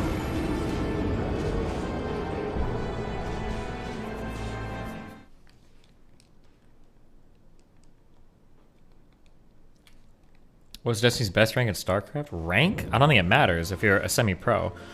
I'm trying to think if we ever hit rank 1 GM on the NA ladder. I know there were times where I was top 10. I don't know if in like the beginning of the season if I ever grinded to rank 1 or not. I don't remember.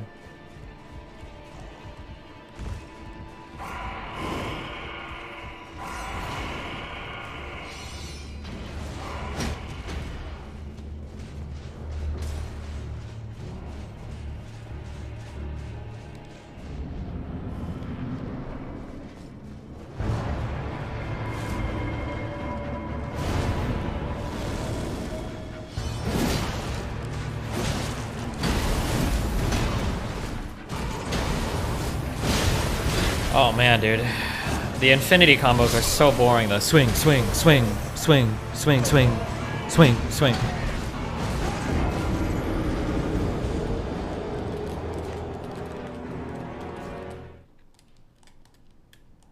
For people that do like soul level 1 runs, I wonder what the fights look like. Is it just like baiting jump attacks and then like hitting and running back, or? Please talk to Vegan Games. Let's hear his thoughts on baby sacrifice and eating bugs.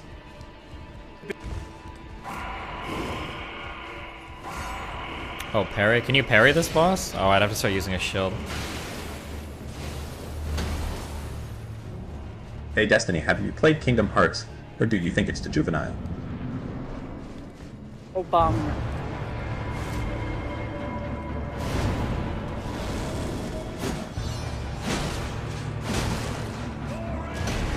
I don't know if I feel like watching. We off the grid, grid. This for my kid. For when my kids have kids. Everything we did for the crib. Hey Destiny, thank you for inspiring an army of schizos that can produce infinite content for you DGG. I don't know if I feel like watching YouTube videos to look at all the what moves are parryable or not. I think I'm dead, yeah.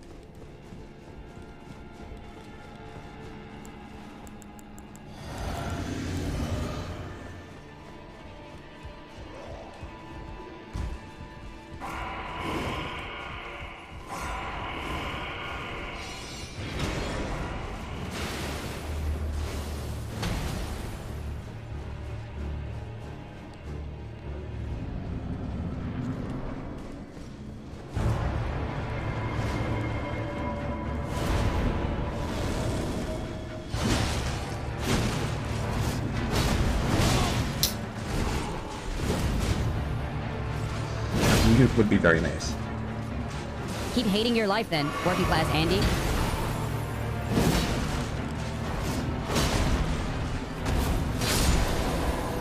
Keep hating your life then, working class Andy. Destiny, what is your favorite passage of the Bible? And no, it's not the fucking your mom passage. Answer now or else it'll open to someone in chat. I think it's passage about your mom's mom. Oh ho ho!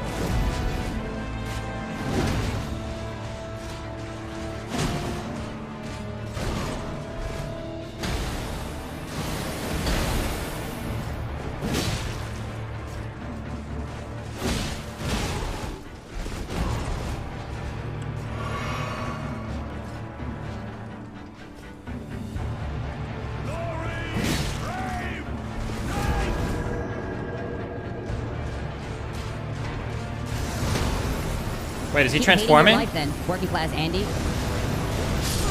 What the Destiny. Why do subject yourself to only do contented conversations with people who aren't always authentic, just to get clipped in bad moments? Why not make professional, quality, concise videos that stand above the shit tier fights?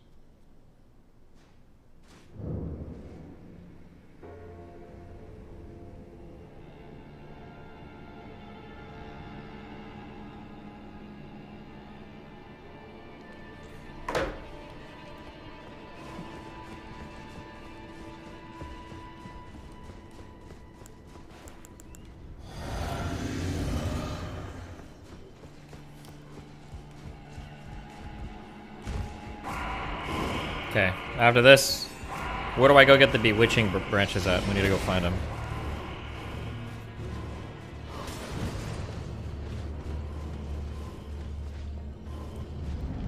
You still have the Hugging Maiden debuff on you? I don't think so. I only have the enchant, the good one or whatever.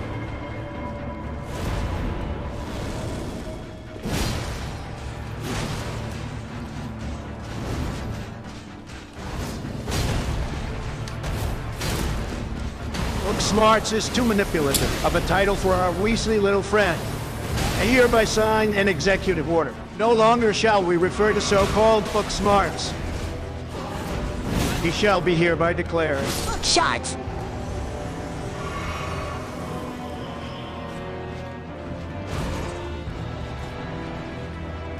Oh my god. The delay. Use your Ruin Arcs? I don't think you can rely on Ruin Arcs. I only have like 6 of them, right? I'll use them in like...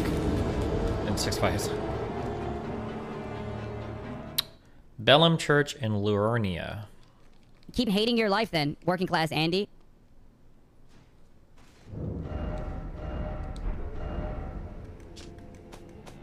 Keep hating your life then, working class Andy. Did you know that the Elden Ring community has decided bewitching branches are cheating? I personally don't think so. I just think it looks bad when someone in your situation uses one. I also... Bellarium Church.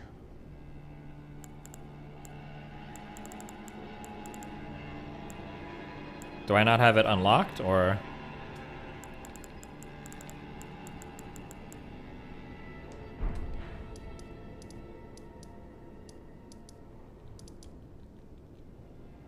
You do. What's the name of the bonfire? Church of the Cuckoo? It's just northeast of the Academy. Oh, this.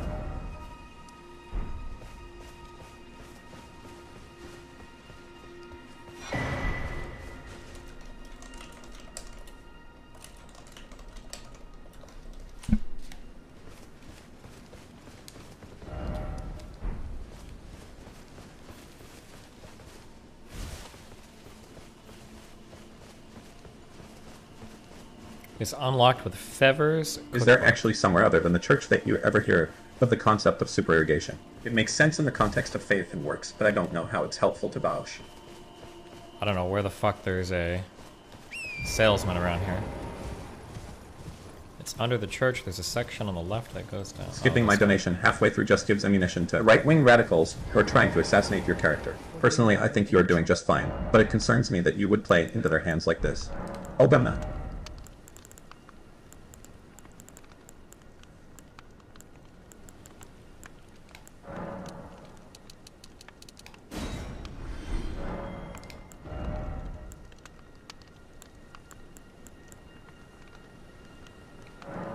To charm pierced enemy. What the fuck does that mean? All done? Well, be on your way then. Oh, I have to like throw each of these at like an enemy or something? This sounds like it's gonna be super cancerous.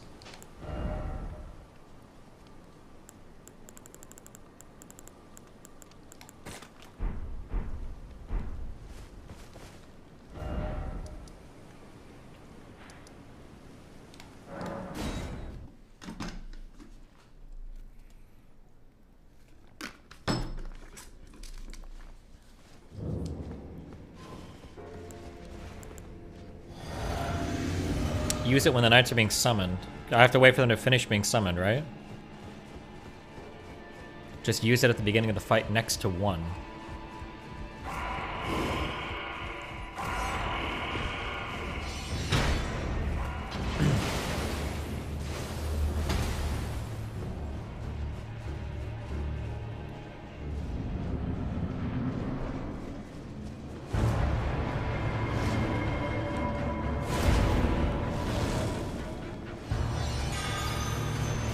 What? Oh, I have to like actually like fucking melee attack one with it? Oh my god, how fucking garbage.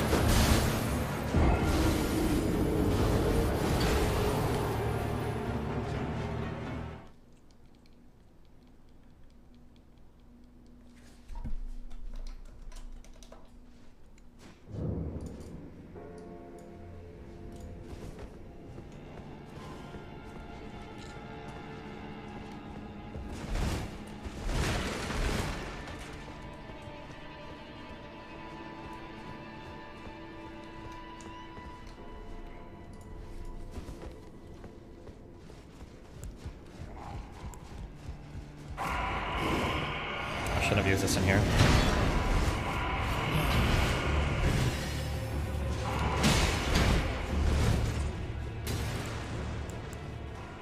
Duke Nuke, have you tried just learning the moveset of the bosses you fight? Didn't say Simon Says. You don't need to finish this castle to beat the game and be done with it. Yeah, well, we're here, so. Is the next boss the Melania girl?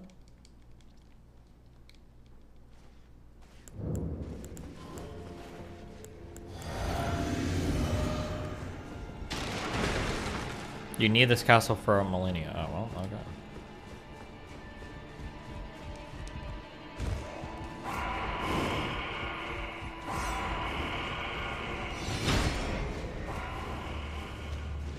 Am I not finishing the game? I'll beat through the main storyline. I'm not going to play every worthless fucking side boss, so fuck that. It's way too much repeated copy-pasted content in this game.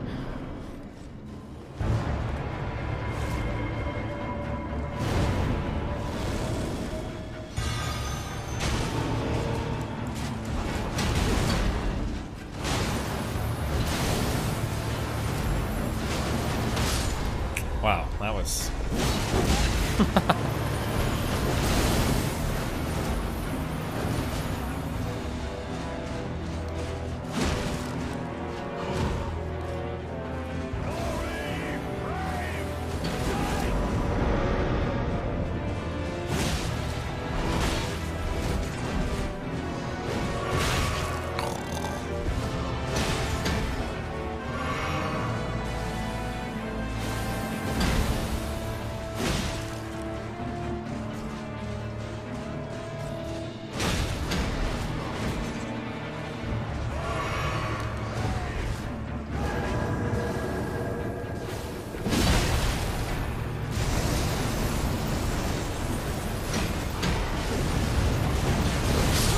What is it actually the entire map?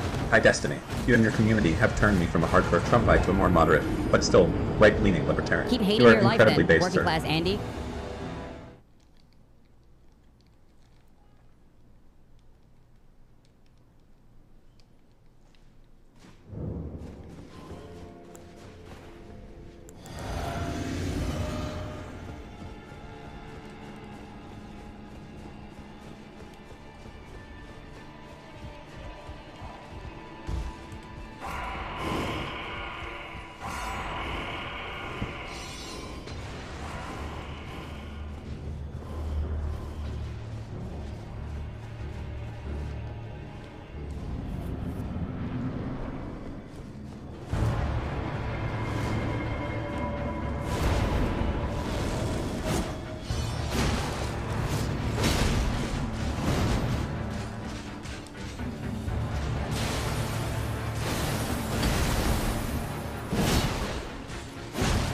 Keep hating your life then, working class Andy. Cool, no stagger, alright. Holy shit, dude.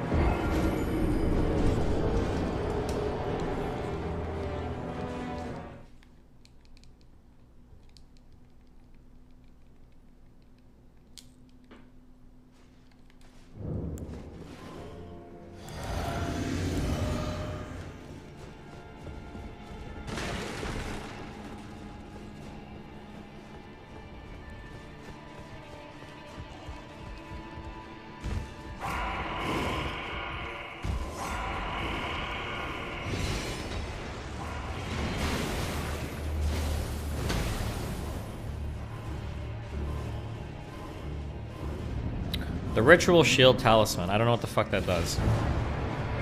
But okay, dude.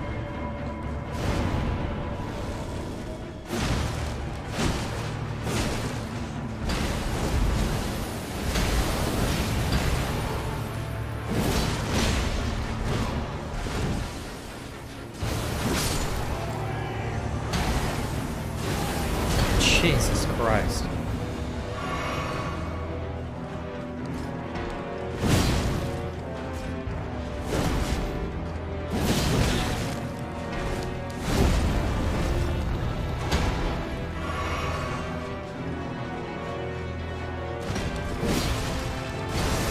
Oh, fuck.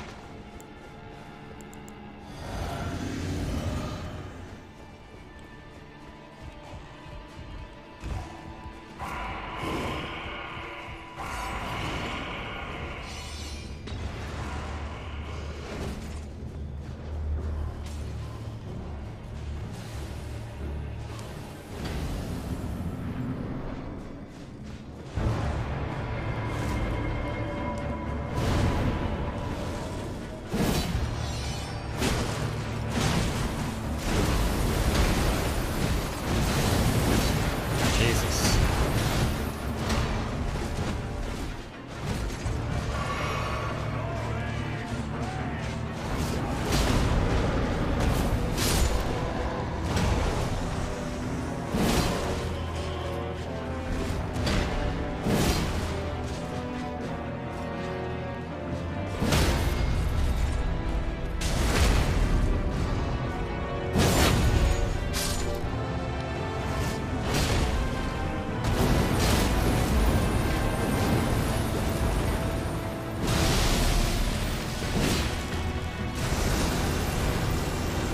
Wait, is he not jumping?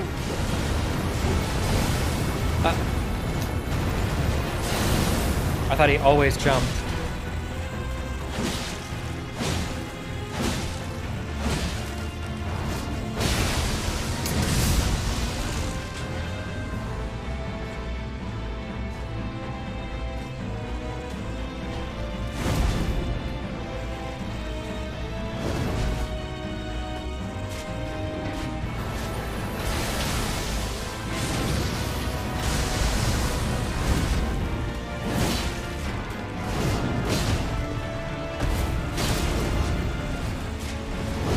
so greedy, dude.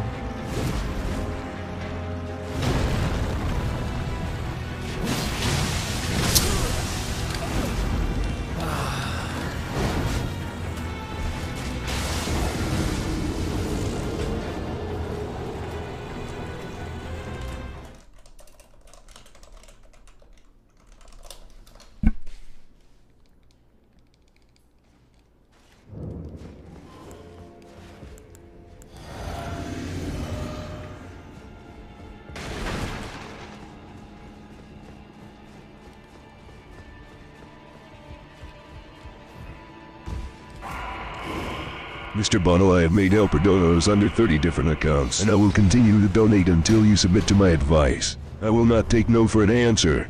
I have maxed out 8 credit cards trying to get your attention. I will not be ignored. Keep hating your life then, working class Andy. Helper's not.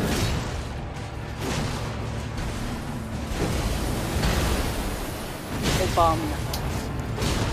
I want to die.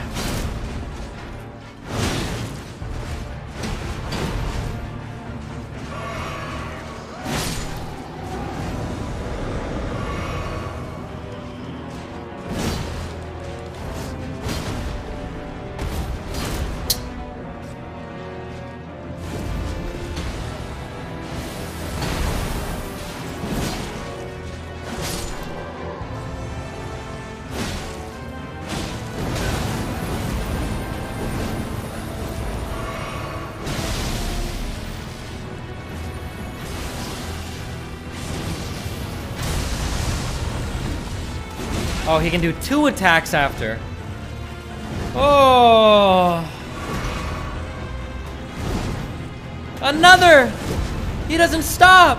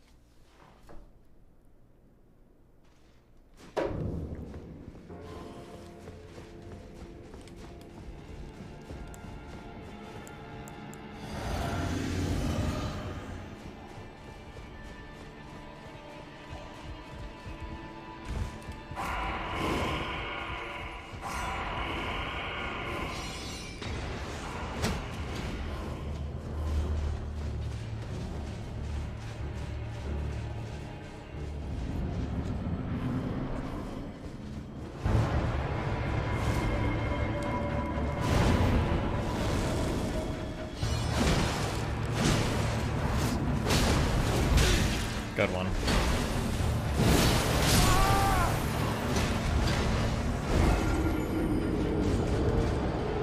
Dude, I would kill for save states for this game. Holy shit. If there was ever an argument to play this game in a fucking VM, it would be for save states.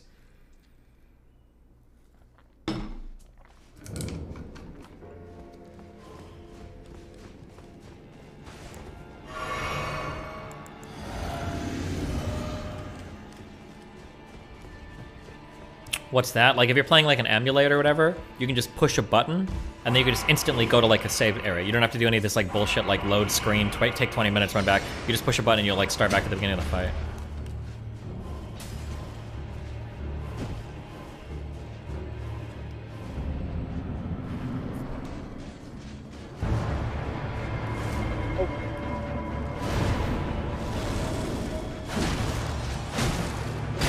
How did he just attack in the middle of my fucking combo?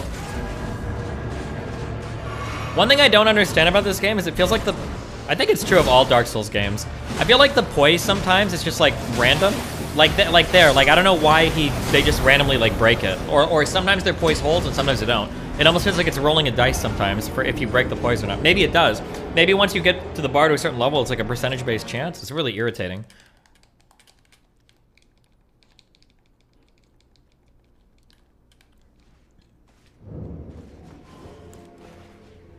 Some attacks give them power armor. I still feel like it's like a chance of, unless it's maybe they do some attacks that raise poise and I break other attacks that don't raise poise. Maybe. Maybe? I don't know.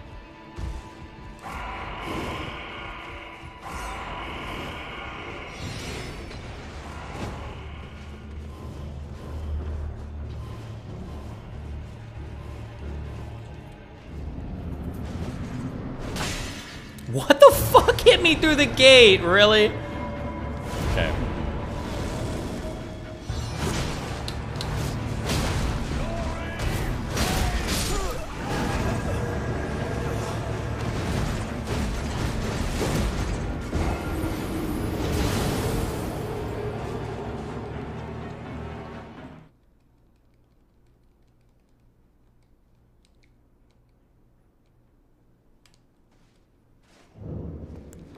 My dude, you have 5 levels sitting in your inventory. Who cares? What am I gonna level? Strength 5 times? It's not gonna help much.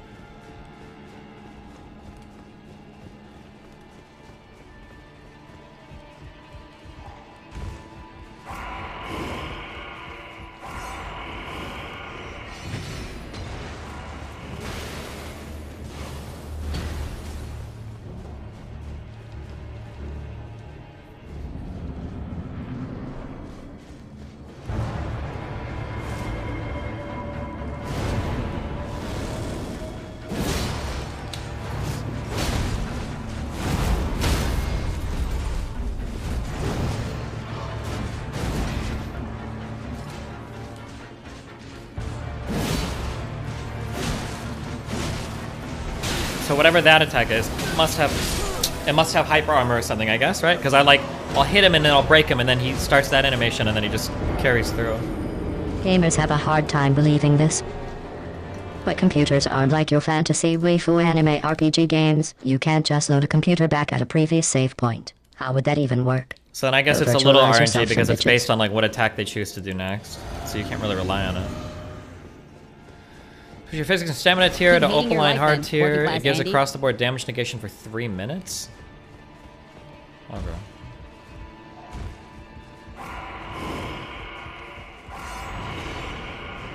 Lightning Grease is super strong against them. Every single time, link me a wiki, Taish, or you're getting banned. Go. Because every time I've tried to grease in this game, due to the suggestion of some random fuck chatter, they've never been effective. They've never done anything. Or they boosted like 20 damage.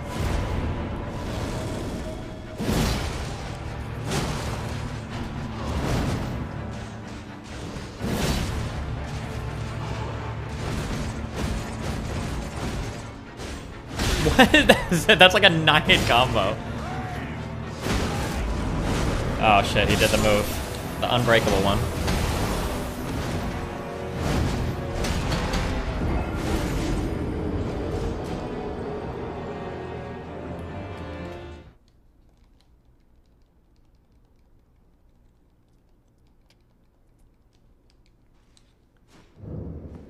Maybe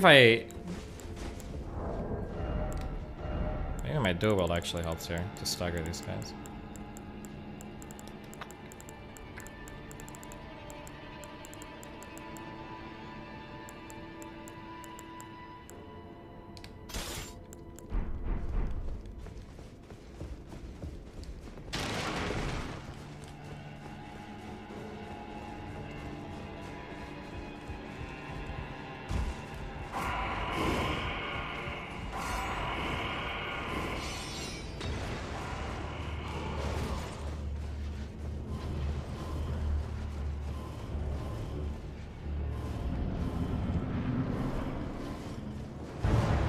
My jump attack normally does 699 or 700. Wow, 899.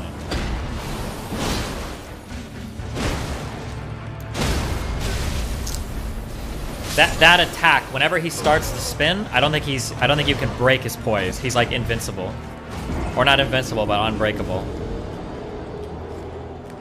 Okay, I need to be patient. We just need to do boring jump attack, run away, boring jump attack, run away. That's what we're gonna do. Okay, that's what we're doing.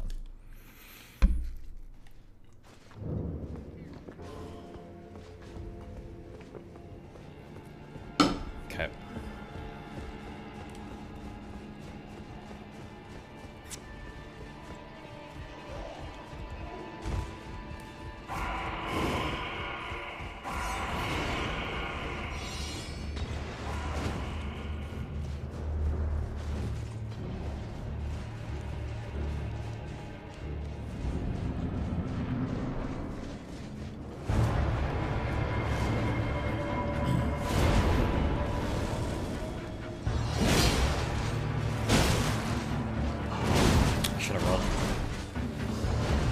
Oh my god.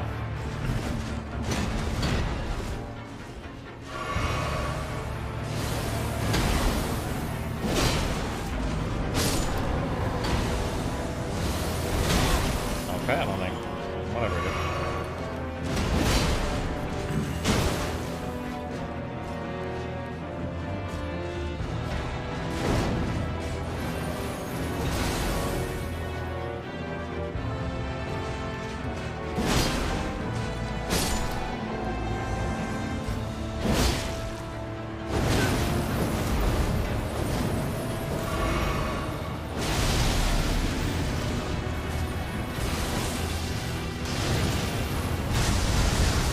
One, two.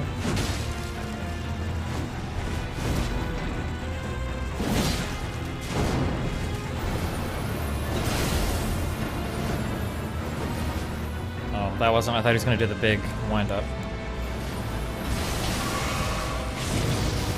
I rolled so early.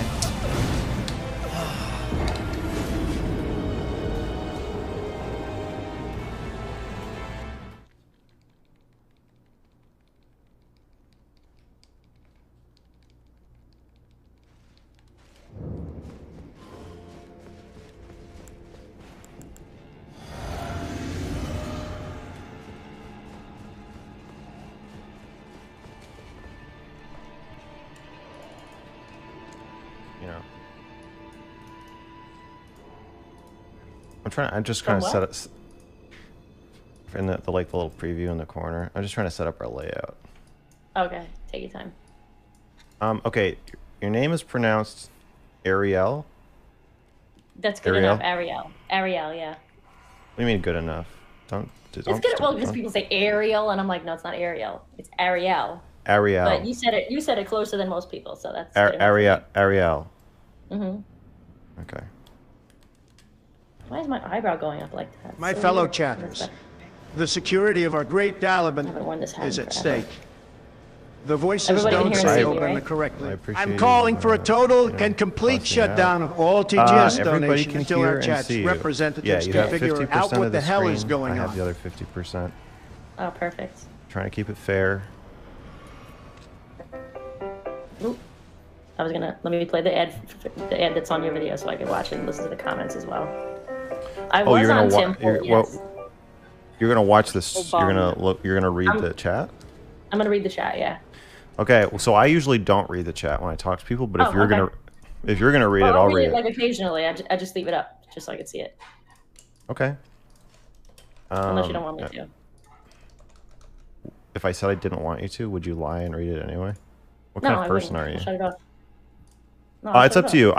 I think that it will be probably more intimate if we don't read the chat, but it'll be Okay. more funny if we do read the chat. So it depends Okay. on what kind of conversation you want to have. Whatever you want. I'm up for either one.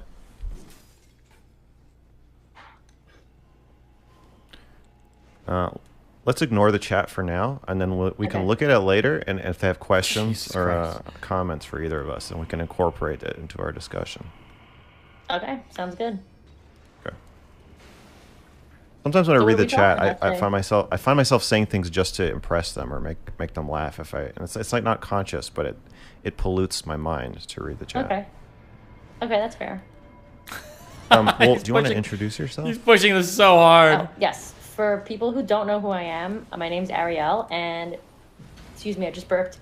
I've been making videos on YouTube since 2009, since 12 years, and I focus mainly, I would say, on LGBT culture, but recently, over the past 2 years, I dove more into politics, I would say. But it's mainly culture and the critiquing of culture than anything else. Okay. Do you know anything about me? I looked at some of the live streams, but nothing crazy because I was in Miami and then I was at the Brexit event on Saturday. No, I'm just trying to figure out where what perceptions you might have of me, if any, or is it just like I'm just some I'm not guy? making any perceptions. No, I don't know. I have no idea if you're on the left or right. I don't care either way. As long as you're somebody that can sit down and have a conversation, that's all that that's always what I've been about. So. Okay, well I can do that. Yeah.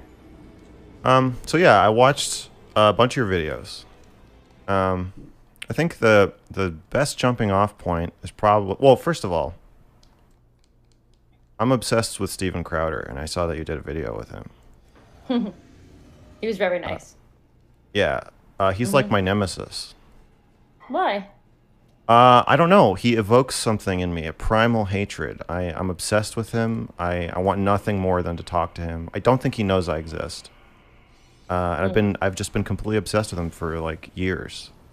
Okay. Like three... In a good way or a bad way? In a bad way that you hate him. So, well, I guess not a bad way. Yeah, and like a Joker Batman way. Okay. Okay, interesting. It's a strong feeling. Okay. You know, they say that you hate in other people what you see in yourself. I could see that. What's not healed in yourself? Yeah. Yes. Yeah. Steven Crowder is my wound. Okay. Yeah. She's totally not plugged into this. Okay, so he's very I'm terrified that I'm like him. So he's very arrogant. Why don't you want to be like him? That's the next he wants to. Okay, I mean, I don't think he is, but I'm from New York, and we're all kind of arrogant, so. Okay, he wants to. I feel his content is very divisive. He wants to pit people against each other. He wants to monetize the fracture in our country. He thinks he knows everything. He's smug. I don't know how to answer that because I've never talked to him about Seriously? I've never talked to him that in depth about things. Okay. I think he's gay. I don't think he's gay.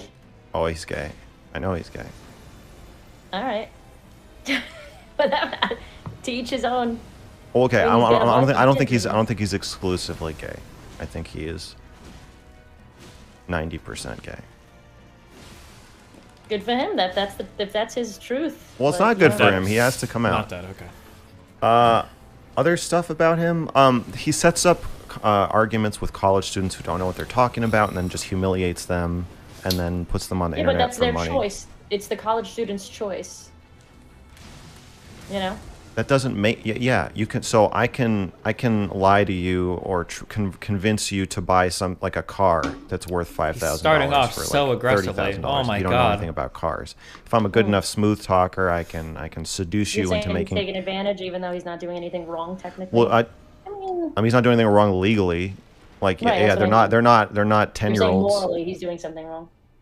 I think I'm gonna call you out here. I think by saying it's their choice, you're also implying that you know he's doing something wrong, but they're allowing it to be done to them. No, I don't think so. I think they all have the opportunity, and they know. No, I don't think that's true. I don't think that's true. I think I've had this situation with myself as well, right? Where I've gone into conversations or live streams, whatever, when I wasn't fully aware. I wasn't a college student. But I mean, you're doing it right now. Yeah, well, I'm here now, right? And I think it's my choice, and to be here, it's also my choice to leave if I wanted to. So. Yeah, okay, but leaving is, especially if you're a college student on camera, and there's a crowd of people who are going to laugh if you get up and walk away. Leaving is after you've been hooked into the conversation. I don't think leaving is exactly a dignified option. I just think it's wrong. I think it's wrong. I think it's wrong. Yeah, that's a fair argument. I like his content though, so. I can tell. Mhm. Do you have his phone number? No. Okay, that's fine. Let's move on to another topic. We can circle back to Steven Crowder. Anyway, so I'm afraid that I'm him. My fear is that I'm going to become him or turn into him, or that I already have.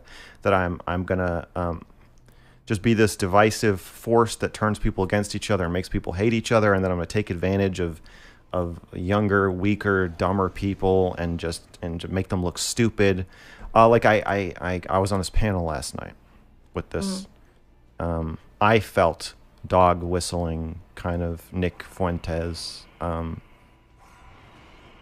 acolyte, and I got really pissed off at him, and like he was really mean to me, but he was like 20, and so I was like I don't know whether to talk to you, like whether you're an equal or like whether you're like a kid, but I was like extremely irritated and like depressed, and then after the stream ended, I like talked a bunch of shit about him, but then I was like I don't like.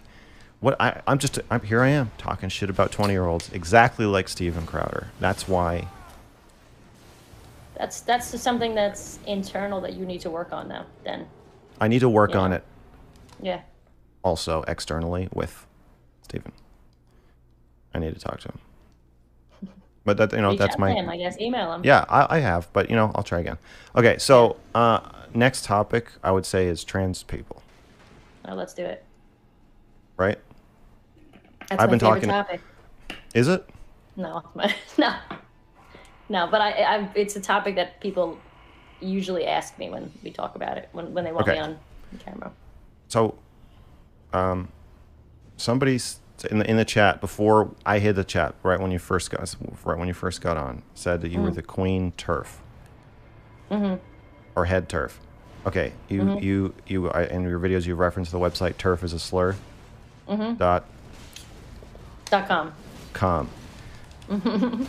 I don't agree that turf is a slur. Okay.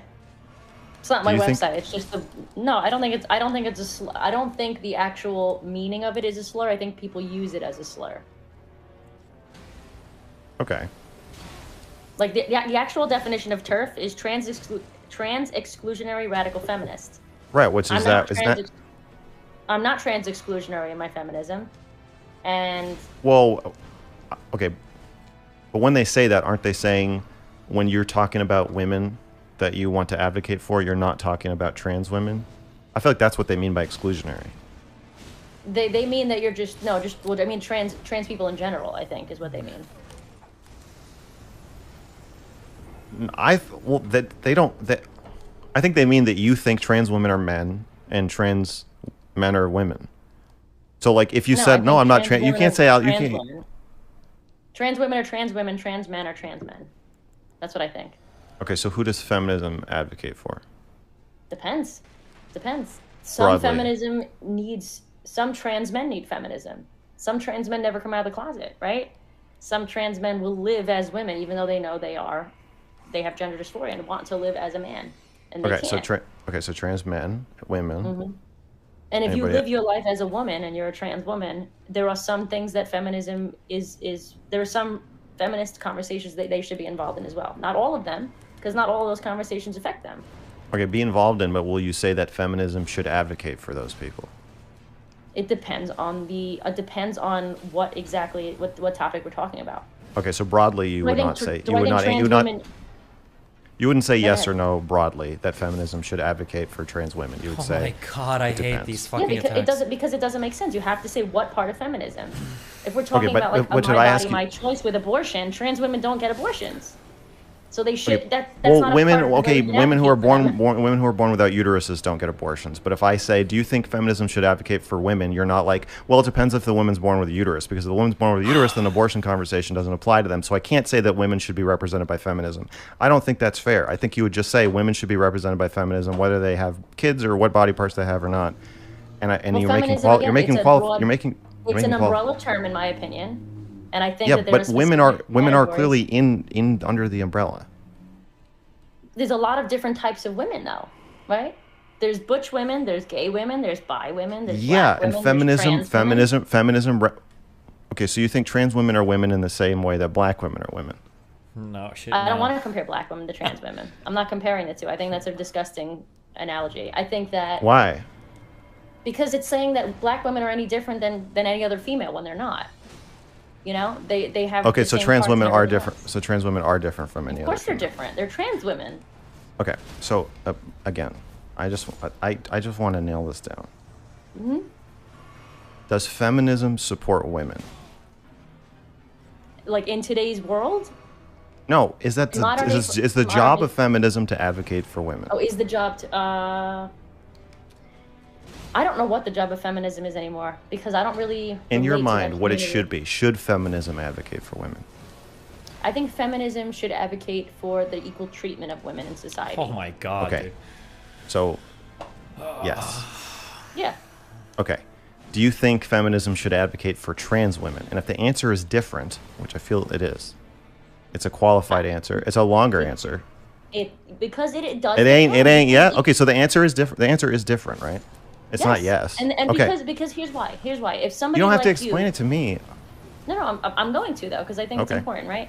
Okay. If there's somebody like you who wants to call themselves a woman who is transgender, do I think you need the same feminist talking points that somebody like me needs? No. And that's just the truth. That's fine. You look like a man, you live your life as a man, and you're male. And yet I'm a woman. Okay, but Regardless if you're actually transgender or not, believe I you said still that. don't. You don't need those other talking points. okay, You know what so I mean? yeah, but so my issue with the turf thing Mm-hmm. is that the fact that the answer is different, longer with qualifiers with an explanation and not just Right. yes, Mhm. that is the thing that trans rights activists are referring to when they say exclusionary. They're saying you don't think that trans women are actually women. No, And so therefore because they're you don't- not women. If you mean women as biological Yeah, women, I they're know. not. I know why you don't think that. Yeah. I get it. Trust Mhm. me. But it's still exclusionary, right? Like, yeah, I just don't see how you can say Well, to me, trans women are exclusionary trans would women. mean fully exclusionary. No, I think I'm okay. So specifically I'm having a birthday party, and trans people are welcome. They just can't come in the house, but they can come in the yard. So I'm not excluding anybody. You can see. Okay. I don't think that's a fair argument. I don't Tra- think that's a tra- fair comparison. I mean, Trans women are obsessed with the idea of, let's say, the loudest, most radical activist trans women. Mhm. The tip of the spear of Mhm. trans activism, I think, as in the loudest, the most pushing forward, the most challenging, the people who come up, the people who are going to call you a turf, Mhm. I would say, are very interested in being defined as women in as many ways and spaces as they can, because I they believe understand that, but I don't think it's because fair. that's fine if you don't think it's fair, but they yeah, and I but understand why they feel that way, but I don't think it's fair. Just like okay. I don't belong in trans spaces because yeah, I'm yeah, not a yeah, trans yeah, yeah, yeah, yeah. I get it. It's that I hear simple you. for me. Okay, so these people want to be seen as women, not a type of women, but as women.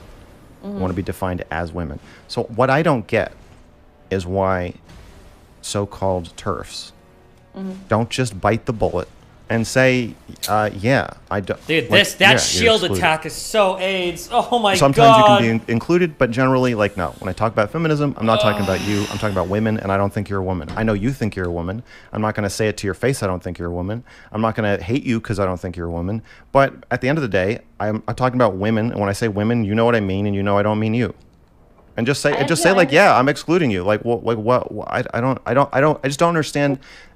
It feels like, to say it's a slur, and I know you're not saying this. Less than 3. Is to try to use progressive tricks against them and say, like, well, if you're you're transphobic, oh, you're gonna call me transphobic. Well, I'm calling you radfemphobic. Now you're using slurs against me. You're the bigot. You're bigoted against me. It's like, just stop. Just say, like, okay, if that makes me transphobic, I'm transphobic. If I'm excluding trans women, then yeah, I'm excluding trans women. I don't understand. It doesn't compute for me how it's offensive to be accused everybody's of. different. Everybody's different. For me, it's not as simple as what is and what isn't. It really is dependent on the situation we're talking about. Yeah, but for it's them, really specific. For okay, me okay. I understand. But if I say, do you think feminism applies to black women? And you say, well, that depends. That is bigoted. Like, that would be yes, a pretty. Because they're female, and it's about femaleness. Yes, right. So if it's about femaleness, are trans Twice women in 2 female? days, Pepe mods. No, but Okay, so if it's here's the about thing. but you're going in circles again. I don't know No, why do you I'm want to not. I'm not, appease but these no. people? Why would you? It's because it's not about trying to appease somebody. It's about It seeing is. the truth, right? No, it's not. I think it is about appeasing people, and you of all people That's fine, shouldn't be but doing in my this. opinion, it's not, because I have friends that are trans women that go about in the world, into society, and pass as women and live as women. And in my opinion, they pass. You would never know that they were trans. as women. They pass as women, but they are not Correct. women. Well, in your view, they are Correct, not but women. But we're talking about societally, and maybe, I don't know, emotionally would be, I guess culturally would be the best word. Societally, culturally, they live as women. Yeah. So societally, feminism societally and feminism culturally would affect them. Physically, obviously, in some ways maybe, but not always. Sure. Right? Yeah. Like I'll give you an example. I have a friend, well, we're not friends anymore, an ex-friend of mine who went to, I think they went to India or something, I don't remember. Wherever it was very anti-gay at the time. It was like 5 years ago. More and more and more. Super butch lesbian. Made herself look even more butch and made herself look like a guy to the best of her ability when going on vacation with her then girlfriend because they were afraid to pose as lesbians. So they posed as a straight couple. Does that person still needs feminism in some ways, right? Physically, because they're still female. But societally and culturally, in that moment, they don't. They're seen as a man, they live as a man, they're treated as a man. That's it. So I think that is a big part of the conversation as well that a lot of people don't get. I think you're making sense. I get, you're teaching me how to do the mental gymnastics. Oh but that my doesn't make God. me do it. You're giving me a mental gymnastics lesson. Okay, man. okay, well, allow me to rebut. Please. But I'm not trying to appease people. Trust me, I'm not. Especially the trans activist community. Okay, This is genuinely what I think. So let me get this straight. If trans women across the world, on Twitter, the loudest, angriest, most radical trans women, said, you know what? We're not women. Feminism, yeah, could apply to us in certain situations, but we're not women. We should be excluded from feminism. You're saying that you would say to them, no. Don't go. Feminism. I would say, again, certain things that I think that certain things do not apply to them, but certain things do. Okay, so here's what I think. This is the run, calling it. I think trans women, the tip of the spear of the people who are pushing, want to be defined as women, as biological, literal women. No, that's obviously not true, and I'll agree with you 100% on that. That defeats the purpose of what transgender even is. But do you agree that they want? There is a contingent of trans women that want to be defined as literally, biologically female. Yes, and I disagree with them. Of course. Okay. With them all the time. Here's what I think. I think that this group of people wants to be defined as women in every feasible way. So anytime they're not defined as women in any particular space, like a swim team or like sex, like I've seen your videos, like suck my girl dick, stuff like that, they start picking at it, and they say, well, hang on, what do you mean? What do you mean my penis is not a woman's penis? It's not female, right? Right. And so I think you're willing to draw the line there. But my sense is... I'm willing to draw the line at a physical level, at a biological level, not a social or cultural level. Because there are trans women, like Blair White does not live her life as a gay man. Like, she doesn't. She lives her life as a woman. I understand. I get what you're saying. Yeah. But what I don't think you understand is that your answer that has qualifications about living as a woman can be different depending on what a person sees as a woman, I guess. No, that answer is to them is exclusionary. They want a yes. They don't want any difference. Yes, right. I agree with that. They want a solid yes. So if you can't give them a solid yes, I would just, since they're not going to be happy with a semi-yes, I would just acknowledge that you are excluding them. You're saying if you dress up as a woman and you pass, then you temporarily, because of the effort you put into disguising yourself, you can some advocacy for you is warranted, but you're a guest. You're not. It's not really. I think that's a fair statement. Yeah. So I guess I feel like if that's the thing that they're like poking at, which is like, wait, you don't really think we're women? That, to me, that's what TERF means. TERF means feminists who don't actually really think that we're women. It doesn't, and like it gets morphed into feminists who hate us or whatever. I would, I don't know. I would just reclaim it. If it were me, I would say like, yes, you're being excluded. Here's why. It doesn't mean I hate you. It doesn't mean I hate you. It's interesting way of putting it. And like socially, I advocate for blah blah blah. But like, I just feel like at the core question of like, are you excluding us? At some point, the answer has to be yes. And like, so I get why you're saying you draw the line. You say no there, and you say yes to swim teams, sex, and I assume whatever, you know. I guess those are the Oh, main, to draw the the line main- at those things, right? Yeah, yeah. Yeah, sports in the bedroom are like the main battlegrounds where you Yeah, kind of because just it's have a to physical pick a thing, side right? at that point. Right. Yeah. Right. Yeah, definitely. And I think people are changing their views a little bit about it. I think in the beginning of this whole debate, maybe it started like 5-6 years ago, I think people were all for it, right? Because they didn't think that It would go this way. they're gonna be all for it because they want to be nice, right? Yeah, sure, Yeah. trans women are women. Sure, they're gonna call you she. Sure, we're gonna do all these things for you. We're gonna support you. Blah blah blah. And then the bad, the bad seeds, the bad apples started popping up, and everyone was like, "Oh wait, we didn't think this was gonna happen," type of thing, right? We didn't think people were gonna take advantage of women in prison. We didn't think people were gonna take advantage of women in sports, and now it's happening. So we're, there's a lot of pushback, and I think people are starting to realize anytime you give anyone an inch, any community an inch, the slippery slope is a very possible thing. Oh, there's Okay. another attack sometimes. People that want to take advantage will take advantage. Okay, so let's assume we don't have separate trans wings or separate trans prisons. It's not in the budget. We have men and we have women. Where do you think trans women should go to prison? I think Blair White actually said it best. I think there already is an LGBT wing in some prisons. It's been And I shut think- down. Unfortunately, shut it's down? no, and not in my hypothetical. For the purpose of this I mean, question, I think that would be the best thing to do. it absolutely would. That's why I started the question with saying that there isn't that's there not. wouldn't be. Yeah, I mean, if you don't want to answer, that's fine. But my question is, I don't know. I think again. well, it if you had a big depends on- lever and you had to flip it, you're gonna put all the trans women would in the ha- men's prison it or the sounds- women's prison? It might sound stupid, but I think I would have to look at the person and be like, is this person likely to be more of a threat to, likely to be more threatened, or likely to be more of a threat? Oh my god. Are Like, you if saying they if you look are you like- saying if you have a dick? I think having a dick is a big part of it, but also It's a just big like threat. not being on any hormones at all, or having transitioned at all physically, you belong in a male prison, in my opinion. You live a life as a dude, go to men's prison. Sorry, not sorry.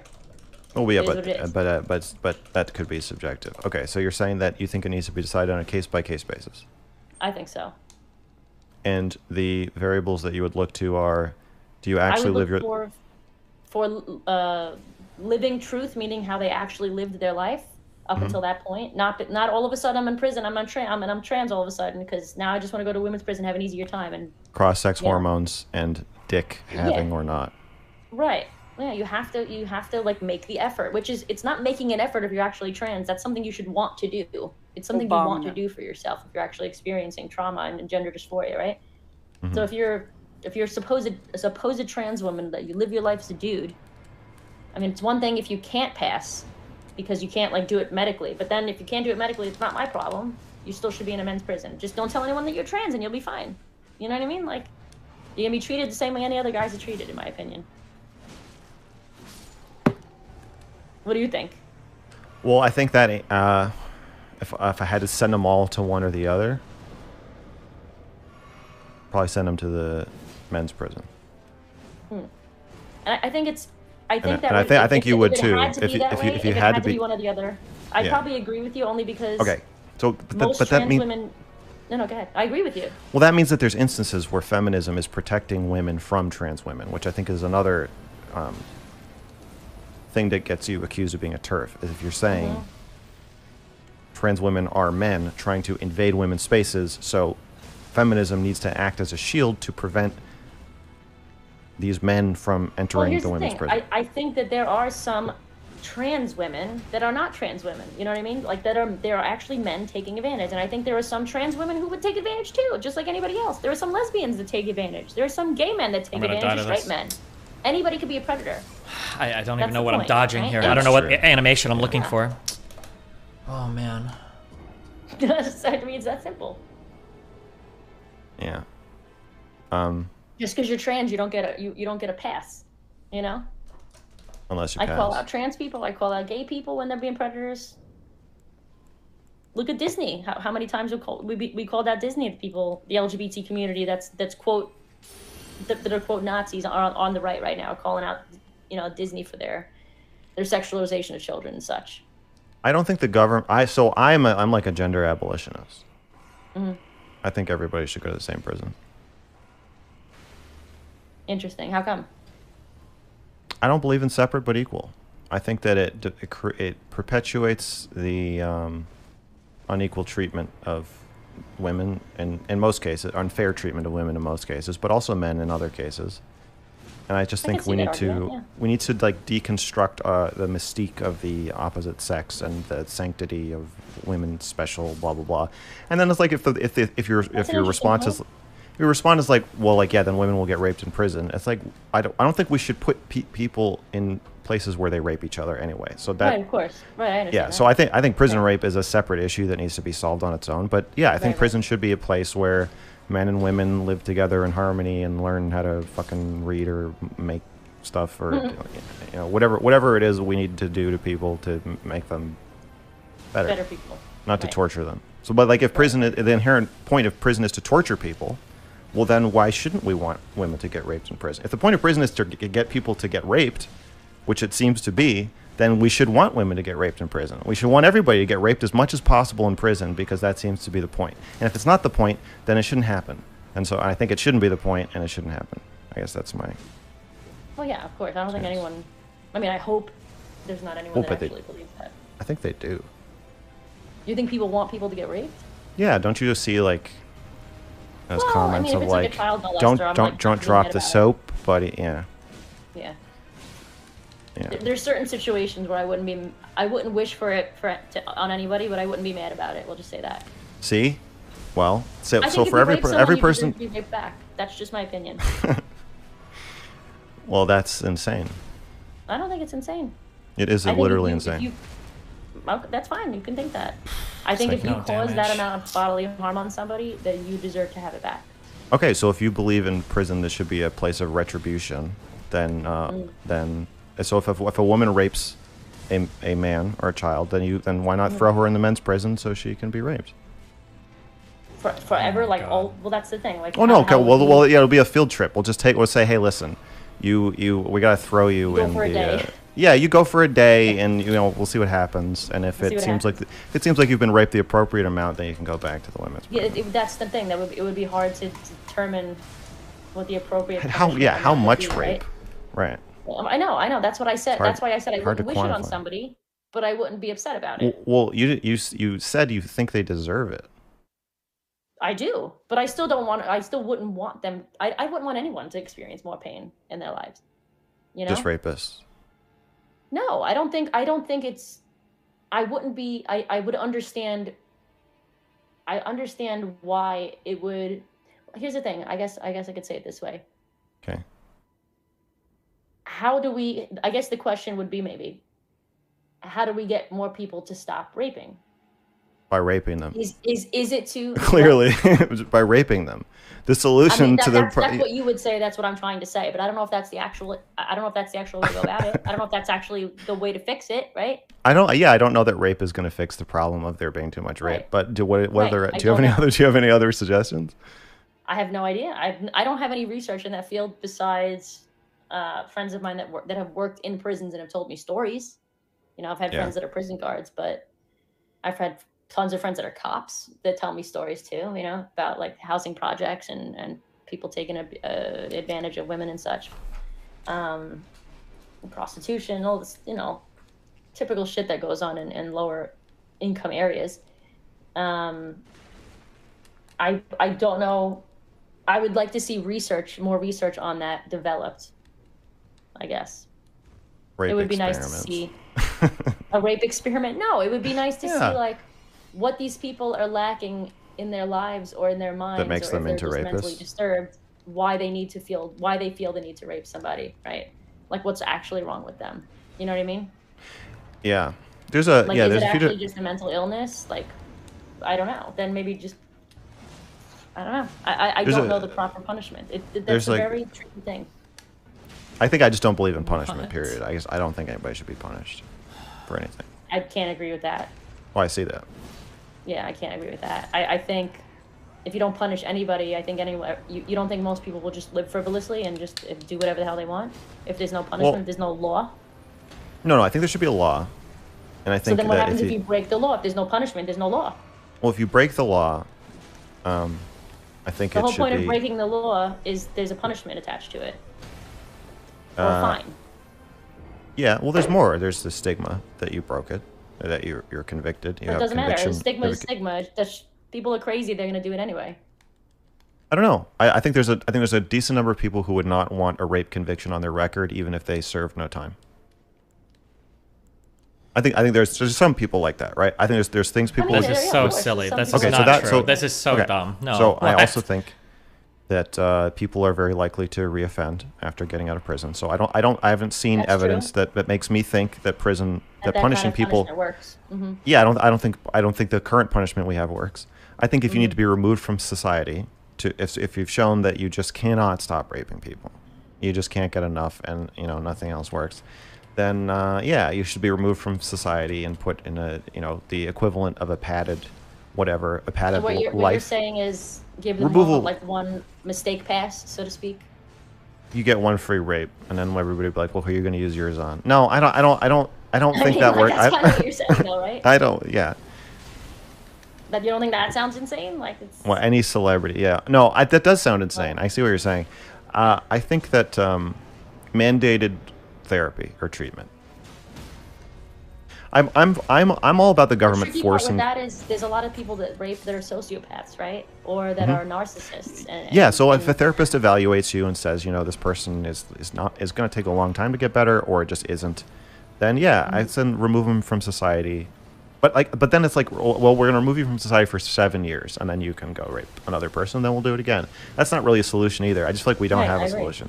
But I think, yeah, whatever you need to do to treat the person, make their life better, or give them whatever they're missing. Mhm. Yeah, And then there's like if there was proof that whatever you're saying is the way to do it, then I would be for that. Doesn't mean that I Yeah. think people getting a free pass is the way to go.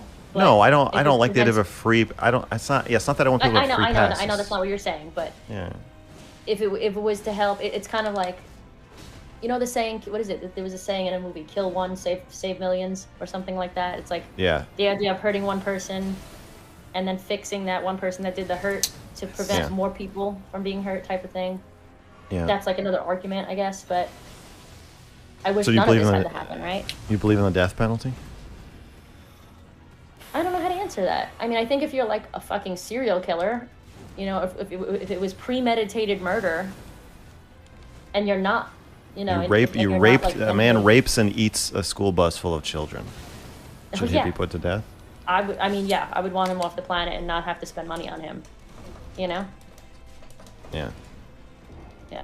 Well, I think it costs us more to execute somebody than it does to imprison them for life. Not positive about that, but I think Really? yeah, That'd just be because of all the appeals and the court. Oh, the shit court and stuff that has to go through. It just take and then it takes like decades or whatever to actually get to the part where to you're. get it to go through. Right. Yeah. Just But take him out yeah. back and shoot him. I don't know. Well, yeah, but Medieval you have style. to you got to let them try to prove that they didn't do it. Right. I know. Yeah, so I would say I don't believe in the death penalty. And why don't you believe? There's in an it? item called Witching Branch I that just can think be it's used wrong to turn to. idle I feel like summons the against government them. should Worth not kill looking us. into too. I guess. Alternatively, get gut scrub. Okay, the reason to kill the school bus eater is because it feels good to kill him. That's why. There's no other reason to kill him. Like, if it doesn't save money, let's say hypothetically, it doesn't save money, and we can keep him in prison, isolated, and give him a fine life. It's like a hotel room, and he just watches the magic school bus and jerks off and orders appetizers from room service for the rest of the day. So what you're saying is the fact that he killed these kids and ate them and whatever, it's not going to bring them back. So the only reason we would kill him is because it makes us feel good. Yeah, it not feels because good it's to actually kill. solving an issue. Right, exactly, and we're killing him for the same reason he ate those kids, because it feels good for us. Because we're like, you know, what feel really fucking good is to kill this guy, and then it's like, well, did we have a pre-existing urge to just kill some sick fuck, and we're like, perfect, we got one, or is it like? Yeah, I see what you're saying. I don't know how to answer that. I mean, I feel like at that point, if you're just like an absolute strain on society. Yeah. And you're doing nothing but hurting people. Like you should be gone. But dead? Yeah, I do. Like if you're literally killing somebody, if you're killing kids, if you're raping kids, if you all this kind of stuff, like, yeah, that's just my opinion. I understand. I mean, obviously, we all wish that it just didn't. None of that happened in general at all. But that's not the world we live in, right? No.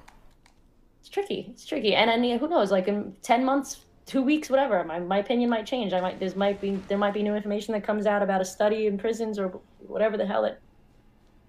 A study shows that killing people does not actually make them, whatever. It doesn't cure them. I if you don't kill know. them. We never I don't. I know. feel like it's purely emotional. I guess that's why I like talking about the death penalty, because they I see stop what you're saying. existing I know. I after get you it. kill them. Yeah, I get what you're saying. I just don't know. People want to see justice is really what it is. Is that justice?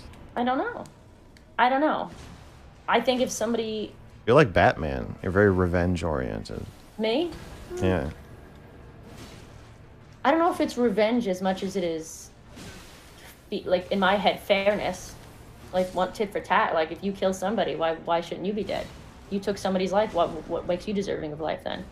Purposefully took somebody's life, right? Wouldn't that, You know, it's different if you're in a car accident, God forbid, somebody hits somebody and they die. They didn't know they weren't trying to kill them, right? Yeah. But, like, premeditated with, like, or just having the intent that, like, even if you don't kill them, you could try. Well, if you're trying to kill somebody and you wind up not killing them, that's you definitely deserve to be in jail at least for a long time. Because that's just, I don't know. But then again, what did that person, if somebody did something to deserve it, what did that person do? We don't, like, who the hell knows, right? Because there's that situation too, like, oh, somebody killed him, and then now I want to kill him because he killed him. Right. Right?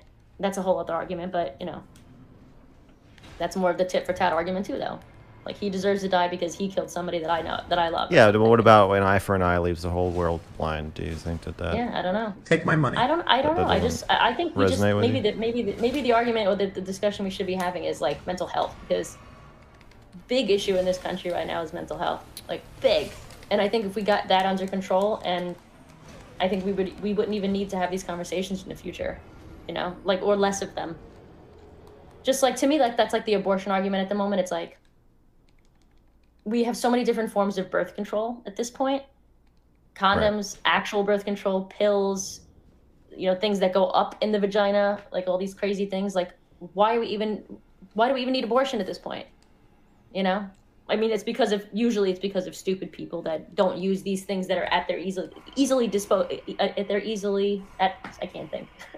they're easily available to them, right? They're ready to. Okay, so that's a slightly right-leaning description of people who need abortions as stupid people. Well, stupid. You sound like Steven Crowder. Decisions. Well, yeah. I mean, if you make a stupid decision, right?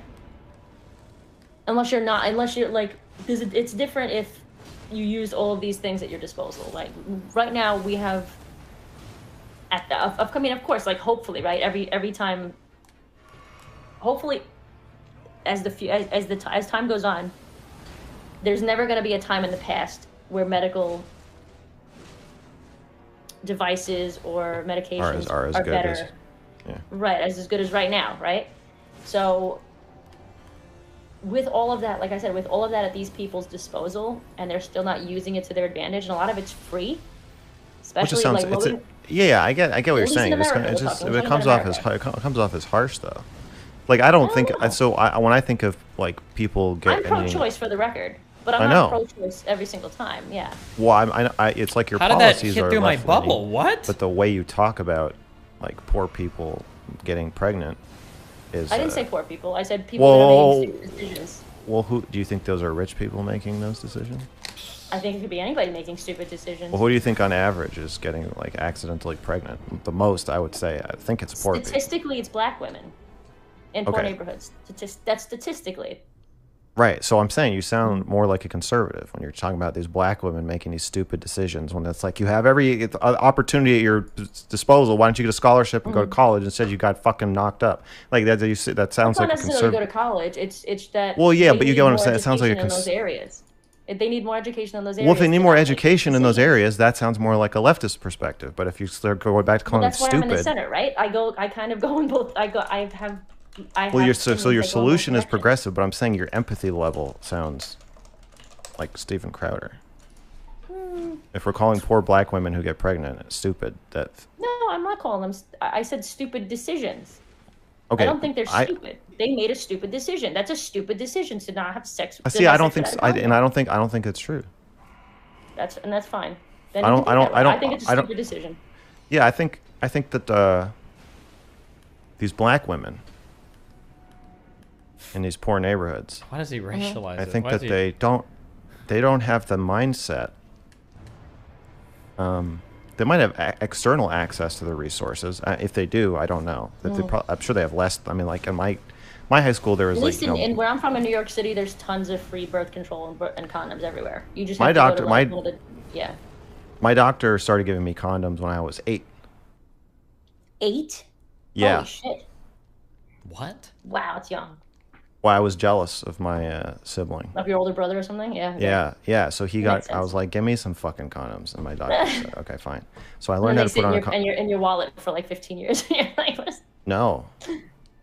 You used it right away? Well, Would you like blow it up?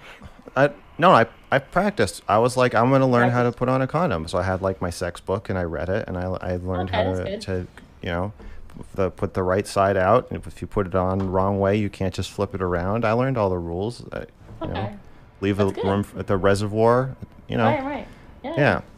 And so, but like, is your average black woman in these poor neighborhoods, are they getting a paper bag full of condoms from their doctor when they're 13 or 12?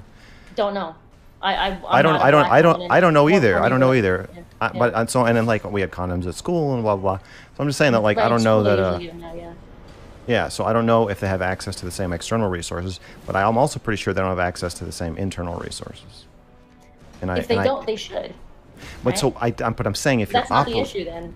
The issue, Yeah, but the issue wouldn't be about. I just don't think it's fair to call it a stupid decision if you don't have the same information or the same. I mean, you mindset both agree it's I a also stupid think it's decision. slightly- It's just that they slightly like they don't have the racist. resources Don't to you make a think stupid it's decision. slightly This is racist so to assume semantic. that just because they're black, they don't know any better? No, I don't think it's because they're black. I don't think they fucking genetically don't know any better. I think it's if I think Because they're poor. I think it's because they're poor. Yeah. Okay, so it's a class issue thing for you. I believe that. Yeah, I've never met a wealthy black woman, and I've met quite a few, who got pregnant by accident. That I know That's of. fair, and I think that's probably very true. I've And met. I think and- that, Yeah. at least, like, I can only say my experience in New York City. That's where I grew up. Oh, From what it's I the remember- thing. He's doing the. Just keep getting spam calls. From what I remember, Super dead. most of the like HIV prevention stuff and STD tests, and even the COVID, all that COVID stuff, was mainly only in lower class neighborhoods, because New York City is usually actually pretty good with health stuff. I'm trying to remember, like, growing up, I remember in high school, a bunch of friends of mine, all we had to do was go to the gym, basically, go to health class, and they would give us stuff, right?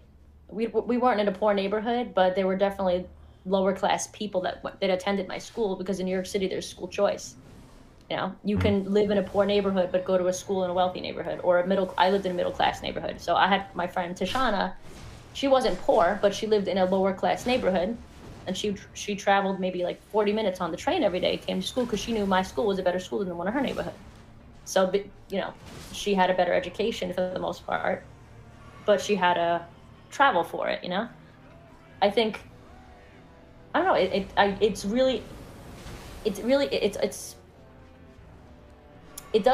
think it does have to do with lower class, because there was a lot of people in like Sheepshead Bay in Brooklyn and like Garrettson Beach who definitely would be considered like white trash neighborhoods type of thing in Brooklyn, that would get pregnant at a young age too. I think that might come down to just having better having better like how can you have a better parent? Though? It's like you kind of just get what you get, right? I mean, after school programs and stuff like that help too, which might be a very quote progressive view of mine. Yeah, But I mean, I went to you them. sound more I went to after-school programs. empathetic now. Well, I am. But it depends on the situation. Every person I've ever known who's gotten an abortion, like every friend, I think was a broken condom or a failure of birth control. I don't think I've safer ever to jump his stomps. I think I've had two close friends. It looks like the stomps do huge AoE damage, like in the times air. Are they really just it was- ground damage? It doesn't look like it. They were trying to use birth control. And I think if that's why I'm pro-choice. I think that if you've tried and you did everything quote the right way, like you I mean you got to have some leeway, right? But not necessarily, because I do understand people on the right's perspective of pro-life. Do you think that you're being a understand it. lesbian has anything to do with your lack of empathy for these penis-obsessed women who impregnate themselves? impregnate themselves? Yeah. I don't know. I just wish. I wish As you ostensibly have no desire to play with the fiery dangers of sperm, that do you think that precludes God I you don't. from? And that precludes you from opening your heart to these women? these young No, ladies. I don't think that's what it is. I really don't. I think there are. You know what it is, honestly? I think when I sit here and think of what you're saying, I obviously can be very empathetic. But then I do see these crazy feminists on Twitter, and you can't lie, they're real. Like literally, there's a photo going around of a woman that said, "I've had 27 abortions," wearing a T-shirt, all proud of it. I don't think that's right either. You know what I mean? Like I think you have to find some middle ground here. I would call that person mentally ill, God, not dude. stupid. Like clearly, Probably, if you've yeah. had 27 abortions and you have it on a T-shirt, I would Yeah. say. Yeah, but that's a lot of what's happening right. Well, that's a lot of what's being shown right now, not necessarily a lot of what's happening. Yeah, but we always take the most mentally ill person and say, "Look, it's a feminist," and when it's obviously just some fucking crazy person, and then just Right. like retweet it But yeah, 500,000. they're toting the label and whatever. Yeah. Yeah, I mean, I've always been pro-choice, but I don't think, like I said, I don't think we should be just having abortions every 5 minutes, you know? I think it's generally more fair. I think- so because we know that these messages are memes or whatever are taken, the worst examples taken from the left and retweeted by the right, and then the you know what I'm saying, and then the left Yeah, takes yeah, of course. okay, but like, and then you could say that's a straw man. It's like a real feminist is not. We don't think of somebody wearing that shirt. That's like what a conservative thinks a feminist is. It would be more fair to judge conservatives Even- by the things that conservatives retweet, and judge liberals by the things liberals retweet. You know? Fair. I think that's fair too. It's understandable, yeah. I just wish Right. I wish there was a pill where somebody could take, and then it was 100% effective type of thing, and everybody Yeah. could have it, and everybody would use it all the time when they needed it. But it's free. You have free will. A pill It's that like- makes you into a lesbian. No, a pill that makes you not apt to being pregnant. Makes you infertile. No, not infertile. Just, Bulletproof. not in the mood to have sperm in your vagina that's gonna impregnate you. Yeah, I see. Yeah. I wanna. Do you wanna talk about pedophiles? I mean, we can. I only have like another 10 minutes though, so that's all right. Yeah. Yeah, it's fine. Whatever. Yeah. Yeah. We can have a quick conversation though. Yeah, sure. I watched your video about pedophilia, and I think I agree with it. Oh my god, I don't know when to I jump forget what this. I said. What did I say? I don't even remember what video it You was. said that you think the age of consent should be lowered to 12, and that you think pedophiles are a legitimate sexual orientation, and it should be LGBTP. I think. I did not say that. Really? No, I'm just kidding. You didn't say that. No. You said no. You said that Oh my pedophiles. God. I did not say any of that. I know you didn't say that. I was joking. Oh, okay. Okay. Yeah, you said that pedophilia is a mental disorder, and that it's an Correct. attraction to children. It's different from child molestation. Yes. I do think I think a pedophile is very And different than an actual child molester. I think so too. And you said that you are concerned with the term "map." Yes, I'm only concerned with it because It's of normalizing. what it might cause. Yeah. If being easier and being nicer about the term we call these people, if that is going to make them less likely to offend, then I'm fine with calling them that. But if Yeah, I guess the question is, what's more likely to get them to get help? Right, exactly. So there's a certain amount of destigmatization you want to shoot for, because you don't want them too scared to get Right. help, but you also don't want it to but be you don't like want them cool. to, You don't want like- it to be right. cool. You don't want to make Right. it cool. Exactly. Okay, I think we agree on everything there. I have another question I want to ask you. It's kind of more personal. Are you okay with that? We got to ask the question first, Okay, right? I think your channel used to be kind of pornographic. Mm-hmm. Do you agree with that characterization, or you think that's unfair? Define porn. I didn't have sex on camera. Like, that's I didn't. what No, technically I'm porn is. defining porn by what people are doing while they're watching it, rather than what people are doing on the camera. That's not fair because people It get is turned fa- on by anything. Yeah, but you know what? Okay. No, that's not a fair. I don't think that's a fair argument. People jerk off to like rubber. there's people that are attracted to balloon. Okay, so animals. for the first time, I wear not a rubber gloves on pornographic the first time I wear rubber gloves on my channel. Sure. Mhm. And I noticed the video gets 9 million views. And then I'm like, well, I'll just wear rubber gloves on every channel. At that point, I would say I am transitioning into making porn. I might I not would have known I was disagree with making. Okay. But I would disagree with that. I think porn is. Are you is comfortable- strictly people having sex on camera? Wait, what? Hello? No, you don't. Transform. Yes, I do.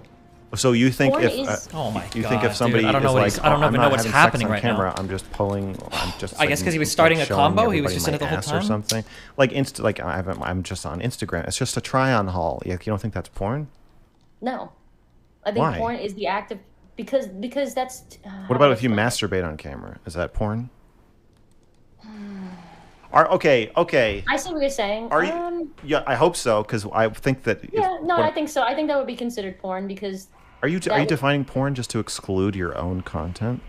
It's No, okay if you make because- porn. I'm cool with it. No, I don't make porn. I'm not saying that. I don't think I make porn. I don't think I ever have. I think there's a big difference between showing off your body and masturbating, and I think there's a big difference between talking about sex and actually having it on camera. But you've done Big your content has gone further than talking about sex. I would say it is pornographic. I disagree. I Well, can I- disagree. Okay. You couldn't. Are You couldn't think it. I'm not ashamed. It is what it is. Like I've talked Okay. about sex toys and So stuff, but so I for don't, so I was like, if it was pornographic, it wouldn't be allowed on YouTube. We don't Ah. get naked. We Ah. don't actually engage in sexual no, acts. you do get naked. You just don't show it. There is naked people. There just doesn't show their genitals. But look. Where? What video? Gay man shows his penis to a lesbian. Okay, look, I sorted your That channel. wasn't my video. Oh, yes. I see what you're saying. Oh, but that wasn't. To me, one. that's not porn. That was educational. You think it got 27 million views because people are like, oh, I really want to get educated. Please. Yeah, I do because it's No. lesbian with gay guy. That's not who's You- that going to turn on? Honestly, is that going to turn a straight guy on? Yeah. Lesbian looks at gay guy's penis. Yeah. No, is it going to turn a lesbian on? Absolutely. Why not. do you think? Is it gonna turn a You know gay what? guy on? No. I sorted your. This is gonna get weird. I sorted That's your fine. channel. Okay, I Mhm. sorted your channel by popularity, Yeah, I know. It's fine. right? And Yeah, so of course. and then I know and it's then all popular. it switched from politics to pornography in my mind. It was like Mhm. women Yeah, that's taste their fair. own vagina, women taste their own vaginas, and then I was like, wait, this has a red line on it. I was like, I've already watched this video. I've already watched the gay guy showing his penis to a lesbian video. It's an old video. Yeah, it's my friend. Well, ex-friend of mine. Yeah. Yeah, and I wasn't watching it for entertainment. I was like, like you see the thumbnail of a woman looking at a man's penis, and it's like, Click on it. I had to. Oh yeah, I would too. I mean, that's why I liked making the video. But I don't think bodies have to be inherently sexual, and I think It's sitting there and sexual. talking You made about- it sexual. I disagree with Watching that. you don't think watching women taste their own vaginas is inherently sexual. Oh no, I thought you were talking about the one where I looked at Either one. kid's Either penis. one. Yeah, whatever. Disagree. I don't think that was sexual at all. Tasting I think your own vagina I'm a lesbian. He's is a gay taste- guy. I disagree. There was nothing sexual about that. We were not. Okay, I attracted don't to think each other. anyone's really gay. We're gonna disagree on that too then. I don't believe that. You don't I don't believe disagree? it. I don't see how it's That's fine. possible. I don't either. I just know that it is. So I don't think anybody's really straight either. Well, it's a spectrum. Is that what you believe? Yeah. Yeah, that's fair. That's fair. But I don't agree think with that. anybody. I don't think anybody is totally disinterested in penises. You can't be. Disagree with that. How could you be? I don't get it. Is it revulsion or just a? I don't know. I just know that that's the way I was made. I felt like that for the longest time. Like it's indifference or like it's gross? I think everybody has a different level, like a line. Like, if I'm just looking at a penis, it's like I went to art school. I had a nude model drawing every Thursday. I used to be a nude. wasn't Wait like, a second. Wait a second. Wait a second. What art school? Pratt. I used to model nude there.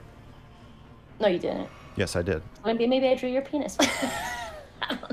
Wait, I modeled nude there in 2010 and 11. No, I was this is a few years before that. This was in 2005. I was doing this, yeah. That's great though. I didn't start till 2010. Yeah, I used to live in New York. Thank you for helping art students. That's awesome. But yeah, Okay, I and think they helped me. yeah, you pay, yeah, get paid, whatever. Nude modeling is sexual. I disagree with that. Yeah, drawing naked people is inherently sexual. Again, I disagree with it. I don't think I know. bodies have to I be figured sexual, you but would. Well, they do. that's fine. You could disagree. It's totally fine.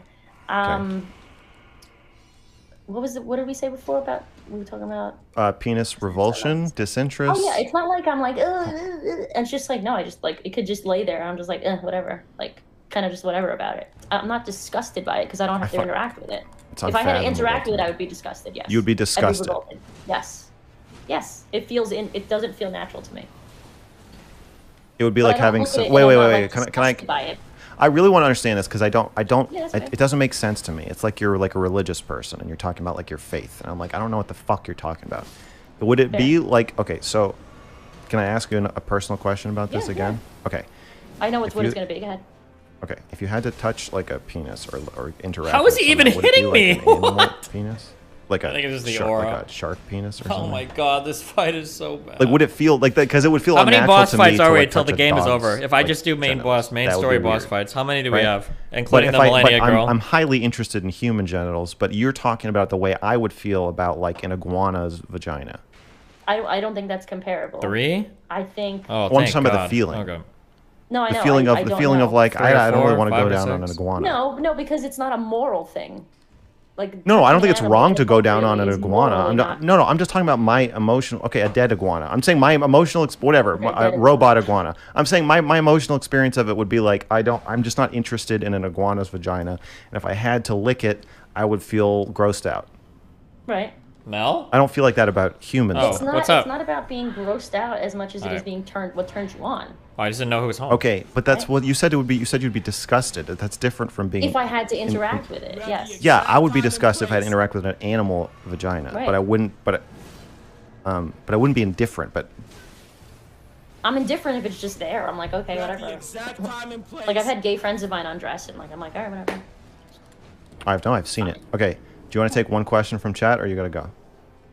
One question, quick. Yeah, I gotta Okay. go. I gotta eat dinner. All right, chat. Give her one question. One good one. Mr. Girl trying to turn a lesbian straight. That's not what I'm saying. That's not. I'm not trying to make her No, you're straight. trying to understand it.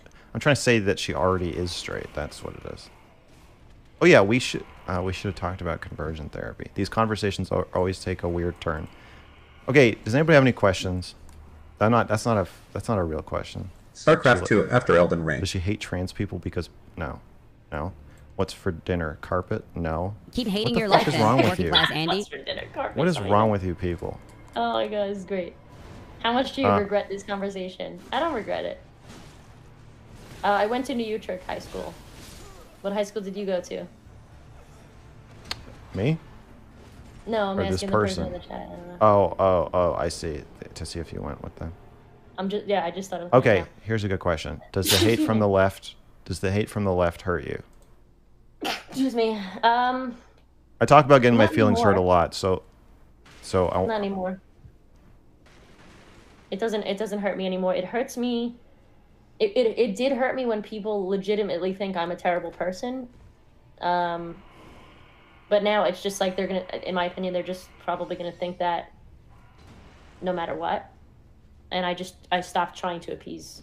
You know, I just strictly go by what I actually believe in now. And that might change depending on the topic. It might change depending on the year or what new information comes out. You're Like, saying there that was a time trying to there appease. was a time where I made a video with a trans woman who was an MMA fighter, and at the time, there was very little information. There was very little, I guess, not statistics, Oh my but God. very little research in how much of an advantage trans women had, depending on how long they've been on hormones and such. And at the time, some of the doctors said there is no advantage if they've been on, you know, estrogen or testosterone blockers for a certain amount of time, blah, blah, blah. It obviously seems not true. Well, now I know, but now that Now more we know it's information not came true. out- But at the Right. yeah. Now, yeah, but back then I was like, oh, well, I guess if it's this and this and this, then it's fine. But now I'm like, well, now the more information came out, I'm like, no, well, now it's showing the opposite, so now I disagree with that. So, And wherever trying I'm trying to appease them opens you up to being hurt more. Is that what you're saying? And now you're saying like fuck it. No, well, yeah, that too. But it's not about appeasing anybody. It's about what I'm actually. It's always been about what I actually believe in, but it changes. And when you change your opinion, people think you're grifting, or they think that you're lying or manipulating, being manipulative. And it's like, no, people can just change their opinions depending on where they're at in their life, or Yeah. like I said, with new information that comes out. And that's, you know, I'm doing it publicly, so of course it's gonna be open to criticism, which I'm fine with, but it is what it is, you know? Yeah. But this was a good chat. I really actually enjoyed it a lot. I'm glad to hear that. Yeah, I did. I couldn't tell because I can tell that you wouldn't want to appear that you. People are always like, "Oh, it's fine. Just disagree with me. We can fight. Whatever. I'm totally comfortable with it." And then like you find out afterward, like how they really felt. You know. So I'm happy to hear that. No, I don't care. I mean, I don't have an ego like that. I think agreeing to disagree is simply just all you're gonna get with the only place you're gonna get with some people, and you Yeah. just have to accept that that's where they're at, and that's it. Okay, well, thank you for coming. Thanks for going along the roller coaster of questions. I appreciate it. There's And, a lot of interesting questions. Yeah. I know. Yeah, well, I'll talk to you later, and thank you for everything. Yeah. Thank you so much, and thank you everybody for writing in the chat. All right, We're be good, always okay? Happy to do that. You too. I know. Good night. Good night. Night. Bye. Bye.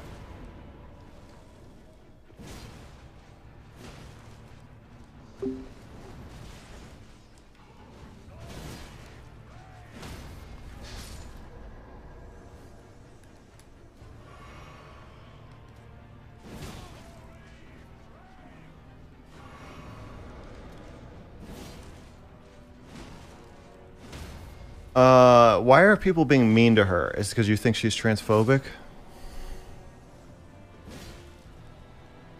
I see that she's divided the chat. She was a good sport. She was a good sport.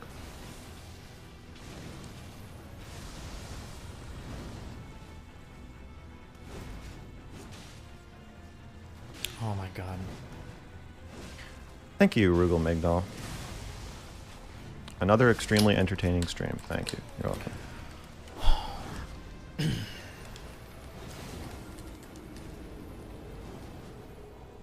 Wait, why do you keep people? Why are you saying hi Destiny and hi Steven?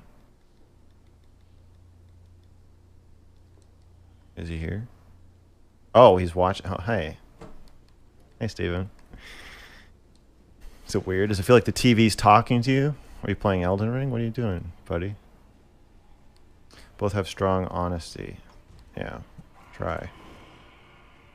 Really try.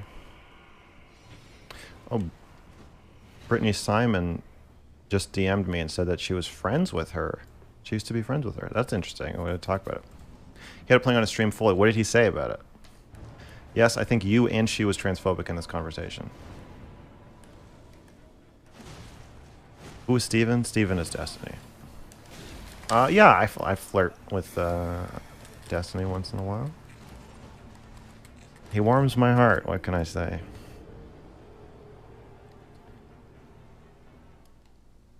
I really disliked your prison comment. You disliked me saying that if I had to choose one or the other.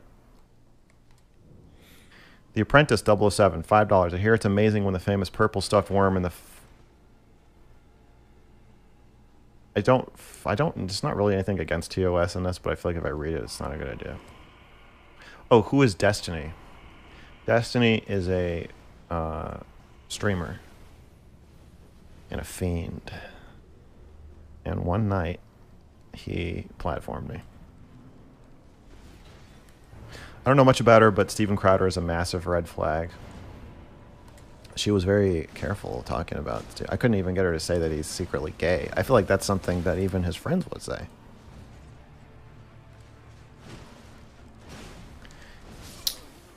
God, this cancer. I like that you point out that prison rape jokes are common, but actually pretty shitty, yeah. Yeah, I can see you wouldn't like that answer, but what am I gonna do? I mean, I feel like it's an interesting question. It's like, ultimately, where do you fall? Would you put all the trans women in the men's prison, or would you put them in the women's prison?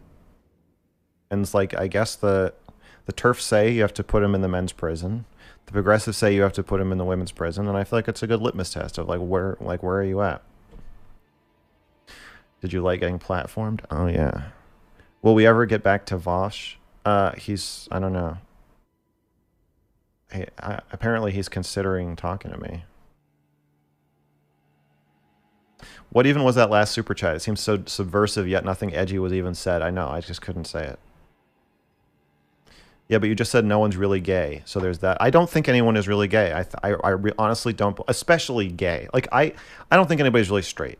When you're having sex, you're somewhat aroused by your own body. When you're looking at porn, even if you're a straight guy, you're looking at a big dick. And then, so like that, it's like, to me, being attracted to men is part of being straight almost. It's like, if you're disgusted by penises, I don't see how you can really like be present or enjoy sex. Max, you're wrong. I'm 100% straight. Spectrism is your religion. No, you're 100% gay, if anything. If you're 100% anything and you say you're 100% straight, you're 100% gay. Vosh is still pedo-jacketing Mr. Girl. Oh, I'd love to talk to him about that. That's another spectrum that I'd like to talk to Vosh about. Or finish talking to Vosh about. I missed what you said about trans people in prisons. Could you reshare your thoughts? I said if you had a big lever and you had to shove it one way or the other with no talking, no hypothetical additions, no weaseling, would you put trans women in the women's prison, or would you put them all in the men's prison? And we're defining trans women as anyone who says they are a trans woman. So by self-identification, and let's give it let's say anyone who said they were a woman or trans woman before they were convicted and sentenced. So we agree, like, let's not make it too difficult or too easy to decide by saying people who say they're trans as they're being walked into the prison. Which would you do? Would you put them all in the men's prison or the women's prison? I feel like either way, you're making a difficult decision, and you're making sacrifices, obviously. And I think it's a good question to ask of just like... I think it's a nice question to ask because unless you're like the turfiest turf that ever turfed, you're going to hesitate and you're going to be like, well, it forces you to kind of empathize with the other side by making a very unempathetic decision.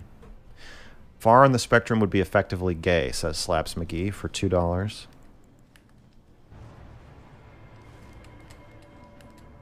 Update us on the doll.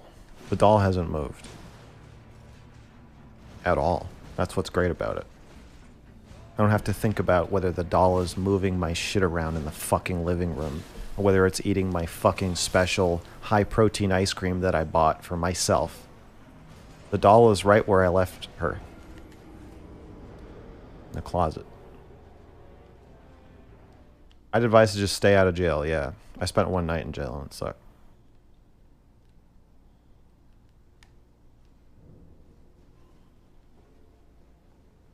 Yeah. Destiny and I got into it a little bit last night about compliments. He said, you're smart enough to know how fucking stupid that is after I said something, and Destiny's never spoken to me like that. Reminds me of a song lyric. He hit me and it felt like a kiss.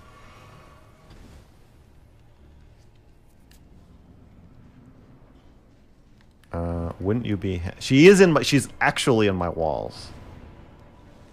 The doll seems emotionally distant. It seems like that for now, but once I get the right lighting going and the right rhythm going, the doll is jiggly. What's the name of the high protein ice cream? It's Fairlife. So, shit. What's the one called Aqua Zero or something? Arctic Zero. Highest protein to calorie ratio, but tastes completely like shit. And then you got the one in the middle. Fuck, what's it called? I don't remember. This one, okay, so this is called, it's Fairlife. The same brand of milk I drank. And I drink a lot of milk. It's like 500 calories per pint, which is a good middle ground because it tastes good. But it's also, I don't know, like 35 grams of protein. I understand not reading the last chat. It was an Metal Gear Solid 2 quote. Just want to support you. Gave up fast food for Lent, and it's only a sacrifice if I don't save money. Well, thank you. I appreciate that. For the $10. $2 from the Clark Hunt. Trial and error, Max. Trial and error. Yeah. Destiny was projecting. I don't think he was projecting because... Oh, Destiny said he's... Oh, he's down to talk. I was Call fucking him. rolling. He can't type. I feel like you're lying. Don't fuck with me. Don't trick me into just randomly calling Destiny.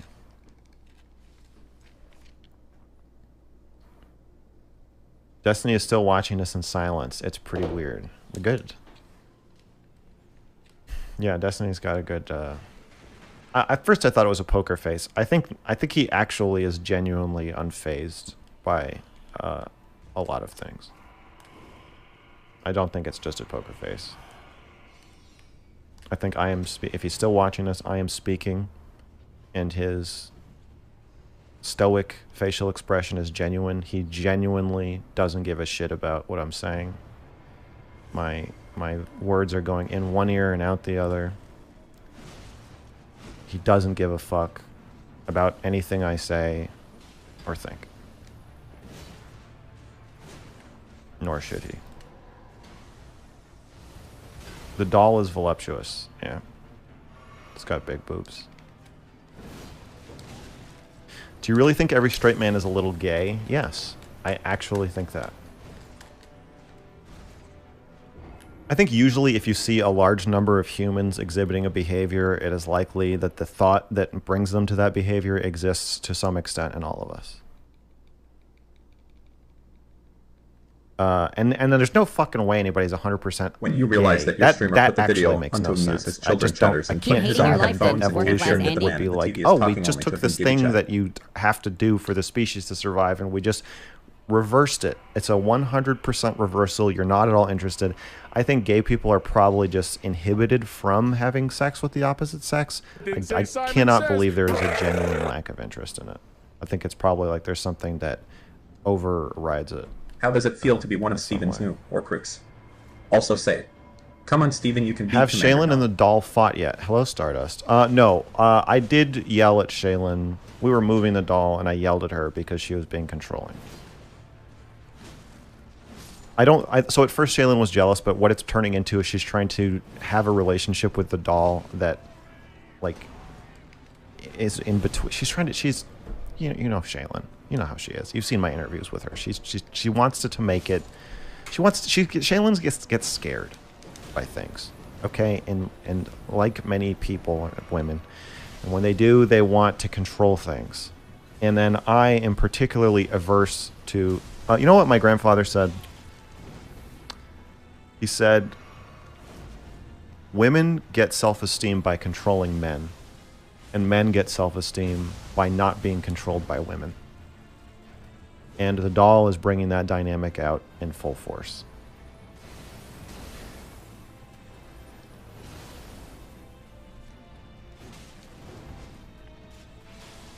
He's deaf watching. Hop on, King. Okay. I'm like a vampire. I need an I'm invitation. dead. I can't no, just... not yet.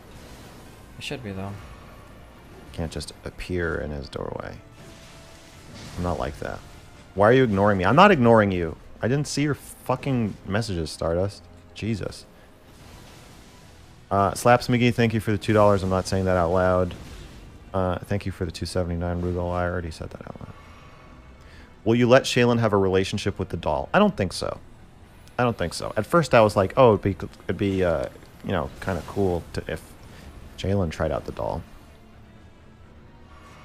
And she hasn't said she wants to or whatever, but I thought that would be cool. But then I've started realizing the whole purpose of a sex doll is that it's just for you. I don't know, dude. And so letting your partner have sex with it kind of defeats the purpose, and it makes it into a thing you're sharing. And I feel like there's, especially for the video, and if I want to make a video about, if I'm reviewing the doll and my relationship with the doll, then obviously I need to make it about myself as much as possible. So I don't think sharing it is a good idea. You don't want to end up with a decapitated doll. That's right. We had a call from Advice and Confessions last night. Somebody's girlfriend decapitated their sex doll. I was extremely upset by that. Destiny said call. He has 30 minutes. I need confirmation that that actually happened. So glad Destiny got banned, honestly. Whatever, bro. Oh, because now he's on YouTube. I see. Are you okay with complimenting the doll then? Oh yeah, the doll is beautiful. The doll is a peach. Are you going to talk to or do a video on the pedo hunter dudes from YouTube? I would like to, yeah.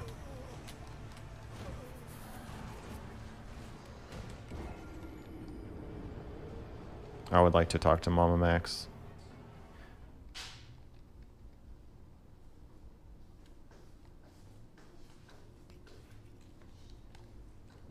And anybody else who's hunting pedos? Yeah, I've got a whole list of pedo hunting channels that I want to talk to.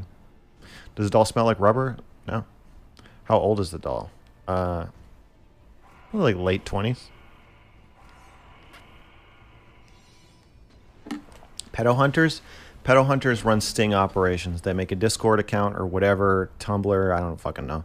They pretend to be 12 and then they just rope people, or 14, and then they rope you into a sexual conversation, ask you to meet somewhere, bring a camera, film, scream at you, or embarrass you, or yell at you, or ask you why you're such a fucking pedo, and then try to get you arrested with the footage, or at least banned. Yeah. I've reached out to Chris Hansen a number of times. He has never responded. I would like to talk to him though. So I'll try again. But yes, I definitely want to have a seat.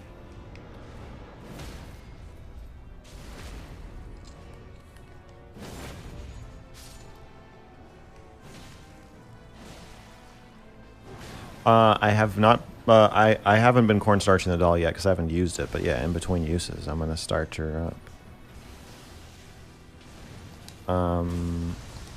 I haven't just heard from Shonehead. I don't know enough about Onision to give my thoughts.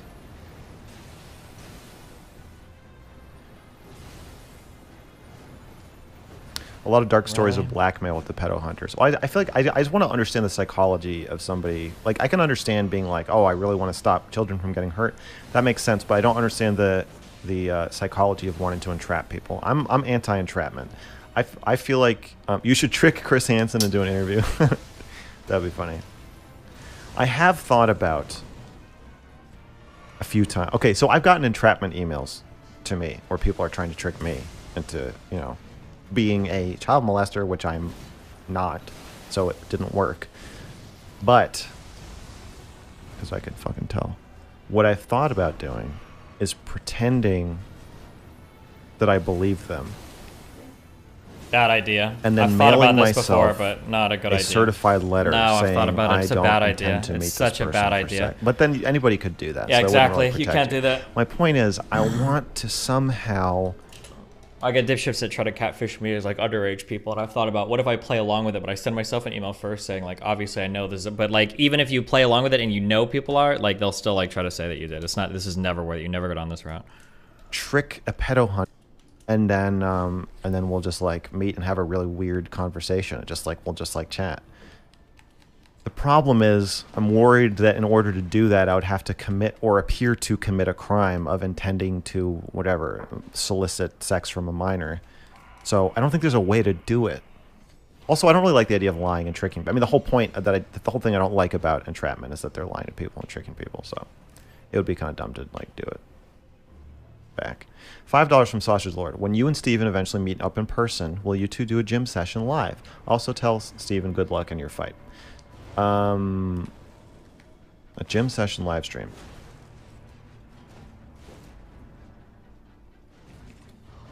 No. Oh no, there's a fake me in your chat. Wait, there's a fake Stardust? Can't believe trolls out there would pretend to be me.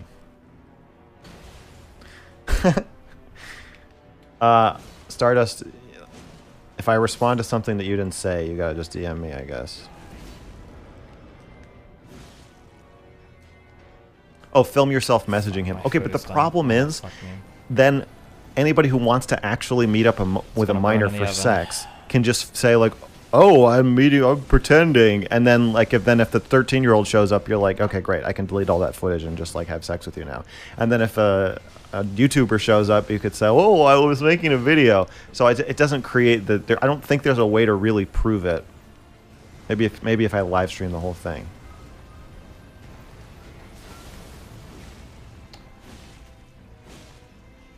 Would you get arrested for romantic messages but not sexual? No, I don't think so. I know in some state, I think I was reading about the laws in California. Mel, could you like just open the oven for me? Kiss minors. So that's kind of weird. I don't know the exact law. I haven't looked into it that much. But my understanding is that the romance is legal, but sexual conversations isn't. Mod fake Stardust. Do not mod fake Stardust. Well, I have to mod one of you. How do I know who? I am Stardust. Okay, Stardust, DM me. I think messages can get you arrested. I think if you have if you sext heavily with a minor, I think you can get arrested for that. Stardust, DM me something you're gonna say, and then say it in chat, and then I'll know it's the real you. And then I'll mod the real you. Sound like a good plan? I feel like we're doing a sting operation right now.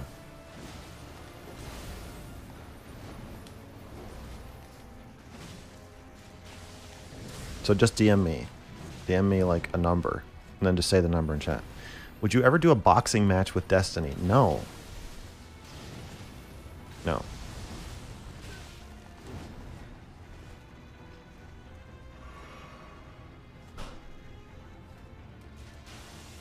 Oh okay. my god. She's DM'd me. I would never hit Destiny. I would hate that. He could hit me. That's actually the whole All right, map. Dusty, you're modded. Is that fake Stardust is guessing what you messaged me?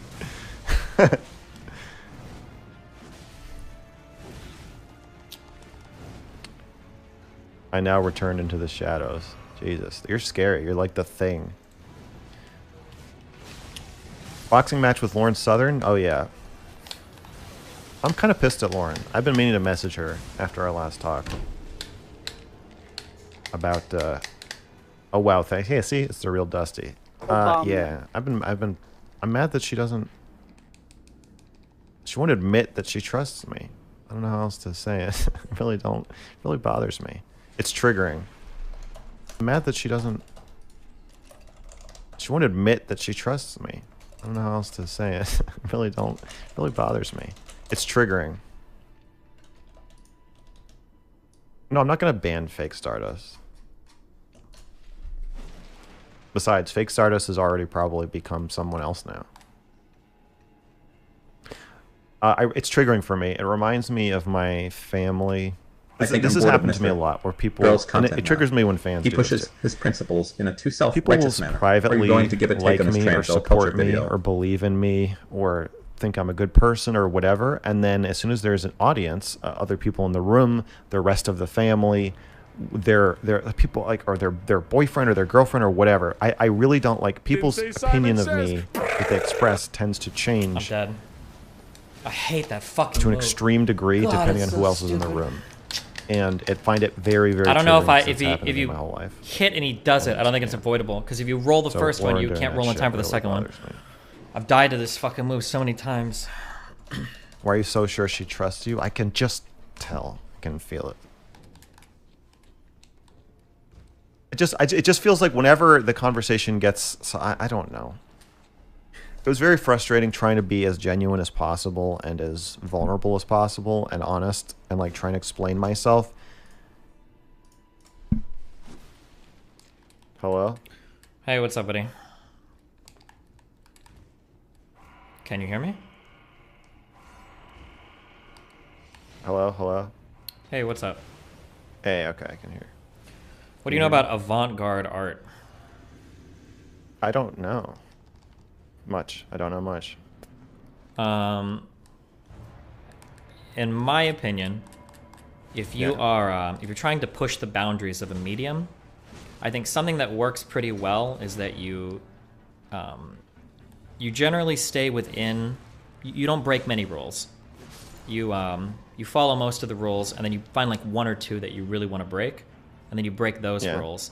And that kind of like exploration is exciting because people have like a foundation by which to understand you, but then you have a you got some boundary that you get to push that gives people like a new perspective for something maybe they didn't think about before or something, you know? Okay, so if you break all the rules, it's meaningless. Yeah, it's just like a bunch of hogwash. Or inaccessible. Yeah, inaccessible is a good word, right? Okay. Sometimes I feel like when you have conversations, I understand that you want to push the boundaries, but it feels like you push all of them. And then I think that we're talking about the stream I just did. Yeah, and then that I am doing. Well, I don't really think you're doing a stream. What do you think I'm doing? I don't think you're doing anything. Are you giving me an example of what it's like to talk to me? Yeah. Okay. I think that people will. I'm following. Yeah, I think people will respond well if you give them if you push on like one or two things. But we've kind of talked about this before. They need like some foundation by which they can establish some rapport or trust first, so that they know what they're kind of like. They have like a springboard, you know? Yeah. So like I think I'm not gonna remember because I'm playing a video game. Yeah. But there were like 10 different things. There were like 10 different things that you pushed her on. That so was turf definition. It was like turf definition. It was like nobody's gay. Like whatever the prison thing. Like there was like over and over and over and over and over and over and over again. Where the idea is like at some point I think you wear out a person very quickly because they have no fucking idea. They don't have any frame of reference for what the conversation is or where it's going. You know, rather than like go. Do you see a problem where if you're a streamer and or a YouTuber and your job is to get in front of the camera and say what you think, where you need a certain context or a certain level of trust in order to do that? Like whether you trust me is kind of irrelevant because there's like another like several hundred to 1,000 people watching. So what does Okay, it if matter I were you to trust- ask you if you've ever had an attraction to an underage person before, would you answer that question if I asked you? The answer is yes. Okay, but when Fnatic or somebody else asks you, you don't want to answer that question, right? Because you trust that I'm going to deal with your answer in better faith than just like screaming pedo, pedo, pedo, right? Yes, but that's... But you're not like compromising what you want to say or your belief. You're just, you have like a different... That's a good point. You have like a different expectation for how I'm going to treat that conversation, right? Yeah, So because I don't have a know... different expectation of why you're asking. Yeah. Now, the aerial girl was, for whatever faults people give her, was a really good sport. I don't know if it's because she's a New Yorker or what in that conversation.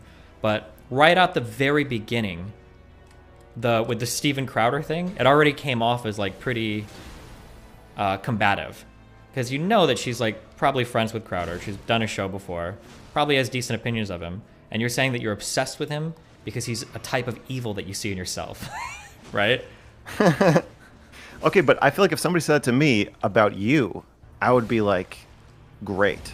Okay, Let's why dig do you into always... that. Like, what? when you I'd think, be like, well, tell me. I'd be like, I see all kinds of evil in Destiny. Let's talk about it. when you think of You know? how other people respond to things, do you always think of like, if somebody did this to me, this is how I would feel?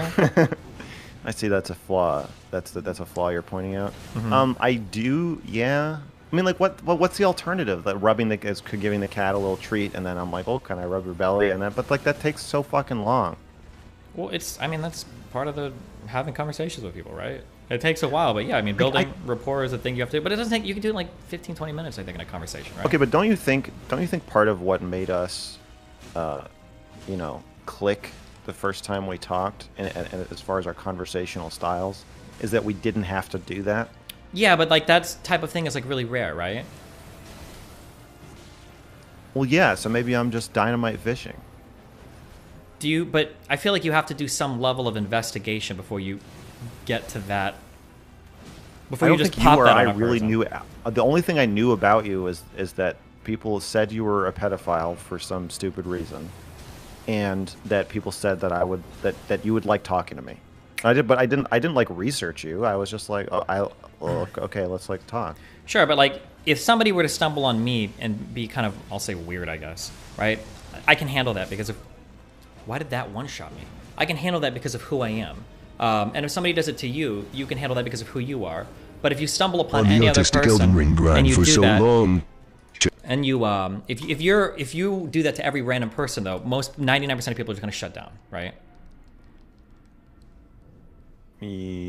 So I guess like if the goal is explicitly, if the goal is you just find the people that can handle that engagement, at that point, I feel like you should just drop the act and like open it up really hard and be like, hey, what's up? My name's Mr. Girl. If there was like a functioning human adult inside of an 8-year-old's body, would you fuck her? And let's say she was the hottest 8-year-old ever. Like, I feel like you should just open up with that. Because then you'll find out like immediately. The person will either hang up or they'll be like, okay, well, let me think about it, right? So you'll either talk to one of three people. You're saying I need to either do more or less. Yeah, exactly. Because you're skirting a line right now with where like, if the other person treats you like a crazy person, they can kind of sort of get through with the conversation, which I think Ariel kind of did. But if they... I have some counter arguments here. Okay. Fnatic had already signaled to me that he was acting in bad faith. Not that it was not the topic of the panel that we had agreed upon. It was not. He was not. Sure, I'm not talking about moderating. Fnatic. I don't care about Fnatic. I don't care about Fnatic. We're not talking Well, about Fnatic. but what I'm saying is, if somebody gets on a call with me and immediately asks me, "Have you ever had an attraction to a minor?" I'll say yes to that. If they have already signaled to me that they're doing it because they're trying to hurt me or grandstand for their audience or some other detestable thing, then I won't answer it. So I would say my default is to enter with a good faith assumption of trust, even though I know it's likely I will be burned. Sure, but not everybody is like that, right? Most people are mistrusting, especially in the political world. Most people are going to be really mistrusting at the start of a conversation. Okay, but again, I'm also part of the avant-garde thing I'm trying to do is challenge that, and I want to change the tone of political conversations. I want to push people to be more honest and to normalize just eating bullets, being blunt, and saying the thing that you think if the person asks you, even if you're not sure why they're asking you. Because so much of our time and energy is wasted on listening to people preface every fucking thing they say with a 30-minute monologue about nothing. And so I think in order to push against that effectively, if I start out with... Yeah, I understand what you're saying. I understand what you're saying. The problem is that in the beginning, you are indistinguishable from a bad faith actor. That's the problem, right? If I get onto a call, if 100 people got into a call with Ariel and they started the call off bad-mouthing Steven Crowder, 99 of them are going to be insanely progressive, trying to nail her on something. That's what the call is going to be with 99 of those people, right? That's the issue. The issue is that if you haven't built any rapport first, if you haven't demonstrated some level of understanding or compassion or whatever, then they're just going to like use a really good heuristic, to be honest, and they're going to make an assumption that most of the time is going to be pretty correct because it's probably served them well. Again, if you've survived for that long in the political world, you probably make judgments about people pretty quickly because you've been fucked over by people pretty hardcore. Yeah. So I think that you want to avoid that heuristic, right? That's always like the goal, is to avoid that heuristic, right? But couldn't you just also introduce a new norm where once you realize somebody's fucking you over, you just say like, hey, you know what? It seems like you're trying to nail me to the wall here, and I don't really want to talk about this anymore. No, because you become indistinguishable from what you're trying to distinguish yourself from, right? Like, would it be cool if I picked up a Tinder date for the first time, and as soon as she got in the car, I was like, I'm really glad you let me drive because I'm about to drive you into the forest, tie you up, and fucking rape you. Now, that's an extreme joke. I might say that to some friends. I have said jokes like that to friends before, but I would never say that to a Tinder date, a person that I pick up the first time. And if I said that, and then she was like, I want to leave, I can't be like, no, listen, I'm just trying to like redefine like the aspects of like how we flirt with each other for the first time. I think that people are like way too overly cautious, blah, blah, blah. And she's going to say, okay, that's great, but like 99 out of 100 times, that's not going to be a guy pushing the boundaries. That's going to be a guy trying to rape me, right? That's the problem. Okay, I feel like this is similar to the compliments thing, where you understand that there's a level of cowardice that permeates throughout the political conversations online. It's not cowardice, though. It is. I think it is actually cowardice. It's because you have nothing. Because you come from a different place. I don't know how to make you understand it. It's not cowardice. You're asking a person. Because you don't feel like you have anything to lose in these conversations. You are the fucking North Korean running into an American M350 or whatever, eating 7 million bullets before your body is sliced in half, and you're grinning the entire time, right? Not everybody's like that. That is an incredibly abnormal foundation from which to start. Yes, that's what I'm saying, is that I think that you and I are similar in that. Not exactly the same, but similar in that we're willing to say, like, okay, I'll hear you out. Like I heard with you with Booksmarts yesterday. Mm-hmm. You're willing to be like, okay, sure, like I'll follow your train of thought. We'll see where it goes. I have an idea about where it's going, but I'll go with you. And then you heard him out, and you're like, okay, yeah, I think you're full of shit. Like that's my assessment. But you really gave him a chance to show that he wasn't. But most people aren't willing to do that. Yeah, because what do they get for it? Right, and so my reaction to that is to say, okay, well, fuck you. If we're gonna crash, we're gonna crash. Like I'm not willing to enable you being a pussy just because I know you're likely to be. But they're not being a pussy. They're being intelligent. It's a smart behavior. It is a good behavior for them to do that because the majority of why don't you do it? Working class if it's so smart, why don't you do it? Because I also don't care. I don't give a fuck about any of that stuff. But I'm an abnormal. I'm a different type of person. You just joined Cozy. At first, yeah, because I don't give a fuck. Because maybe I can farm.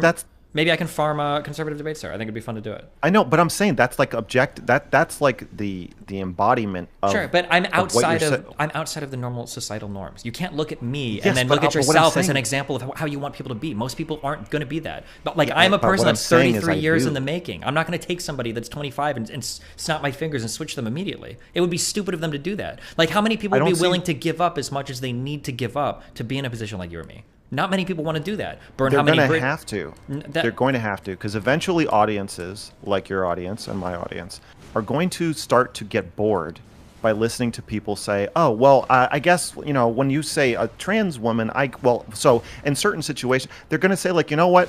There's a growing number of streamers who just don't do this, and I don't have to spend my fucking day listening to somebody tiptoe around something. But that's not true, because what you're missing is that, like, even if people know that it's not kind of true, there's like a collective fiction that everybody buys into that makes everybody feel good. And that's the problem. You think it's a fiction that people want to avoid, that's there, it's some necessary evil that people really don't feel an attachment to. But the reality is people love it. Everybody loves playing into the collective fiction. Look at when it comes to the pedophilia stuff. It's such a comforting collective fiction for us all to pretend that like everybody that likes something is super evil, and like I can tell what a 17-year-old girl looks like, and I know that that's horrible and evil. But that's like a collective fiction that comforts everybody. Like it's not like you've got people were like, man, I really wish we could all just be more honest with each other. That's scary. There's a lot of vulnerability there. It's way easier to kind of like wear the cloak of society and have everybody else dressed the same way as you. I think that fiction can be destroyed. I think the cloud can be lifted. And so when if you're saying I'm doing avant-garde art or pushing boundaries, if I follow the norm, then I'm enabling it. You don't have to follow the norm. You just have to push more intelligently. How's that different from accepting that, like? Because you can either if we accept that so here's what you're trying to do. Okay, let's say that somebody lives in a bubble. Okay, You want to Yeah. come in and you just want to blow it the fuck up. You're like have TNT dynamite and you're like, we're just going to explode this whole fucking thing. Most people will see the needle and they will run. They're not going to listen to you and they're going to go back because there's a lot of comfort existing in that particular bubble. But if you go in and you say, I don't want to pop your bubble, I just want to like expand this one little area of it, you'll have way more success. And that's expanding the bubble is better than doing nothing with it. But like if you threaten to just blow it up completely in the beginning, nobody's going to come along because that's really scary. Like people exist in these domains for a reason, and it's because they provide a lot of comfort. They're not being held captive there, and they're not miserable with the collective fiction that they entertain. It provides them a great deal of comfort and security. And money. Sure, money, whatever. Money, social value, family connections, friends, whatever. I think part of what I'm trying to do in these conversations is make the other person uncomfortable with their bubble. So by saying like, don't you think calling black women who get abortions stupid is a little unempathetic? Sure, and that would be one good way to push. But when that comes off the back of like, aren't you actually a TERF? Just own being transphobic, and Steven Crowder is the devil, and I see my reflection in him, and I don't think anybody's a lesbian. And then also, let's just talk about your position on black women. Like, it's like that's an exhausting conversation for a lot of people to have. Any conversation that requires a level of introspection about societal norms that somebody's assumed without question is going to be an exhausting conversation. Even to push one part is going to be an exhausting conversation. But to push everything, the person's brain will just shut down. Most people aren't capable of that. It's like it's like imagine if the Matrix started instead with Morpheus like raping Neo on the street with a red pill suppository. That's what you're trying to do, right? But that's not how the Matrix works. He's like, hey, like, you know, this is, you know, you feel something's off. Like, do you want to take this? I can show you, blah, blah, blah. You have to make the choice, right? It was a much more gentler process. Even that was like really vicious in the Matrix, right? Yeah. But if I did what you're suggesting, and you did what you're suggesting, I wouldn't have a career now. Like the fact that both of us didn't want to do that the first time we talked is why people like that conversation. Sure, but this is they like really now we're enjoyed like watching some two people. Huge survivorship bias, though, right? Because say You're hypothetically, saying you're saying I got lucky, and it's time. Yeah, to you tone got it super down lucky, now. and I got lucky. I'm not saying you have to turn it down. I've gotten lucky in my life. I mean, you've gotten lucky in your life. Like everybody gets a lucky break, right? But I'm saying that like if you like maybe there's a world where you don't push every single thing all the time constantly, and you know you're able to make a little bit more headway with some people, right? It's weird because you talk about like your goal is, it sounds somewhat similar to mine, to be able to bridge conversations between different types of people. I think I'm really good at that. I think I'm the best person on the internet at that. Better than any other fucking person. All of them combined, okay? But I think part of what lets me do that is I'm able to meet most people where they are. I think very few people are able to travel far enough to meet somebody on foreign grounds to them and familiar grounds to the other person. I think that's really hard for people to do.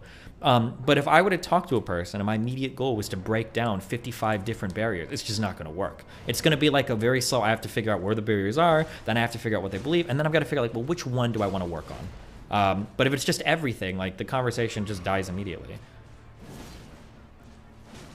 I think the barriers can become part of the conversation. If my goal, I mean, what's your goal when you're talking to somebody who's different from you? To make them more like you, or just to understand them, or to change their minds about something? I mean, it depends on what it depends on what the conversation is. In a debate about Ukraine and Russia with Nick Fuentes, my goal is to establish factually that my position is correct. If I'm having a conversation with somebody with a different social background, maybe my goal is to just bring them over a little bit more to... Maybe my goal is only to make them understand my side. Maybe I'm not even trying to change their mind. Maybe I'm just trying to make them understand that my side isn't as insane as they think. Or if they're kind of bought over, maybe my goal is to make them realize that, hey, your behaviors are kind of harmful or antithetical to your goals that you're trying to achieve, right? It depends on the person, but it's never like everything. It's never everything at the same time.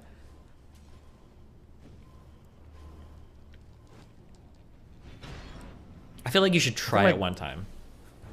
Oh God! Just talk to somebody and like. Honestly, I don't even know if I can. Have a normal human conversation. You don't think you can do it? You're incapable. Normal. Like where when somebody says like when somebody says something like yesterday I went to the mall and you're like, that's an incredibly interesting sentence because I don't believe that yesterday or malls really exist, and I think by the end of this conversation neither will you. Okay. Yes, I don't. You know I don't. You know I'm not actually like that. Like what? That's the example you just gave. You That's are obviously though. You put like when you exaggeration. say things like when you say something like nobody's actually gay. Here's what you do. You do the thing Okay. that people accuse me of Yeah. doing on Twitter. You take a statement that like most people would probably agree with, but then you phrase it in a way that like 99 out of 100 people will read it in like the most incorrect way possible, right? What people accuse you do on Twitter, or what you actually do on Twitter? I don't actually do it on Twitter because you reject this accusation. I reject this accusation. I think people are just too Okay. sensitive. Okay, so you don't do it, but I do it. So continue. Yeah, people I just are too sensitive when they hear you call somebody subhuman, but when I say nobody's gay, I should know better. yeah, exactly. Maybe we both should know better, Steve. Subhuman is anybody can be subhuman, okay? But saying like there's no such thing as gay, okay? Well, you know that, and I don't even think that's necessarily a bad thing to say, by the way, but just not to everything. Not when nothing is anything is like that's the problem. It's just when you push it on every single boundary, I think. But you can also keep doing it. I'm just, why? That's just partly. my... I'm just trying to. Oh, I'm sorry. trying to find out. I'm trying to find out like how. So, I'm not entering the conversation with the goal of I want to push 500 different boundaries on 500 different topics. Think of I'm it. starting out with like. Hold this. Hold that thought. Hold it. Okay, I'm holding it.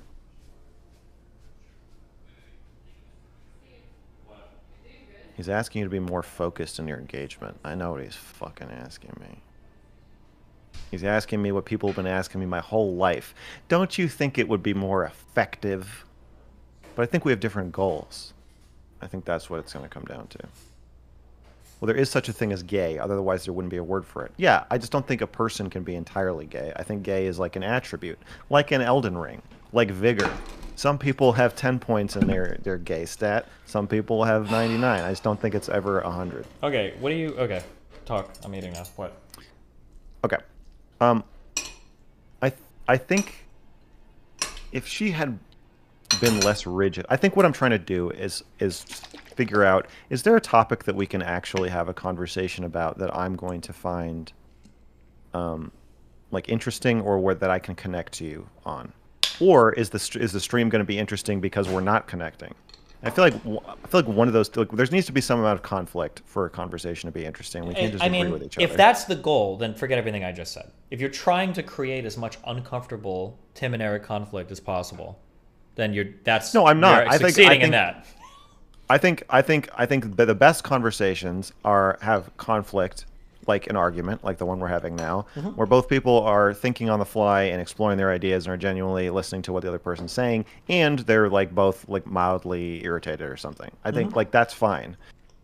But she started out with like talking points. And I'm digging, all I'm getting is talking points, and then I'm like, okay, listen, I'm willing to say something really weird. Like, I'll talk about eating iguana pussy. Okay, so like that, you don't have to do talking. Yeah, but points who with are me. you? Who are you? She doesn't care who you are. She, like, for all she knows, you might say really weird shit all the fucking time, right? Well, yeah, I guess I do. But my point is, I'm saying like, well, I'm not doing talking points. I will stray far from. I'll start out by saying I am obsessed with Steven Crowder and he's my nemesis. Like, that's clearly not a normal thing to say, and I'm trying to just set a tone of like, I'm going to say whatever, not whatever I'm thinking, but I will stray outside of. I'm trying to make myself look good like a normal person, streamer, grandstand for my audience contest, and just show that like that's not what I want this conversation to be like. And then I'm just going through topics. I'm like, do you want to talk about what trans women actually are? And then the answer was like, no, not really. And I'm like, okay, well, I'll say what I think. And then she's like, well, yeah, I think that's a good point. And then it's like, okay, now I guess I'll just bring up the next topic. Here's like, okay, well I'll when you are seeing a girl for the first time, when you are when you're in the back and forth process of flirting with each other and courting each other, right? Yeah. There's I have like a great story that you're gonna hate about this. I'm sure, about how you fucked a woman who was screaming no the entire time, but you knew she wanted it, and by the end she realized she wanted it. Basically. Yeah. Okay. So part of the game of dating somebody or going out on a first date or flirting with somebody is that you like them some amount and they like you some amount, but neither of you says it openly, right? And the game is this back and forth trying to explore how much the other person actually likes you.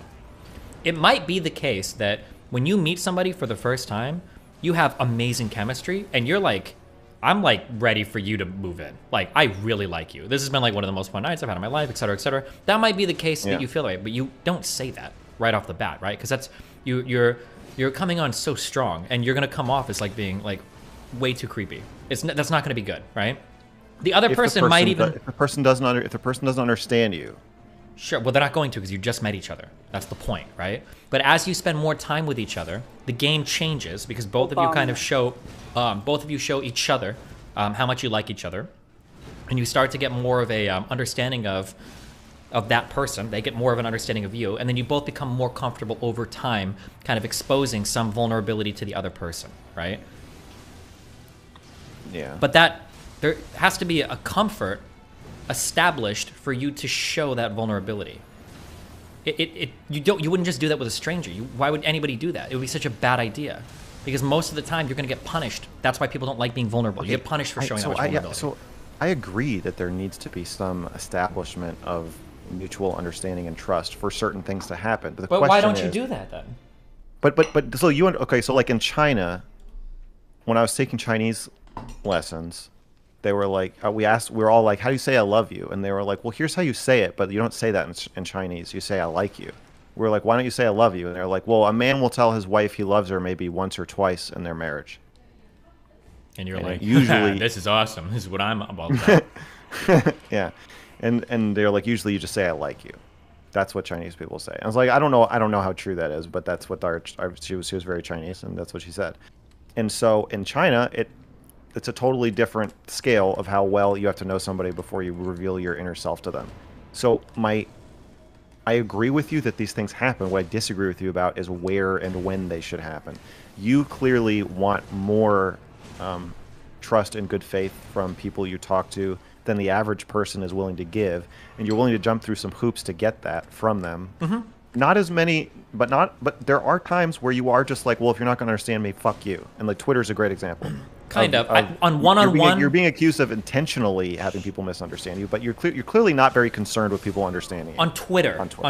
But on one-on-one conversations, never. I take a lot of effort to make sure that the other person, because I'm trying to establish I'm trying to establish one thing, and I want the other person to feel safe to explore an idea around me.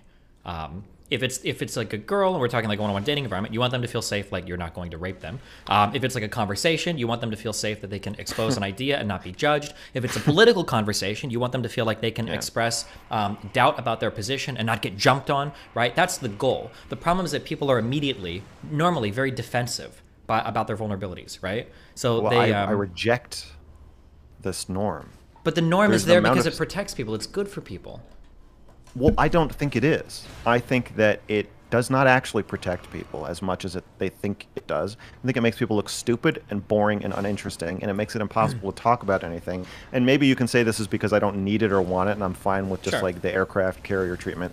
But we're both we have to look at. We're both only willing to go so far, and I'm saying that I'm okay with people being uncomfortable because I want to set a different standard of one, people should be more comfortable than they are. They should fucking just like grow some thicker skin and get over it. And two, people should be more okay with these conversations being uncomfortable. But the problem is until society changes, your prescription is a method for failure. That's the issue. Yes, that's fine, but I want to change society. Yeah, there's no way to change it. There's no way to change this without subverting it. Okay. You have to break the rule if you want to change it, right? Yeah, one rule at a time. It's the same as the compliments thing.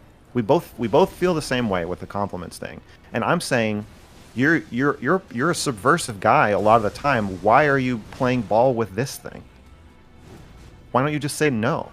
Because I want to build that initial level of trust so that I can get to the part that I want to talk about.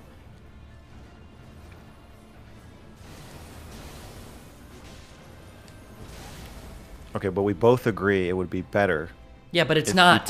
It's not that way. It's not that way though. Just don't get on the stream if your assumption is, okay, I'll just say talking points from my political group, and you say talking points from your political group. We'll do that for an hour, and then I'll have dinner, and it'll be like, oh, I'm glad I did that. That's horrible. Like, just don't turn on your fucking webcam if that's what you are going to do. There's just no point to it. Why are we encouraging the audience to go from streamer to streamer, hearing them say the same things over and over again, and just like, it's like, which face do you want to see the same fucking sentence come out of? I understand what you're saying, but you're talking way past me, right? You're saying like, it's like you're trying to like roll your toddler around on the street saying like, I think that society, you know, should be paying attention more. I think cars should be careful. People should be careful when they're driving so they're not running over toddlers. And you have like 52 toddlers dying and people are looking at you at the intersection like, what the fuck are you doing? You're like, well, I want society to change. And then you send the next toddler off into the intersection to get ran over by a car. So you're saying I should be more pessimistic and believe no, that not things pessimistic. cannot change? I'm saying that you have to... That is, well, but you have to acknowledge things that you can't exist change. in some cultural context, and that's the context through which you function in. Instead of just But I wanna pretending... change it. Yeah, but you can't change it all at once. Like the way, Well, like I would that's why I need hope, your help. I would hope that when people come away from conversations with me, they think, "Oh, cool! Like I can have challenging conversations with people on the left or people like this guy or whatever, and they don't have to be like absolutely fucking horrible." That's really cool. I have like that positive impression. But that's only going to happen if I bought some level of trust with them first. If I just start off with the crazy shit, then we're fucked. But they'll never get that. They'll never have that takeaway. They're just going to feel like it's all crazy. I want people to leave conversations with me feeling like their ideas about how to connect with other people. If we didn't have a great conversation, if it was conflict, I want them to feel like their ideas about how to connect with other people, how honest they could be or should be or can be, are challenged. Yeah, you're not going to get that. If that's your goal, it's never going to happen. I think it is going to happen. I think you're a pessimist. Have you gotten that to happen with anybody yet but me? I think so. I think it happened with Lauren, but she just won't admit it. Okay, there's another thing you have to stop doing. Okay? She won't fucking admit it. You have to stop assuming people's mental states. Well, we agree that that's involuntary. You're saying I should stop saying it out loud. You're saying no. You're wrong. You're saying I go should ahead. stop You can saying say a it bunch out- of shit that's not relevant to the conversation. Go ahead. You're saying I should stop saying it out loud. Nope, that's not what I'm saying. What I'm You're saying saying is I you should stop legitimately should stop assuming people's mental states and like make it this How? rigid, unfixable thing that won't like change contrary to any evidence presented. Okay, right? let's talk about Bookfucker. Okay. Early on in the conversation, you decided, or perceived, I would say, since I also perceived it, and I think we had the same perception, that he was very uncomfortable, scared, walking back what he said, and was going to go jellyfish to get out of the conversation with whatever dignity you were willing to let him have, which was basically zero. That was my assessment of what he was doing. And he said that's not what he's doing. He said, "Oh, well, my autism, or I must have blah blah blah. I made a mistake. Oh, I can see. That's actually really. Could you actually give me some advice? Blah blah blah." And like we're both thinking, okay, this is evasion. You're trying to protect yourself. Blah blah blah blah blah. And obviously, I'm enjoying this because it feels very vindicating. Whatever. Your perception of that seemed to hold strong. You were very courteous and charitable, and so you didn't say that's what you were thinking. But in me assuming your mental state, it seemed very obvious that's what you were thinking. Okay, but what's the... Are you saying that you're saying that you could have just not thought that? No, you but could have just convinced yourself, like, well, I don't know. Maybe Booksmarts really did not understand English or the implications of the extremely simple, logical, tautological argument he's making. No, the you difference... could not have chosen to believe him. Let me know when you're done. I'm done. Okay. The difference was that I was basing my assumption based on a whole bunch of prior behavior. I had a whole bunch of data up to that point that let me make that type of assumption about him. With Lauren, you don't have that same level of information. You're basing it off of like other people, truly. Your foundational assumption.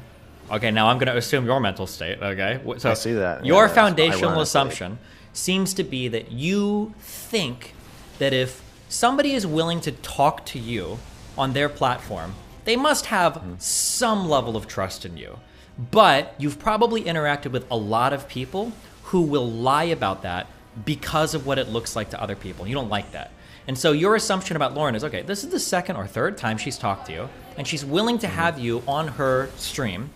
And if she's willing to go that far, she probably has a higher level of trust than she's willing to let on. But the problem is there are two things. That's what you think. I know, it's okay. There are two possible explanations for that. Now, on your explanation, you've assumed this is definitely what's going on. But another potential explanation, the one that she was trying to sell you, and that could be valid, is maybe she just likes having challenging conversations on stream.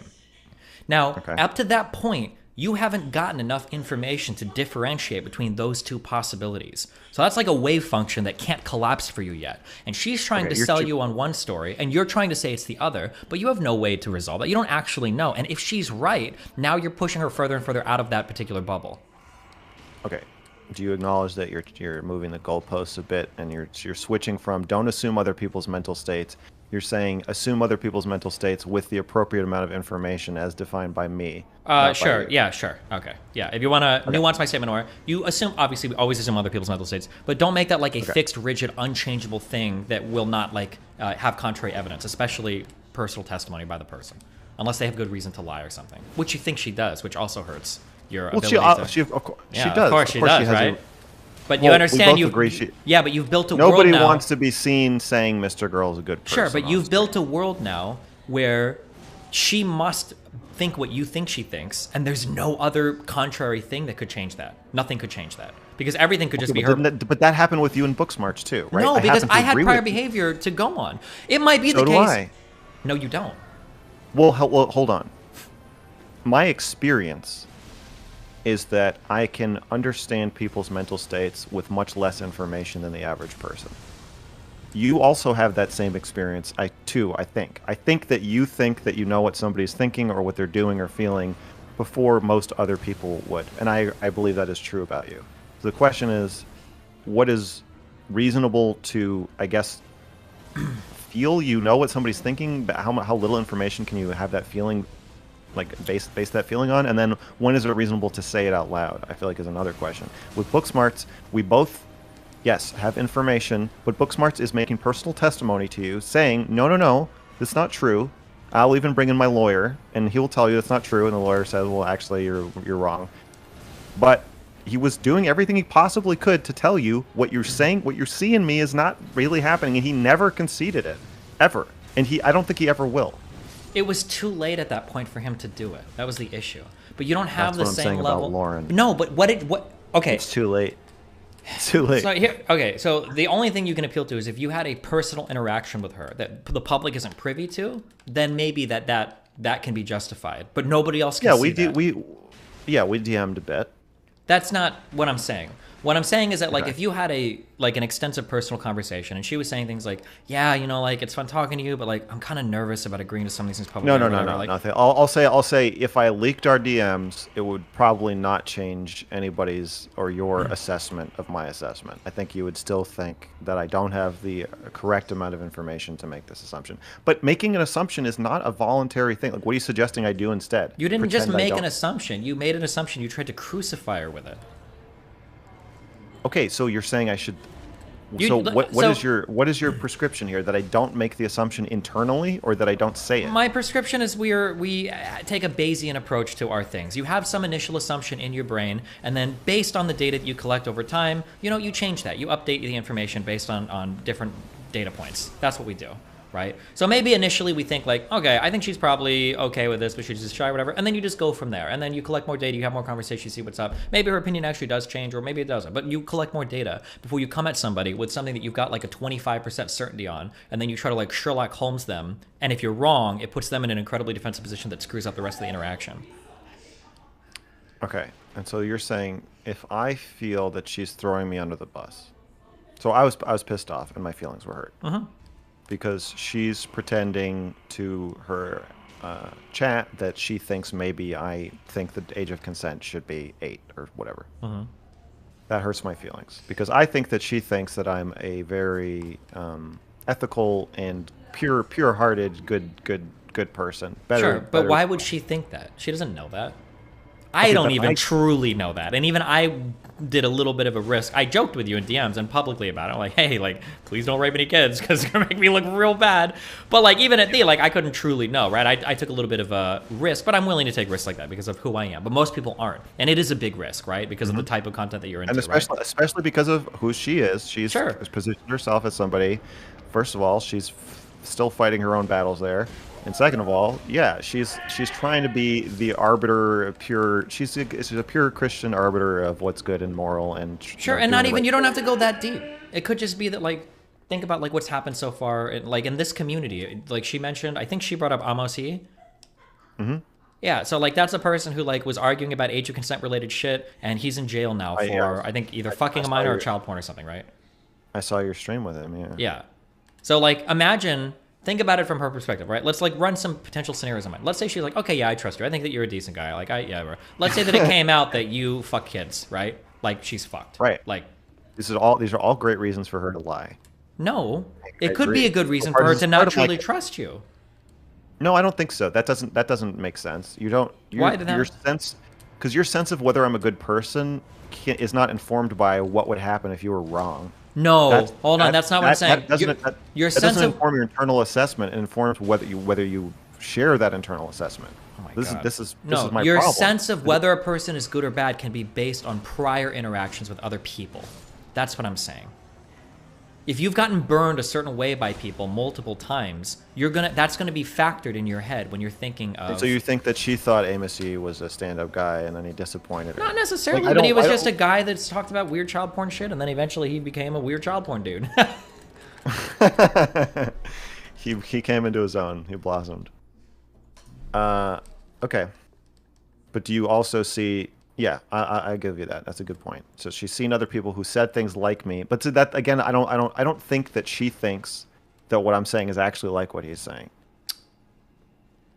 Because he was saying, so, as somebody who's like, I think I'm kind of a friend of hers. Okay, I would guess. I haven't talked to her about this. Okay, if I had to guess, my guess is my guess. It's not. I'm the most trustworthy person in the world. My guess is going to be that in her mind, she truly doesn't know. She probably really doesn't know.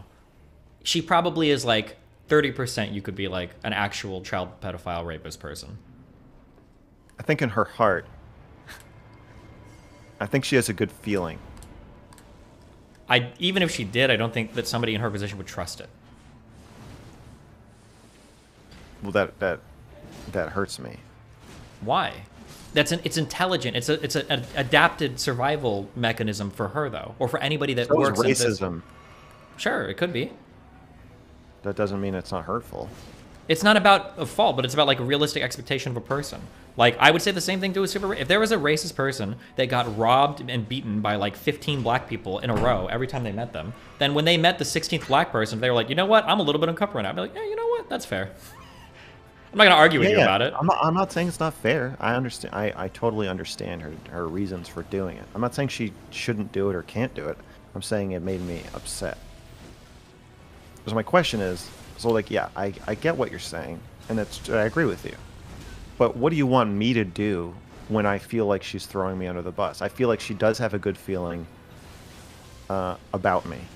That she does have a sense that I am a good, trustworthy, moral person. And then signals to her audience that I'm not as a way to hedge, well, I don't want to get burned.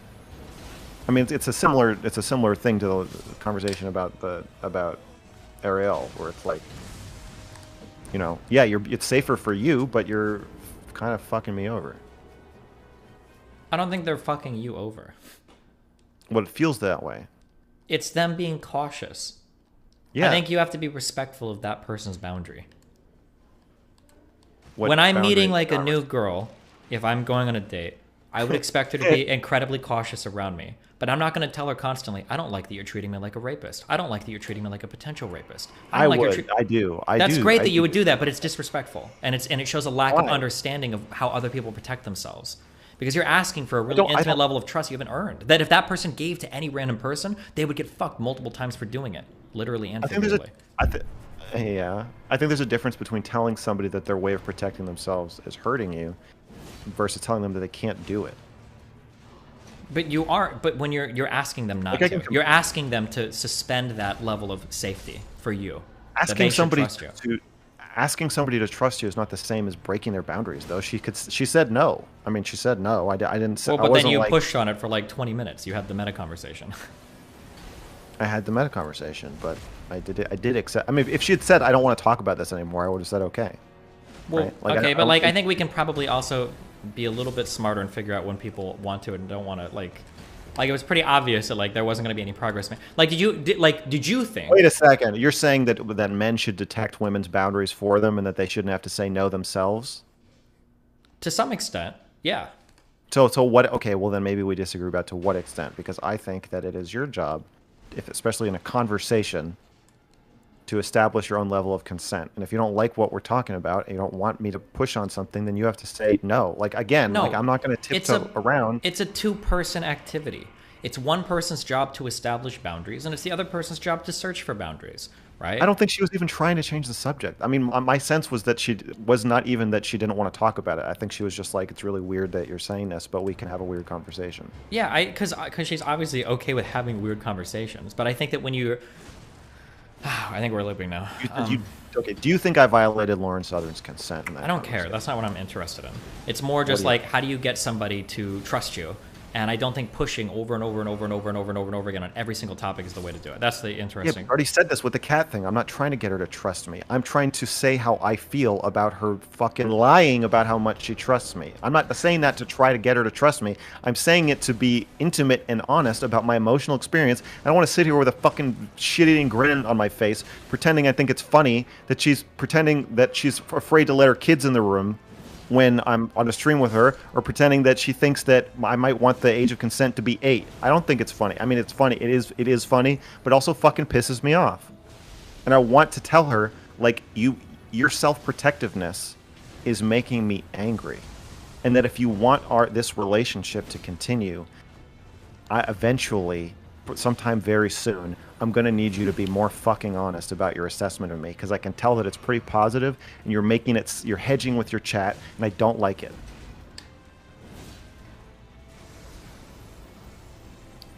Okay.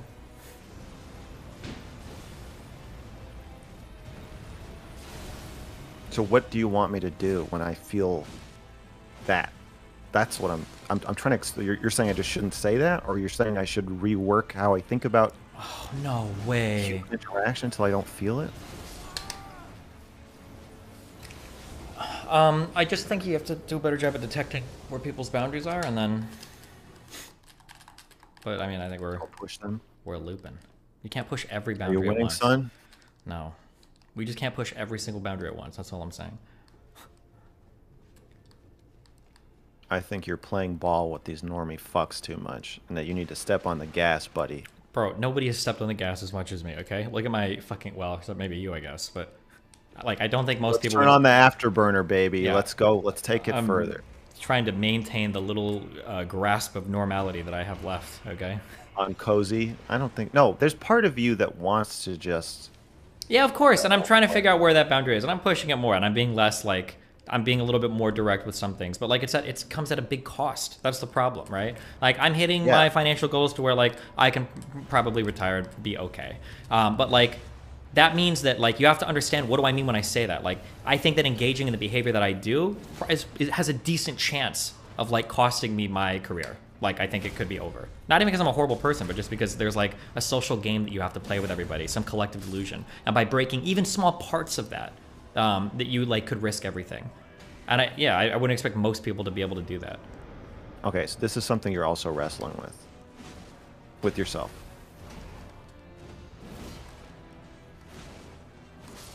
Are you asking me or telling me? I'm asking you. Yeah, I'm always trying to find out like what is the boundary? How much am I willing to risk? Yeah. I think I am too. In a way, I have more to lose and also less to lose. I don't have I have a potential career to throw away, but I don't have enough money to retire. Uh-huh.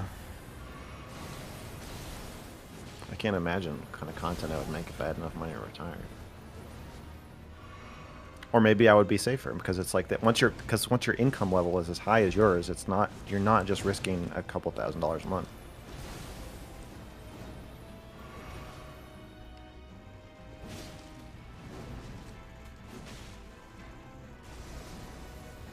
Yeah, well. But I'm not going to lose. I'm not going to get deplatformed for telling Lauren Southern I'm angry at her for not trusting me or not admitting that she trusts me. I feel like that's different. Like you could interpersonally play ball less with people while politically still being safe with you know, the lefties. Hold on. Okay. Jesus, I think this is the one. Okay, do you understand? Yeah. Okay, it might be. I'm feeling this one. All right. Maybe though.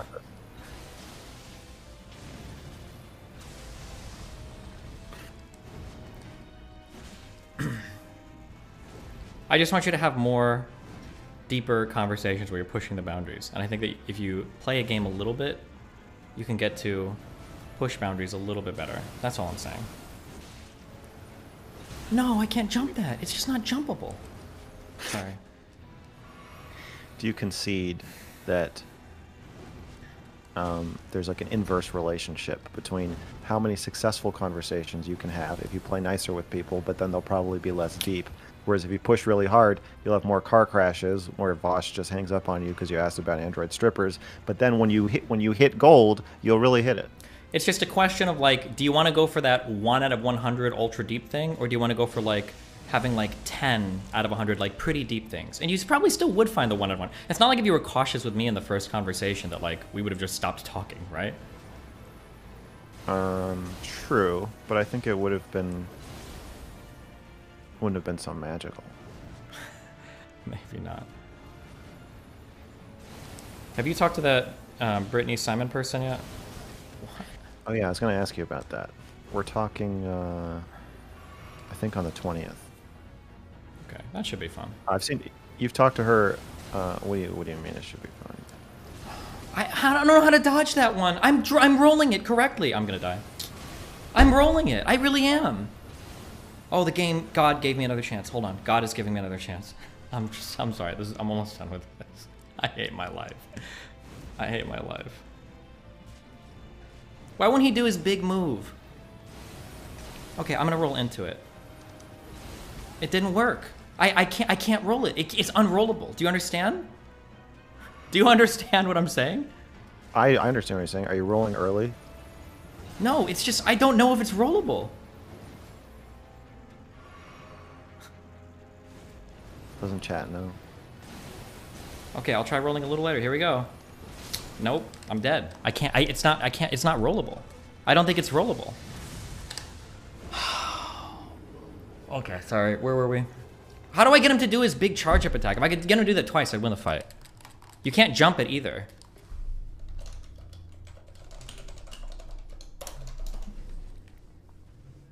Okay, what do you want? Oh, Brittany. Oh, that'll be a fun chat, yeah.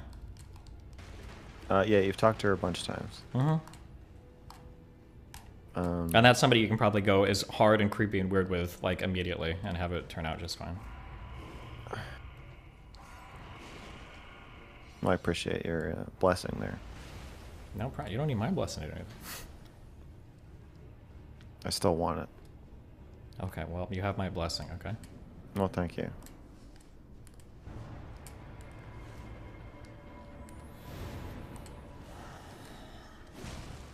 How'd you get a hold of... Did you email the Ariel person, or did she reach out to you? I emailed her. I saw her on Twitter, and I was like, you know what? Fuck it. Oh, you know who else I emailed? Ella, A-E-L-L-A. Oh. Did you talk to Ella. her? Did you talk to her? I have no idea who the fuck that is. Sorry. Like Ella Girl on Twitter. She's the one who tweeted about flooding the market with CGI child porn to stop child porn from being manufactured. Jesus. Oh, she has me blocked, so. Oh, really? That's weird. Yeah, you'd think all of us child porn people would be sticking together, but no, I guess not, huh? Yeah, we gotta link arms. She yeah, I emailed her.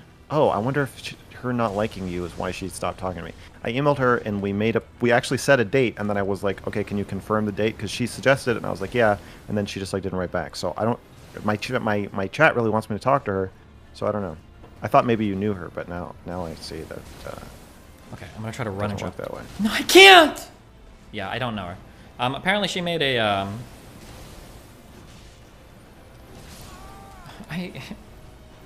Apparently she made a sexual assault quiz or something that I took a while ago. Yes. Yeah, that's what it was. Yeah, which I thought was interesting. Yeah, she has a lot of Welcome back, polls guys, on to Twitter where it's that are cool. pretty interesting, juicy, provocative, obviously. But she Mhm. deleted her child porn tweet, which, I'm upset about. How upsetting. Okay, what does he do? Oh, he's so far away.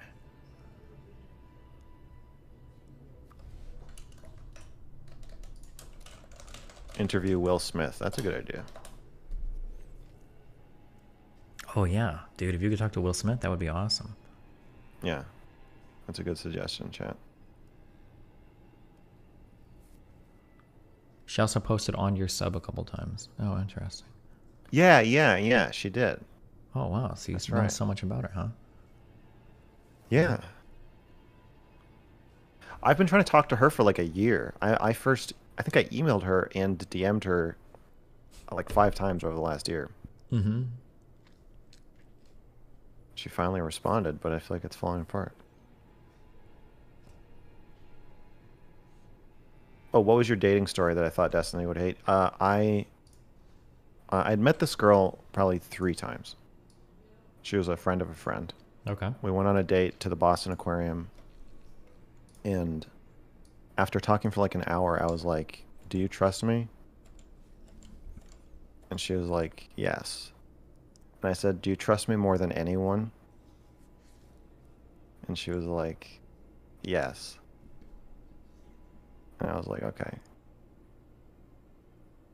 Just checking." That was the whole story. Wow. But yeah. I've had when I was in LA, probably 20% of my dates would end with the girl just getting up and leaving. In extreme discomfort. 20%? I think so. It was like a lot. I was like, I cannot believe this keeps happening. But it was like, yeah, within the first half hour, they would be like, I can't do this, and just get up and walk out of like the coffee shop or wherever we were. Damn. Real quick, how can I see which shields parry? What would they normally? Oh, I see. What would they normally get upset about? Yeah, a combination of like eye contact or I don't know, just like a feeling they would get from me. It's not anything specific, I would say. I think it's kind of what you're talking about, just an assumption of trust, me being more vulnerable than they're comfortable with, and me like asking them stuff about stuff they haven't like told me yet, I guess. Wow.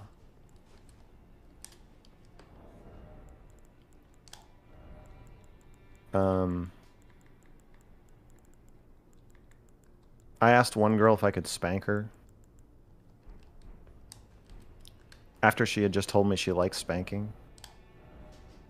Gotcha. Interesting. She was like asking me about she was like talking about all this kink stuff, and I was like, "Can I spank you?" And then she said that that just made me really uncomfortable, and I have to leave. Jeez.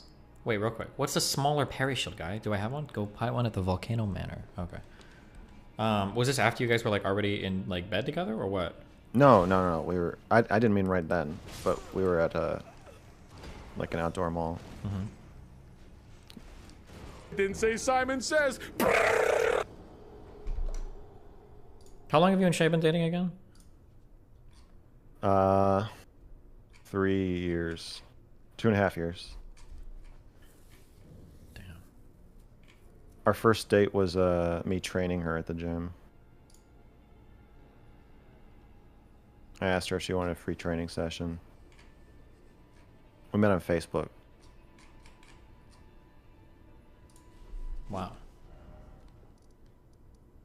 I added 500 women on Facebook. Yeah. Yeah. I was like, people are too guarded on dating sites, so I just started using Facebook, and That's not creepy at all. It worked, because they kept accepting my responses. So then when she got my request, it was like, you have like 290 friends in common.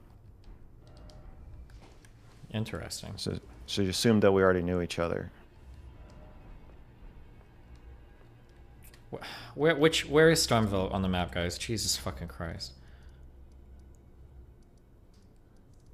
Do you guys don't have like an open relationship or whatever, do you? No. No. She was dating a few people when we met. She was poly, and then she shut it all down. Jesus. You just took it over, huh? Yeah. I took it over. You think your relationship will always be open? Yeah, or we'll break up. Who do you both need it to be open, or you do? I do.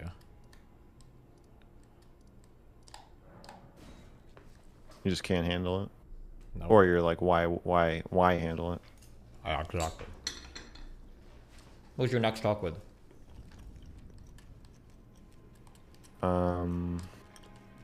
Glink and Augie tomorrow, and then Mhm. James Cantor on Thursday, who is like the pedophile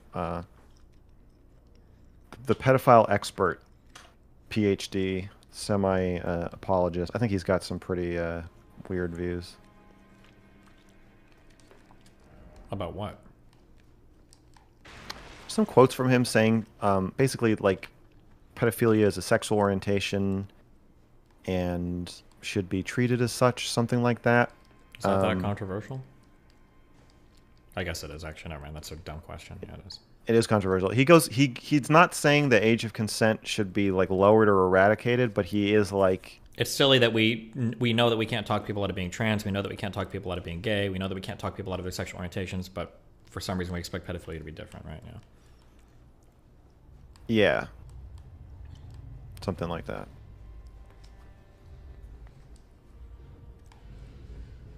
I don't know what he thinks we should do about that, but I think he's like the leading expert. Wow. Okay, well. That should be fun. Yeah.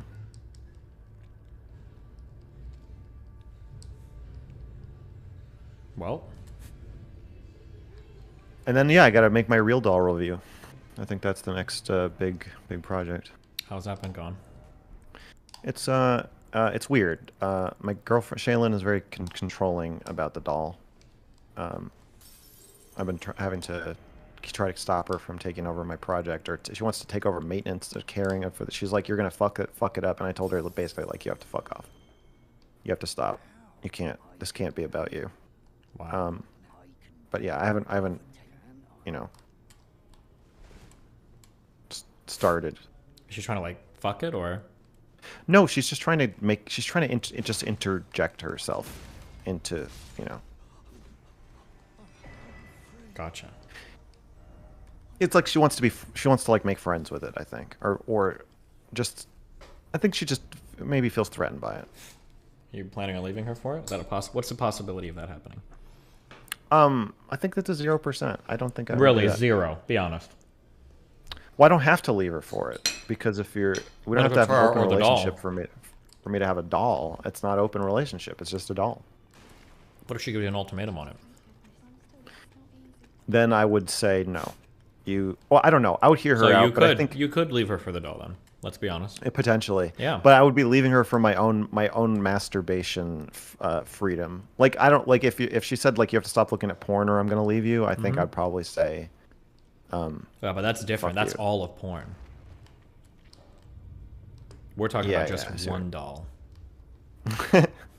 Just that could I have a different doll, or it's all dolls? Okay. I think I would feel like that's an overreach. I think whatever I do in my private space with inanimate objects has to be for me.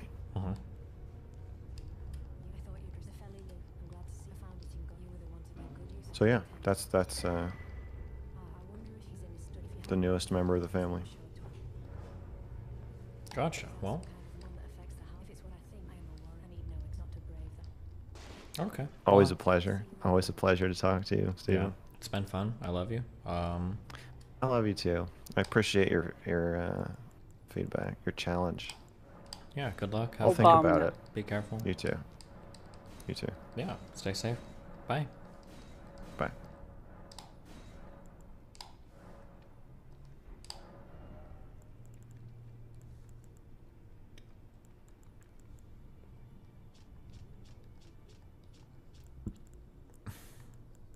Where's the buckler?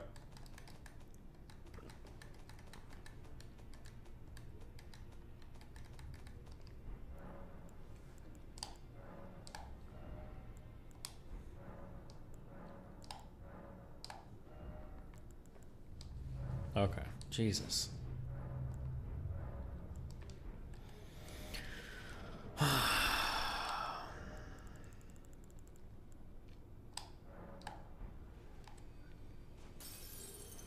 Oh my god.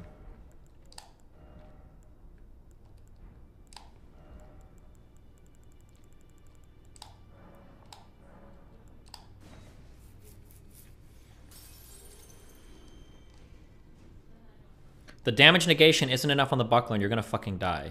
Wait, I'm not going for damage negation, I'm going for parries, right? Does it still do damage on a perfect parry? On a successful parry?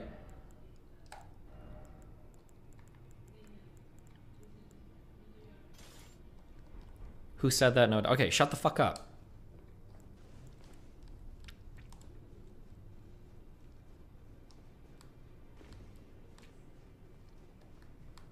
And all I have to do is tap L1 at the right time and it should parry it, right? Is it worth upgrading the shield? Does it do anything? It's probably just like normal fucking things, right? Normal smithing stones, I might as well.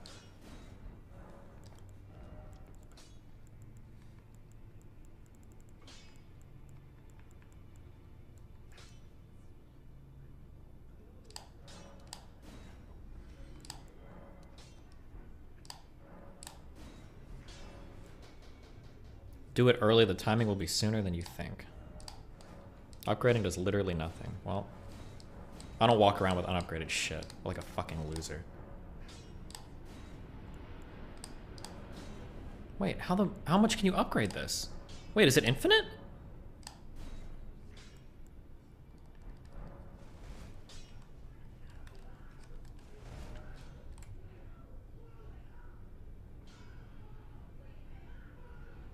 Plus 25. Holy shit. Okay, well, that was a waste of my fucking stones. Huh? Oh my god, what a horrible fucking... Where was I even at? Is this it?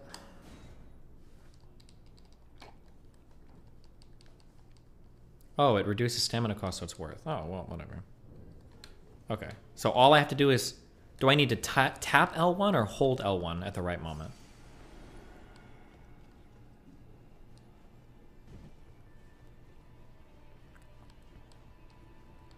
It's tap L2. It doesn't actually use FP, does it?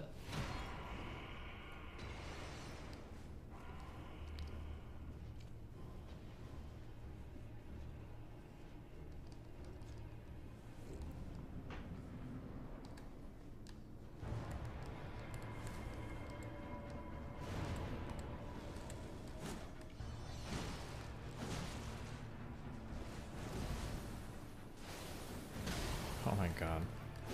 Nice. Nice. Oh, the unblockable attack. All of his staff attacks should be parryable, right? I'm gonna be late to my jump shot. Fuck it. Who the fuck cares?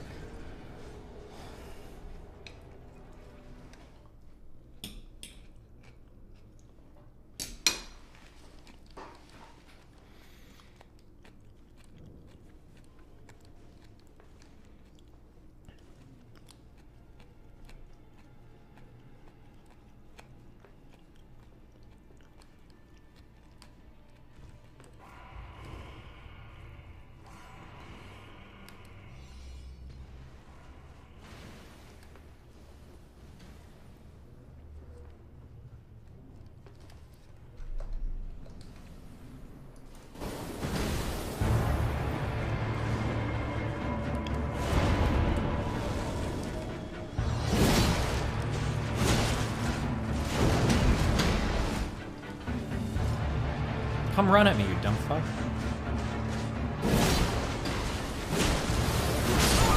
Good one, dude.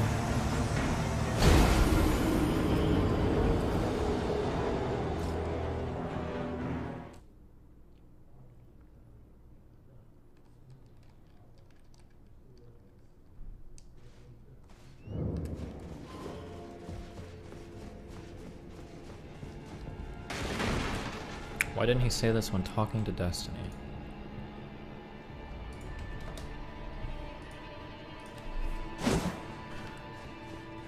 Obamna.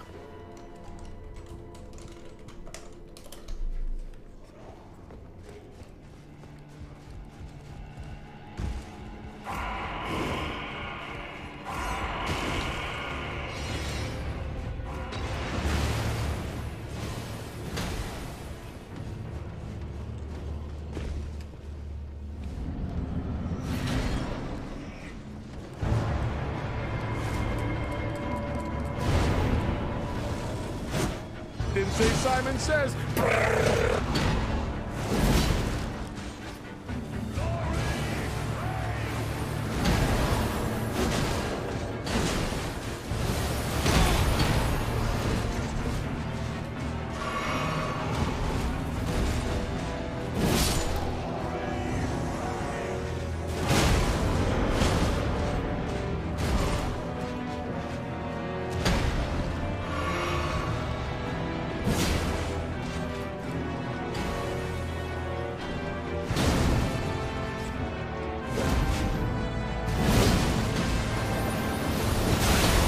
Good one.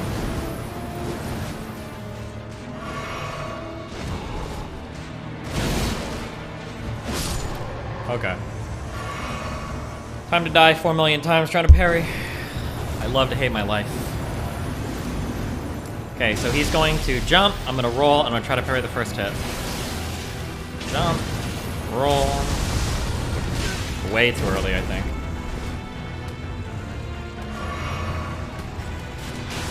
Can't parry that. That's also way too early.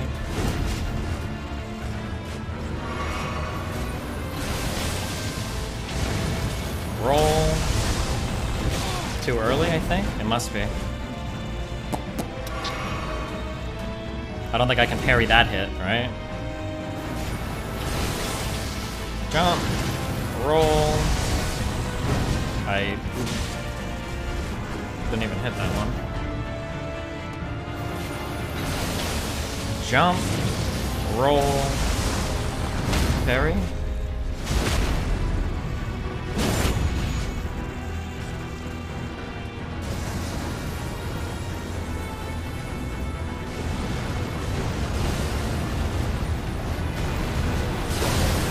Hit, hit, hit, hit, special, away.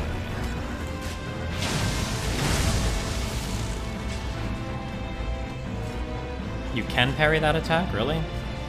That one? Oh my god.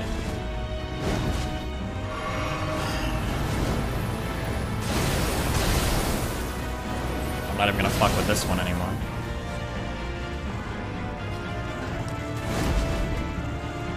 I just wanted to do this jump thing again.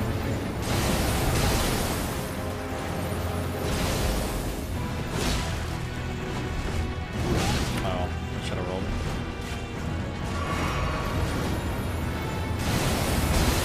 Oh, I think I just got hit here. Oh, got away. Can you do the lightning jump thing?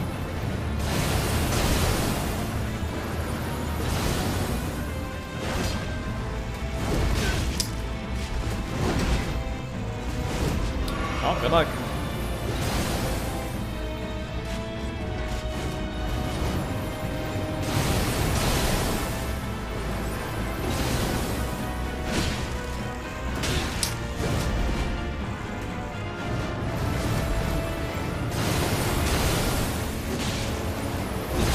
I can't get away from that ever. I should just need to stop. I need to stop hitting after that. I don't think it's dodgeable.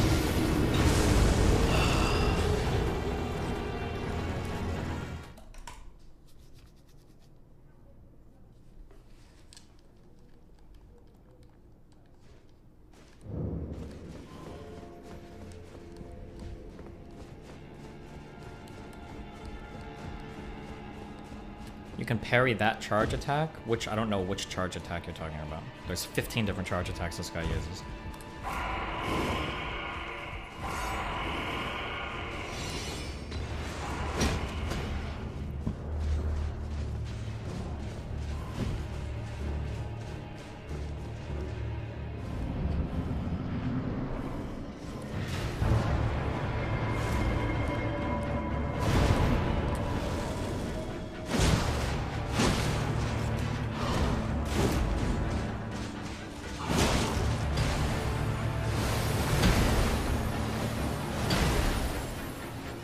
Nice miss.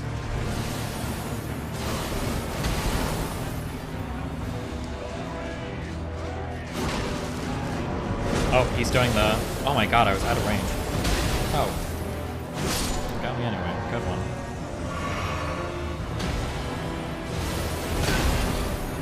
super good one.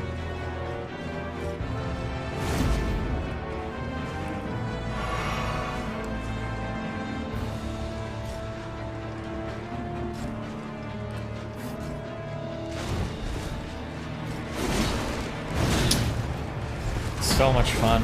Stand together, yes. Oh, he's gonna come.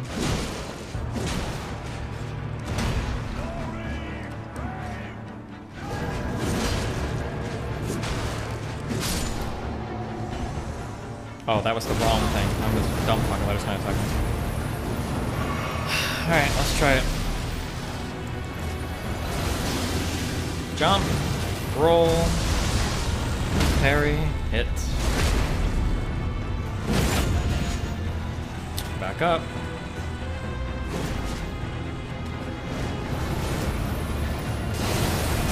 Oh my god.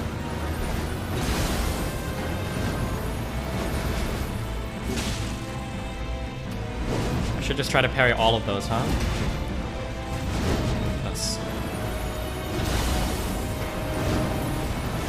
Jesus.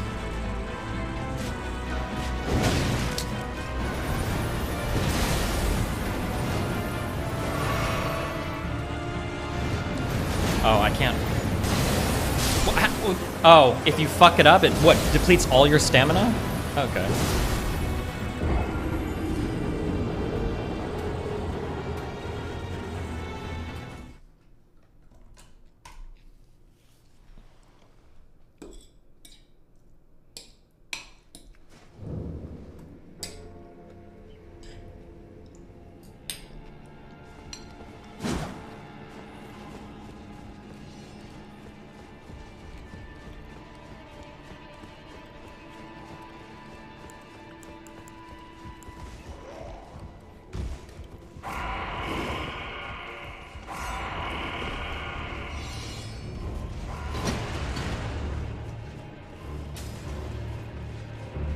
The one where he dashes and swings can be parried too? The dash attack can be? Really?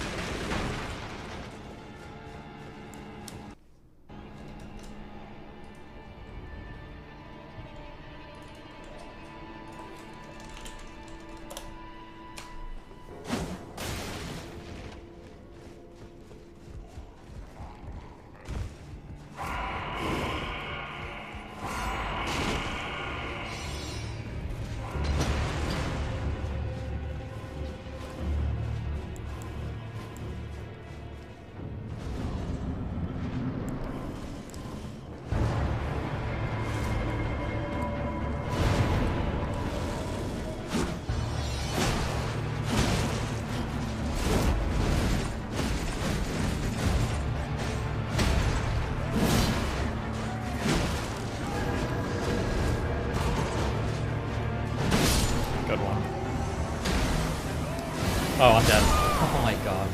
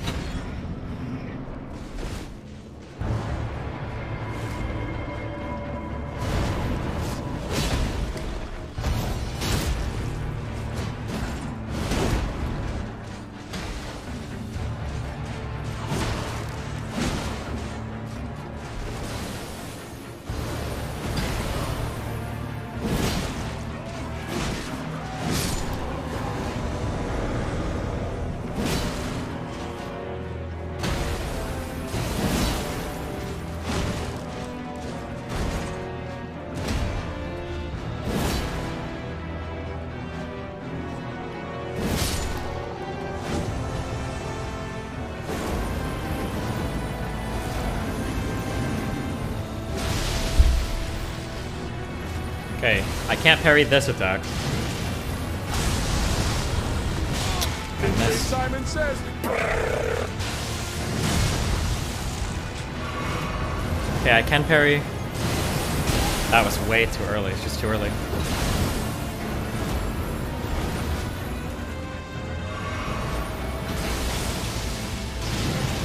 Jump. I just missed completely, or he missed me, I guess. Just too early.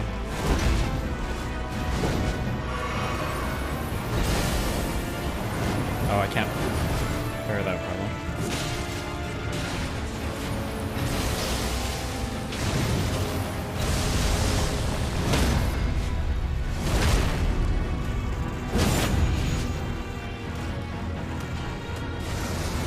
Oh, he's gonna do his meme attack.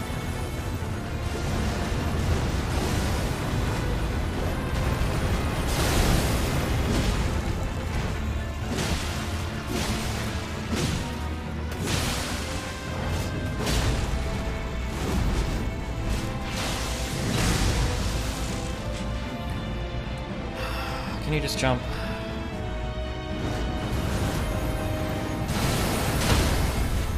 Oh, wait, what just happened? I'm dead, I'm dead. No, I'm not. Oh, maybe I am. Wait, how did I parry it but not parry it? What happened there?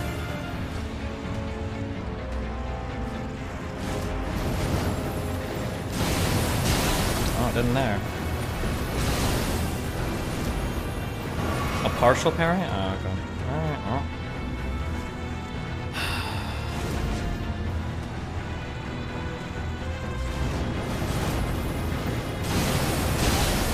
It's gotta be later. It's gotta be way later. Okay.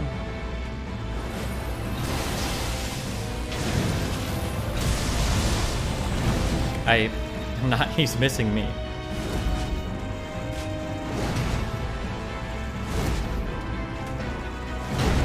Good one, dude. That was another partial parry. I still need to be later than that.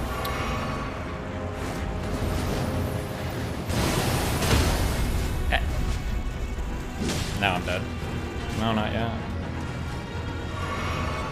Do I just not have like this? Oh, I'm dead. Oh no. Do I not have the stamina to parry that or what? I don't understand. I can't parry any later than that. I don't think I can parry that attack. I can't do it. That I can parry.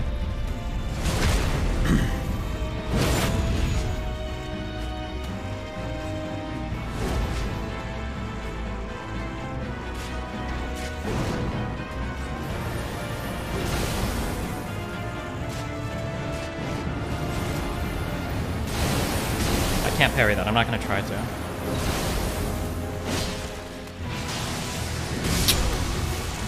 I didn't think I was even in range. My bad.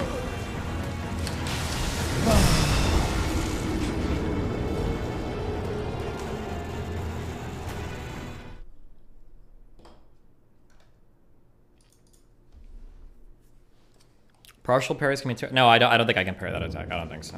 I think something else is hitting me. Some other effect or add-on from the thing. It's like freezing me or something dumb is happening. It doesn't seem like it. Or I don't have the stamina or the defense or something. I don't know. Do I have a ring which makes you take 30% less damage with max HP? I don't think so.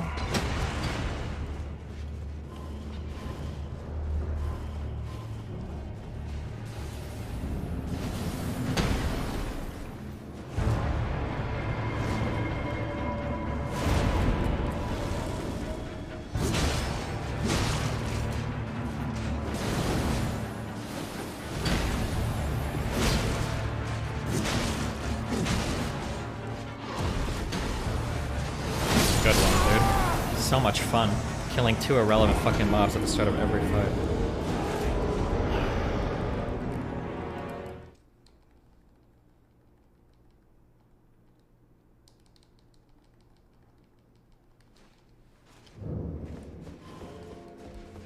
Parry the small guys? I feel like they have unparryable attacks. I don't know if it's worth like trying to even learn them.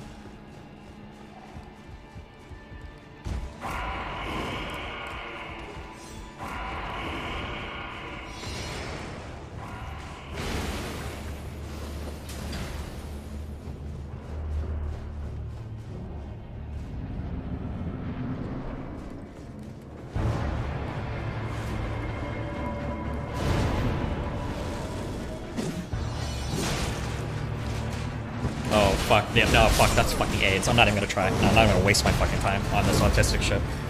Every single mod here has like the dumbest fucking holds, but that's like this whole fucking game has done it. I've noticed it a lot more in the second half, but like, holy shit. I don't know how much more insane they could get on the next Souls-like game.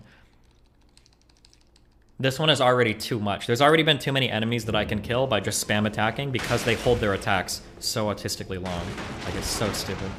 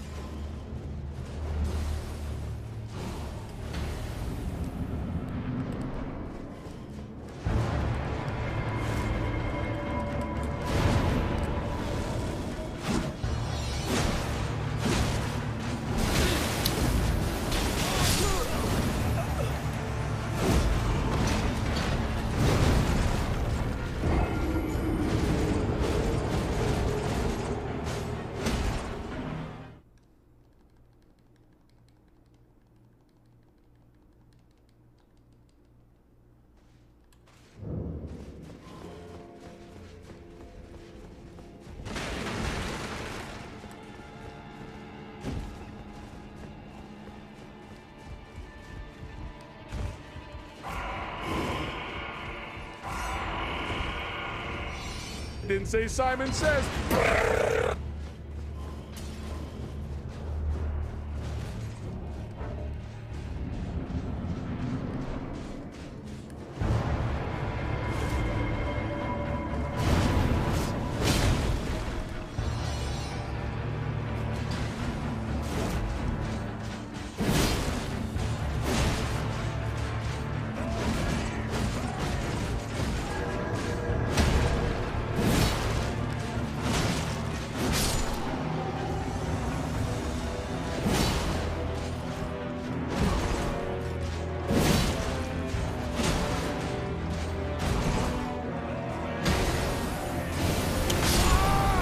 Why do I get one shot sometimes? I don't understand. I don't know why.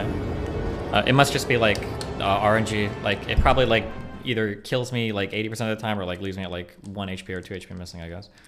Like it's just rolling the damage, I guess. The boss. Oh, maybe the white shield buff actually does it. Oh, that might be it. Okay.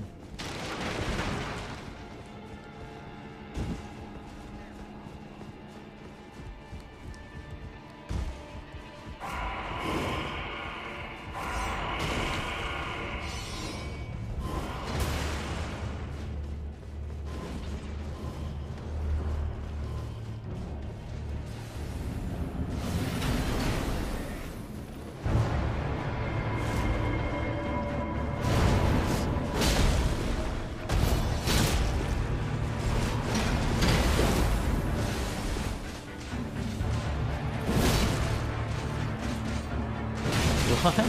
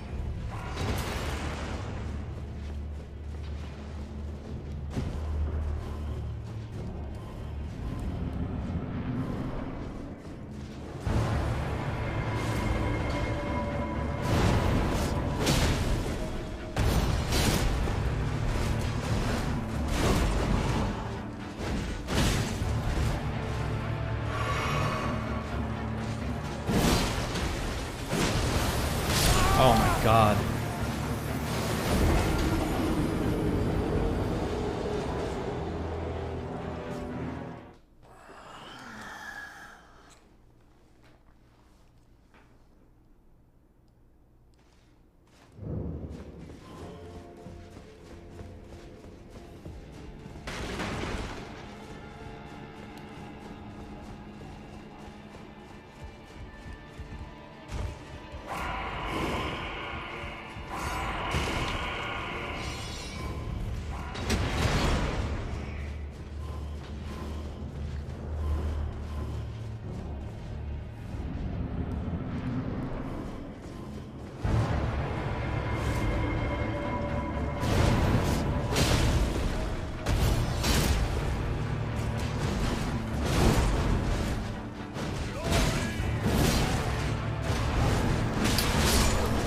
stamina.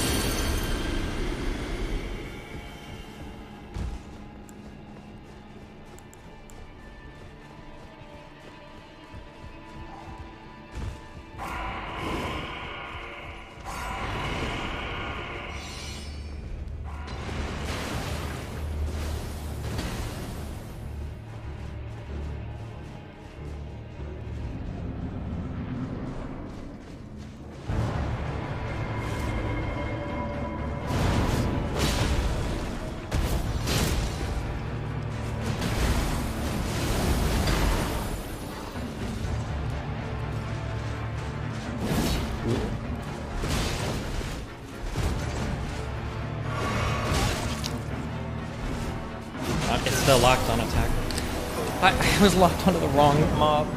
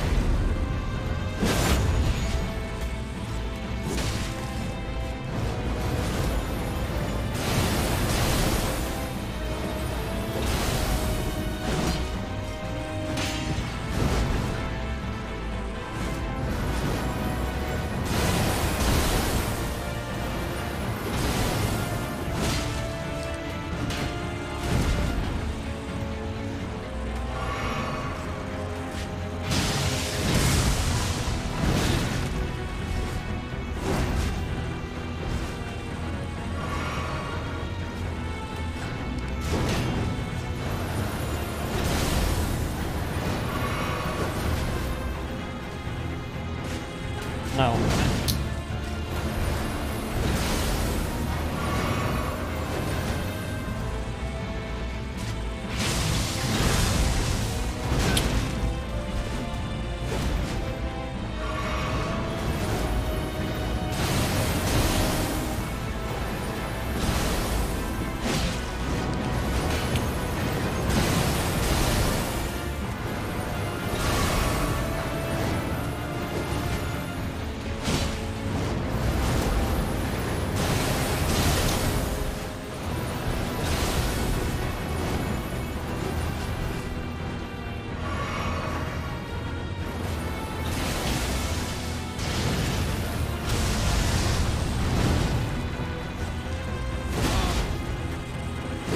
I can't, dude. It's too early on everything.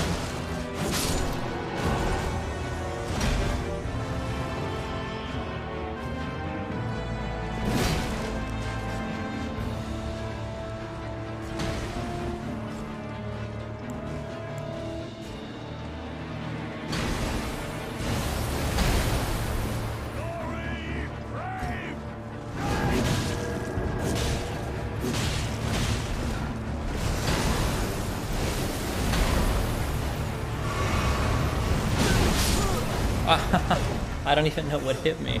I think he did his big AoE attack. I shouldn't try to get any damage on him on this farm because I think that thing literally covers like the entire fucking map.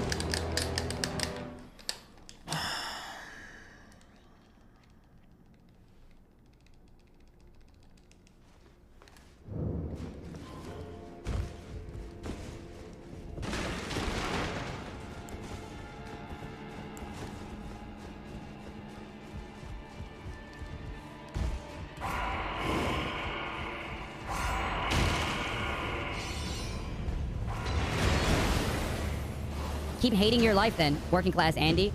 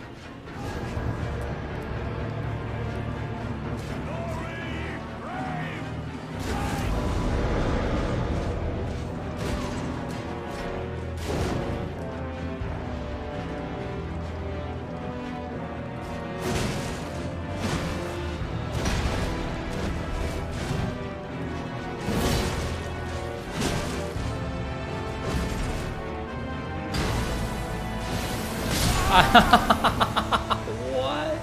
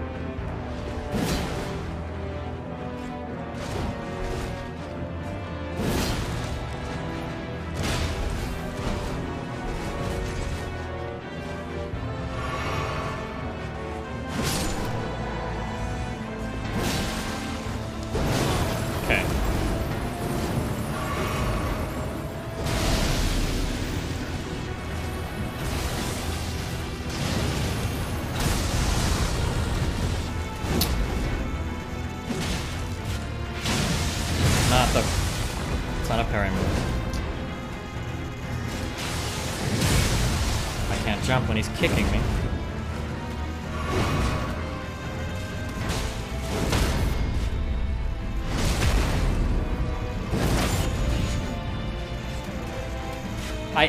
Where's my sword? Hello?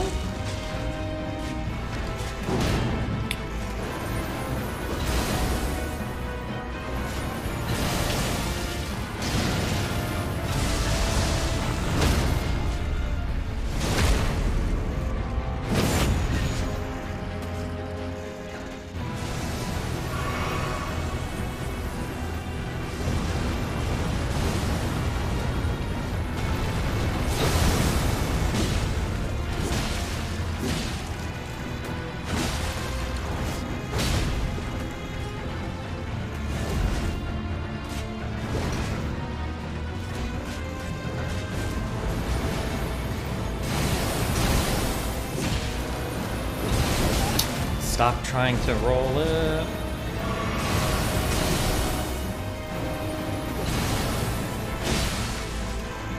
Oh, fuck.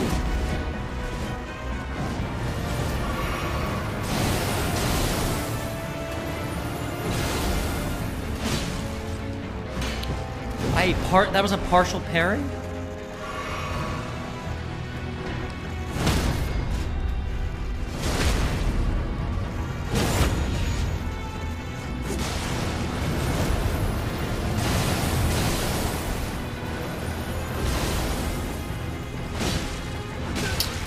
Because I'm still animation locked from my jumping hit.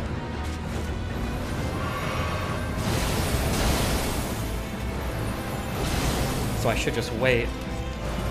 Oh, he did a different move though.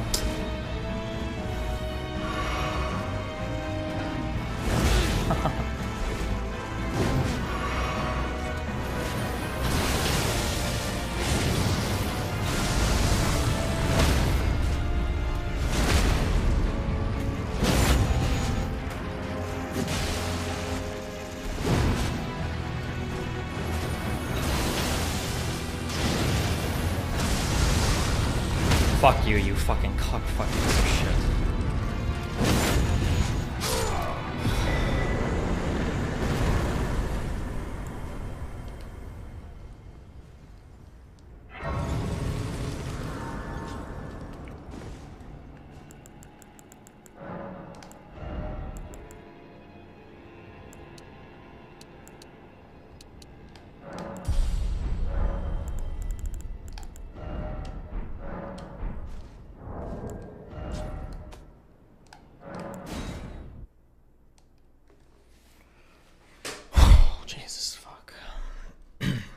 Now you can go get his veteran armor. Is it better than my current armor?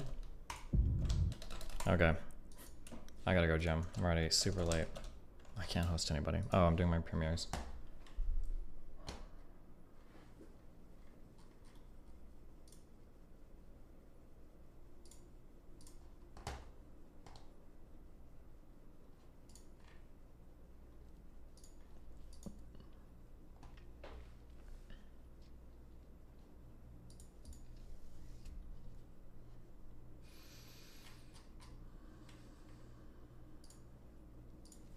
Destiny conversations with a Margot are like the movie Rain Man, except everyone's autistic.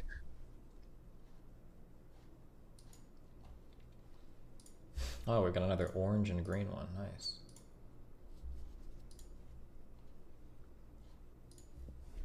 Love you, Destiny. But Destiny is kind of girl's name. There's your premiere.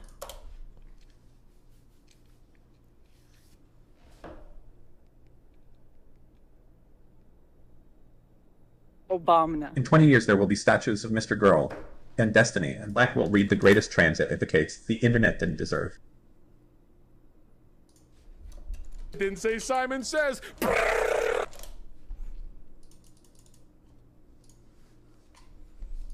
I'll tier 4 if you actually stick with Perry for more than 3 kills.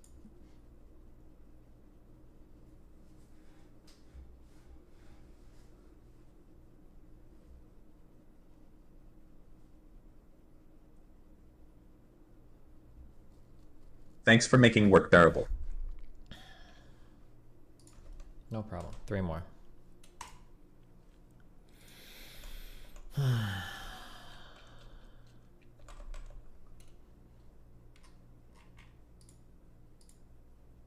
Sick to this. Much better at this than League. Heart.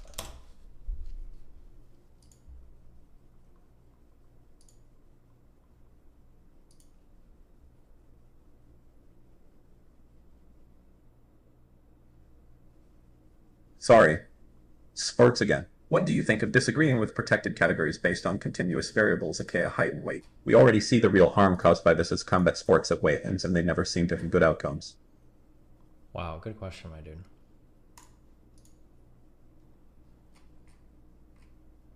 Teabag him, please.